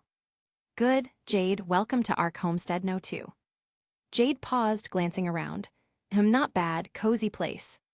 Their dad clapped a hand on her shoulder, lightly, and gave her a reassuring nod. That's the spirit. Jade glanced around the living room and upstairs. So, where am I sleeping? You guys didn't add a third bedroom, did you? Nope, Dad said. Still just mine and John's, but we've got options. The den, or you can kick your brother out and take his bed. I'll take his bed, Jade said immediately. John frowned but didn't argue, his mind too tired. Right. She tossed him a grin, but a hint of worry still seemed to coalesce in her mind. Come on, it's only one night. Plus, I'm a guest. That makes me royalty. Royalty that has cold feet and hogs the blankets. I make no apologies for comfort. John sighed dramatically. Fine, I'll take the couch. I'll throw in a pillow, Jade said, already halfway up the stairs. And maybe one blanket, if I'm feeling generous. John shot their father a helpless look. Don't fight it, Dad said with a smirk. You know she'd win anyway. At least it's only for one night, John muttered. Later, after everyone had unpacked enough to survive the night, the house finally settled into its familiar hush. The clock on the wall read 10:47 p.m., and the wind outside had picked up ever so slightly, rustling the trees beyond the window. John took a hot shower, longer than usual, letting the water run over his face and back. It helped a little to push the recurring images away, but not enough to soften their edge. After drying off, he went to his room in a towel and quietly changed into his chosen sleepwear. The same ones he'd worn into the dream before. Jade noticed the outfit as he stepped into the hallway. Her expression was immediate and incredulous. John. Yeah. You planning to go on a midnight vigilante mission or something? He glanced down. What, it's comfortable. Comfortable, sleeping with a sword and a bat. You look like a bootleg anime swordsman. It's functional, John argued, durable and has pockets. That jacket has like 6 pockets inside it. And those pads are you seriously going to sleep like this? I'm branching out my comfort, John offered. Jade snorted, arms crossed, leaning against the banister to the stairs. Dad, you seeing this? Their dad emerged from the hallway bathroom, toothbrush still in hand. He paused mid-brush. You, cosplaying something, son, this late at night? No, John said, resisting the urge to sigh. It's just clothes for sleeping. Aren't those the ones you bought the other day? The ones you said were for cosplay? I sleep dramatically. Jade tried to muffle her laugh, then failed. Well, their dad said diplomatically, as long as you're comfortable, I guess. Though, do be careful with that sword. It's sharp, so I'm not sure you should be holding it while you sleep. I'll be fine, Dad, and I am comfortable. John grabbed a pillow and blanket from the linen closet and marched past them, pretending not to notice their lingering amusement. He plopped onto the couch, adjusted the cushions, and flopped back with a sigh. The living room was dim and still smelled faintly of cinnamon from the incense burner his dad had left plugged in. Jade leaned over the back of the couch, grinning. You sure you don't want one of my old sleep shirts? I've got a Hello Foxy one that probably fit. Good night, Jade. Suit yourself. He heard her pad back upstairs, her footsteps soft on the wood. Their dad followed a few minutes later after rinsing his toothbrush and saying a tired, "Don't stay up too late," over his shoulder. I won't, John called back. Soon the house was quiet again. Just him and the sound of the old wall clock ticking faintly in the corner. He stared at the ceiling for a while, letting his body sink into the cushions. They weren't terrible. A bit stiff, but he'd slept on worse. His gaze eventually drifted toward the window, where the faint glow of Vale's city lights peeked between the blinds. For a moment, he paused and wondered what the hell he was doing. John's life had turned around. Then he shut his eyes. The couch felt stiff and the cushion too shallow, his blanket thin and barely clinging to his frame. But John didn't mind except for the fact that sleep didn't come. Wouldn't come, not with his thoughts wandering like fireflies in the night sky. His eyes explored the ceiling, flicking between shadows cast by the living room fan as it turned slowly, lazily above him. The weight in his chest grew heavier with each passing day. It wasn't fear or anxiety anymore. Not exactly. But it pressed down all the same, like gravity had suddenly found a way to get personal. 4 days ago, he was just a normal teen. 4 days. 4 dreams. That was all it had taken to change everything. John let out a slow breath and turned onto his side, curling a bit tighter under the blanket. The fabric of his dream gear rubbed familiarly against his skin. It was strange how comforting it had become. When he first put it on, it felt like a costume, like a silly cosplay outfit put together by instinct to combat a surreal nightmare. Now it didn't exactly feel like armor, but it felt familiar, maybe, battle-worn. Real. He stared across the room, toward the muted glow of the television's standby light, unmoving. In the beginning, he hadn't known what to think. Waking up in that rotting version of his house, surrounded by decay and silence, it hadn't even occurred to him that what he was experiencing could be real. He thought it was just a nightmare or some sort of vivid dream, some stress-fueled trick of the mind. But then the system appeared. Then the Beowulf, the dumb boar, the pack, and the fight with the Ursa. And finally, those 2 strangers. Raymond Red and Masked Man. The events over the past couple of days played like film reels behind his eyes, grainy flashes of terror and instinct. Running, hiding, and fighting. The cold crack of his bat against dream creature bones, the burn of sweat in his eyes, the sick, twisted grin of that skull-helmed man, the sound of Raymond's voice telling him to run, telling him he mattered, that he wasn't weak for being afraid. He'd changed. He knew that much. It wasn't just the physical gains, although those were there too. His mindset was different, stronger, he supposed. His hands were also more confident when gripping the sword. His footwork, too, felt more fluid when he practiced in the yard, back in Ansel. But it was deeper than that. His thoughts were different now. He couldn't look at the world the same way anymore. Not after watching someone willingly take a spear through the chest to protect him. Not after hearing someone die or maybe survive, because John didn't know enough, wasn't strong enough, couldn't act fast enough. He swallowed, his throat felt dry. Raymond, he whispered under his breath, barely audible even to himself. He didn't know what to think. Was the man dead? And more importantly, why did he even try to save John? He who was a nobody. It made no sense. John had watched him fall, watched the spear tear through him like paper, but those eyes, those calm, focused eyes hadn't blinked. There was resolve in them, not resignation. There was planning in his final moments. That red rune, that shield. Raymond had believed John would live. That was the point of all of it. He closed his eyes. "I'm still here," he murmured. But what did that mean? Was this his life now?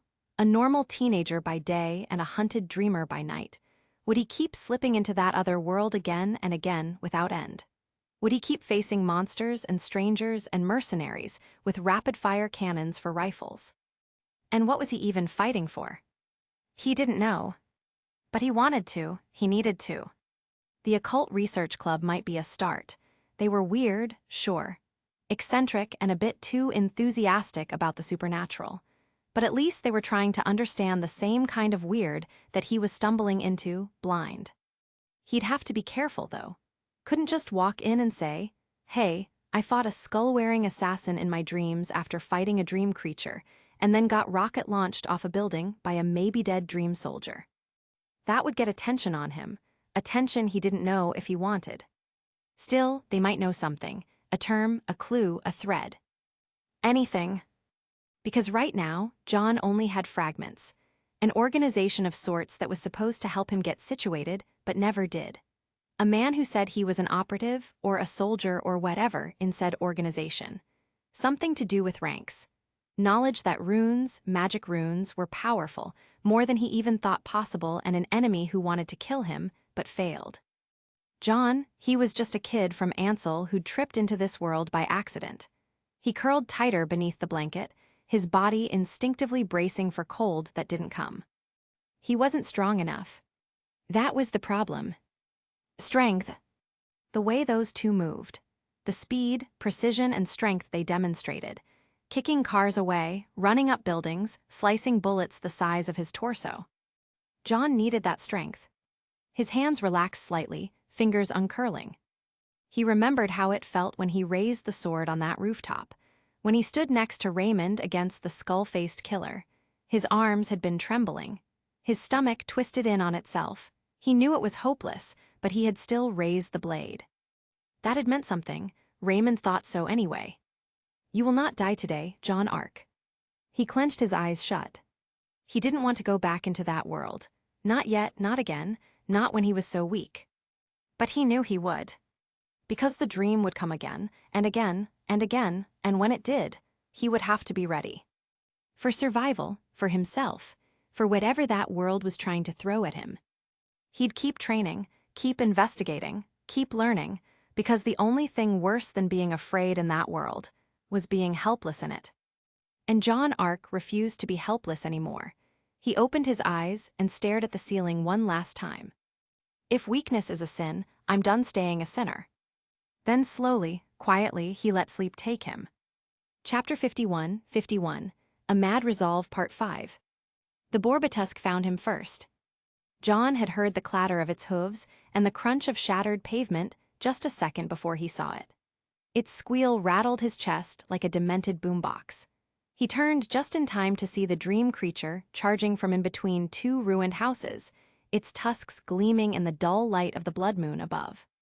He had little time to think, so he simply jumped back to give himself space, barely avoiding the initial slam as the boar barreled past. It pulverized the brittle wall of a building behind him. Plaster, brick, and bone-dry wood exploded outward in a storm of debris. He landed in a crouch, eyes narrowed in concentration. Okay, he thought grimly, fingers tightening around his sword hilt. Guess that answers the question of who found who. He'd spent what felt like half an hour combing the dilapidated neighborhood, searching door to door, weapon drawn and his nerves sharp for a confrontation. He'd thought he was being cautious. But the Borbatusk didn't care about caution.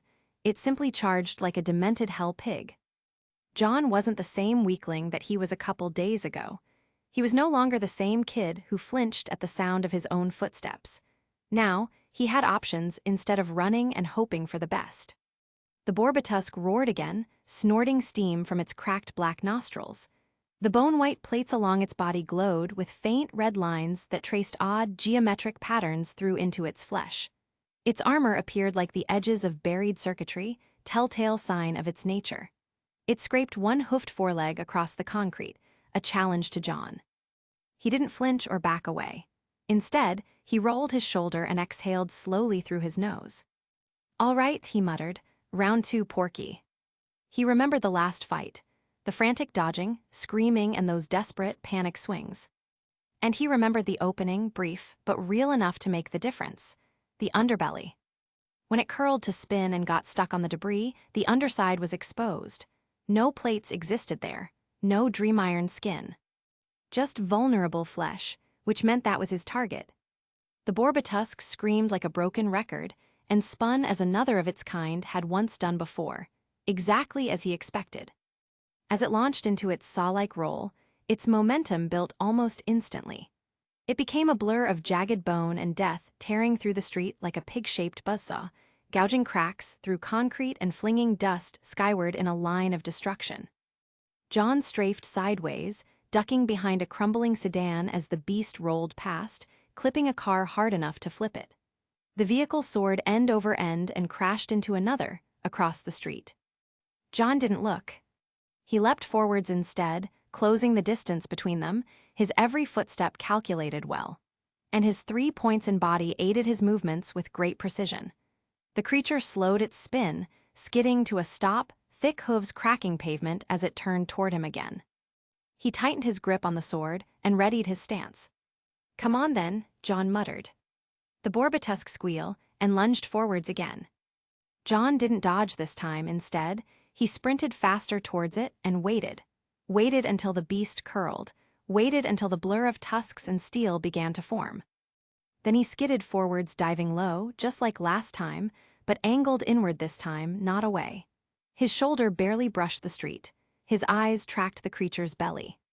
He lashed out with a foot, kicking the beast before it could fully form into a saw, titling it off balance and removing its leverage. It twisted onto its back pitifully, squealing like a fat pig in heat. Time stretched. He lunged forwards with a pierce, sword lashing out with all the force he could manage. Steel met flesh. The blade bit deep into the exposed underbelly, just as the creature's own struggles to right itself carried it into the strike. A wet, sickening tear of sound followed, and the Borbatusk let out a distorted shriek that was equal parts organically animal and insectoid in nature, an insidious howl of death.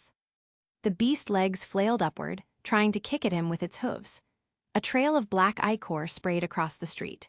John backpedaled, scrambling backward to avoid its flailing limbs, sword still slick with nightmare blood. He got his footing fast. The Borbatusk writhed, snarling, then forced itself up with trembling limbs. It bled heavily now, its spinning form broken and coordination ruined. John didn't wait. He rushed in once again, this time from the side, ducking away from its tusks. It tried to turn, but it was too slow. His blade flashed upward, slicing through one rear leg with a crunch. The beast fell sideways, unable to support its own weight. Still, it roared, and still, it tried, lashing out wildly, but John was already past it, circling, aiming for the head. One last blow. The sword pierced forwards, right into the creature's eye. Its squeals stopped. The Borbatusk jerked once, then went still. Its limbs twitched weakly, then even that faded. A moment later, its body began to break apart like the other dream creatures, dissolving into flickers of light, fading into black mist. John watched coldly as the thing disintegrated completely. Then there was silence, broken only by the sound of his own breaths and the chime from the nightmare system, signifying the creature's death.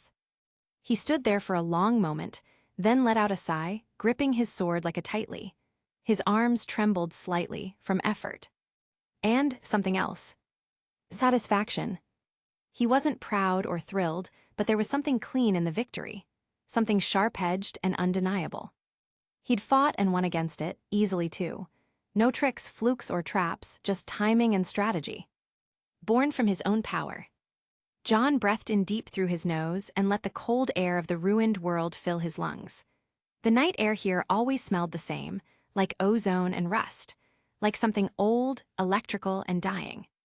He mechanically wiped the blade on his pants, even though the dream blood had already evaporated. Then he looked down at his hands. They still didn't feel powerful. I need to kill more. Bring my body stat to 5 at the very least today. He turned his head, scanning the street for more movement. Nothing, for now, so John kept moving forwards. He hadn't even realized where he was headed until he reached the intersection. A fork in the road, with one path leading deeper into the wreckage of suburban homes and collapsed fences, and the other veering towards the train station. John hesitated at the corner, thinking over his options. His hand still clutched Crocia Moore's, the weight felt much more familiar now, comforting even. He rolled his shoulder to loosen up the non-existent stiffness, and frowned. That's where the pack of Beowulfs were, he muttered to himself. A few days ago, though it felt like it had been weeks, he'd stumbled into that train station by choice.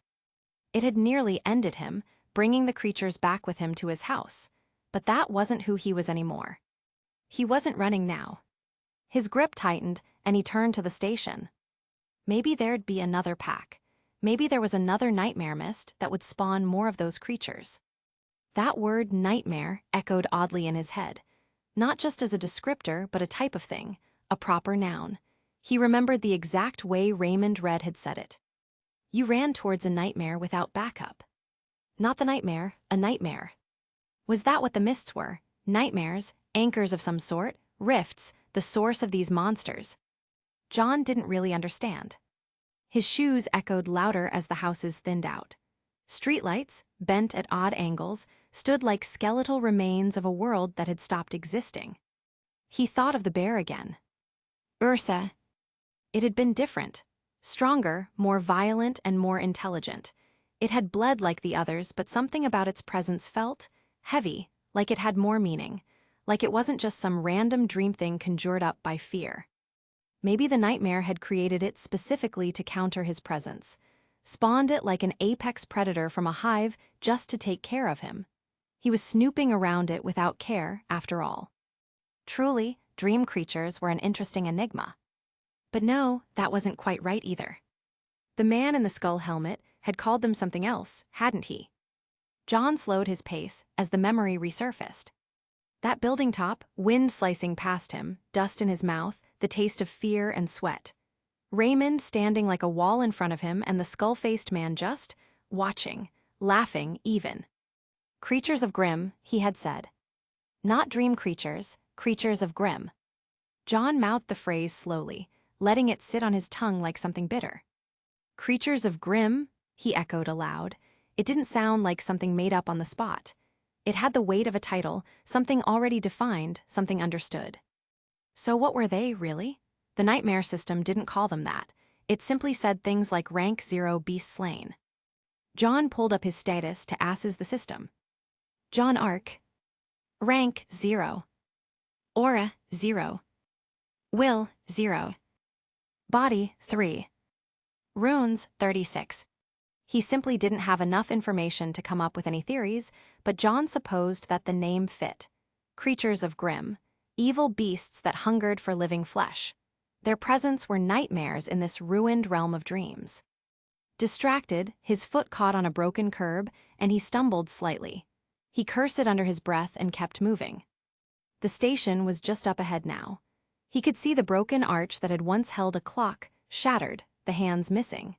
The platform stretched out beyond it, empty and busted, with debris and concrete littered around like carcasses of architecture.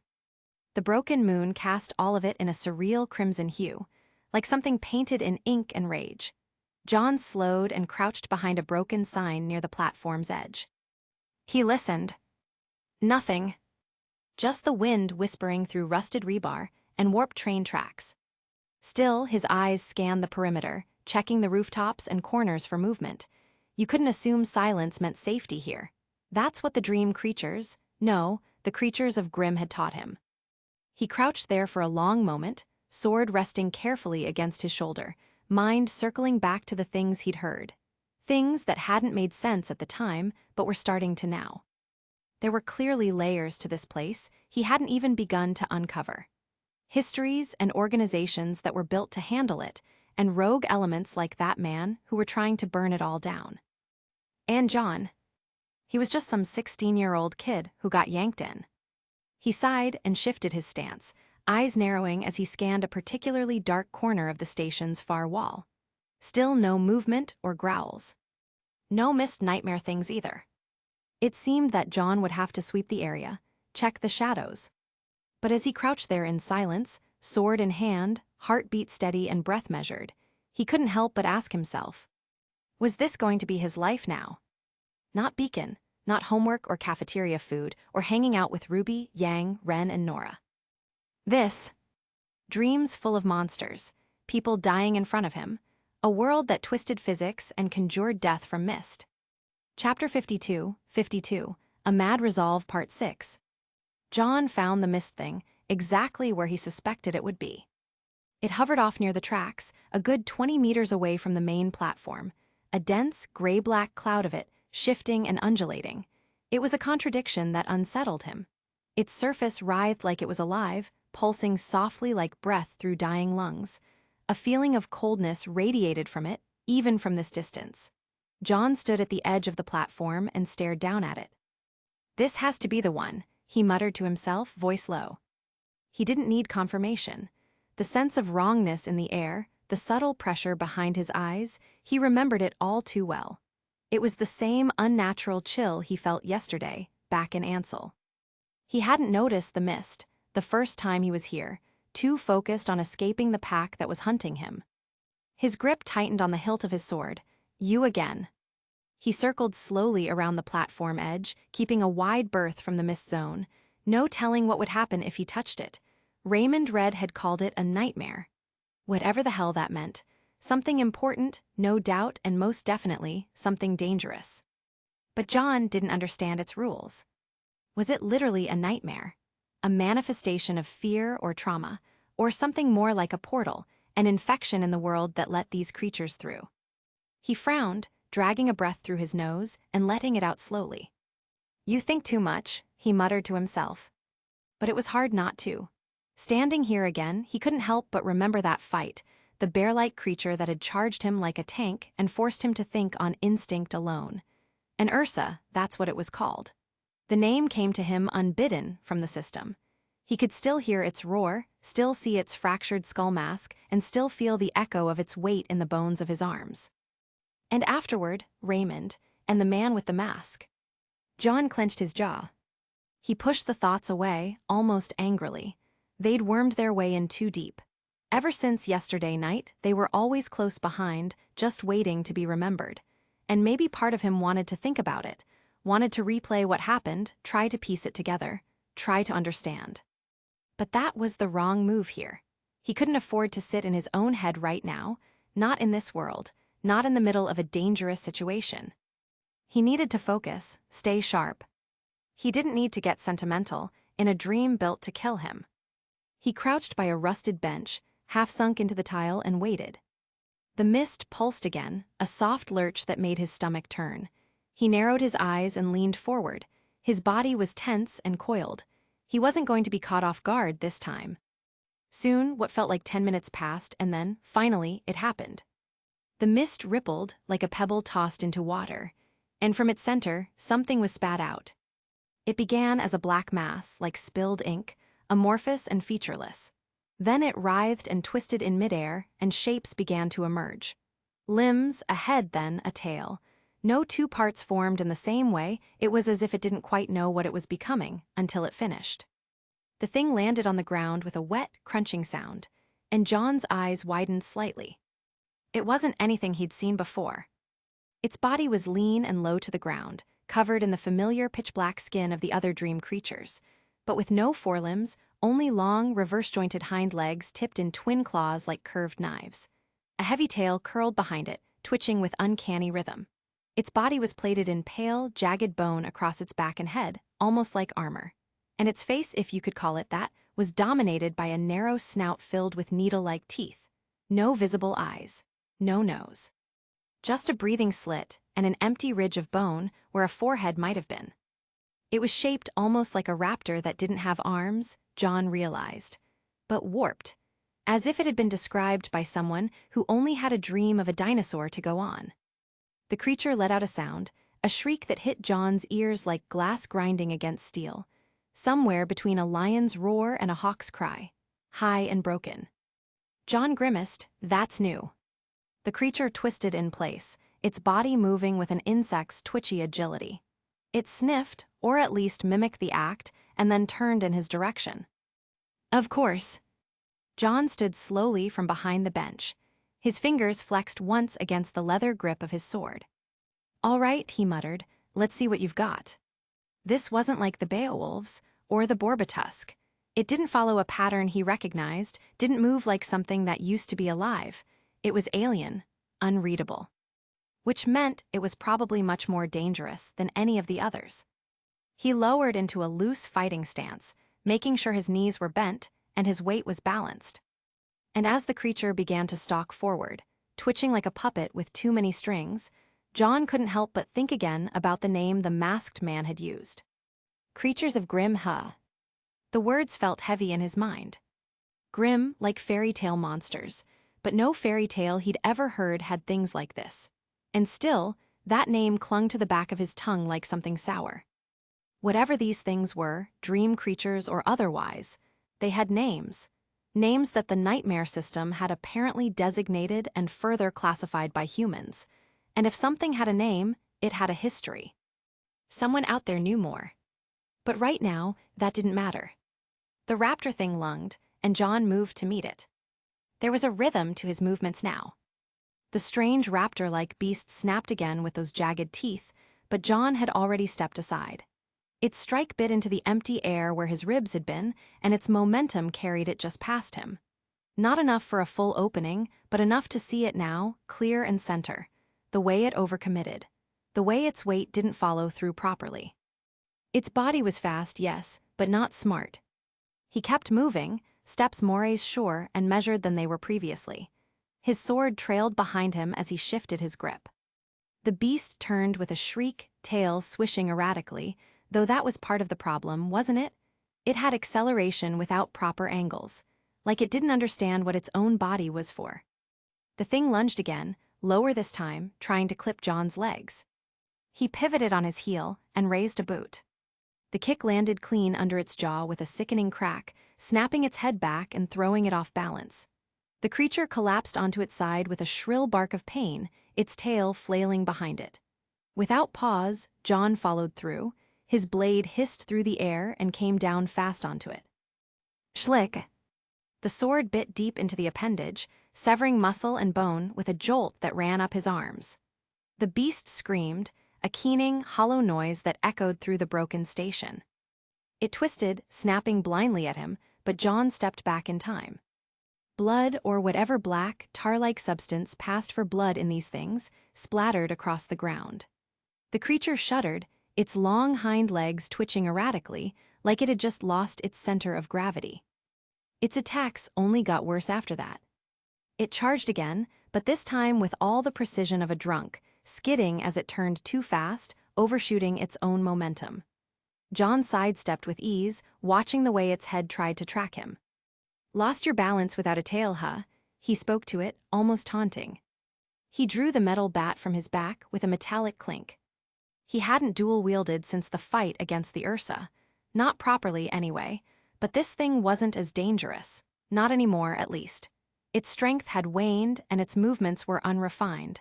Its single-minded rage made it clumsy. John exhaled a slow breath, readying himself. If he could take anything from this strange world, it was this moment. He pressed forward, sword in one hand, bat in the other, and began experimenting. Slashes from the right, parried with bat strikes from the left.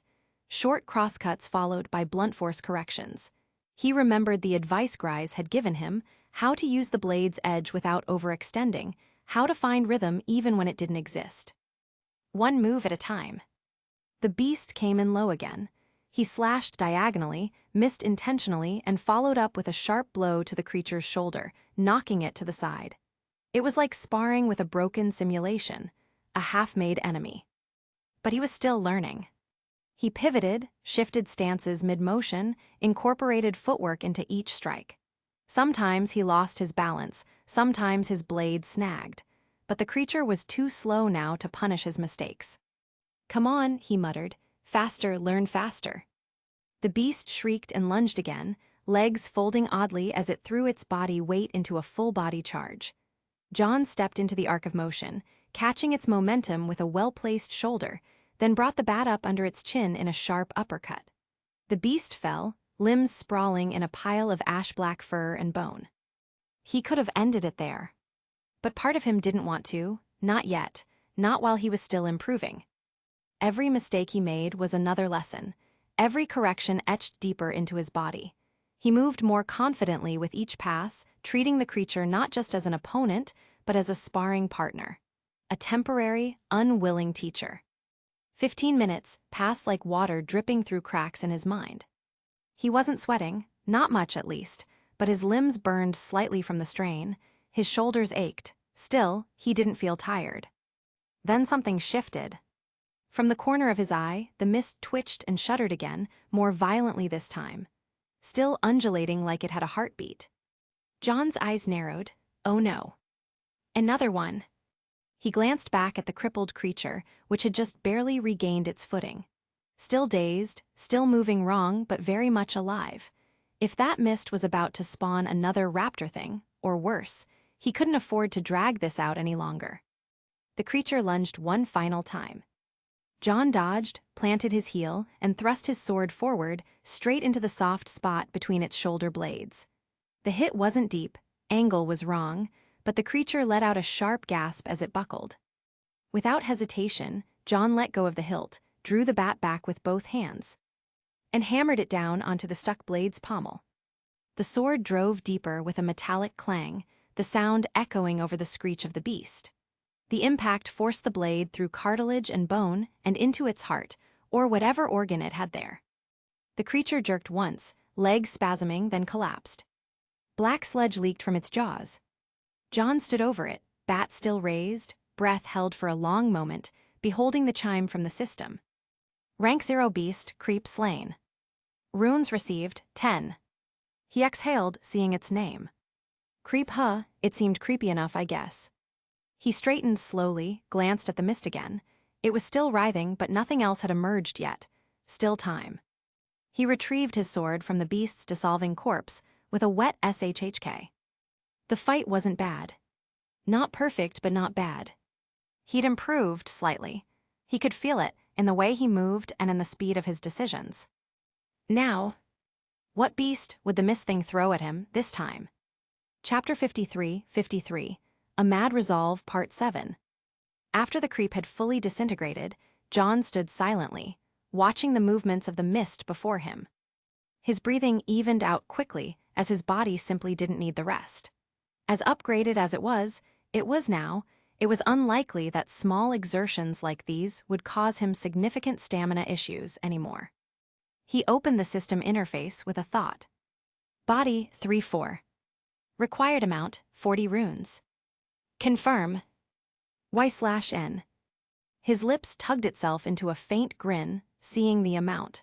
Between his last few fights, he had saved up enough to be able to afford the next increase in his power. The feeling of ever-increasing power that came with his body stat upgrade, John craved it. He didn't hesitate to click yes. There was a sudden, internal popping of pressure, like someone had gripped the base of his spine and pushed it gently upward. He staggered slightly, not from pain but sensation. His legs tensed and every muscle fiber pulled taut like a piano string being tuned too fast, perhaps too tight, but then they loosened, perfectly adjusted. His breathing deepened, and his vision sharpened more than had before. His arms felt lighter and stronger. Even the faint, budding ache in his shoulders from the earlier spar faded like mist under a hot sun. A quiet, stunned breath escaped his lips. Just what I needed. He rotated his wrists slowly, feeling the new stat come to work. John then raised a hand and clenched it into a fist. The tension in his veins felt alive, like raw, living voltage under skin. There was no doubt about it now. He'd clearly stepped beyond the limits of human strength. Not by a wide margin, but enough that his body didn't feel like a mortal's anymore. Superhuman, a weapon honed and waiting to be used. He stretched once, experimentally, then dropped his stance low and sprang into the air. His feet left the ground with a burst of strength. He rose higher than he meant to, landing 5 meters away in a crouch that kicked up dust. No stumble or pain in knees, just pure reinforced force absorption. John stood slowly, blinking down at his hands. This is what foreign body feels like. The rush didn't overwhelm him like it once had before, but it was still a marvel to behold. That kind of shock and awe might have gave him pause a few days ago, back when just surviving one Beowulf felt like a miracle. But now he could evaluate his power. He could feel it in every motion, in the precision of his movements and the way his feet settled instinctively on uneven ground. Truly, a redefinition of power. John rolled his neck once, let the hum of power fade into the background of his awareness. Then he turned back to the mist. It was still there, pulsing faintly near the base of the train station's cracked support beams. The ground around it was stained darker, as if the air itself had begun to corrode reality. He set his sword aside and crossed his arms, narrowing his eyes in the process. A dream creature's spawner. This world is truly bizarre, isn't it? The mist didn't take long to deliver. The shadows stretched and warped then, without sound, the black fog spat out another solid dark puddle of shape. Limbs stretched, a snout formed, and bone-white mask features slid into place like puzzle pieces locking in. The result was unmistakable. A Beowulf. John's mouth twisted into something between a frown and a smirk. Of all the things it could have spawned. The creature didn't wait. The moment its limbs found stability, it howled once and lunged. Typical. John didn't move at first, simply watching the creature. He wanted to see how far he could take this now. His instincts were already prepared for the beast's signature pounce. Claws extended, forelegs raised high, and jaws wide open for the bite. Instead of dodging, he stepped into the pounce and raised his sword. Steel met claw in a harsh clang, but this time, John didn't stagger or slide back. His shoes held firm against the concrete. He matched its momentum directly, physically, and it wasn't hard. He batted the creature off with a shove from his left shoulder, then spun low to slice across its flank. With John's improved control, it struck lightly, enough to stagger it but not enough to fully harm it. The Beowulf twisted, readjusting to the attack, and struck at him again with a double swipe. He blocked both with his sword, absorbing the blows through his stance and core. Once again, no stress, no instability. It felt like sparring with something lighter than it looked, and he couldn't help but mutter to himself, softly, amidst the attacks. "Let's see how far I've come." This time, John advanced. The Beowulf slashed again, but his reflexes responded before the movement finished. His blade rose in a crescent arc and met the claw mid-swing, redirecting the force away. Then he darted left and slammed the hilt of his sword into its ribs, following up with a low kick to its knee joint. The creature howled in fury and pain, but John was calm, neither thrilled nor exhilarated, focused. The increase to his body stat was truly remarkable. Now, it gave him pure physical prowess to fight a creature like a Beowulf without any worry. Still not enough, though, he noted, parrying a wild strike and responding with a riposte that drove a shallow gouge across the beast's snout. It's nowhere near the level of what Raymond and that masked man could do. His mind flashed back to the two combatants moving like missiles in human form. Their very clashes could generate air pressure that was strong enough to stagger him. "They're still light years ahead of me, rank 1 huh." He ducked under the Beowulf's lunging bite and slashed upward, cutting deep across its jaw. The creature shrieked, staggered back, then lunged again. John spun aside and used the moment to reassess. "Raymond said I was rank 0. That other guy said the same. I'm still bottom tier, which means my current level is only just scratching the surface." But that was fine, better than fine. John could work with that. Because he was improving. He gritted his teeth, pushing the thoughts away, and surged forward with a powerful kick off the ground. He then hammered the flat of his blade into the Beowulf's chest. The creature reeled, and this time John followed through, spinning low and slicing across both legs. It collapsed with a thud. Before it could rise again, he brought the sword down through its neck with a final, clean stroke. "Ishgrug." The mist behind him pulsed once again, and John rose slowly, steadily, and readily to meet it. Faintly, the chime of the system echoed in his mind, and he pulled up his status to see his gains. John Arc. Rank 0. Aura 0. Will 0. Body 4. Runes 16. Good. The mist pulsed again, and John turned toward it, already attempting to guess what was coming next. The air thickened, and with a familiar wet squelch, the mist expelled another dream-born creature. This one took shape just as quickly as the others did, round, squat, but still armored in jagged plates of bone and fur. A Borbitusk. Of course it was the damned pig. Back for round 3, huh? The creature shook itself as if waking from a long sleep. Its plated hide clicked and shifted with the movement. Red eyes blinked once, twice, then locked onto him. John simply stood there, sword in hand, the flat edge resting against his shoulder. He didn't bother taking a proper stance. He didn't need to. The Borbitusk gave its high-pitched, guttural screech, then began its telltale wind-up. Its body tensed, limbs tucked in, and with a sudden crack of force, it launched itself forward, spinning like a boulder launched from a railgun. A few days ago, that sight would have made John panic. Now, he simply sidestepped it with ease. Just a small lean, no need for any flair. The beast whirled past him and slammed into the cracked wall of the station with a teeth-rattling boom, kicking up chunks of debris. It rebounded almost immediately, clearly trying to catch him off guard with a quick second charge. But John was already in motion. He sprinted alongside the creature's path, eyes tracking every twitch of its armored body. Its roll wasn't perfect. John could see the slight wobble in its spin, the way its weight shifted unevenly mid-turn. "Your balance is your weakness, Porky," he muttered, planting his feet. The Borbatusk came in again, faster this time, trying to correct its path mid-roll to crash into him. "Bad move." John stepped forward, not back, and punched. His fist, reinforced by his new body stat, slammed directly into the creature's exposed underbelly as it spun past. Cracked. The impact echoed like a sledgehammer against sheet metal. The Grim flopped sideways, its rotation shattered by the force of the blow. It skidded across the concrete and came to a twitching halt, armor cracked, limbs flailing wildly as it struggled to right itself. John was already on top of it. He moved with no wasted motion. One hand gripped his sword and the other his bat. He didn't need both, feeling like it was overkill for the sake of practice. But practice makes perfect anyway. "Let's end this quick."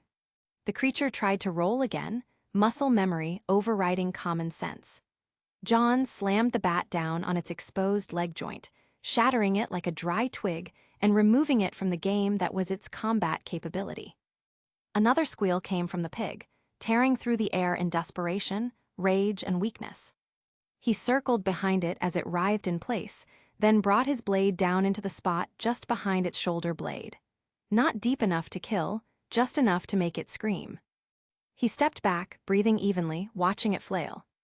"I could have killed you twice already," John said aloud, partly for himself.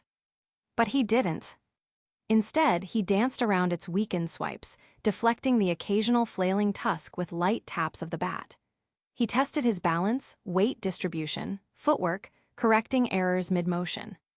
Every blow he struck, every twitch of movement, felt like another layer of instinct burning into muscle. The Borbatusk tried to rise again.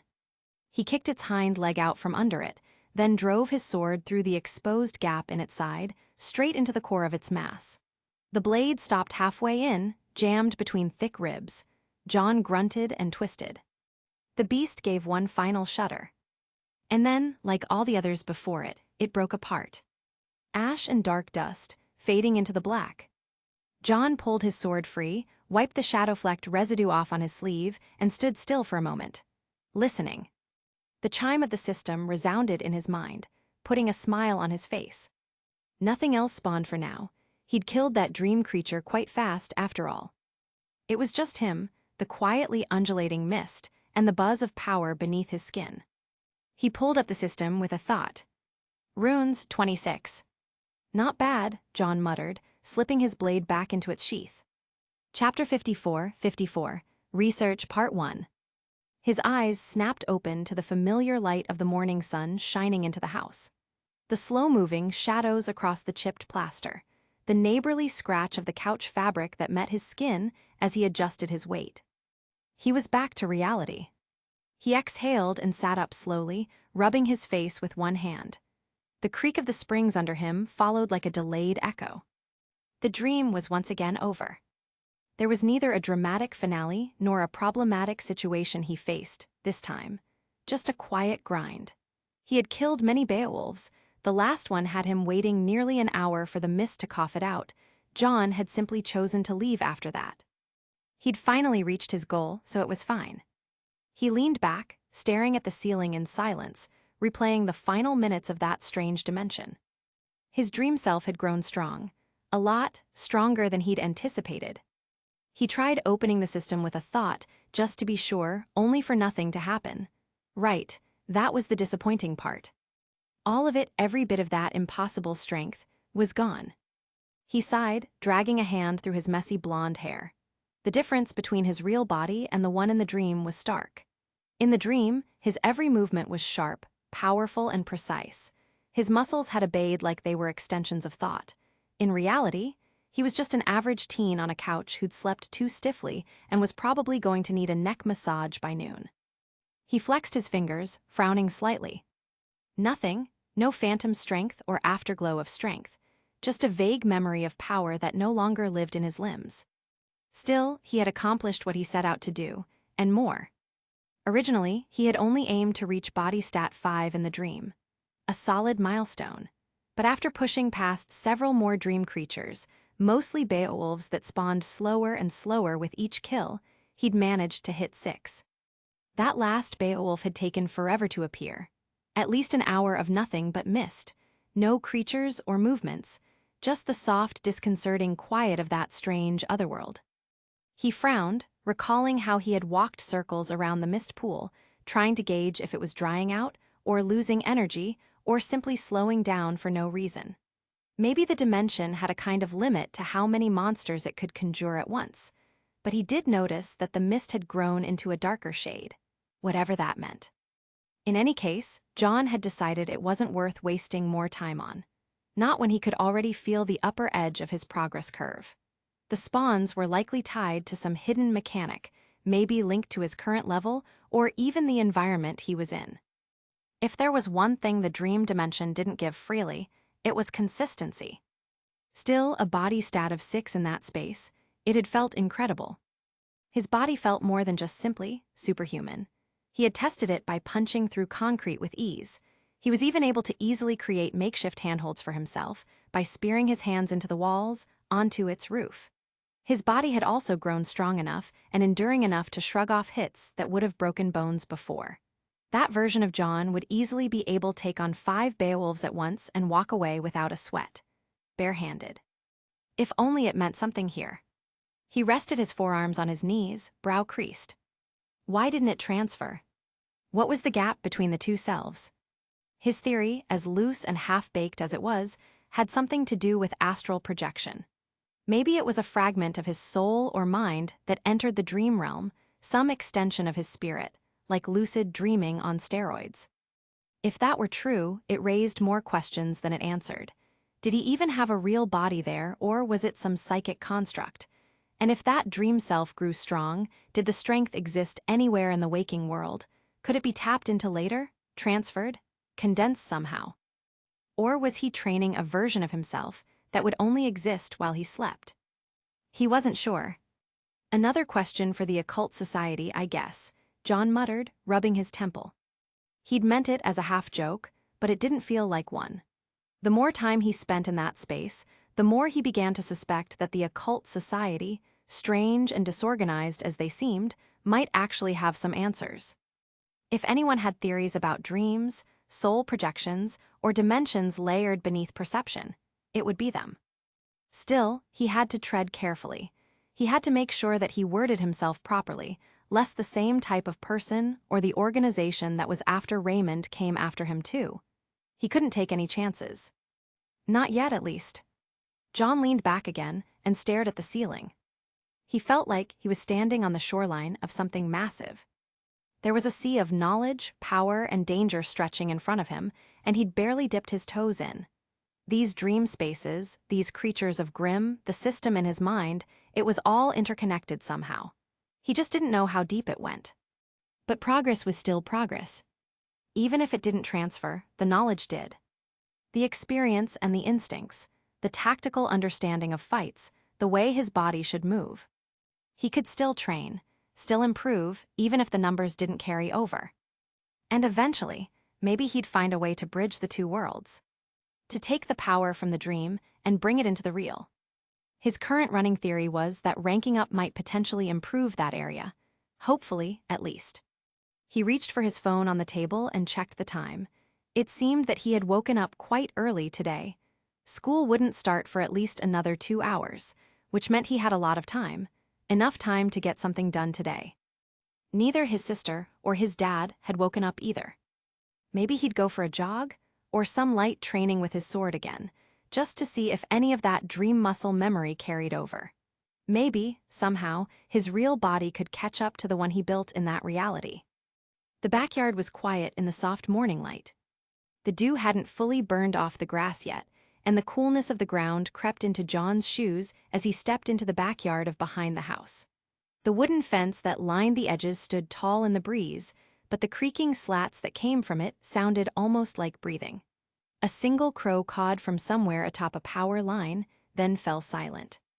John stood in the middle of it all, sword in hand and body still sluggish with sleep. He rolled his shoulder and took a long breath. All right, let's see what's still there. He stepped into the first form, slowly drawing the blade up to guard. His movements were cautious and more mechanical, nothing like the precise, reactive grace he had wielded in the dream. There, his body had flowed through strikes with a rhythm that bordered on art. Here, he felt a bit like a kid holding a weapon too tightly. The first swing fine, but it still felt too wide and slightly too stiff. The follow-up strike was better, but his hips didn't rotate with the motion. His balance was off. Unfortunately, by the third form, he'd already lost the rhythm, and his stance was starting to drift. John clicked his tongue and started again from the beginning. Again. And again. His arms moved, but the weight didn't distribute properly. His steps didn't sync with the flow of the forms. There were moments, brief flashes, where a position clicked well or the motion of a swing echoed something from the dream, like fragments of muscle memory flickering through fog. But that was all they were, flickers. Apparently, dream muscle memory didn't transfer here as well as he would have liked. In the dream, at body level 6, John had moved like he was born to fight. His limbs had responded like instruments finely tuned to every thought. His core had known exactly when to tense, when to shift his weight, when to move from defense to offense and back again. Like a dancer who'd rehearsed the same motion 10,000 times and never missed a beat. But now, he was back to square one. An average teenager. Somewhat fit, maybe, but only by casual standards. Not even close to the power or precision his dream self commanded. Even worse was the realization that he hadn't noticed it before, but now that the shift was more glaring than ever, it was impossible to ignore. Body level didn't just give you strength. It gave you body talent. The instinctive understanding of how your muscles functioned. The unconscious ability to manipulate tension, flow, motion, how far to stretch, how deep to swing, how to conserve energy without losing power. That intuitive knowing of one's physical form, it had been a gift, a multiplier of skill.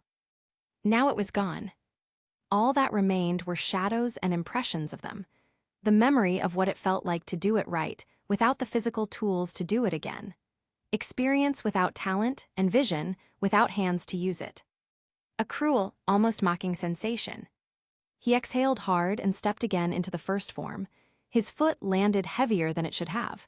His center of gravity was too far forward. Again. Damn it, he muttered under his breath. But he didn't stop. He kept going, the hours slipping past as he carved shapes into the air with sweat clinging to his brow and shirt. Although the forms did become slightly smoother, and the clumsy pauses between sequences grew shorter, John could tell that he'd have to practice for a long time before he got anywhere with this body. He adjusted his grip and loosened his arms, stopped trying to force the swings and let them flow. He began listening to his breath, started fixing his footwork, made every mistake a lesson. It still wasn't right, not even close. But by the time the sun climbed higher in the sky, casting warmer light across the dry grass, John had found a decent rhythm. He paused, lowering the blade and letting his arms rest at his sides. His shoulders rose and fell with a slow breath. His eyes drifted to the horizon, past the fence and rustling trees. His dream self was still better in every way. John could admit that now, without flinching, without much jealousy. That version of him, strong, fast, talented, had lived in a world where his body mattered, where his stats defined his limits, and he had pushed them. But John didn't dislike that version of himself. He admired him. He wanted to reach that level for real. He sighed, raising his blade one last time and stepping forward into another form. It still wasn't perfect, but at least it was better than the one before. And for now, that was enough. Chapter 55, Research Part 2. The water hissed to a stop as John stepped out of the shower, the steam curling from his skin and fogging the mirror. He dragged a towel through his hair, suppressing a yawn as he leaned into the sink, blinking blearily at his own reflection. He felt tired. Even with everything that was happening in the dreamscape, his victories, his training, the long stretch of waiting by the mist, he hadn't really slept. It was quite odd. Even though his soul or brain or astral self or whatever was brought into the dream, he always felt relatively fine, well-rested, even, as if he truly was asleep instead of combating monsters. However, he felt a certain type of mental stress these days. Dreams were work now. combat simulations and strategy testing, power building. His dream self might have gotten stronger, but if anyone were to ask, John could readily admit that he was starting to miss the feeling of blissful sleep. He reached for the toothbrush and paused as his room's door clicked open. Footsteps shuffled past. The hallway outside creaked faintly with movement. Then a knock, followed by the sound of the bathroom door opening. John stepped out with a towel around his neck just as his sister, Jade, appeared from the hallway, hair tied into a loose morning ponytail, sleep still written in the droop of her eyes. She froze mid-step, squinting up at him. "You're alive." John blinked. Yeah." Her eyes narrowed. "Unfortunate, please don't talk to me before I've had my coffee." He snorted. Wasn't she the one who initiated the conversation? "Good morning to you, too, sunshine."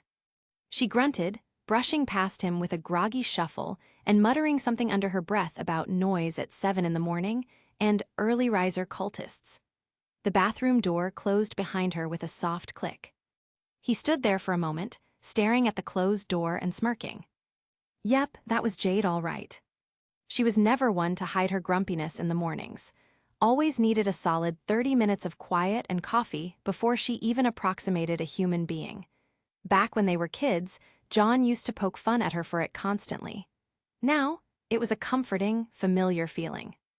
A kind of grounding routine, which reminded him that life outside of the dreamscape still went on.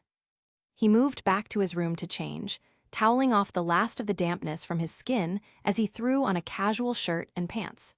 He gave himself a quick once-over in the mirror, considered styling his hair back like Gry's, then shrugged and decided against it. No need to get too dramatic. He wasn't as good-looking either, so the hair wouldn't really work. The sun was higher now, casting a soft golden light through the window. It was almost time to head out for school, but before that, John took the stairs down 2 at a time, following the distinct scent of something warm and buttery wafting from the kitchen. "Morning," he called out as he rounded the corner. "Ah, the prodigal son awakens," came a voice from the stove, and just in time for the morning ritual of pancakes and paternal wisdom. John chuckled as he stepped into the kitchen. "Prodigal son, is that what I am now?" John shook his head at his dad's antics. "Pancakes, huh? I thought it smelled like carbohydrates and nostalgia." His father turned slightly, spatula in one hand, apron loose around his waist and already dotted with flour. The pan on the stove hissed gently as another pancake cooked to golden brown perfection. "You joke, but these pancakes have seen this family through a lot," his father said with a proud grin. "Job interviews, first days of school, awkward crushes, that one horrible weekend when your mom tried to cook fish stew." "Fish stew trauma is real," John agreed solemnly, taking a seat at the kitchen table. "We should talk about it more." His father chuckled and flipped another pancake. "You're just lucky your mom's not here. She'd make you eat double portions for slander like that." John smiled as he leaned forward, resting his chin in one hand. These mornings, they were good. He liked that. "You're heading out to work soon?" he asked casually. "Soon, yeah," his dad said, then hesitated. "Actually, I will be a little late getting back tonight." "Oh." His father turned to glance at him. "Since I'm taking Jade to Vale University, I'll have to do a half-day at work. It's going to be orientation day for her, so I gotta help her get her dorm sorted, meet the advisors, all that." John nodded. "Right, forgot that was today." His dad looked at him weirdly. "That was literally our whole agenda for going back to Ansel for the weekend. How'd you forget?" John looked a little sheepish. Between all the things that had happened, could he really be blamed for not remembering? "She's got a whole folder of things printed out. Checklists and documents and dorm assignments. Your sister is terrifying when she gets serious." "I know, she's always terrifying." They both chuckled. "Anyway," his dad continued, "since I'll be out most of the day, I need you to handle dinner. You're on food duty tonight, soldier." John raised an eyebrow. "We talking microwave pizza levels of dinner, or actual edible by human standards dinner?" "Hey now," his dad said, mock-offended. "There's frozen fish in the freezer. Sweet corn, too. If you want to make something from scratch, there's also fresh veggies and some chicken thighs in the fridge. I made sure we were stocked." John winced. That sounds like actual cooking. You've done worse. I've seen you attempt banana muffins. They turned out okay. They were weapons, son. John snorted. You didn't even chip a tooth on one. It wasn't that bad. His father leveled the spatula at him with a dramatic squint. You're lucky I'm a forgiving man, but I think we both know who the real culinary champion of this household is. Oh, come on, John said, pretending to scoff. I'm not that bad. I've improved. You saw the last cookies I baked. They had sugar crystals the size of dice in them, and one of them was shaped like Atlas's uprising emblem. That was a creative decision. His father laughed fully this time, setting a plate of pancakes in front of John. Yeah, you're not terrible, kid, but you've still got a ways to go if you want to beat me in the kitchen. John raised an eyebrow and pointed his fork. We'll see about that. Tonight, the student surpasses the master. His dad smirked. I'll be the judge of that, assuming I survive. The clatter of footsteps echoed from the stairs. A moment later, Jade entered the kitchen, still bleary-eyed but dressed now in a dark hoodie and jeans, hair twisted into something more presentable. She blinked at them both before sniffing the air. Are those pancakes? No, they're holograms, John quipped. She flipped him off half-heartedly and sat down at the table, dragging a plate toward her. Make fun of me all you want. Just make sure I eat before I die. High praise, their dad said, setting another pancake down in front of her. Glad to see the college experience hasn't ruined your charm yet. What college experience? I haven't even been there yet. Besides, I'm holding back, she said flatly, picking up her fork. They ate in relative quiet after that, the sound of syrup being poured and forks scraping against plates filling the kitchen. When John glanced up and saw both his dad and sister eating together, joking, bickering, living, he felt a small twinge in his chest. He wondered what it was. Chapter 56, Research Part 3. John settled into the plush seat of the bullet train with a quiet sigh of contentment. Sunlight filtered through the curved windows, painting a golden glow across the carriage. It was still early. John usually took a later train to the academy, but today, he had woken up a lot earlier than before. The lingering exhaustion of yesterday's dream was a lot more distant now, replaced by a percolating anticipation instead. He tapped open his phone to message their group chat. Ren and Nora weren't on this early train, they always took the later one together, which meant that John wouldn't be seeing them until later. John took an earlier train, just so you know. Nora, unamused face. Why, Johnny, why have you betrayed us? Ruby, lol, meet you at entrance. John smirked. Ruby's thumbs up was her way of saying, I got it, no fuss. He slipped the phone away as the train hummed along past the cityscape. 7 stops later, he pulled into the Beacon Academy's tree line, where the vertiginous academy loomed ahead. John took a moment, inhaling the charged morning air of the new day. He hopped off, weaving through the platform as students drifted aboard behind him. He noticed a figure at the gate, Ruby. She leaned against the archway with her phone in hand, and favorite red cloak slung worn around her shoulders. Her silver eyes were focused intently on her screen. Even as others passed by her, she didn't acknowledge them. A grin curved across John's features. She's totally zoned out, perfect time for a prank. He crept up silently, tapping her on the shoulder with deliberate stealth. Boo, he whispered theatrically. Ah, she screamed out loud and jerked upright. Ruby's response was instant and more intense than John was expecting. Her fist looked like it teleported directly in front of his face, but before it could land, it stopped just a centimeter away from his nose. The whoosh of displaced air ruffled his hair and clothes back. He stumbled backwards and stared at Ruby in shocked silence. He hadn't even seen her throw the punch. It seemed like there was more to Ruby Rose than met the eye. She was incredibly fast, faster than he had given her credit for. A drop of nervous sweat pooled down his neck. Was he imagining it? How'd she even move so fast? Perhaps John was more out of it than he expected. Ruby's eyes were wide, not simply startled, but alarmed, probably from how close she was to punching his light slout. John Ark, she snapped, one palm poised defensively. Don't you ever do that again. He popped upright with a shaky laugh. Yikes, Rubes, that was a crazy shot. That would have hit harder than Ren on a bad day. Her anger melted into confusion. What, Ren hit you once? Figuratively speaking, he murmured, rolling his neck. But seriously, nice swing, almost took my head off. Ruby turned slightly pink. If she could blush intensely, she did. It's called reflex training. Yeah, reflexes, he said softly, stepping close enough to lower his voice. Not a cannonball attack. Ruby nearly tripped over her own foot. Shoving his shoulder playfully, she muttered, "You're an idiot." He grinned and spread his arms. Acceptance is step one. Her scowl softened into a lopsided smile. She shoved him again, harder. Goofball. They walked through the gates side by side. Students filled the courtyard, chattering in groups, catching up after the weekend. John said nothing more as they passed through the marble archway. "Where's Yang?" John asked.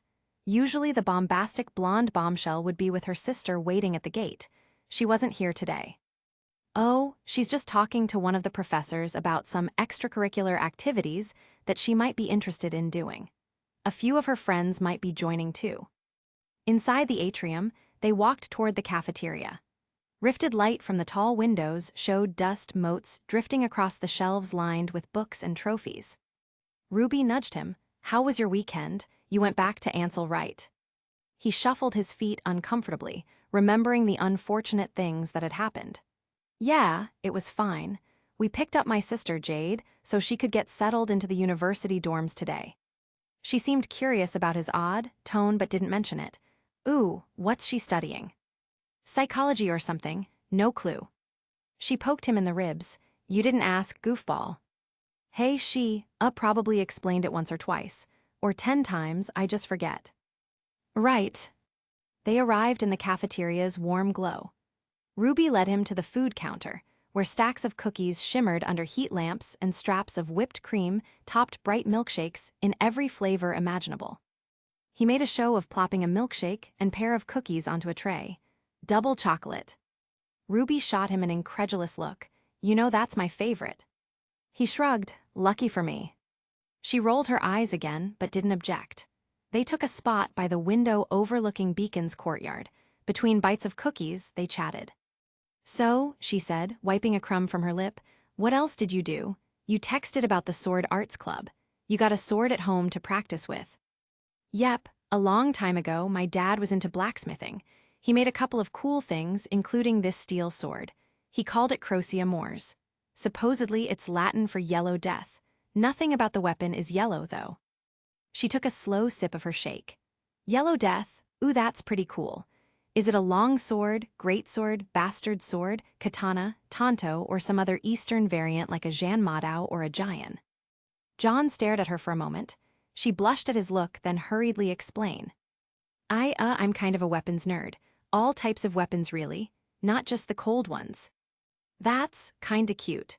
John was learning more about this little Red Riding Hood every day. Ruby still looked a little flustered, but she took the compliment in kind. "It's not cute. It's perfectly normal. So, what type of sword is it?"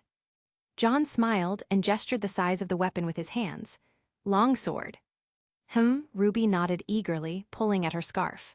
"Very cool, send me a picture later. I'm more of a scythe user, if I were to use a weapon, which I don't, I'd use a scythe." John looked at her weirdly. She was a scythe user. You use scythes, like a video game protagonist scythe or farming implement scythe. Oddly enough, Ruby looked a little panicked, but she brushed off the question with all the grace of a paraplegic doing ballet. "PSHH, no. I just like M is all. Imagine being able to swing around a big scythe, cutting through you enemies." She gestured with her hand several cutting motions that John presumed was scythe combat. John was quite amused at her antics. He really did feel like there was more to this cute, petite girl than met the eye. He grinned at her explanation. "Right." At that moment, a group of students streamed past, 2 of them bumping arms and laughing. Probably a couple. Ruby watched them go with something like wistfulness in her expression. Maybe she's into romance nowadays. He didn't tease her about her reaction, but he did study her for just a moment longer. The intensity that he had been feeling all weekend was gone now, replaced by an unfocused brightness, a relief. Who knew socializing cured negative emotions? John didn't. He had little in terms of friends outside of classmate acquaintances in his previous school in Ansel. Putting that out of mind, he dropped his voice. So how was your weekend? Her mouth twitched. A bit boring, Yang and I were doing a club assignment, annoying dream psychology stuff for Beacon. He linked his arms over his tray. Oh, can't tell me about it, still more secret stuff. She met his gaze and her eyes glinted. We were interviewing someone. It dragged on forever, that's really all I can say. Ruby explained with a shrug that felt a bit too casual, but that was always her response when her club activities were brought up. John knew by now not to press more than was necessary. He hummed, understanding where she was going. In any case, her club did seem quite boring, but the fact that her sister Yang and both Nora as well as Ren were a part of it made him want to join in on all the fun. It was too bad that there were stringent requirements of the headmaster personally recruiting students. But it was fine. The Sword Arts Club was more practical to him anyway. In fact, not only was it practical, but it was more than likely going to save his life. Especially if he came across another strong dream creature like that bear thing. Ursa, if he remembered correctly. Sounds like a pain, John responded to her. Gets fun sometimes, but the weekend was just boring is all. They let the quiet settle in for a moment, sipping and munching. A few staff walked past, calling out greetings. Ruby noticed them and waved back. John followed. Cookies disappeared quickly. Shakes lingered until the last sip. Finally, Ruby tossed her napkin away. Okay, prankster, let's go see if Nora and Ren are here then. Let's hit first class. John popped up, lead the way. They left the cafeteria, with the morning light bright at the windows. John shouldered his backpack and followed Ruby through the archways toward their destination. He glanced at her, a familiar brightness in her smile. Chapter 57, Research Part 4. The hallway buzzed with the hum of conversation. John could hear lockers clanging shut and the steady rhythm of teenage shoes thudding on tiles. Students streamed between classes, laughter and chatter echoing off the high walls of Building A's wing.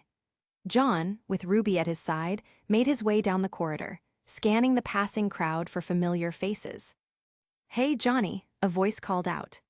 He turned just in time to see Nora bounding up to them, her ever-present energy making her all but bounce off the floor. Ren followed closely behind, hands in his pockets, calm as always. John grinned. There you two are. You ditched us this morning, Nora accused, squinting dramatically. We waited and waited, and you were nowhere. We were betrayed. I didn't ditch you, John said with a chuckle. I just woke up early and took the earlier train. Ren raised an eyebrow. You woke up early, didn't take you for an early riser. Miracles do happen, Ruby chimed in with a teasing smile. John rolled his eyes. I'm capable of waking up on time, occasionally. So what gives? Nora asked, tugging at the strap of her backpack. Why the early bird routine? I slept a little earlier than I usually would yesterday. I went home this weekend, John explained, rubbing the back of his neck. To Ansel. I saw my family and helped my sister, Jade, pack up. She's starting at Vale University today. Right, you mentioned you were heading back. Wait, you have a sister? Nora's eyes lit up. Why didn't you say anything sooner? I want to meet her. Why am I not surprised? John muttered. But yeah, I have 7 sisters actually. The 3 of them stopped to stare at him, amidst the rushing students. John, suddenly self-conscious, couldn't help but laugh awkwardly. What? 7 sisters? Your parents have 8 children, Ruby exclaimed with a shocked look on her face. Even Ren looked positively astonished from that info. That's amazing. How'd your mom manage? Did she have secret pancakes for fuel while conceiving all of you? Nora asked with a gleam of curiosity shining in her eyes. No, she was just sturdy, I guess. My parents always wanted to have a large family. Turns out it was just bigger than normal. It all worked out pretty well in the end, afterwards anyway. We need to meet your super family and mom, Nora continued amidst Ruby and Ren's amused looks. Maybe someday. You'll probably have a chance to meet Jade one of these days. She in Vale, so maybe. If she's anything like you, Johnny, I'd love to. Ooh, is she tall too? Nora asked with a grin. John's current height was 6'1". Somewhat tall for a 16-year-old, but he was sure to grow a couple inches in the future. Well, she's about the same height as I am, John deadpanned, but she's significantly meaner. Better and meaner, she sounds perfect, Nora said, her eyes sparkling. Where'd you get the better part from? Ruby giggled, nudging Nora. Maybe you two could bond over pancakes. Oh, I make amazing pancakes, Nora declared. Not like Mr. Oh no, the batter's too wet over here. That happened one time, John said, exasperated. And didn't you say that you still managed to glue the spatula to the pan? Ren added coolly. It was an experimental batch, John protested. Besides, my family liked them. Ruby coughed into her fist. Bet you that they were crunchy. Exactly, John said, proud. Textural variety. Nora leaned into Ruby, whispering loudly, never let him near flour. Ruby nodded solemnly. Noted. They all laughed as they made their way further down the hallway. John found himself relaxing into the moment, being back with his team, teasing and joking, just being normal. So, Ren said, falling into step beside him, how was the Sword Arts Club? John's eyes lit up. Actually, pretty great. There's this third-year Grise. He taught me the basics last week. Ren tilted his head slightly. Grise? Tall, grayish hair, looks like he belongs on the cover of some brooding fantasy novel. John snapped his fingers. That's him. He gave off mysterious loner swordsman energy. Very intense guy, but also quite kind. I think I've seen him before, Ren said. He's always carrying that long, cloth-wrapped blade, right? Yeah, that's the one. Said he used to train solo most of the time, but agreed to teach this year. Ren looked thoughtful. That's rare. Most upperclassmen don't like taking on extra work unless they're mentoring. I think he likes the club environment, John admitted. I'm excited to keep learning from him. I brought back a steel longsword from Ansel. Dad made it forever ago. Finally get to put it to use. A real sword? Ren asked, mildly impressed. Not a wooden one like most students. No bells and whistles, John said. Just good old steel and stubborn tradition. Of sorts. You do seem like the swing until it breaks or you do type, Ren teased. Rude but fair. Up ahead, the bell chimed, signaling 5 minutes to class. The hallway buzzed louder as students picked up their pace. Well, looks like we're headed this way, Ren said, nodding to a side corridor. Intro to civics, Nora groaned. More like intro to snortastic lecture slides. Don't drool on the desk again, John called after her. No promises, see you lunchtime. Ruby tugged John gently. We've got math in Building A, remember? Oh right, he said, adjusting his bag. Monday schedule, let's go partner. What not bestie? Ruby gave him a sideways glance, putting on a fake pout. That hurts my soul. Sure, besties it is then, John shrugged with mock seriousness. Next step is to get matching jackets and synchronized our walks. Ruby raised an eyebrow. We'll be the talk of the hallway, but only if we can agree on a video game, team name, and if we win tournaments. John grinned. How about Team John, named after me, the greatest leader? Ruby made a face. You, the greatest leader? I could be a better leader. Let's call it Team Ruby instead. Heh, gotta beat me in chess first, Rubes. She hummed, not chess, how about tic-tac-toe, I go first of course. On second thought, how about just team names based on initials? John coughed out. He tried playing against Ruby on Friday and lost miserably. All 10 games in a row. He was certain she was cheating somehow. Sore loser. She crossed her arms, teasing smile adorned across her features. John held up a finger. Hey, it was luck, I tell you. She raised an eyebrow. Right. John shrugged. So, how about Team JRGR, pronounced Gerger?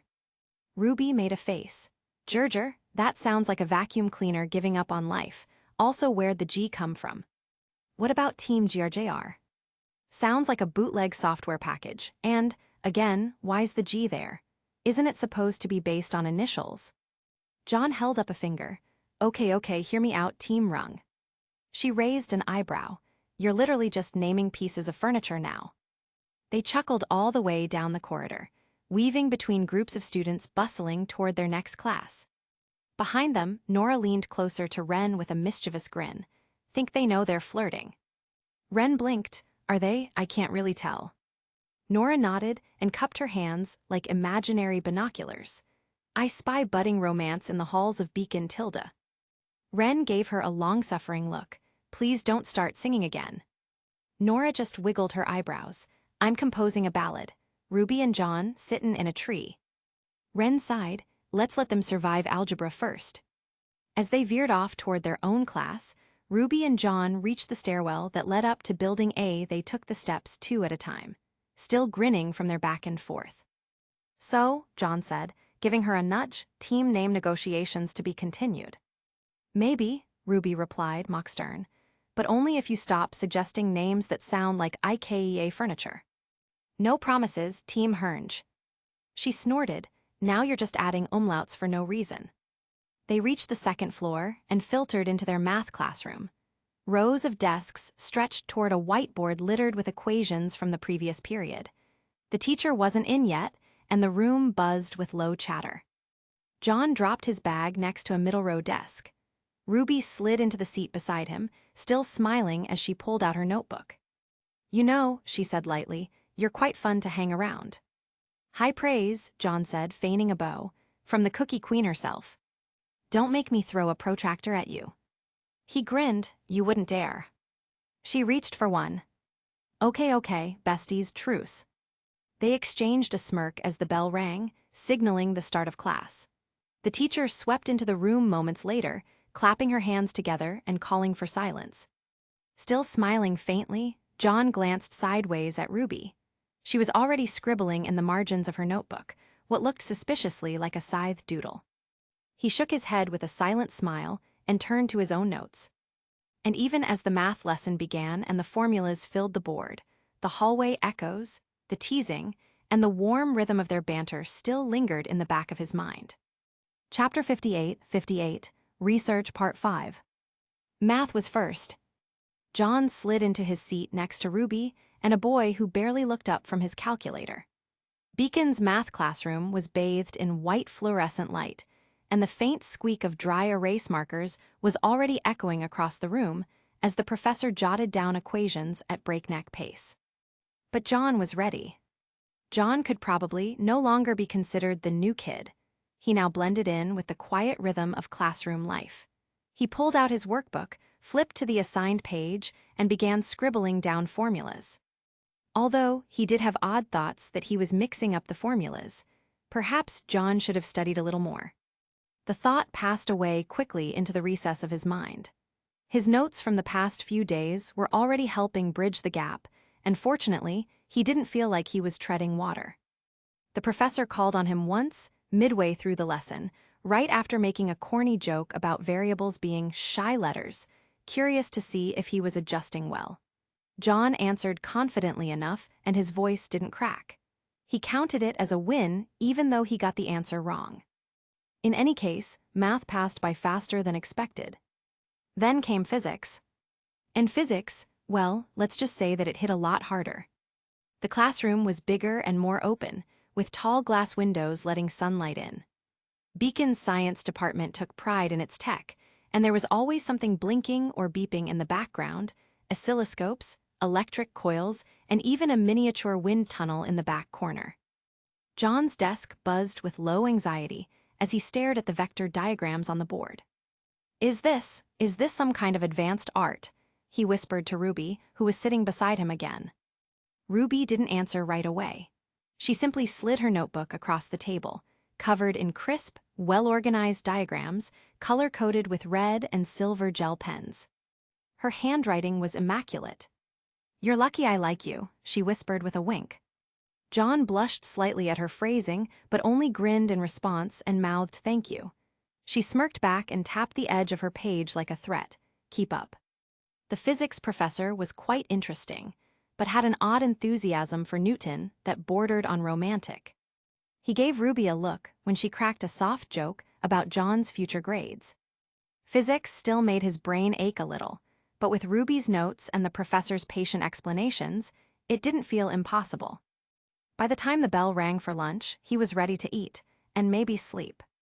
The cafeteria was already buzzing when they got there. Students gathered in their usual cliques, voices bouncing between the tables like ricochets. The food today was quite delicious. Pasta, salad, and what looked like buttered garlic bread was available. Ruby and John grabbed their trays and found Ren and Nora already seated near the window. "How was math?" Ren greeted, sipping on something herbal. "John did great," Ruby said cheerfully, nudging him, "and I only made fun of him twice, which is a personal record." "3 times, John corrected, sitting down. "You counted the physics quip right." "Oh right," Ruby snorted. "Massive consequences." "Boo," Nora chucked a grape at her. "I deserved that," Ruby admitted, brushing the grape off her hoodie. Just then, Yang strode in, golden hair practically glowing in the cafeteria lights. She had her jacket slung over one shoulder, and her walk had that classic Yang swagger like she was the hot actor that just stepped out of an action movie. She had a bowl of pasta in her hand. "Hey, hey, party people," she greeted, sliding her tray onto the table beside Ruby. "Yang," Ruby brightened, "you missed everything. John's growing up to be a real nerd like me." John wondered why Ruby was happy to even say that out loud. "Oh yeah," Yang turned to him with a grin. "So, Goldilocks finally growing into those big boy math pants." "I am trying," John replied diplomatically instead. "Trying is the first step toward failure," Yang said sagely, then added, "according to someone who probably failed more than you." John chuckled. "I'll take that as encouragement." Yang poked at her pasta for a moment, then looked up. "Okay, wait, I gotta ask. Ruby said you've got 7 sisters." You texted her about that?" "Well, yeah, I do," John replied, already bracing himself. Yang grinned like a cat who just spotted a line of unattended tuna cans. "So what I'm hearing is, your household was 1 John and 7 Johnettes." Ruby dropped her fork. "No," she whispered, horrified. "No, don't enable her." "I think that pun deserves to be jawned and feathered," Nora said with a dramatic groan. "Stop," Ruby pleaded, burying her face in her hands. "Don't be so blue about it, sis," Yang replied. "I'm just saying, it must have been absolute Armageddon in that house." Even Ren sneezed a chuckle at that one, let alone Ruby, who snickered against her will. "Oh no," she whispered in horror like the world was ending. I laughed, I'm becoming her." "It begins," Ren said dryly. John raised an eyebrow. "Honestly, I think that's the worst part of the whole thing." But Yang wasn't done. She leaned back, resting her arm behind John with a grin that spelled trouble. "So, Sword Arts Club, huh?" John blinked. "Yeah, what about it?" "Oh, nothing," Yang said, eyes glinting mischievously. "Just wondering if your scabbard's compensating for something." Ruby choked on her drink. "Really, Yang?" she coughed, thumping her chest.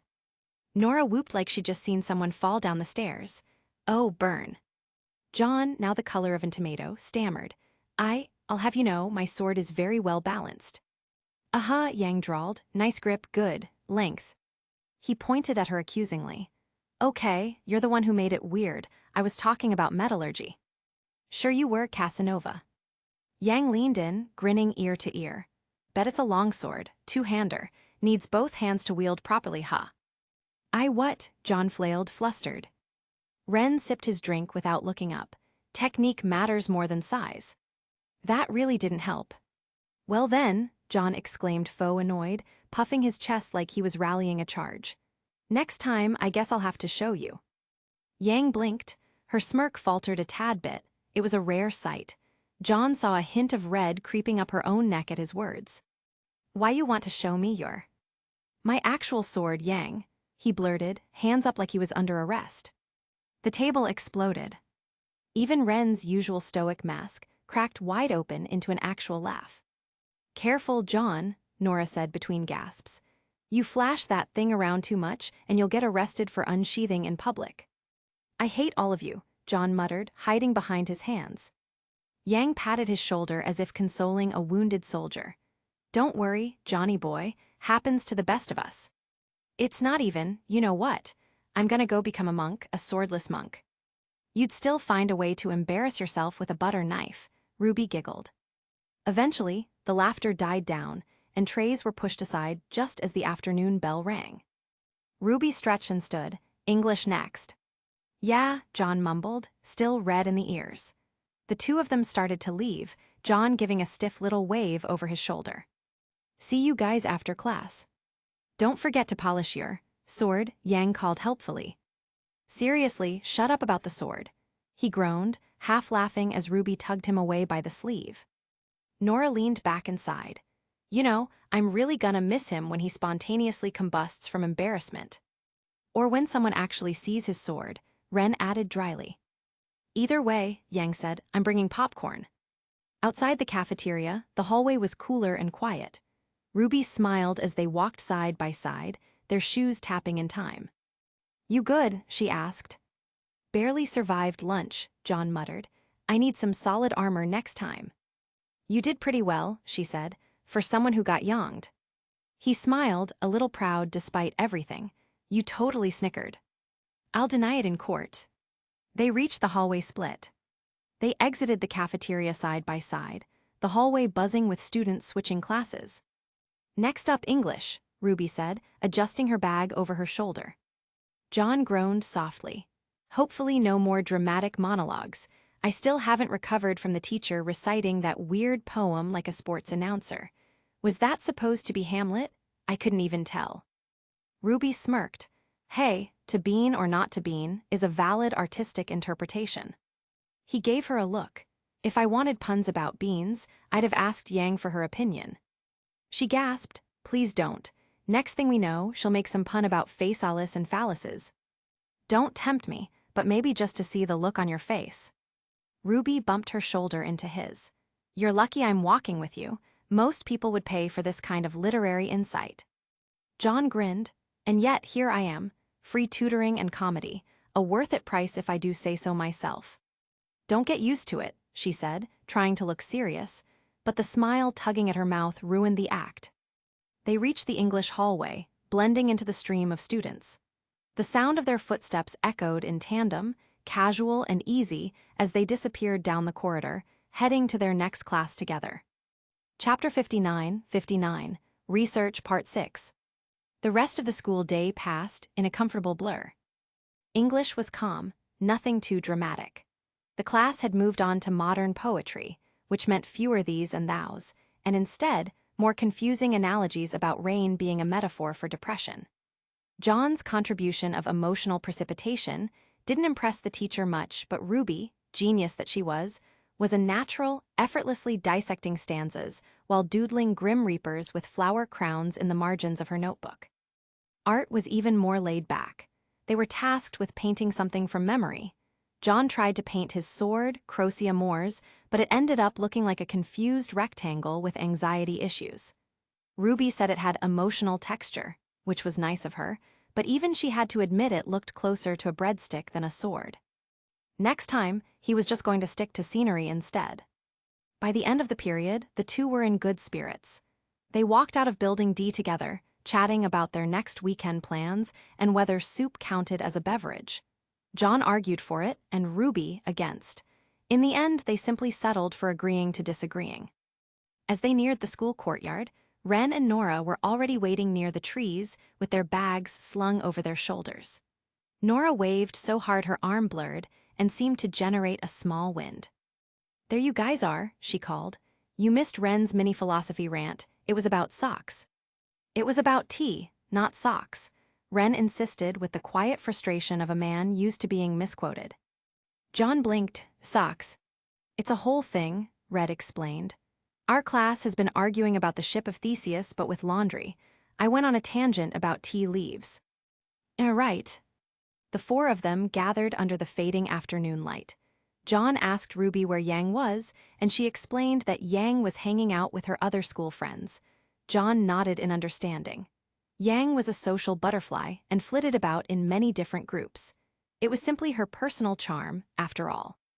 The evening felt nice, a soft breeze amidst a hot sun that was just starting to cool their bodies. The shadows stretched languidly long across the courtyard, giving the ground some darker quality. Well, Ren said after a moment, glancing at his phone. Club time. Oh yeah, Nora perked up.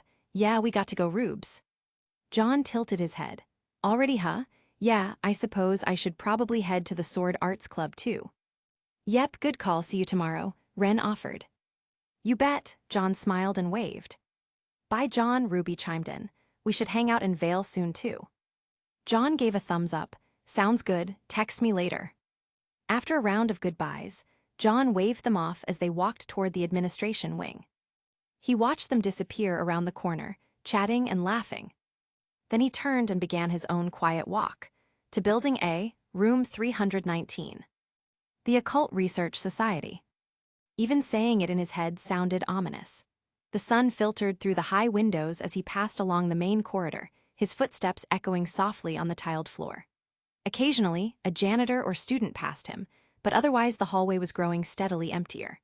Most clubs met in different wings or on the ground floor, but room 319 was high up, third floor, back end, a quiet corner of the building where even the lights flickered suspiciously often. Which didn't make sense, since Beacon always kept their facilities at a very high standard. John glanced up at the sign on the clubroom door. Room 319, Occult Research Club. Keep out, only the awakened may enter. He stopped. For a moment, he just stared at the peeling letters and glitter, then sighed in disappointment. Was this really the best bet for information? John had already did some online research on the dream realm, but nothing really came up from his searches. It also didn't help that he didn't know what to properly search for. Whatever organizations that existed in that world were very quiet about the dream's existence, which meant that this group was potentially his only hope to gain more of an idea of what that realm was. But they were just super weird. They're just students, he told himself. Normal people. You caught them doing something weird last week, sure, but that was probably just initiation stuff or some dumb roleplay. They're not actually going to be. He reached for the doorknob and pushed it open. That thought of his jumped out the window and immediately committed suicide.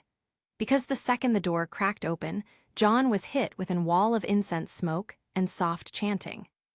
What he saw next would be burned into his brain until the heat death of the universe. The lights were off except for a few eerily flickering candles arranged in a circle. The club members, all of them, were dressed in long black robes with hoods drawn. They moved in a slow, synchronized dance around a central pole, where a fellow student, John was pretty sure his name was Morris, from the last time he came here, was tied up with ropes like he was the world's most unlucky maypole. His face looked as if he was enjoying it. There were weird sigils drawn on the floor in chalk, and someone was waving what looked like a plastic version of a taxidermied crow's foot on a stick. The chanting grew louder. Aves occulti, vincula somnorum revelate. Morris's eyes met John's. He froze, then looked almost comically desperate. Then, with a heroic burst of jaw strength, he spat out the gag that had been shoved in his mouth. It's not what it looks like, he croaked hoarsely. The other members stopped in response to Morris's words, then turned to see John at the door. He recognized the club president from before. She stared at him in confusion, then, her expression morphed into a mix of shock, embarrassment, and something which looked like remorseful sheepishness. John nodded quietly at the scene and wordlessly closed the door. He turned on his heel. He would walk away. That would be the plan. Pretend it never happened. That was survival instinct 101. He made it 3 steps before a voice screamed, "Wait." The door flung open again, and a blur of black robes launched at him. The club president, short, sharp-eyed, and perpetually dramatic, latched onto his arm like a koala clinging to a bamboo pole. "It's not what it looks like," she gasped. John looked at her in disgust, then at the door, then back at her.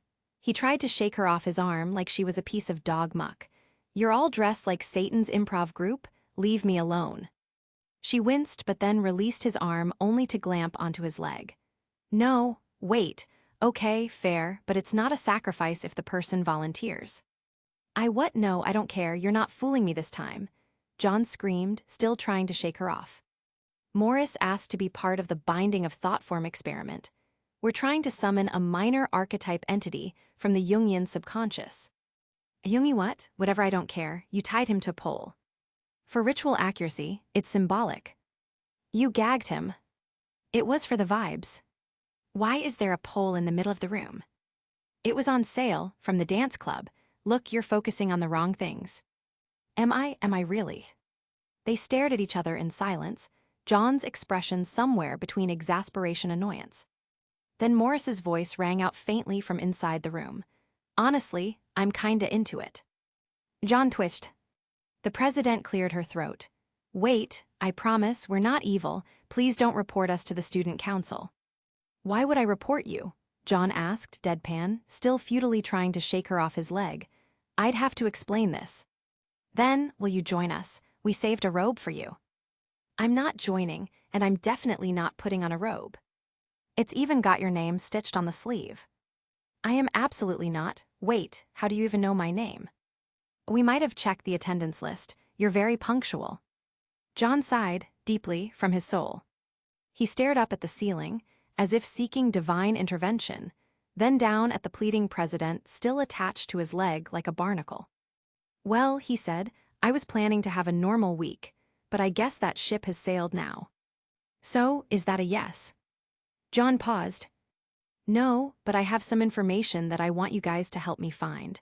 It's about the occult, something right up your alley. Oh, well, why didn't you say so? Heh.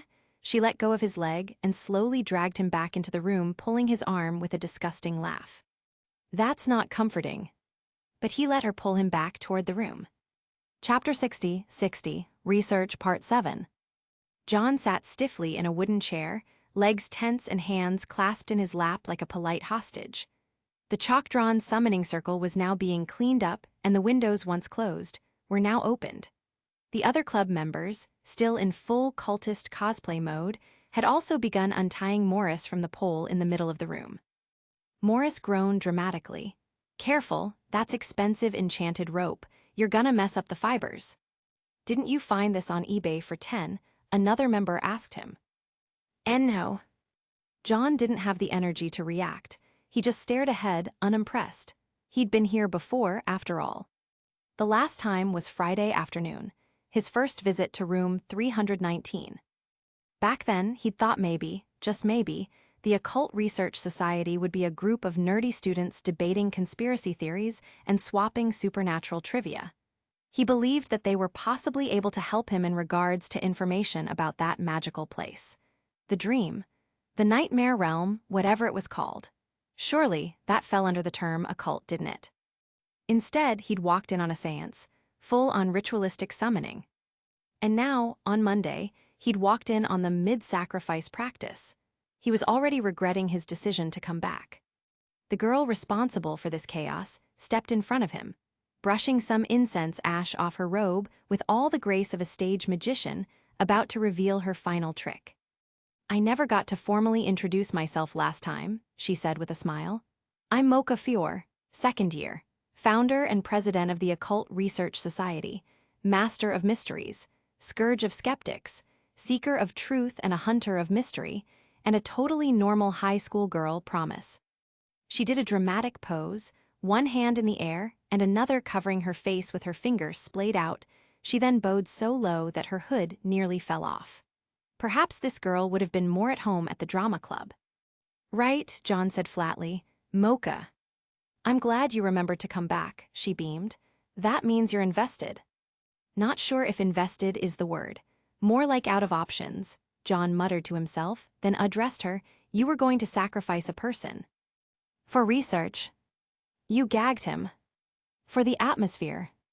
Mocha moved to sit on the desk across from him, crossing her legs and leaning forward like an intrigued professor, ready to psychoanalyze her most curious patient. So, she said, what brings you back, brave traveler? I thought you'd never return after last time. Morris even said we scared you off. I wasn't scared, John sighed, just confused and weirded out. You came back, though, she said, gesturing like she'd just won an argument in court.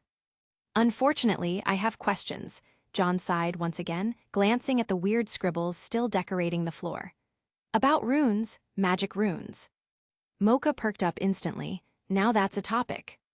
She snapped her fingers, and one of the members, Jenna, John remembered from Friday, began dragging out a stack of books that were so dusty they probably counted as biohazards. We've got everything from Elder Futhark to obscure Tibetan sigils, Mocha said proudly. What kind of runes are you looking for? Elder Futhark. Ancient Atlassian runes, Mocha explained with a shrug. Gotcha. Anyway, I'm looking for images mostly, John explained. 3 different types, a healing rune, barrier, and thirdly, one that gives power or enhances user prowess. Strength, speed, or durability. Anything of that nature that allows a person to hit harder. Mocha tilted her head, intrigued. Any reason? Gaming, John replied quickly. I saw them in some RPGs I've been playing. Got curious if any of them were based on real stuff. Figured the occult club might know. Right, she drawled out, clearly unconvinced but chose not to push further. Totally normal curiosity. Happens all the time. John didn't respond. He wasn't about to spill the truth that he'd seen symbols just like the ones he described in the dream realm. Glowing inscriptions that were etched on weird bracelets, etched into the very air during battles that felt far too real to be fiction. But that was crazy talk. Even by the occult society's standards. I'm not saying I believe in any of it, he added, trying to sound casual. I just want to know if those runes show up anywhere legit. Well, Mocha said, hopping off the desk, it'll take me some time to dig through our archives. I've got a few theories already. If I cross-reference old ritual diagrams with Mistralian knotwork and maybe some Vacuone hex script, I might be able to find something by tomorrow. John, skeptical, really? I'm very efficient when I'm motivated, she said proudly. And this is mysterious, ancient magic power we're talking about. You can't just leave a tease like that hanging. He nodded, a bit relieved. This was what he'd come for, actual occult knowledge. Not incense smoke, not creepy gags, not a pole in the middle of a school clubroom. Great, he said. Tomorrow then, I'll come back and see what you found. Wonderful, Mocha clapped once, then immediately shoved a paper into his face. Now sign this. John leaned back. What's this? Club application form, she said sweetly. We have a robe in your size, it's waiting. No. Come on, John. Nope. You already sat in the circle. I'm not joining. She gave him puppy eyes. What if I promise not to tie up Morris anymore? You can't promise that. She paused, true. Still not joining. She pouted dramatically, shoulders sagging as if he'd just canceled her birthday. But we were gonna give you a title and everything. You'd have a chair. Wait, you have titles. Of course, I'm the Grand Arcanist. Jenna's the Keeper of Secrets. Morris is the Willing Vessel. You'd probably be something like Rune Seeker or Initiative Inc. John stared. She sniffled, giving him the puppy dog eyes. The rest of the club watched like it was a tense final scene in a drama series. Still no. Mocha pouted for a couple of seconds, then to John's horror, she gained an evil grin that sent a shiver up his spine. Information is only available to club members. I have no reason to help you if you don't join. She got him there. John exhaled heavily, rubbing his temple. Fine, I'll be an unofficial member. Mocha's eyes lit up. Unofficial. I'm not joining, not really.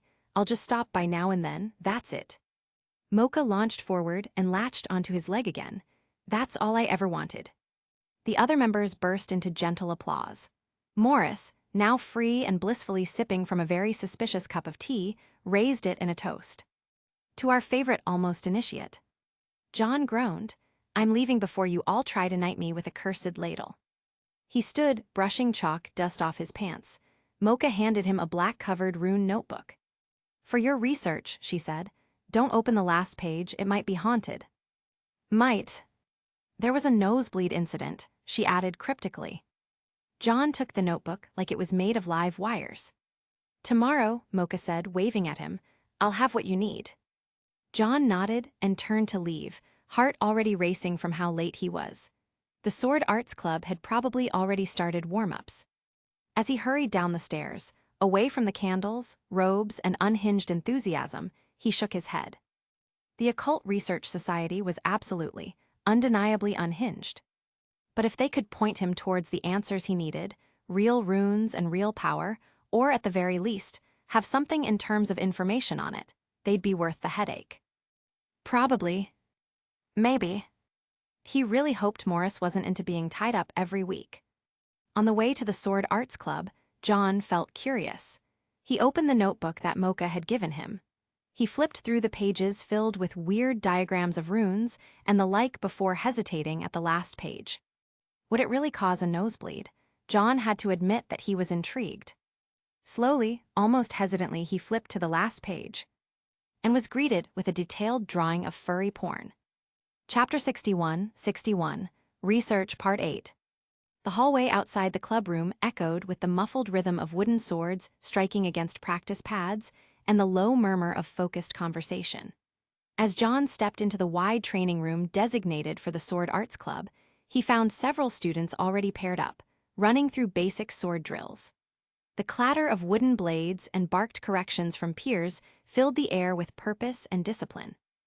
John exhaled softly, his mood still soured by what he'd seen in the last page of that cursed notebook.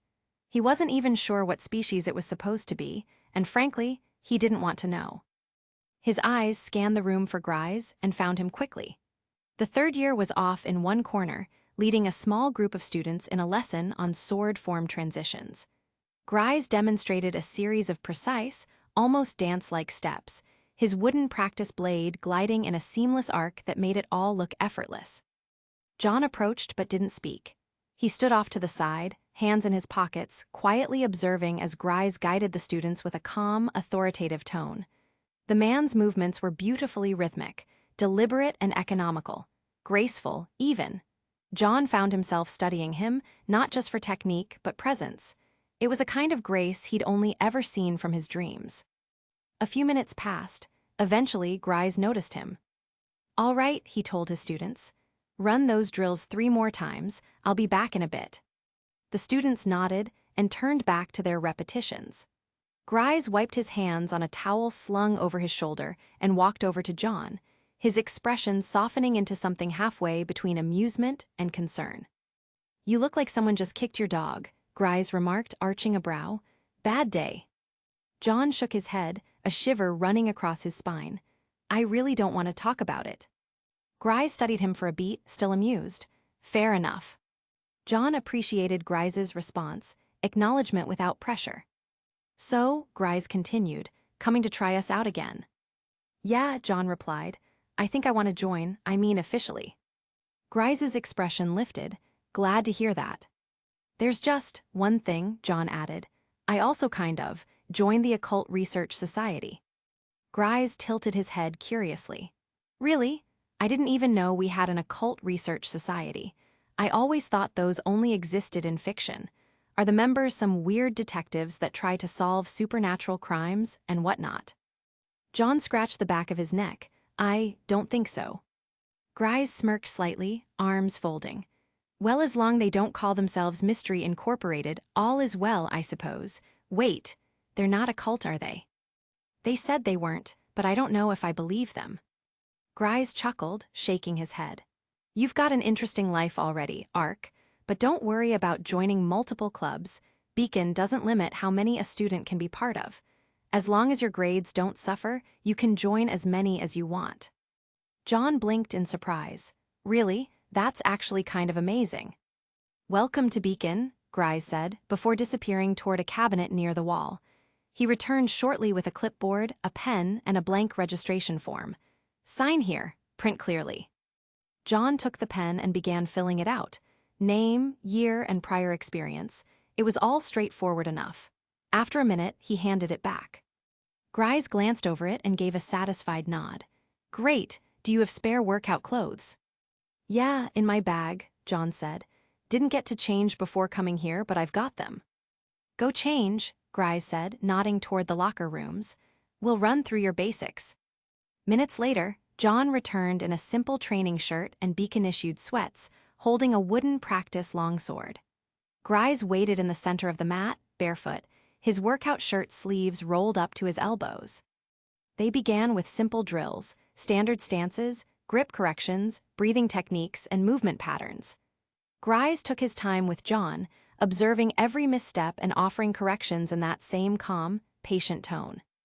John still wasn't perfect, far from it, really, but he moved smoother than he had last week. His footing was more stable, and his swings were also less erratic. The awkward stiffness from his earlier attempts had given way to something more composed. He still stumbled at times, but less often. "You've been practicing," Grise said after a few repetitions, giving him a thoughtful look. "Yeah," John said, wiping sweat from his brow. "In my backyard, and sometimes before school. I figured if I want to be good at this, I should actually, try. Grice smiled and nodded at him with a genuine expression of approval. That's the right mindset. He then gestured for John to follow him to the center of the mat. All right, Grice said. Let's spar. Light contact only. Focus on rhythm, not power. You're not here to win, but to learn. John nodded and raised his wooden blade. The moment the spar began, he realized just how wide the gap between them was. Grice moved like flowing water, smooth, fluid, and impossible to read. Every time John committed to a swing, Grice was already slipping past it, redirecting the energy and returning a gentle tap to his shoulder, side, or wrist. He didn't hit hard. He didn't need to. Still, John refused to back down. He adjusted, adapted, found moments where he could parry or push back. Occasionally, he even almost managed to land a touch. Sweat rolled down his face as the spar continued. Grice pushed him just enough to keep him on edge, but not enough to overwhelm. There was no mocking or taunting, just steady guidance in the shape of motion and pressure. Don't chase the blade, Grice advised at one point. Chase the person behind the blade. Focus on their movements rather than their blade. John shifted his footing. Grice nodded, better now again. For over 30 minutes they worked, short bursts of sparring followed by critique and repetition.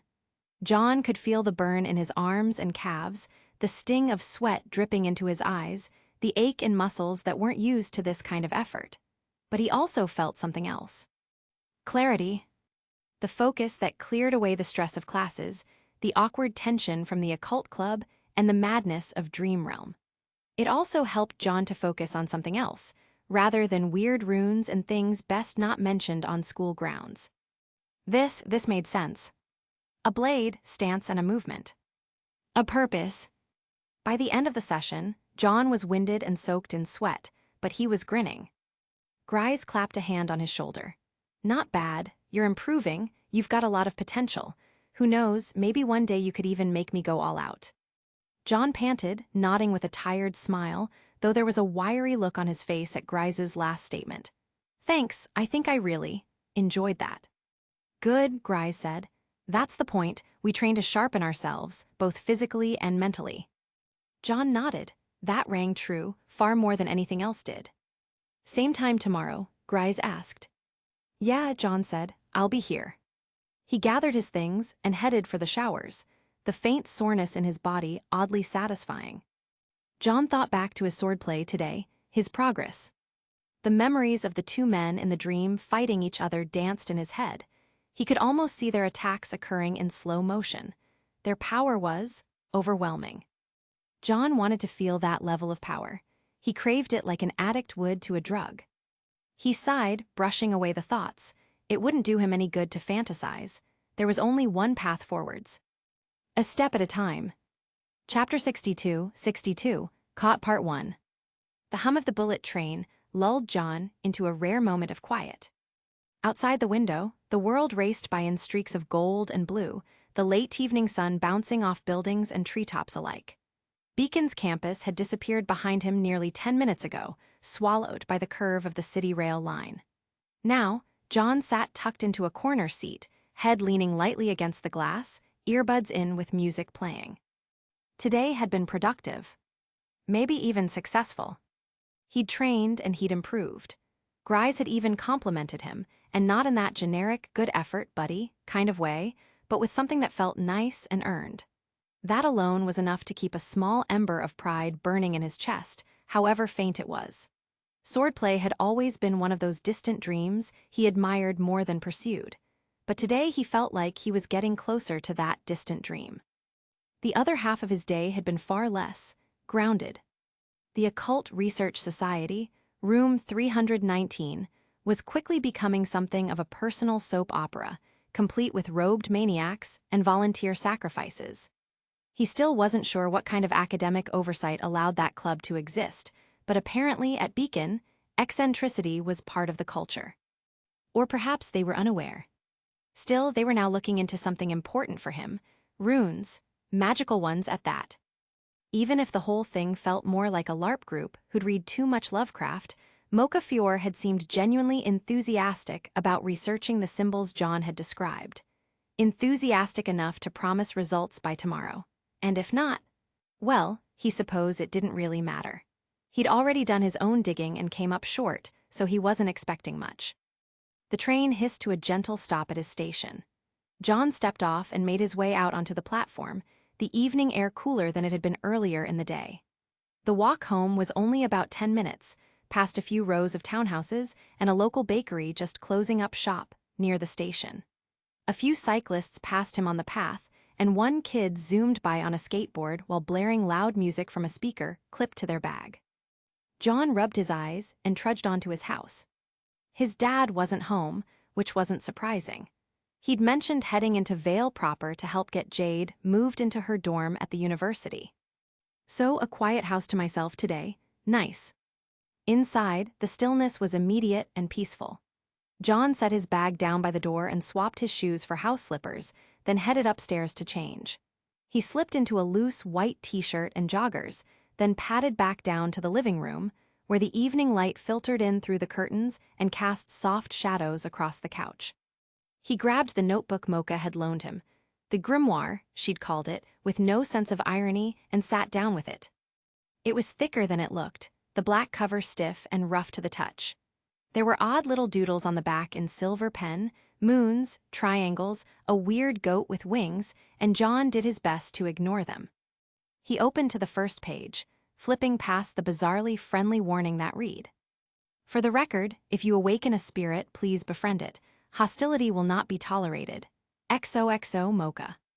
John rolled his eyes and moved on. The pages inside were dense.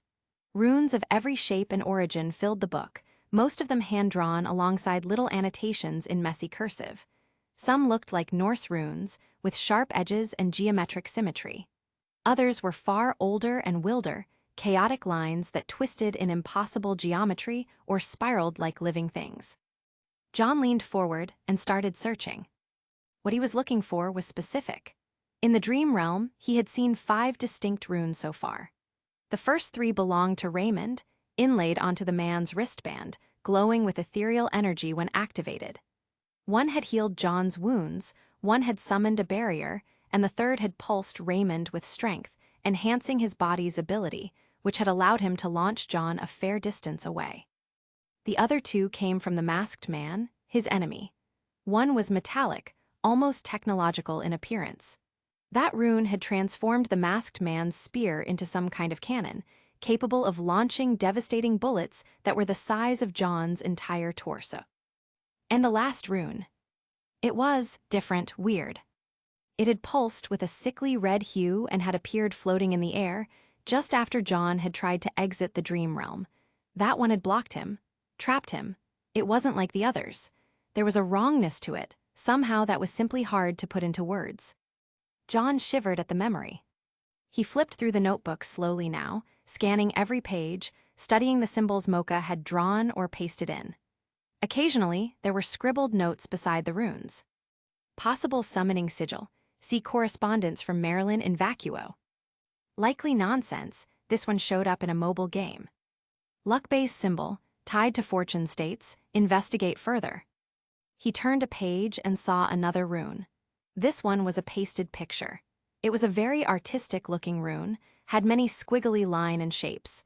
In fact, it couldn't even be called a rune, more like a magic circle that had many runes in it. The note beside it explained, symbolic dreams. There was nothing else added beside it. That one made him pause. Dream-based symbol. John quickly bookmarked the page, with a receipt he pulled from his pocket. He kept going. One looked relatively similar to the barrier rune that he had seen, jagged but enclosed, like a distorted mountain range encased in a circle. Quite similar, actually, but just slightly different enough to not be. In any case, there was no sign of the metallic rune yet, or even that final, corrupted rune. He supposed he should be grateful. It meant that this wasn't exactly common knowledge. The last few pages were dense with diagrams and odd scribbles, as if someone had copied them down while half asleep or possessed. He carefully skipped the final page, and closed the book with a sigh. No real answers yet, he thought, but maybe Mocha will find something tomorrow. John leaned back on the couch, notebook in his lap, the weight of the day finally settling into his shoulders. He'd trained, he'd researched, he'd joined 2 clubs technically, or 1.5. In any case, he was moving forward. Step by step. Eventually, he stood, stretched, and left the notebook on the coffee table in front of the couch. John figured that he'd study it more thoroughly after dinner, maybe draw inferences from the internet and cross-reference some of the runes from memory to compare tomorrow. But for now, he needed food. The kitchen was quiet, save for the gentle clink of utensils and the low hum of the oven preheating. John stood at the counter, hands deftly working through the steps of his latest dinner experiment. His dad had once joked, loudly and repeatedly, that John's cooking could double as self-defense, and that it was the only known cause of spontaneous kitchen fires that even insurance wouldn't cover. But he really wasn't bad. Not amazing maybe, but he could hold his own, especially when it came to baked food. Tonight, his star dish was a baked salmon fillet, marinated to perfection. He'd started the prep as soon as he got home. First, he laid out 2 generous pieces of salmon onto a tray lined with parchment paper. He mixed his marinade in a glass bowl, freshly squeezed lemon juice, crushed garlic, a pinch of salt, a dash of soy sauce for depth, and a healthy swirl of chili paste to add that spicy kick. He tossed in a bit of olive oil and a sprinkle of cracked pepper before adding a spoonful of honey for balance. Then came the secret weapon. Thin slices of lemon and red chili pepper laid directly across the fish, forming a layer of tangy firepower. He let it sit for 20 minutes to soak while he prepped the sides. In the meantime, he heated a pan and threw in a mix of vegetables, bell peppers, broccoli, snow peas, and a bit of julienne carrot. Nothing fancy, just a stir-fry with a splash of sesame oil, soy sauce, and a touch of ginger powder. The kind of thing his dad called adequate, which was basically praise coming from him. Next, rice.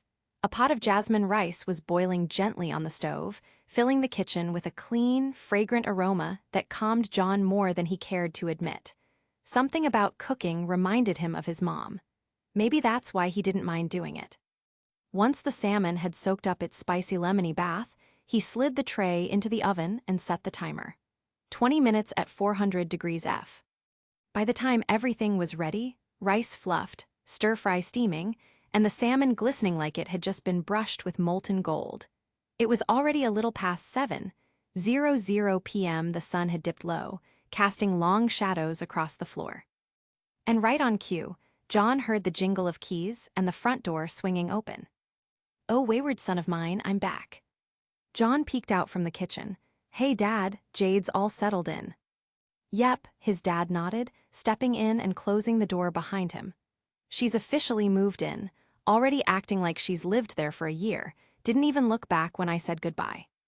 "Sounds like Jade," John chuckled, wiping his hands on a dish towel. "What's that smell?" his dad asked, sniffing the air like a bloodhound. "Is that food, actual edible food?" "It's baked salmon," John said proudly, "with chili, lemon, and garlic, stir-fried vegetables, rice on the side." His dad looked genuinely impressed. "Wow, you've really stepped up your game, this smells great." "Haha, very funny." His dad only smiled and shrugged in response. John shook his head in exasperation and turned back to the stove to start plating. Meanwhile, his dad wandered into the living room, unbuttoning his jacket and tossing it on the coat rack. He moved to the couch to sit down, but paused when he spotted something sitting on the coffee table. It was the notebook. The black-covered, rune-filled, possibly haunted but definitely cursed, notebook Mocha had given John earlier that day. Naturally curious, his dad picked it up and flipped it open. Inside, he was greeted by pages and pages of scribbled symbols, amateur illustrations, and runes that looked like something out of a fantasy novel. Some were neat and geometric, others chaotic and creepy. He skimmed a few pages, arching a brow, muttering a low, "huh." Then, as fate would have it, he flipped to the last page. John, oblivious in the kitchen, was humming to himself as he plated the salmon, proud of the way the lemon slices had caramelized just slightly on the edges. From the living room came his dad's suspiciously calm voice. "Hey, John, what's this notebook about?" John called back casually, "Oh, it's something a friend gave me, just helping me learn some stuff." There was a pause filled with suspicion. Then came the next line, delivered with the perfect mix of confusion and dry amusement. "Learning some stuff, huh? So, why is there a picture of a naked anthropomorphic fox thing on the last page?" John froze. Chapter 63, Caught Part 2. Dinner was quiet. Perhaps a little too quiet for John's liking. John and his dad sat at opposite ends of the dining table, both eating from their respective plates of spicy lemon-baked salmon and stir-fried vegetables.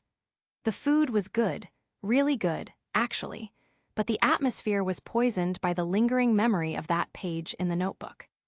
John avoided eye contact like it might summon a bolt of judgment from above. His dad, meanwhile, kept glancing between the food and his son like he was trying to decide whether to keep eating or stage an intervention. So, his dad finally began, carefully swallowing a piece of salmon. "This friend of yours, the one who gave you the notebook, what's her name?" "Mocha," John muttered. "Mocha," his dad repeated, trying the name out like it might be an alias. "And she's into runes and ancient magic." "Something like that." "Right, and she also included a hyper-detailed drawing of a half-fox person, in the nude, on the last page." John groaned, slumping forward into his hands. "I don't think she put that there, okay? I didn't even know it was there until later on. That wasn't part of the research, it was just Mocha being weird, I guess." His dad gave a skeptical hum and took another bite of rice. "You sure you're not joining a cult?" "No," John snapped, then winced at his own volume. He took a deep breath and sighed, then continued. "It's not a cult, it's just a club, and I'm not even a full member. I just asked for help, that's all." His dad raised a brow. "Didn't you say that this occult club thing was weird, and weren't you thinking of joining the Sword Arts Club? Whatever happened to that?" John hesitated, then said, "I'm not really a member of the occult club, just unofficial or whatever, I guess. And yes, I did actually join the Sword Arts Club today. Officially, that is. Beacon allows its students to join multiple clubs." "Right, and you trust this, Mocha girl." "More than I trust the guy who put the fox art in the back of a research book." "That's not a no." "Dad." All right," his father relented, waving his chopsticks in surrender. "I'll stay out of it. You're a big boy, just maybe don't leave sketchy porn out on the living room table." "It's not porn," John groaned again. "It's mostly runes, that was just a stupid gag, I think at least." His dad gave a long, theatrical sigh and leaned back in his chair. "Well, you're lucky. Dinner's good enough to distract me. You might survive this one, chef." That at least earned a weak smile from John. The rest of dinner passed in relative peace. By the time the plates were clean and the kitchen was wiped down, the conversation had drifted to safer topics: school schedules, how Jade was doing, and whether or not they were out of dish soap again. Eventually, John retreated upstairs to his room. 9:23 p.m., group chat, Supreme Pancake Warriors. Nora Collision UGUIS, we found a dog, a whole dog, a baby. RWBY, we found a stray puppy behind the station near campus. Looked like someone abandoned it. Young Yellowfire WHAT, what kind of dog? Ruby Cloudweight send pics. Nora Collision already ON IT camera with flash image attachment. Tiny, dirt-smudged puppy with floppy ears and huge eyes. John Shield wow, okay that thing is too cute, are you keeping it? RWBY, we debated it, but we took it to the animal shelter just in case someone was looking for it. Young Yellowfire, you two are gonna adopt a dog together, I'm calling it. Ruby Cloud they are totally gonna adopt a dog together relieved face. Nora Collision, we are not ready for that level of commitment. JK we might go back tomorrow. John Shield if you do, name it Sir Woofalot or I riot. Young Yellowfire, what about Bark Vader? Ruby Cloud stop I can't breathe. RWBY please, let us name it in peace. Nora Collision Ren wants to call HIM, Tofu. John Shield he would. Ruby Cloud tell Tofu I love him. John anyway, glad you guys helped it out. You two are awesome. Nora Collision Owa, thanks Juan. Young Yellowfire, Juan Skull Skull Skull. John Shield knew, don't start that again. RWBY Cloud 2 Xuanhuan's canon now. John chuckled softly as he tossed his phone on the bed. Despite everything, despite the cult club, the cursed page, and the looming weight of Dreamworld madness, his friends always managed to pull him back to earth. Their energy made things feel just a bit more normal. But now it was time. He rose, closing his curtains, dimming the lights, and walking over to his closet. He pulled out the clothes he'd quietly designated as his dream battle gear, dark, durable layers that moved well with his body. John supposed that it didn't technically matter what he wore into the dream now.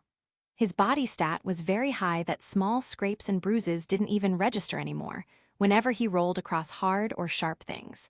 But somehow, changing clothes helped him transition mentally. Grounded him in that other world. John tightened the gloves on his hands, flexing his fingers. Tonight, he wasn't going to explore, he was farming. He had found that strange pocket area in the Dream Realm's version of the train station, a mist thing that was apparently called a nightmare. John still wasn't sure what exactly that meant, but what he did know was that it was a place where low-level creatures spawned regularly. They contributed heavily to his strength. He was getting stronger, and it was working. His body stat had risen incrementally each night. Last time, it had hit 6. Tonight, he was going to push it to 7 or 8 if he could. He had debated adding his runes into the other stats, but considering that he still didn't have a rune skill, which was clearly what Raymond and the Masked Man were using, he wasn't sure if adding them into the stat would bring him any benefit. With every creature he defeated, he could feel himself growing more capable. It wasn't just in the dream anymore. His coordination during Grice's sparring sessions, his reaction time, it was carrying over. Very slightly. Or perhaps it was all in his head. In any case, it thrilled him. John climbed into bed, drawing the covers over himself. He exhaled slowly, letting the rhythm of his breath slow and deepen, focusing on falling asleep. Soon, the colors of his room bled away into sleep, and the next time he opened his eyes, the red, rotten world of the nightmare realm greeted his sight. Chapter 64, Caught Part 3. The world beyond his dream house was the same as always, bathed in a perpetual darkness that was only lit up from the glow of the red broken moon above. Dark purples, bruised reds, and deep shadows stretched across cracked pavement and broken lampposts. Low-hanging clouds, motionless and thick, appeared like congealed ash in the sky. The houses along the street sagged with decay, and the occasional breeze carried the distant whisper of something eerie. John tightened his fingers over his sword and rolled his shoulders. No warm-up tonight, he had work to do.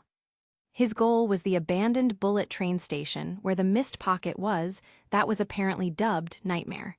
The plan was simple: get there, farm as many creatures as possible, and test the limits of his strength. Body stat, 6, but what did that really mean in a practical sense? He didn't have to wait long to find out.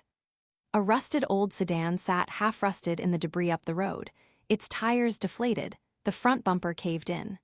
John eyed it for a moment, then made his way over and planted his feet beside it. "All right," he muttered to himself, rubbing his hands together.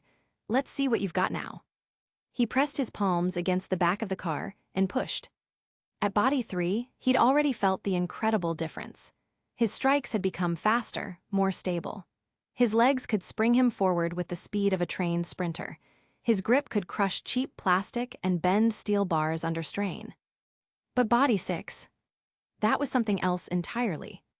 The car groaned as it shifted, the rear wheels skidding slightly against the broken concrete. Dust puffed up from beneath it as the metal shell scraped forward a few feet. John didn't even feel like he was straining. His muscles engaged, sure, but the effort was manageable. More like moving a heavy shopping cart up a slight incline. Okay, let's go a little further. He slid to the side of the vehicle and crouched low, fingers slipping beneath the rusted undercarriage. It took him a few tries to find the right grip. It wasn't like simply lifting weights at the gym. The car was uneven and misshapen in places, its frame crooked. Still, once he locked his stance and exhaled. He lifted. The world slowed. Metal creaked. His feet dug into the asphalt, and with a deep grunt, John raised the entire car above his chest, then over his head. His arms trembled slightly with the weight, but not in the way you'd expect from a human being lifting a full sedan. It was like the resistance was dulled, as if something inside his body had flipped a switch and redefined his limits. Carefully, he set the vehicle back down. "That shouldn't be possible," he muttered with a smile, stepping back and eyeing the car like it might accuse him of cheating physics. He was strong, not cartoonishly strong, not throw-a-building strong, but certainly something well beyond human. The Ursa-like creature he'd fought before could slap a car across the street without flinching. John didn't think he had that level of raw might yet, but he was close. He began jogging down the ruined street, testing his speed next. Within seconds, he was sprinting. Wind tore past his ears, debris flew underfoot, and in what felt like a heartbeat, he had cleared nearly 100 meters. No heavy breathing or muscle fatigue. If he pushed harder, he suspected he could cover the same distance in even less time, maybe 3 seconds flat. His instincts were sharper too. He darted between obstacles, barely needing to look. His feet landed precisely where they needed to, his body just knew what to do, truly extraordinary. A low laugh bubbled up in his throat as he slowed to a walk, not out of arrogance, but amazement. This was real, and it was working. The dream realm may have been a nightmare in every other sense, but at least it gave him tools that he could use, something he could build with. The train station soon came into view. It stood on the far edge of the street, its wide platform cracked and uneven, with shattered glass doors leading into a long, dark interior. In the waking world, it was a bustling commuter hub. Now, it was a graveyard of time. John climbed the steps cautiously, passing a collapsed vending machine and the skeletal remains of what may have once been a bench. Inside, the lights, red emergency lights that would have cast long shadows over the stained tile floor, were no longer working. The damage that had accumulated from yesterday's battles with the various dream creatures had all but vanished now. It was an interesting yet surreal experience, each time John witnessed it occur. The pockmarked tiles, the claw marks, and even the weighted damage from dream creature strikes were all gone like a morning mist in the shade of an afternoon sun. The principles behind why all accumulated damage kept vanishing was something John was eager to understand.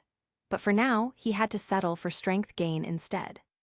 The weird undulating mist was still at the same place as before. It still clung to the far side of the platform like a living thing, but it was different now. Different from yesterday. Before, the mist had been a swirling fog of gray and black, dotted with strange white motes that floated lazily like dust in moonlight. It had felt thick, but not oppressive.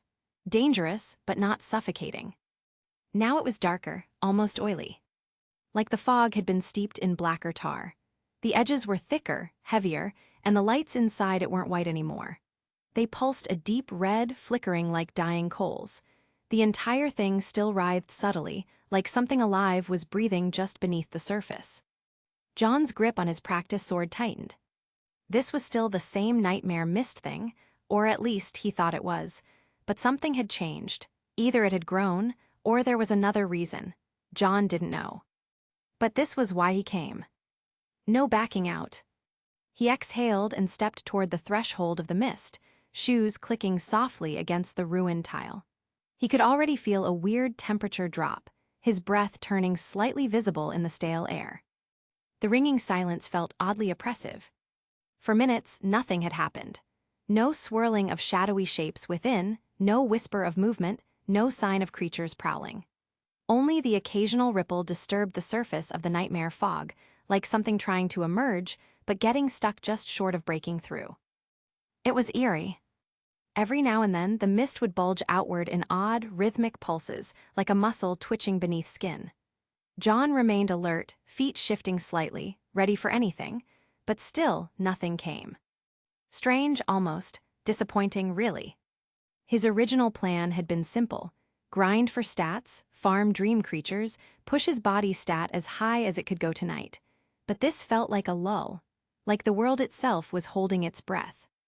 John waited a little longer, watching the mist for any sudden movement, but still, nothing. After a few more moments of staring into the fog, he exhaled through his nose and relaxed his stance. He idly wondered whether the dream creature spawning rate had finally been broken. Perhaps there was a limit or so that each mist zone could spawn. John wasn't sure, but he was wondering if leaving and roaming around to look for dream creatures elsewhere would be a more productive use of his time. "Fine," he muttered. "If you're not gonna throw anything at me, I might as well get some practice in." With his sword still in hand, John moved back to the open space near the shattered benches and broken vending machines. The platform was large, and most of it was clear of debris. It was the perfect makeshift training ground.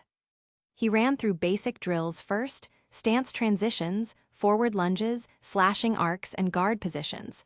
With every swing, he could feel how much smoother his movements had become. His balance was sharper, his footwork tighter. The sword no longer felt like dead weight in his grip. It was a part of him now. Well, at least in the dream realm, it was. His body here was just better in all ways compared to his waking world version. Eventually, he got creative. John began experimenting with more acrobatic forms, moves he'd only seen in movies or animes before. Flashy spins, sweeping slashes, jumping lunges. He used broken columns as leverage, flipping off one and landing with a roll. He even tried swinging his body low and rising into a high arc slash, mimicking a technique Weiss had demonstrated earlier in the day. He could feel the difference. His speed, power, and coordination, all of it was legs beyond what he was used to it being. For the fun of it, John jogged toward the station's interior wall, planted one foot against it, and tried to run vertically. He managed 4 solid steps before gravity betrayed him and pulled him back down. He landed on his feet, chest heaving, but not tired. "Not bad," he muttered. "Could get 5 or 6 next time." His whole body felt light, responsive, and powerful. But he wasn't careless. He made sure not to burn too much stamina. The last thing he wanted was to waste his energy showing off if something big did come out of the mist. Speaking of the mist, it started moving weirdly now, different from its patterns previously. He noticed it as he was catching his breath. It had stopped pulsing like a living heart. Instead, it began to spiral.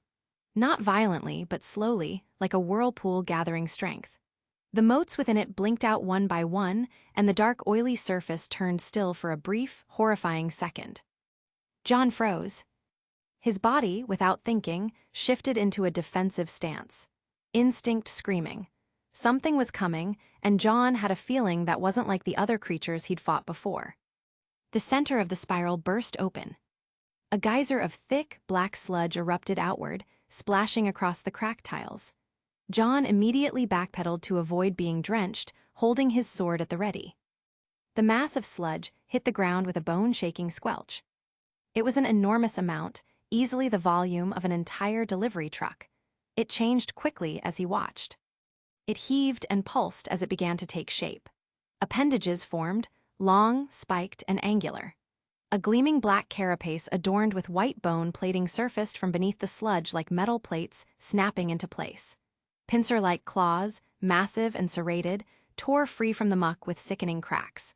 The rear of the creature lengthened and curled, lifting into the air with a stinger the size of a spear tip glinting in the red moonlight. John's heart thudded in his chest. When the head formed, it bore the same weird white mask as all the other dream beasts before it had. A multitude of red eyes adorned across the white. Beneath it, a jagged opening of teeth that clattered like bone against stone. Then it let out a sound. A horrendous screech. It was something else, alien-like and terrifyingly wrong. The shrill, piercing sound stabbed into John's ears and reverberated in his bones. He took another step back. His sword trembled in his grip just slightly. It was a scorpion, a house-sized scorpion. Or at least, it looked like one. But instead of chitin, its body was plated in nightmare white and black armor, slick with shine and marked with faintly glowing crimson lines on its carapace. The thing's size was bigger than an elephant, and it seemed to move with a predatory intelligence that made John's stomach twist. It stared at him, or faced him at least, and the screech stopped. For a moment all was still, then the creature lashed out. One of its massive pincers slammed into a concrete pillar beside John, shattering it like glass. Debris exploded outward, dust filling the air as the echo of the impact rolled through the station. Every muscle in his body tensed. His legs coiled beneath him like springs. His eyes didn't leave the creature. Clearly the creature was fast. He'd seen that just now. Its reach was also ridiculous, and its size didn't slow it down in the slightest. One wrong move and he could be cut in two. This wasn't a stat farm. This was now a boss fight. And John was unprepared. Chapter 65, Caught Part 4. John didn't waste time. The moment that pincer shattered the concrete pillar like a fat man jumping onto a glass coffee table, he turned and ran. Bolted, really. Legs pumping, arms slicing through the stale air of the dream world. His footsteps echoed across the ruined tile of the station floor, but he barely heard them over the thundering clang of the creature's limbs as it shifted. That thing was huge. Bigger than any dream creature he'd ever seen, bigger than the Ursa-like beast that had once nearly tossed a car like a soccer ball. The scorpion wasn't just monstrous in size, the presence it gave off felt oddly heavy. It was a familiar sensation, one that he had felt before in Ansel. Worst of all, John had the sinking suspicion that he couldn't even scratch it. He might have had a body stat of 6, which gave him strength that could lift a sedan and legs fast enough to outrun a sprinter's soul, but his sword? It was still a normal blade, regardless of how well his dad's craftsmanship was. Against that thick, gleaming carapace, it might as well have been a butter knife. As he hit the exit stairs and leapt the last few steps in one bound, the building behind him convulsed. KRRASSSHH. Half the station exploded. Not figuratively or metaphorically. The entire front facade of the building, arched steel supports, cracked tile flooring, the skeletal remains of old signs and flickering lights, detonated outward like a bomb had gone off from within. The beast launched itself through the opening it had made, claws gouging out chunks of the wall. John felt the concussive force of the shockwave and bits of small debris slam into his back as he sprinted down the street. He stumbled forward slightly, only regaining his balance through pure reflex. John couldn't help but idly and stupidly wonder if that damage would also be restored by the next night. In any case, the beast didn't stop its pursuit. The scorpion burst free from the ruined station in a grotesque display of power and speed. For a beast the size of a small building, it moved fast. Too fast, perhaps. Its claws punched into the ground with thunderous cracks, sending chunks of asphalt into the air. Its legs, dozens of them, segmented and jointed like insectal pistons, pounded the pavement with unnatural rhythm. Every time it shifted, something shattered. John risked a glance back. Bad idea. The thing was maybe 30 meters behind him, closing fast. And worse, it wasn't just chasing him. It was hunting. As John sprinted deeper into the crumbling urban decay, he darted between long-abandoned vehicles and broken-down street signs. Some cars were flipped, others half-melted, their tires rotted away. With practiced agility, he vaulted over a wrecked taxi and kicked off its hood to launch himself over a collapsed light post. Debris blurred past in his peripheral vision. Then, a terrible noise behind him. The screech of metal. The thunderous crunch of something massive being crushed. John twisted his torso mid-stride and caught sight of the monster. Its pincers had grabbed a rusted delivery van and thrown it. Oh, come on. He dove into a clumsy roll just as the van soared overhead, crashing into a long-dead billboard and exploding into flaming, rusted debris. By the time he righted himself and kept running, he was out of the residential district and into what once might have been a commercial zone, rows of shattered shops, empty marketplaces, torn awnings that fluttered in a wind that didn't exist. The place looked like it had been evacuated centuries ago, consumed by whatever force twisted the dream world into this apocalyptic nightmare. He spotted a delivery van ahead, intact mostly, and made a snap decision. John vaulted onto the hood, planted his foot on the roof, and leapt. His fingers caught a broken window ledge on the second story of the building beside him. Then came the climb, fluid and powerful, but also full of panicked dread. Ledge to outcropping, window frame to gutter, his body responded instantly, as if he were weightless. He scaled the 5-story building like it was a playground jungle gym, parkouring up like a storm of limbs and movement. He reached the rooftop, rolled into a crouch, and turned around just in time to see the creature slam into the storefront below. The building shook. Concrete buckled, The street-level facade caved inward as one of the creature's massive claws tore through it like paper. A sound like grinding bones echoed through the air as dust and bricks spewed outward. Cracks spiderwebbed up the building's face. John staggered slightly as the tremor reached him. He didn't hesitate. He sprinted across the rooftop and leapt toward the next building over, landing in a roll and rising into a run. He didn't know if this one was more stable, but standing still wasn't an option. Then, just as he reached the midpoint, chittering, a high, alien-like sound resounded, sharp and screechy, like knives being scraped against metal. The sound came from below. John skidded to a stop and looked back in horror. The beast was climbing. Neither jumping nor charging, but climbing. It was hauling its grotesque mass up the face of the building like some deranged spider, its pincers punching into the stone like ice picks. Each impact sent shards of concrete tumbling down the side. Its dozens of legs gripped the edges of broken windows and ornamental ledges, using them like footholds. It wasn't elegant, but it was fast, and it was rising. Oh no, no, no, no. John sprinted for the edge. The next rooftop was 10 feet away, maybe 12, but he didn't care. He launched himself, legs kicking off the crumbling stone, arms pumping forward, his body soaring through the misty red darkness that came from the light of the broken moon. Behind him, the creature screeched. Not like before, this one was frustrated, perhaps angry that he was able to elude it for that long. He landed on the rooftop with a solid thud, staggered, and turned to look back. The scorpion had reached the edge of the last building. Its front limbs reared up, claws snapping open and shut like they had a mind of their own. Crimson light pulsed across its bone-white mask. John stared for a heartbeat and grimaced. The scorpion was gaining on him. He could feel it, each thunderous crash it made as it leapt, each shriek of concrete giving way to those bladed legs. The rooftops had failed him. What he'd thought was a smart move, a vertical route with clear visibility, had turned into a death trap. The scorpion moved across the skyline like a nightmare skipping between fever dreams, arcs of shadow against the blood-colored clouds above. It wasn't just fast. It was predatory in a way that mocked his every effort to run.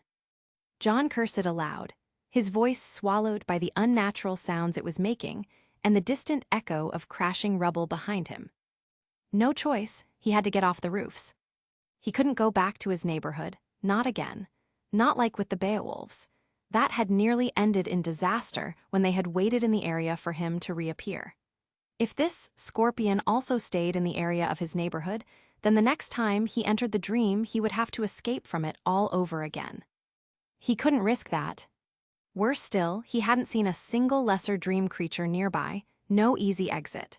The mist area that had been dubbed a nightmare had clearly changed since his last visit. The fog had become oil-thick and pulsing with malevolent red light, and the dream ecosystem had shifted. Adapted, maybe. That scorpion was the result. John couldn't risk going back to the station and attempting to find one in the area. If it spat out another creature like this scorpion, John would be pincered in and probably get smashed to pieces. That left only one option: escape laterally. Run and survive long enough to flee into a safer zone, if such a thing even existed in this choked corner of reality. And then, like a light flicking on in the back of his mind, a thought sparked. Alleyways. The beast was massive and wide. It might have been strong enough to burst through walls and leave claw-gouged buildings in its wake, but force took time, and time was something he could steal. If he dove through narrow alleys, concrete labyrinths too tight for the beast to easily navigate, it would slow it down, maybe even lose track of him if he weaved enough. That was a better plan than trying to outrun it in open space. He couldn't outpace it, but maybe he could outmaneuver it. Without another second of hesitation, John sprinted for the building's edge, then launched himself over. He dropped fast, landing squarely on the rusted hood of an abandoned car. The metal crunched beneath his feet, sending a shudder up his spine. His knees screamed in protest and his back jolted, but he gritted his teeth.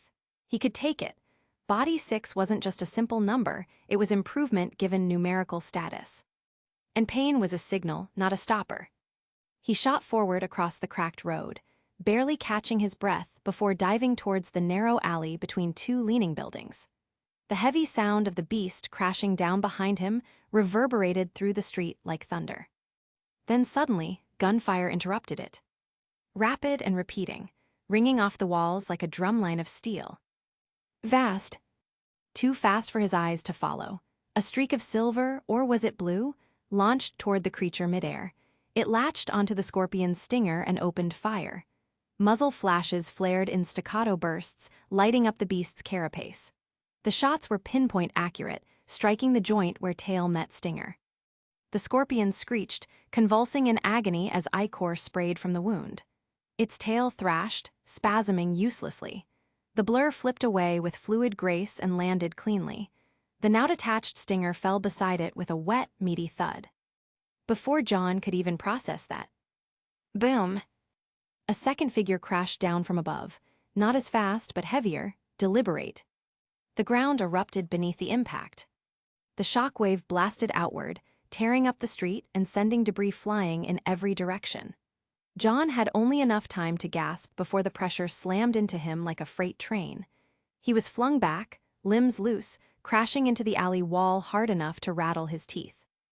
Dust billowed. He coughed violently, chest rattling, eyes wide. And through the settling fog of cracked earth and floating cinders, he saw her. It was a woman. She wore sleek futuristic armor that had seams of shifting pink accents which shimmered under the red light of the broken moon. In her gauntleted hands, she held a massive avant-garde warhammer, all sharp lines and dense weight. Its head was embedded in the crushed exoskeleton of the scorpion. Black dream blood dripped from the weapon as its last remaining embers of resistance faded. Then the beast disintegrated. Not with a scream or a flash, but with a silent unraveling. Like ash being caught in an upward breeze, it crumbled, disintegrated, and vanished into the nothingness of the red night. The woman straightened. She stood there calmly, letting the gravity of her presence fill the crater she had created. A moment later, the blur from before reappeared at her side, as if teleported. It was a man, also clad in armor, his visor retracting with a quiet hiss. From the back, his long shoulder-length hair seemed oddly familiar. His weapon, some kind of hybrid pistol rifle, still smoked from the shots he'd fired. John, still slumped against the alley wall, could only stare, heart thudding, mind spinning. Who were they? Before he could process anything more, a voice spoke directly behind him. Those two are pretty cool, huh? John startled. He whipped around, instinctively ready to fight or flee, but instead saw a boy, no older than 15, maybe younger. He had tanned skin and black hair with a messy fringe, freckles across his nose and cheeks. He was also wearing the same sci-fi armor that the other two were adorned in. The visor that should have been covering his face had been retracted into his suit. His arms were crossed casually over his chest, and a small, almost smug smile tugged at his lips. John blinked, speechless. The boy tilted his head. "You're not wearing regulation gear," he said, frowning slightly. "And where's your squad?" "Regulation gear, squad." John opened his mouth, but no words came out. His brain couldn't quite wrap around the rapid shift in tone, from desperate survival to sudden company. Company that seemed aware, structured, like some kind of dream military unit, like Raymond.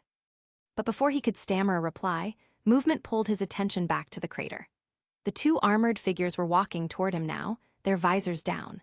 The woman had orange hair, and the suit did little to hide her strong, curvy figure. The man was leaner, but John could see hints of strong, corded muscle sculpting his frame. His shoulder-length black hair had a very familiar pink streak running through it, and his sharp-eyed stare bore into John almost painfully. He knew those faces. Nora Valkyrie, Lai Ren. His classmates, his friends. They weren't smiling. They weren't yelling or laughing. Nora wasn't talking about pancakes, and Ren wasn't quietly exasperated. They looked stunned, like they'd seen a ghost. "John," Nora said, her voice a cracked whisper. Ren's eyes narrowed slightly. "What are you doing here?" John couldn't answer. His heart pounded in his chest like a war drum. He looked at them, really looked, and realized it wasn't just armor they were wearing. It was purpose given form. Functionality worn with experience. "They're just like me."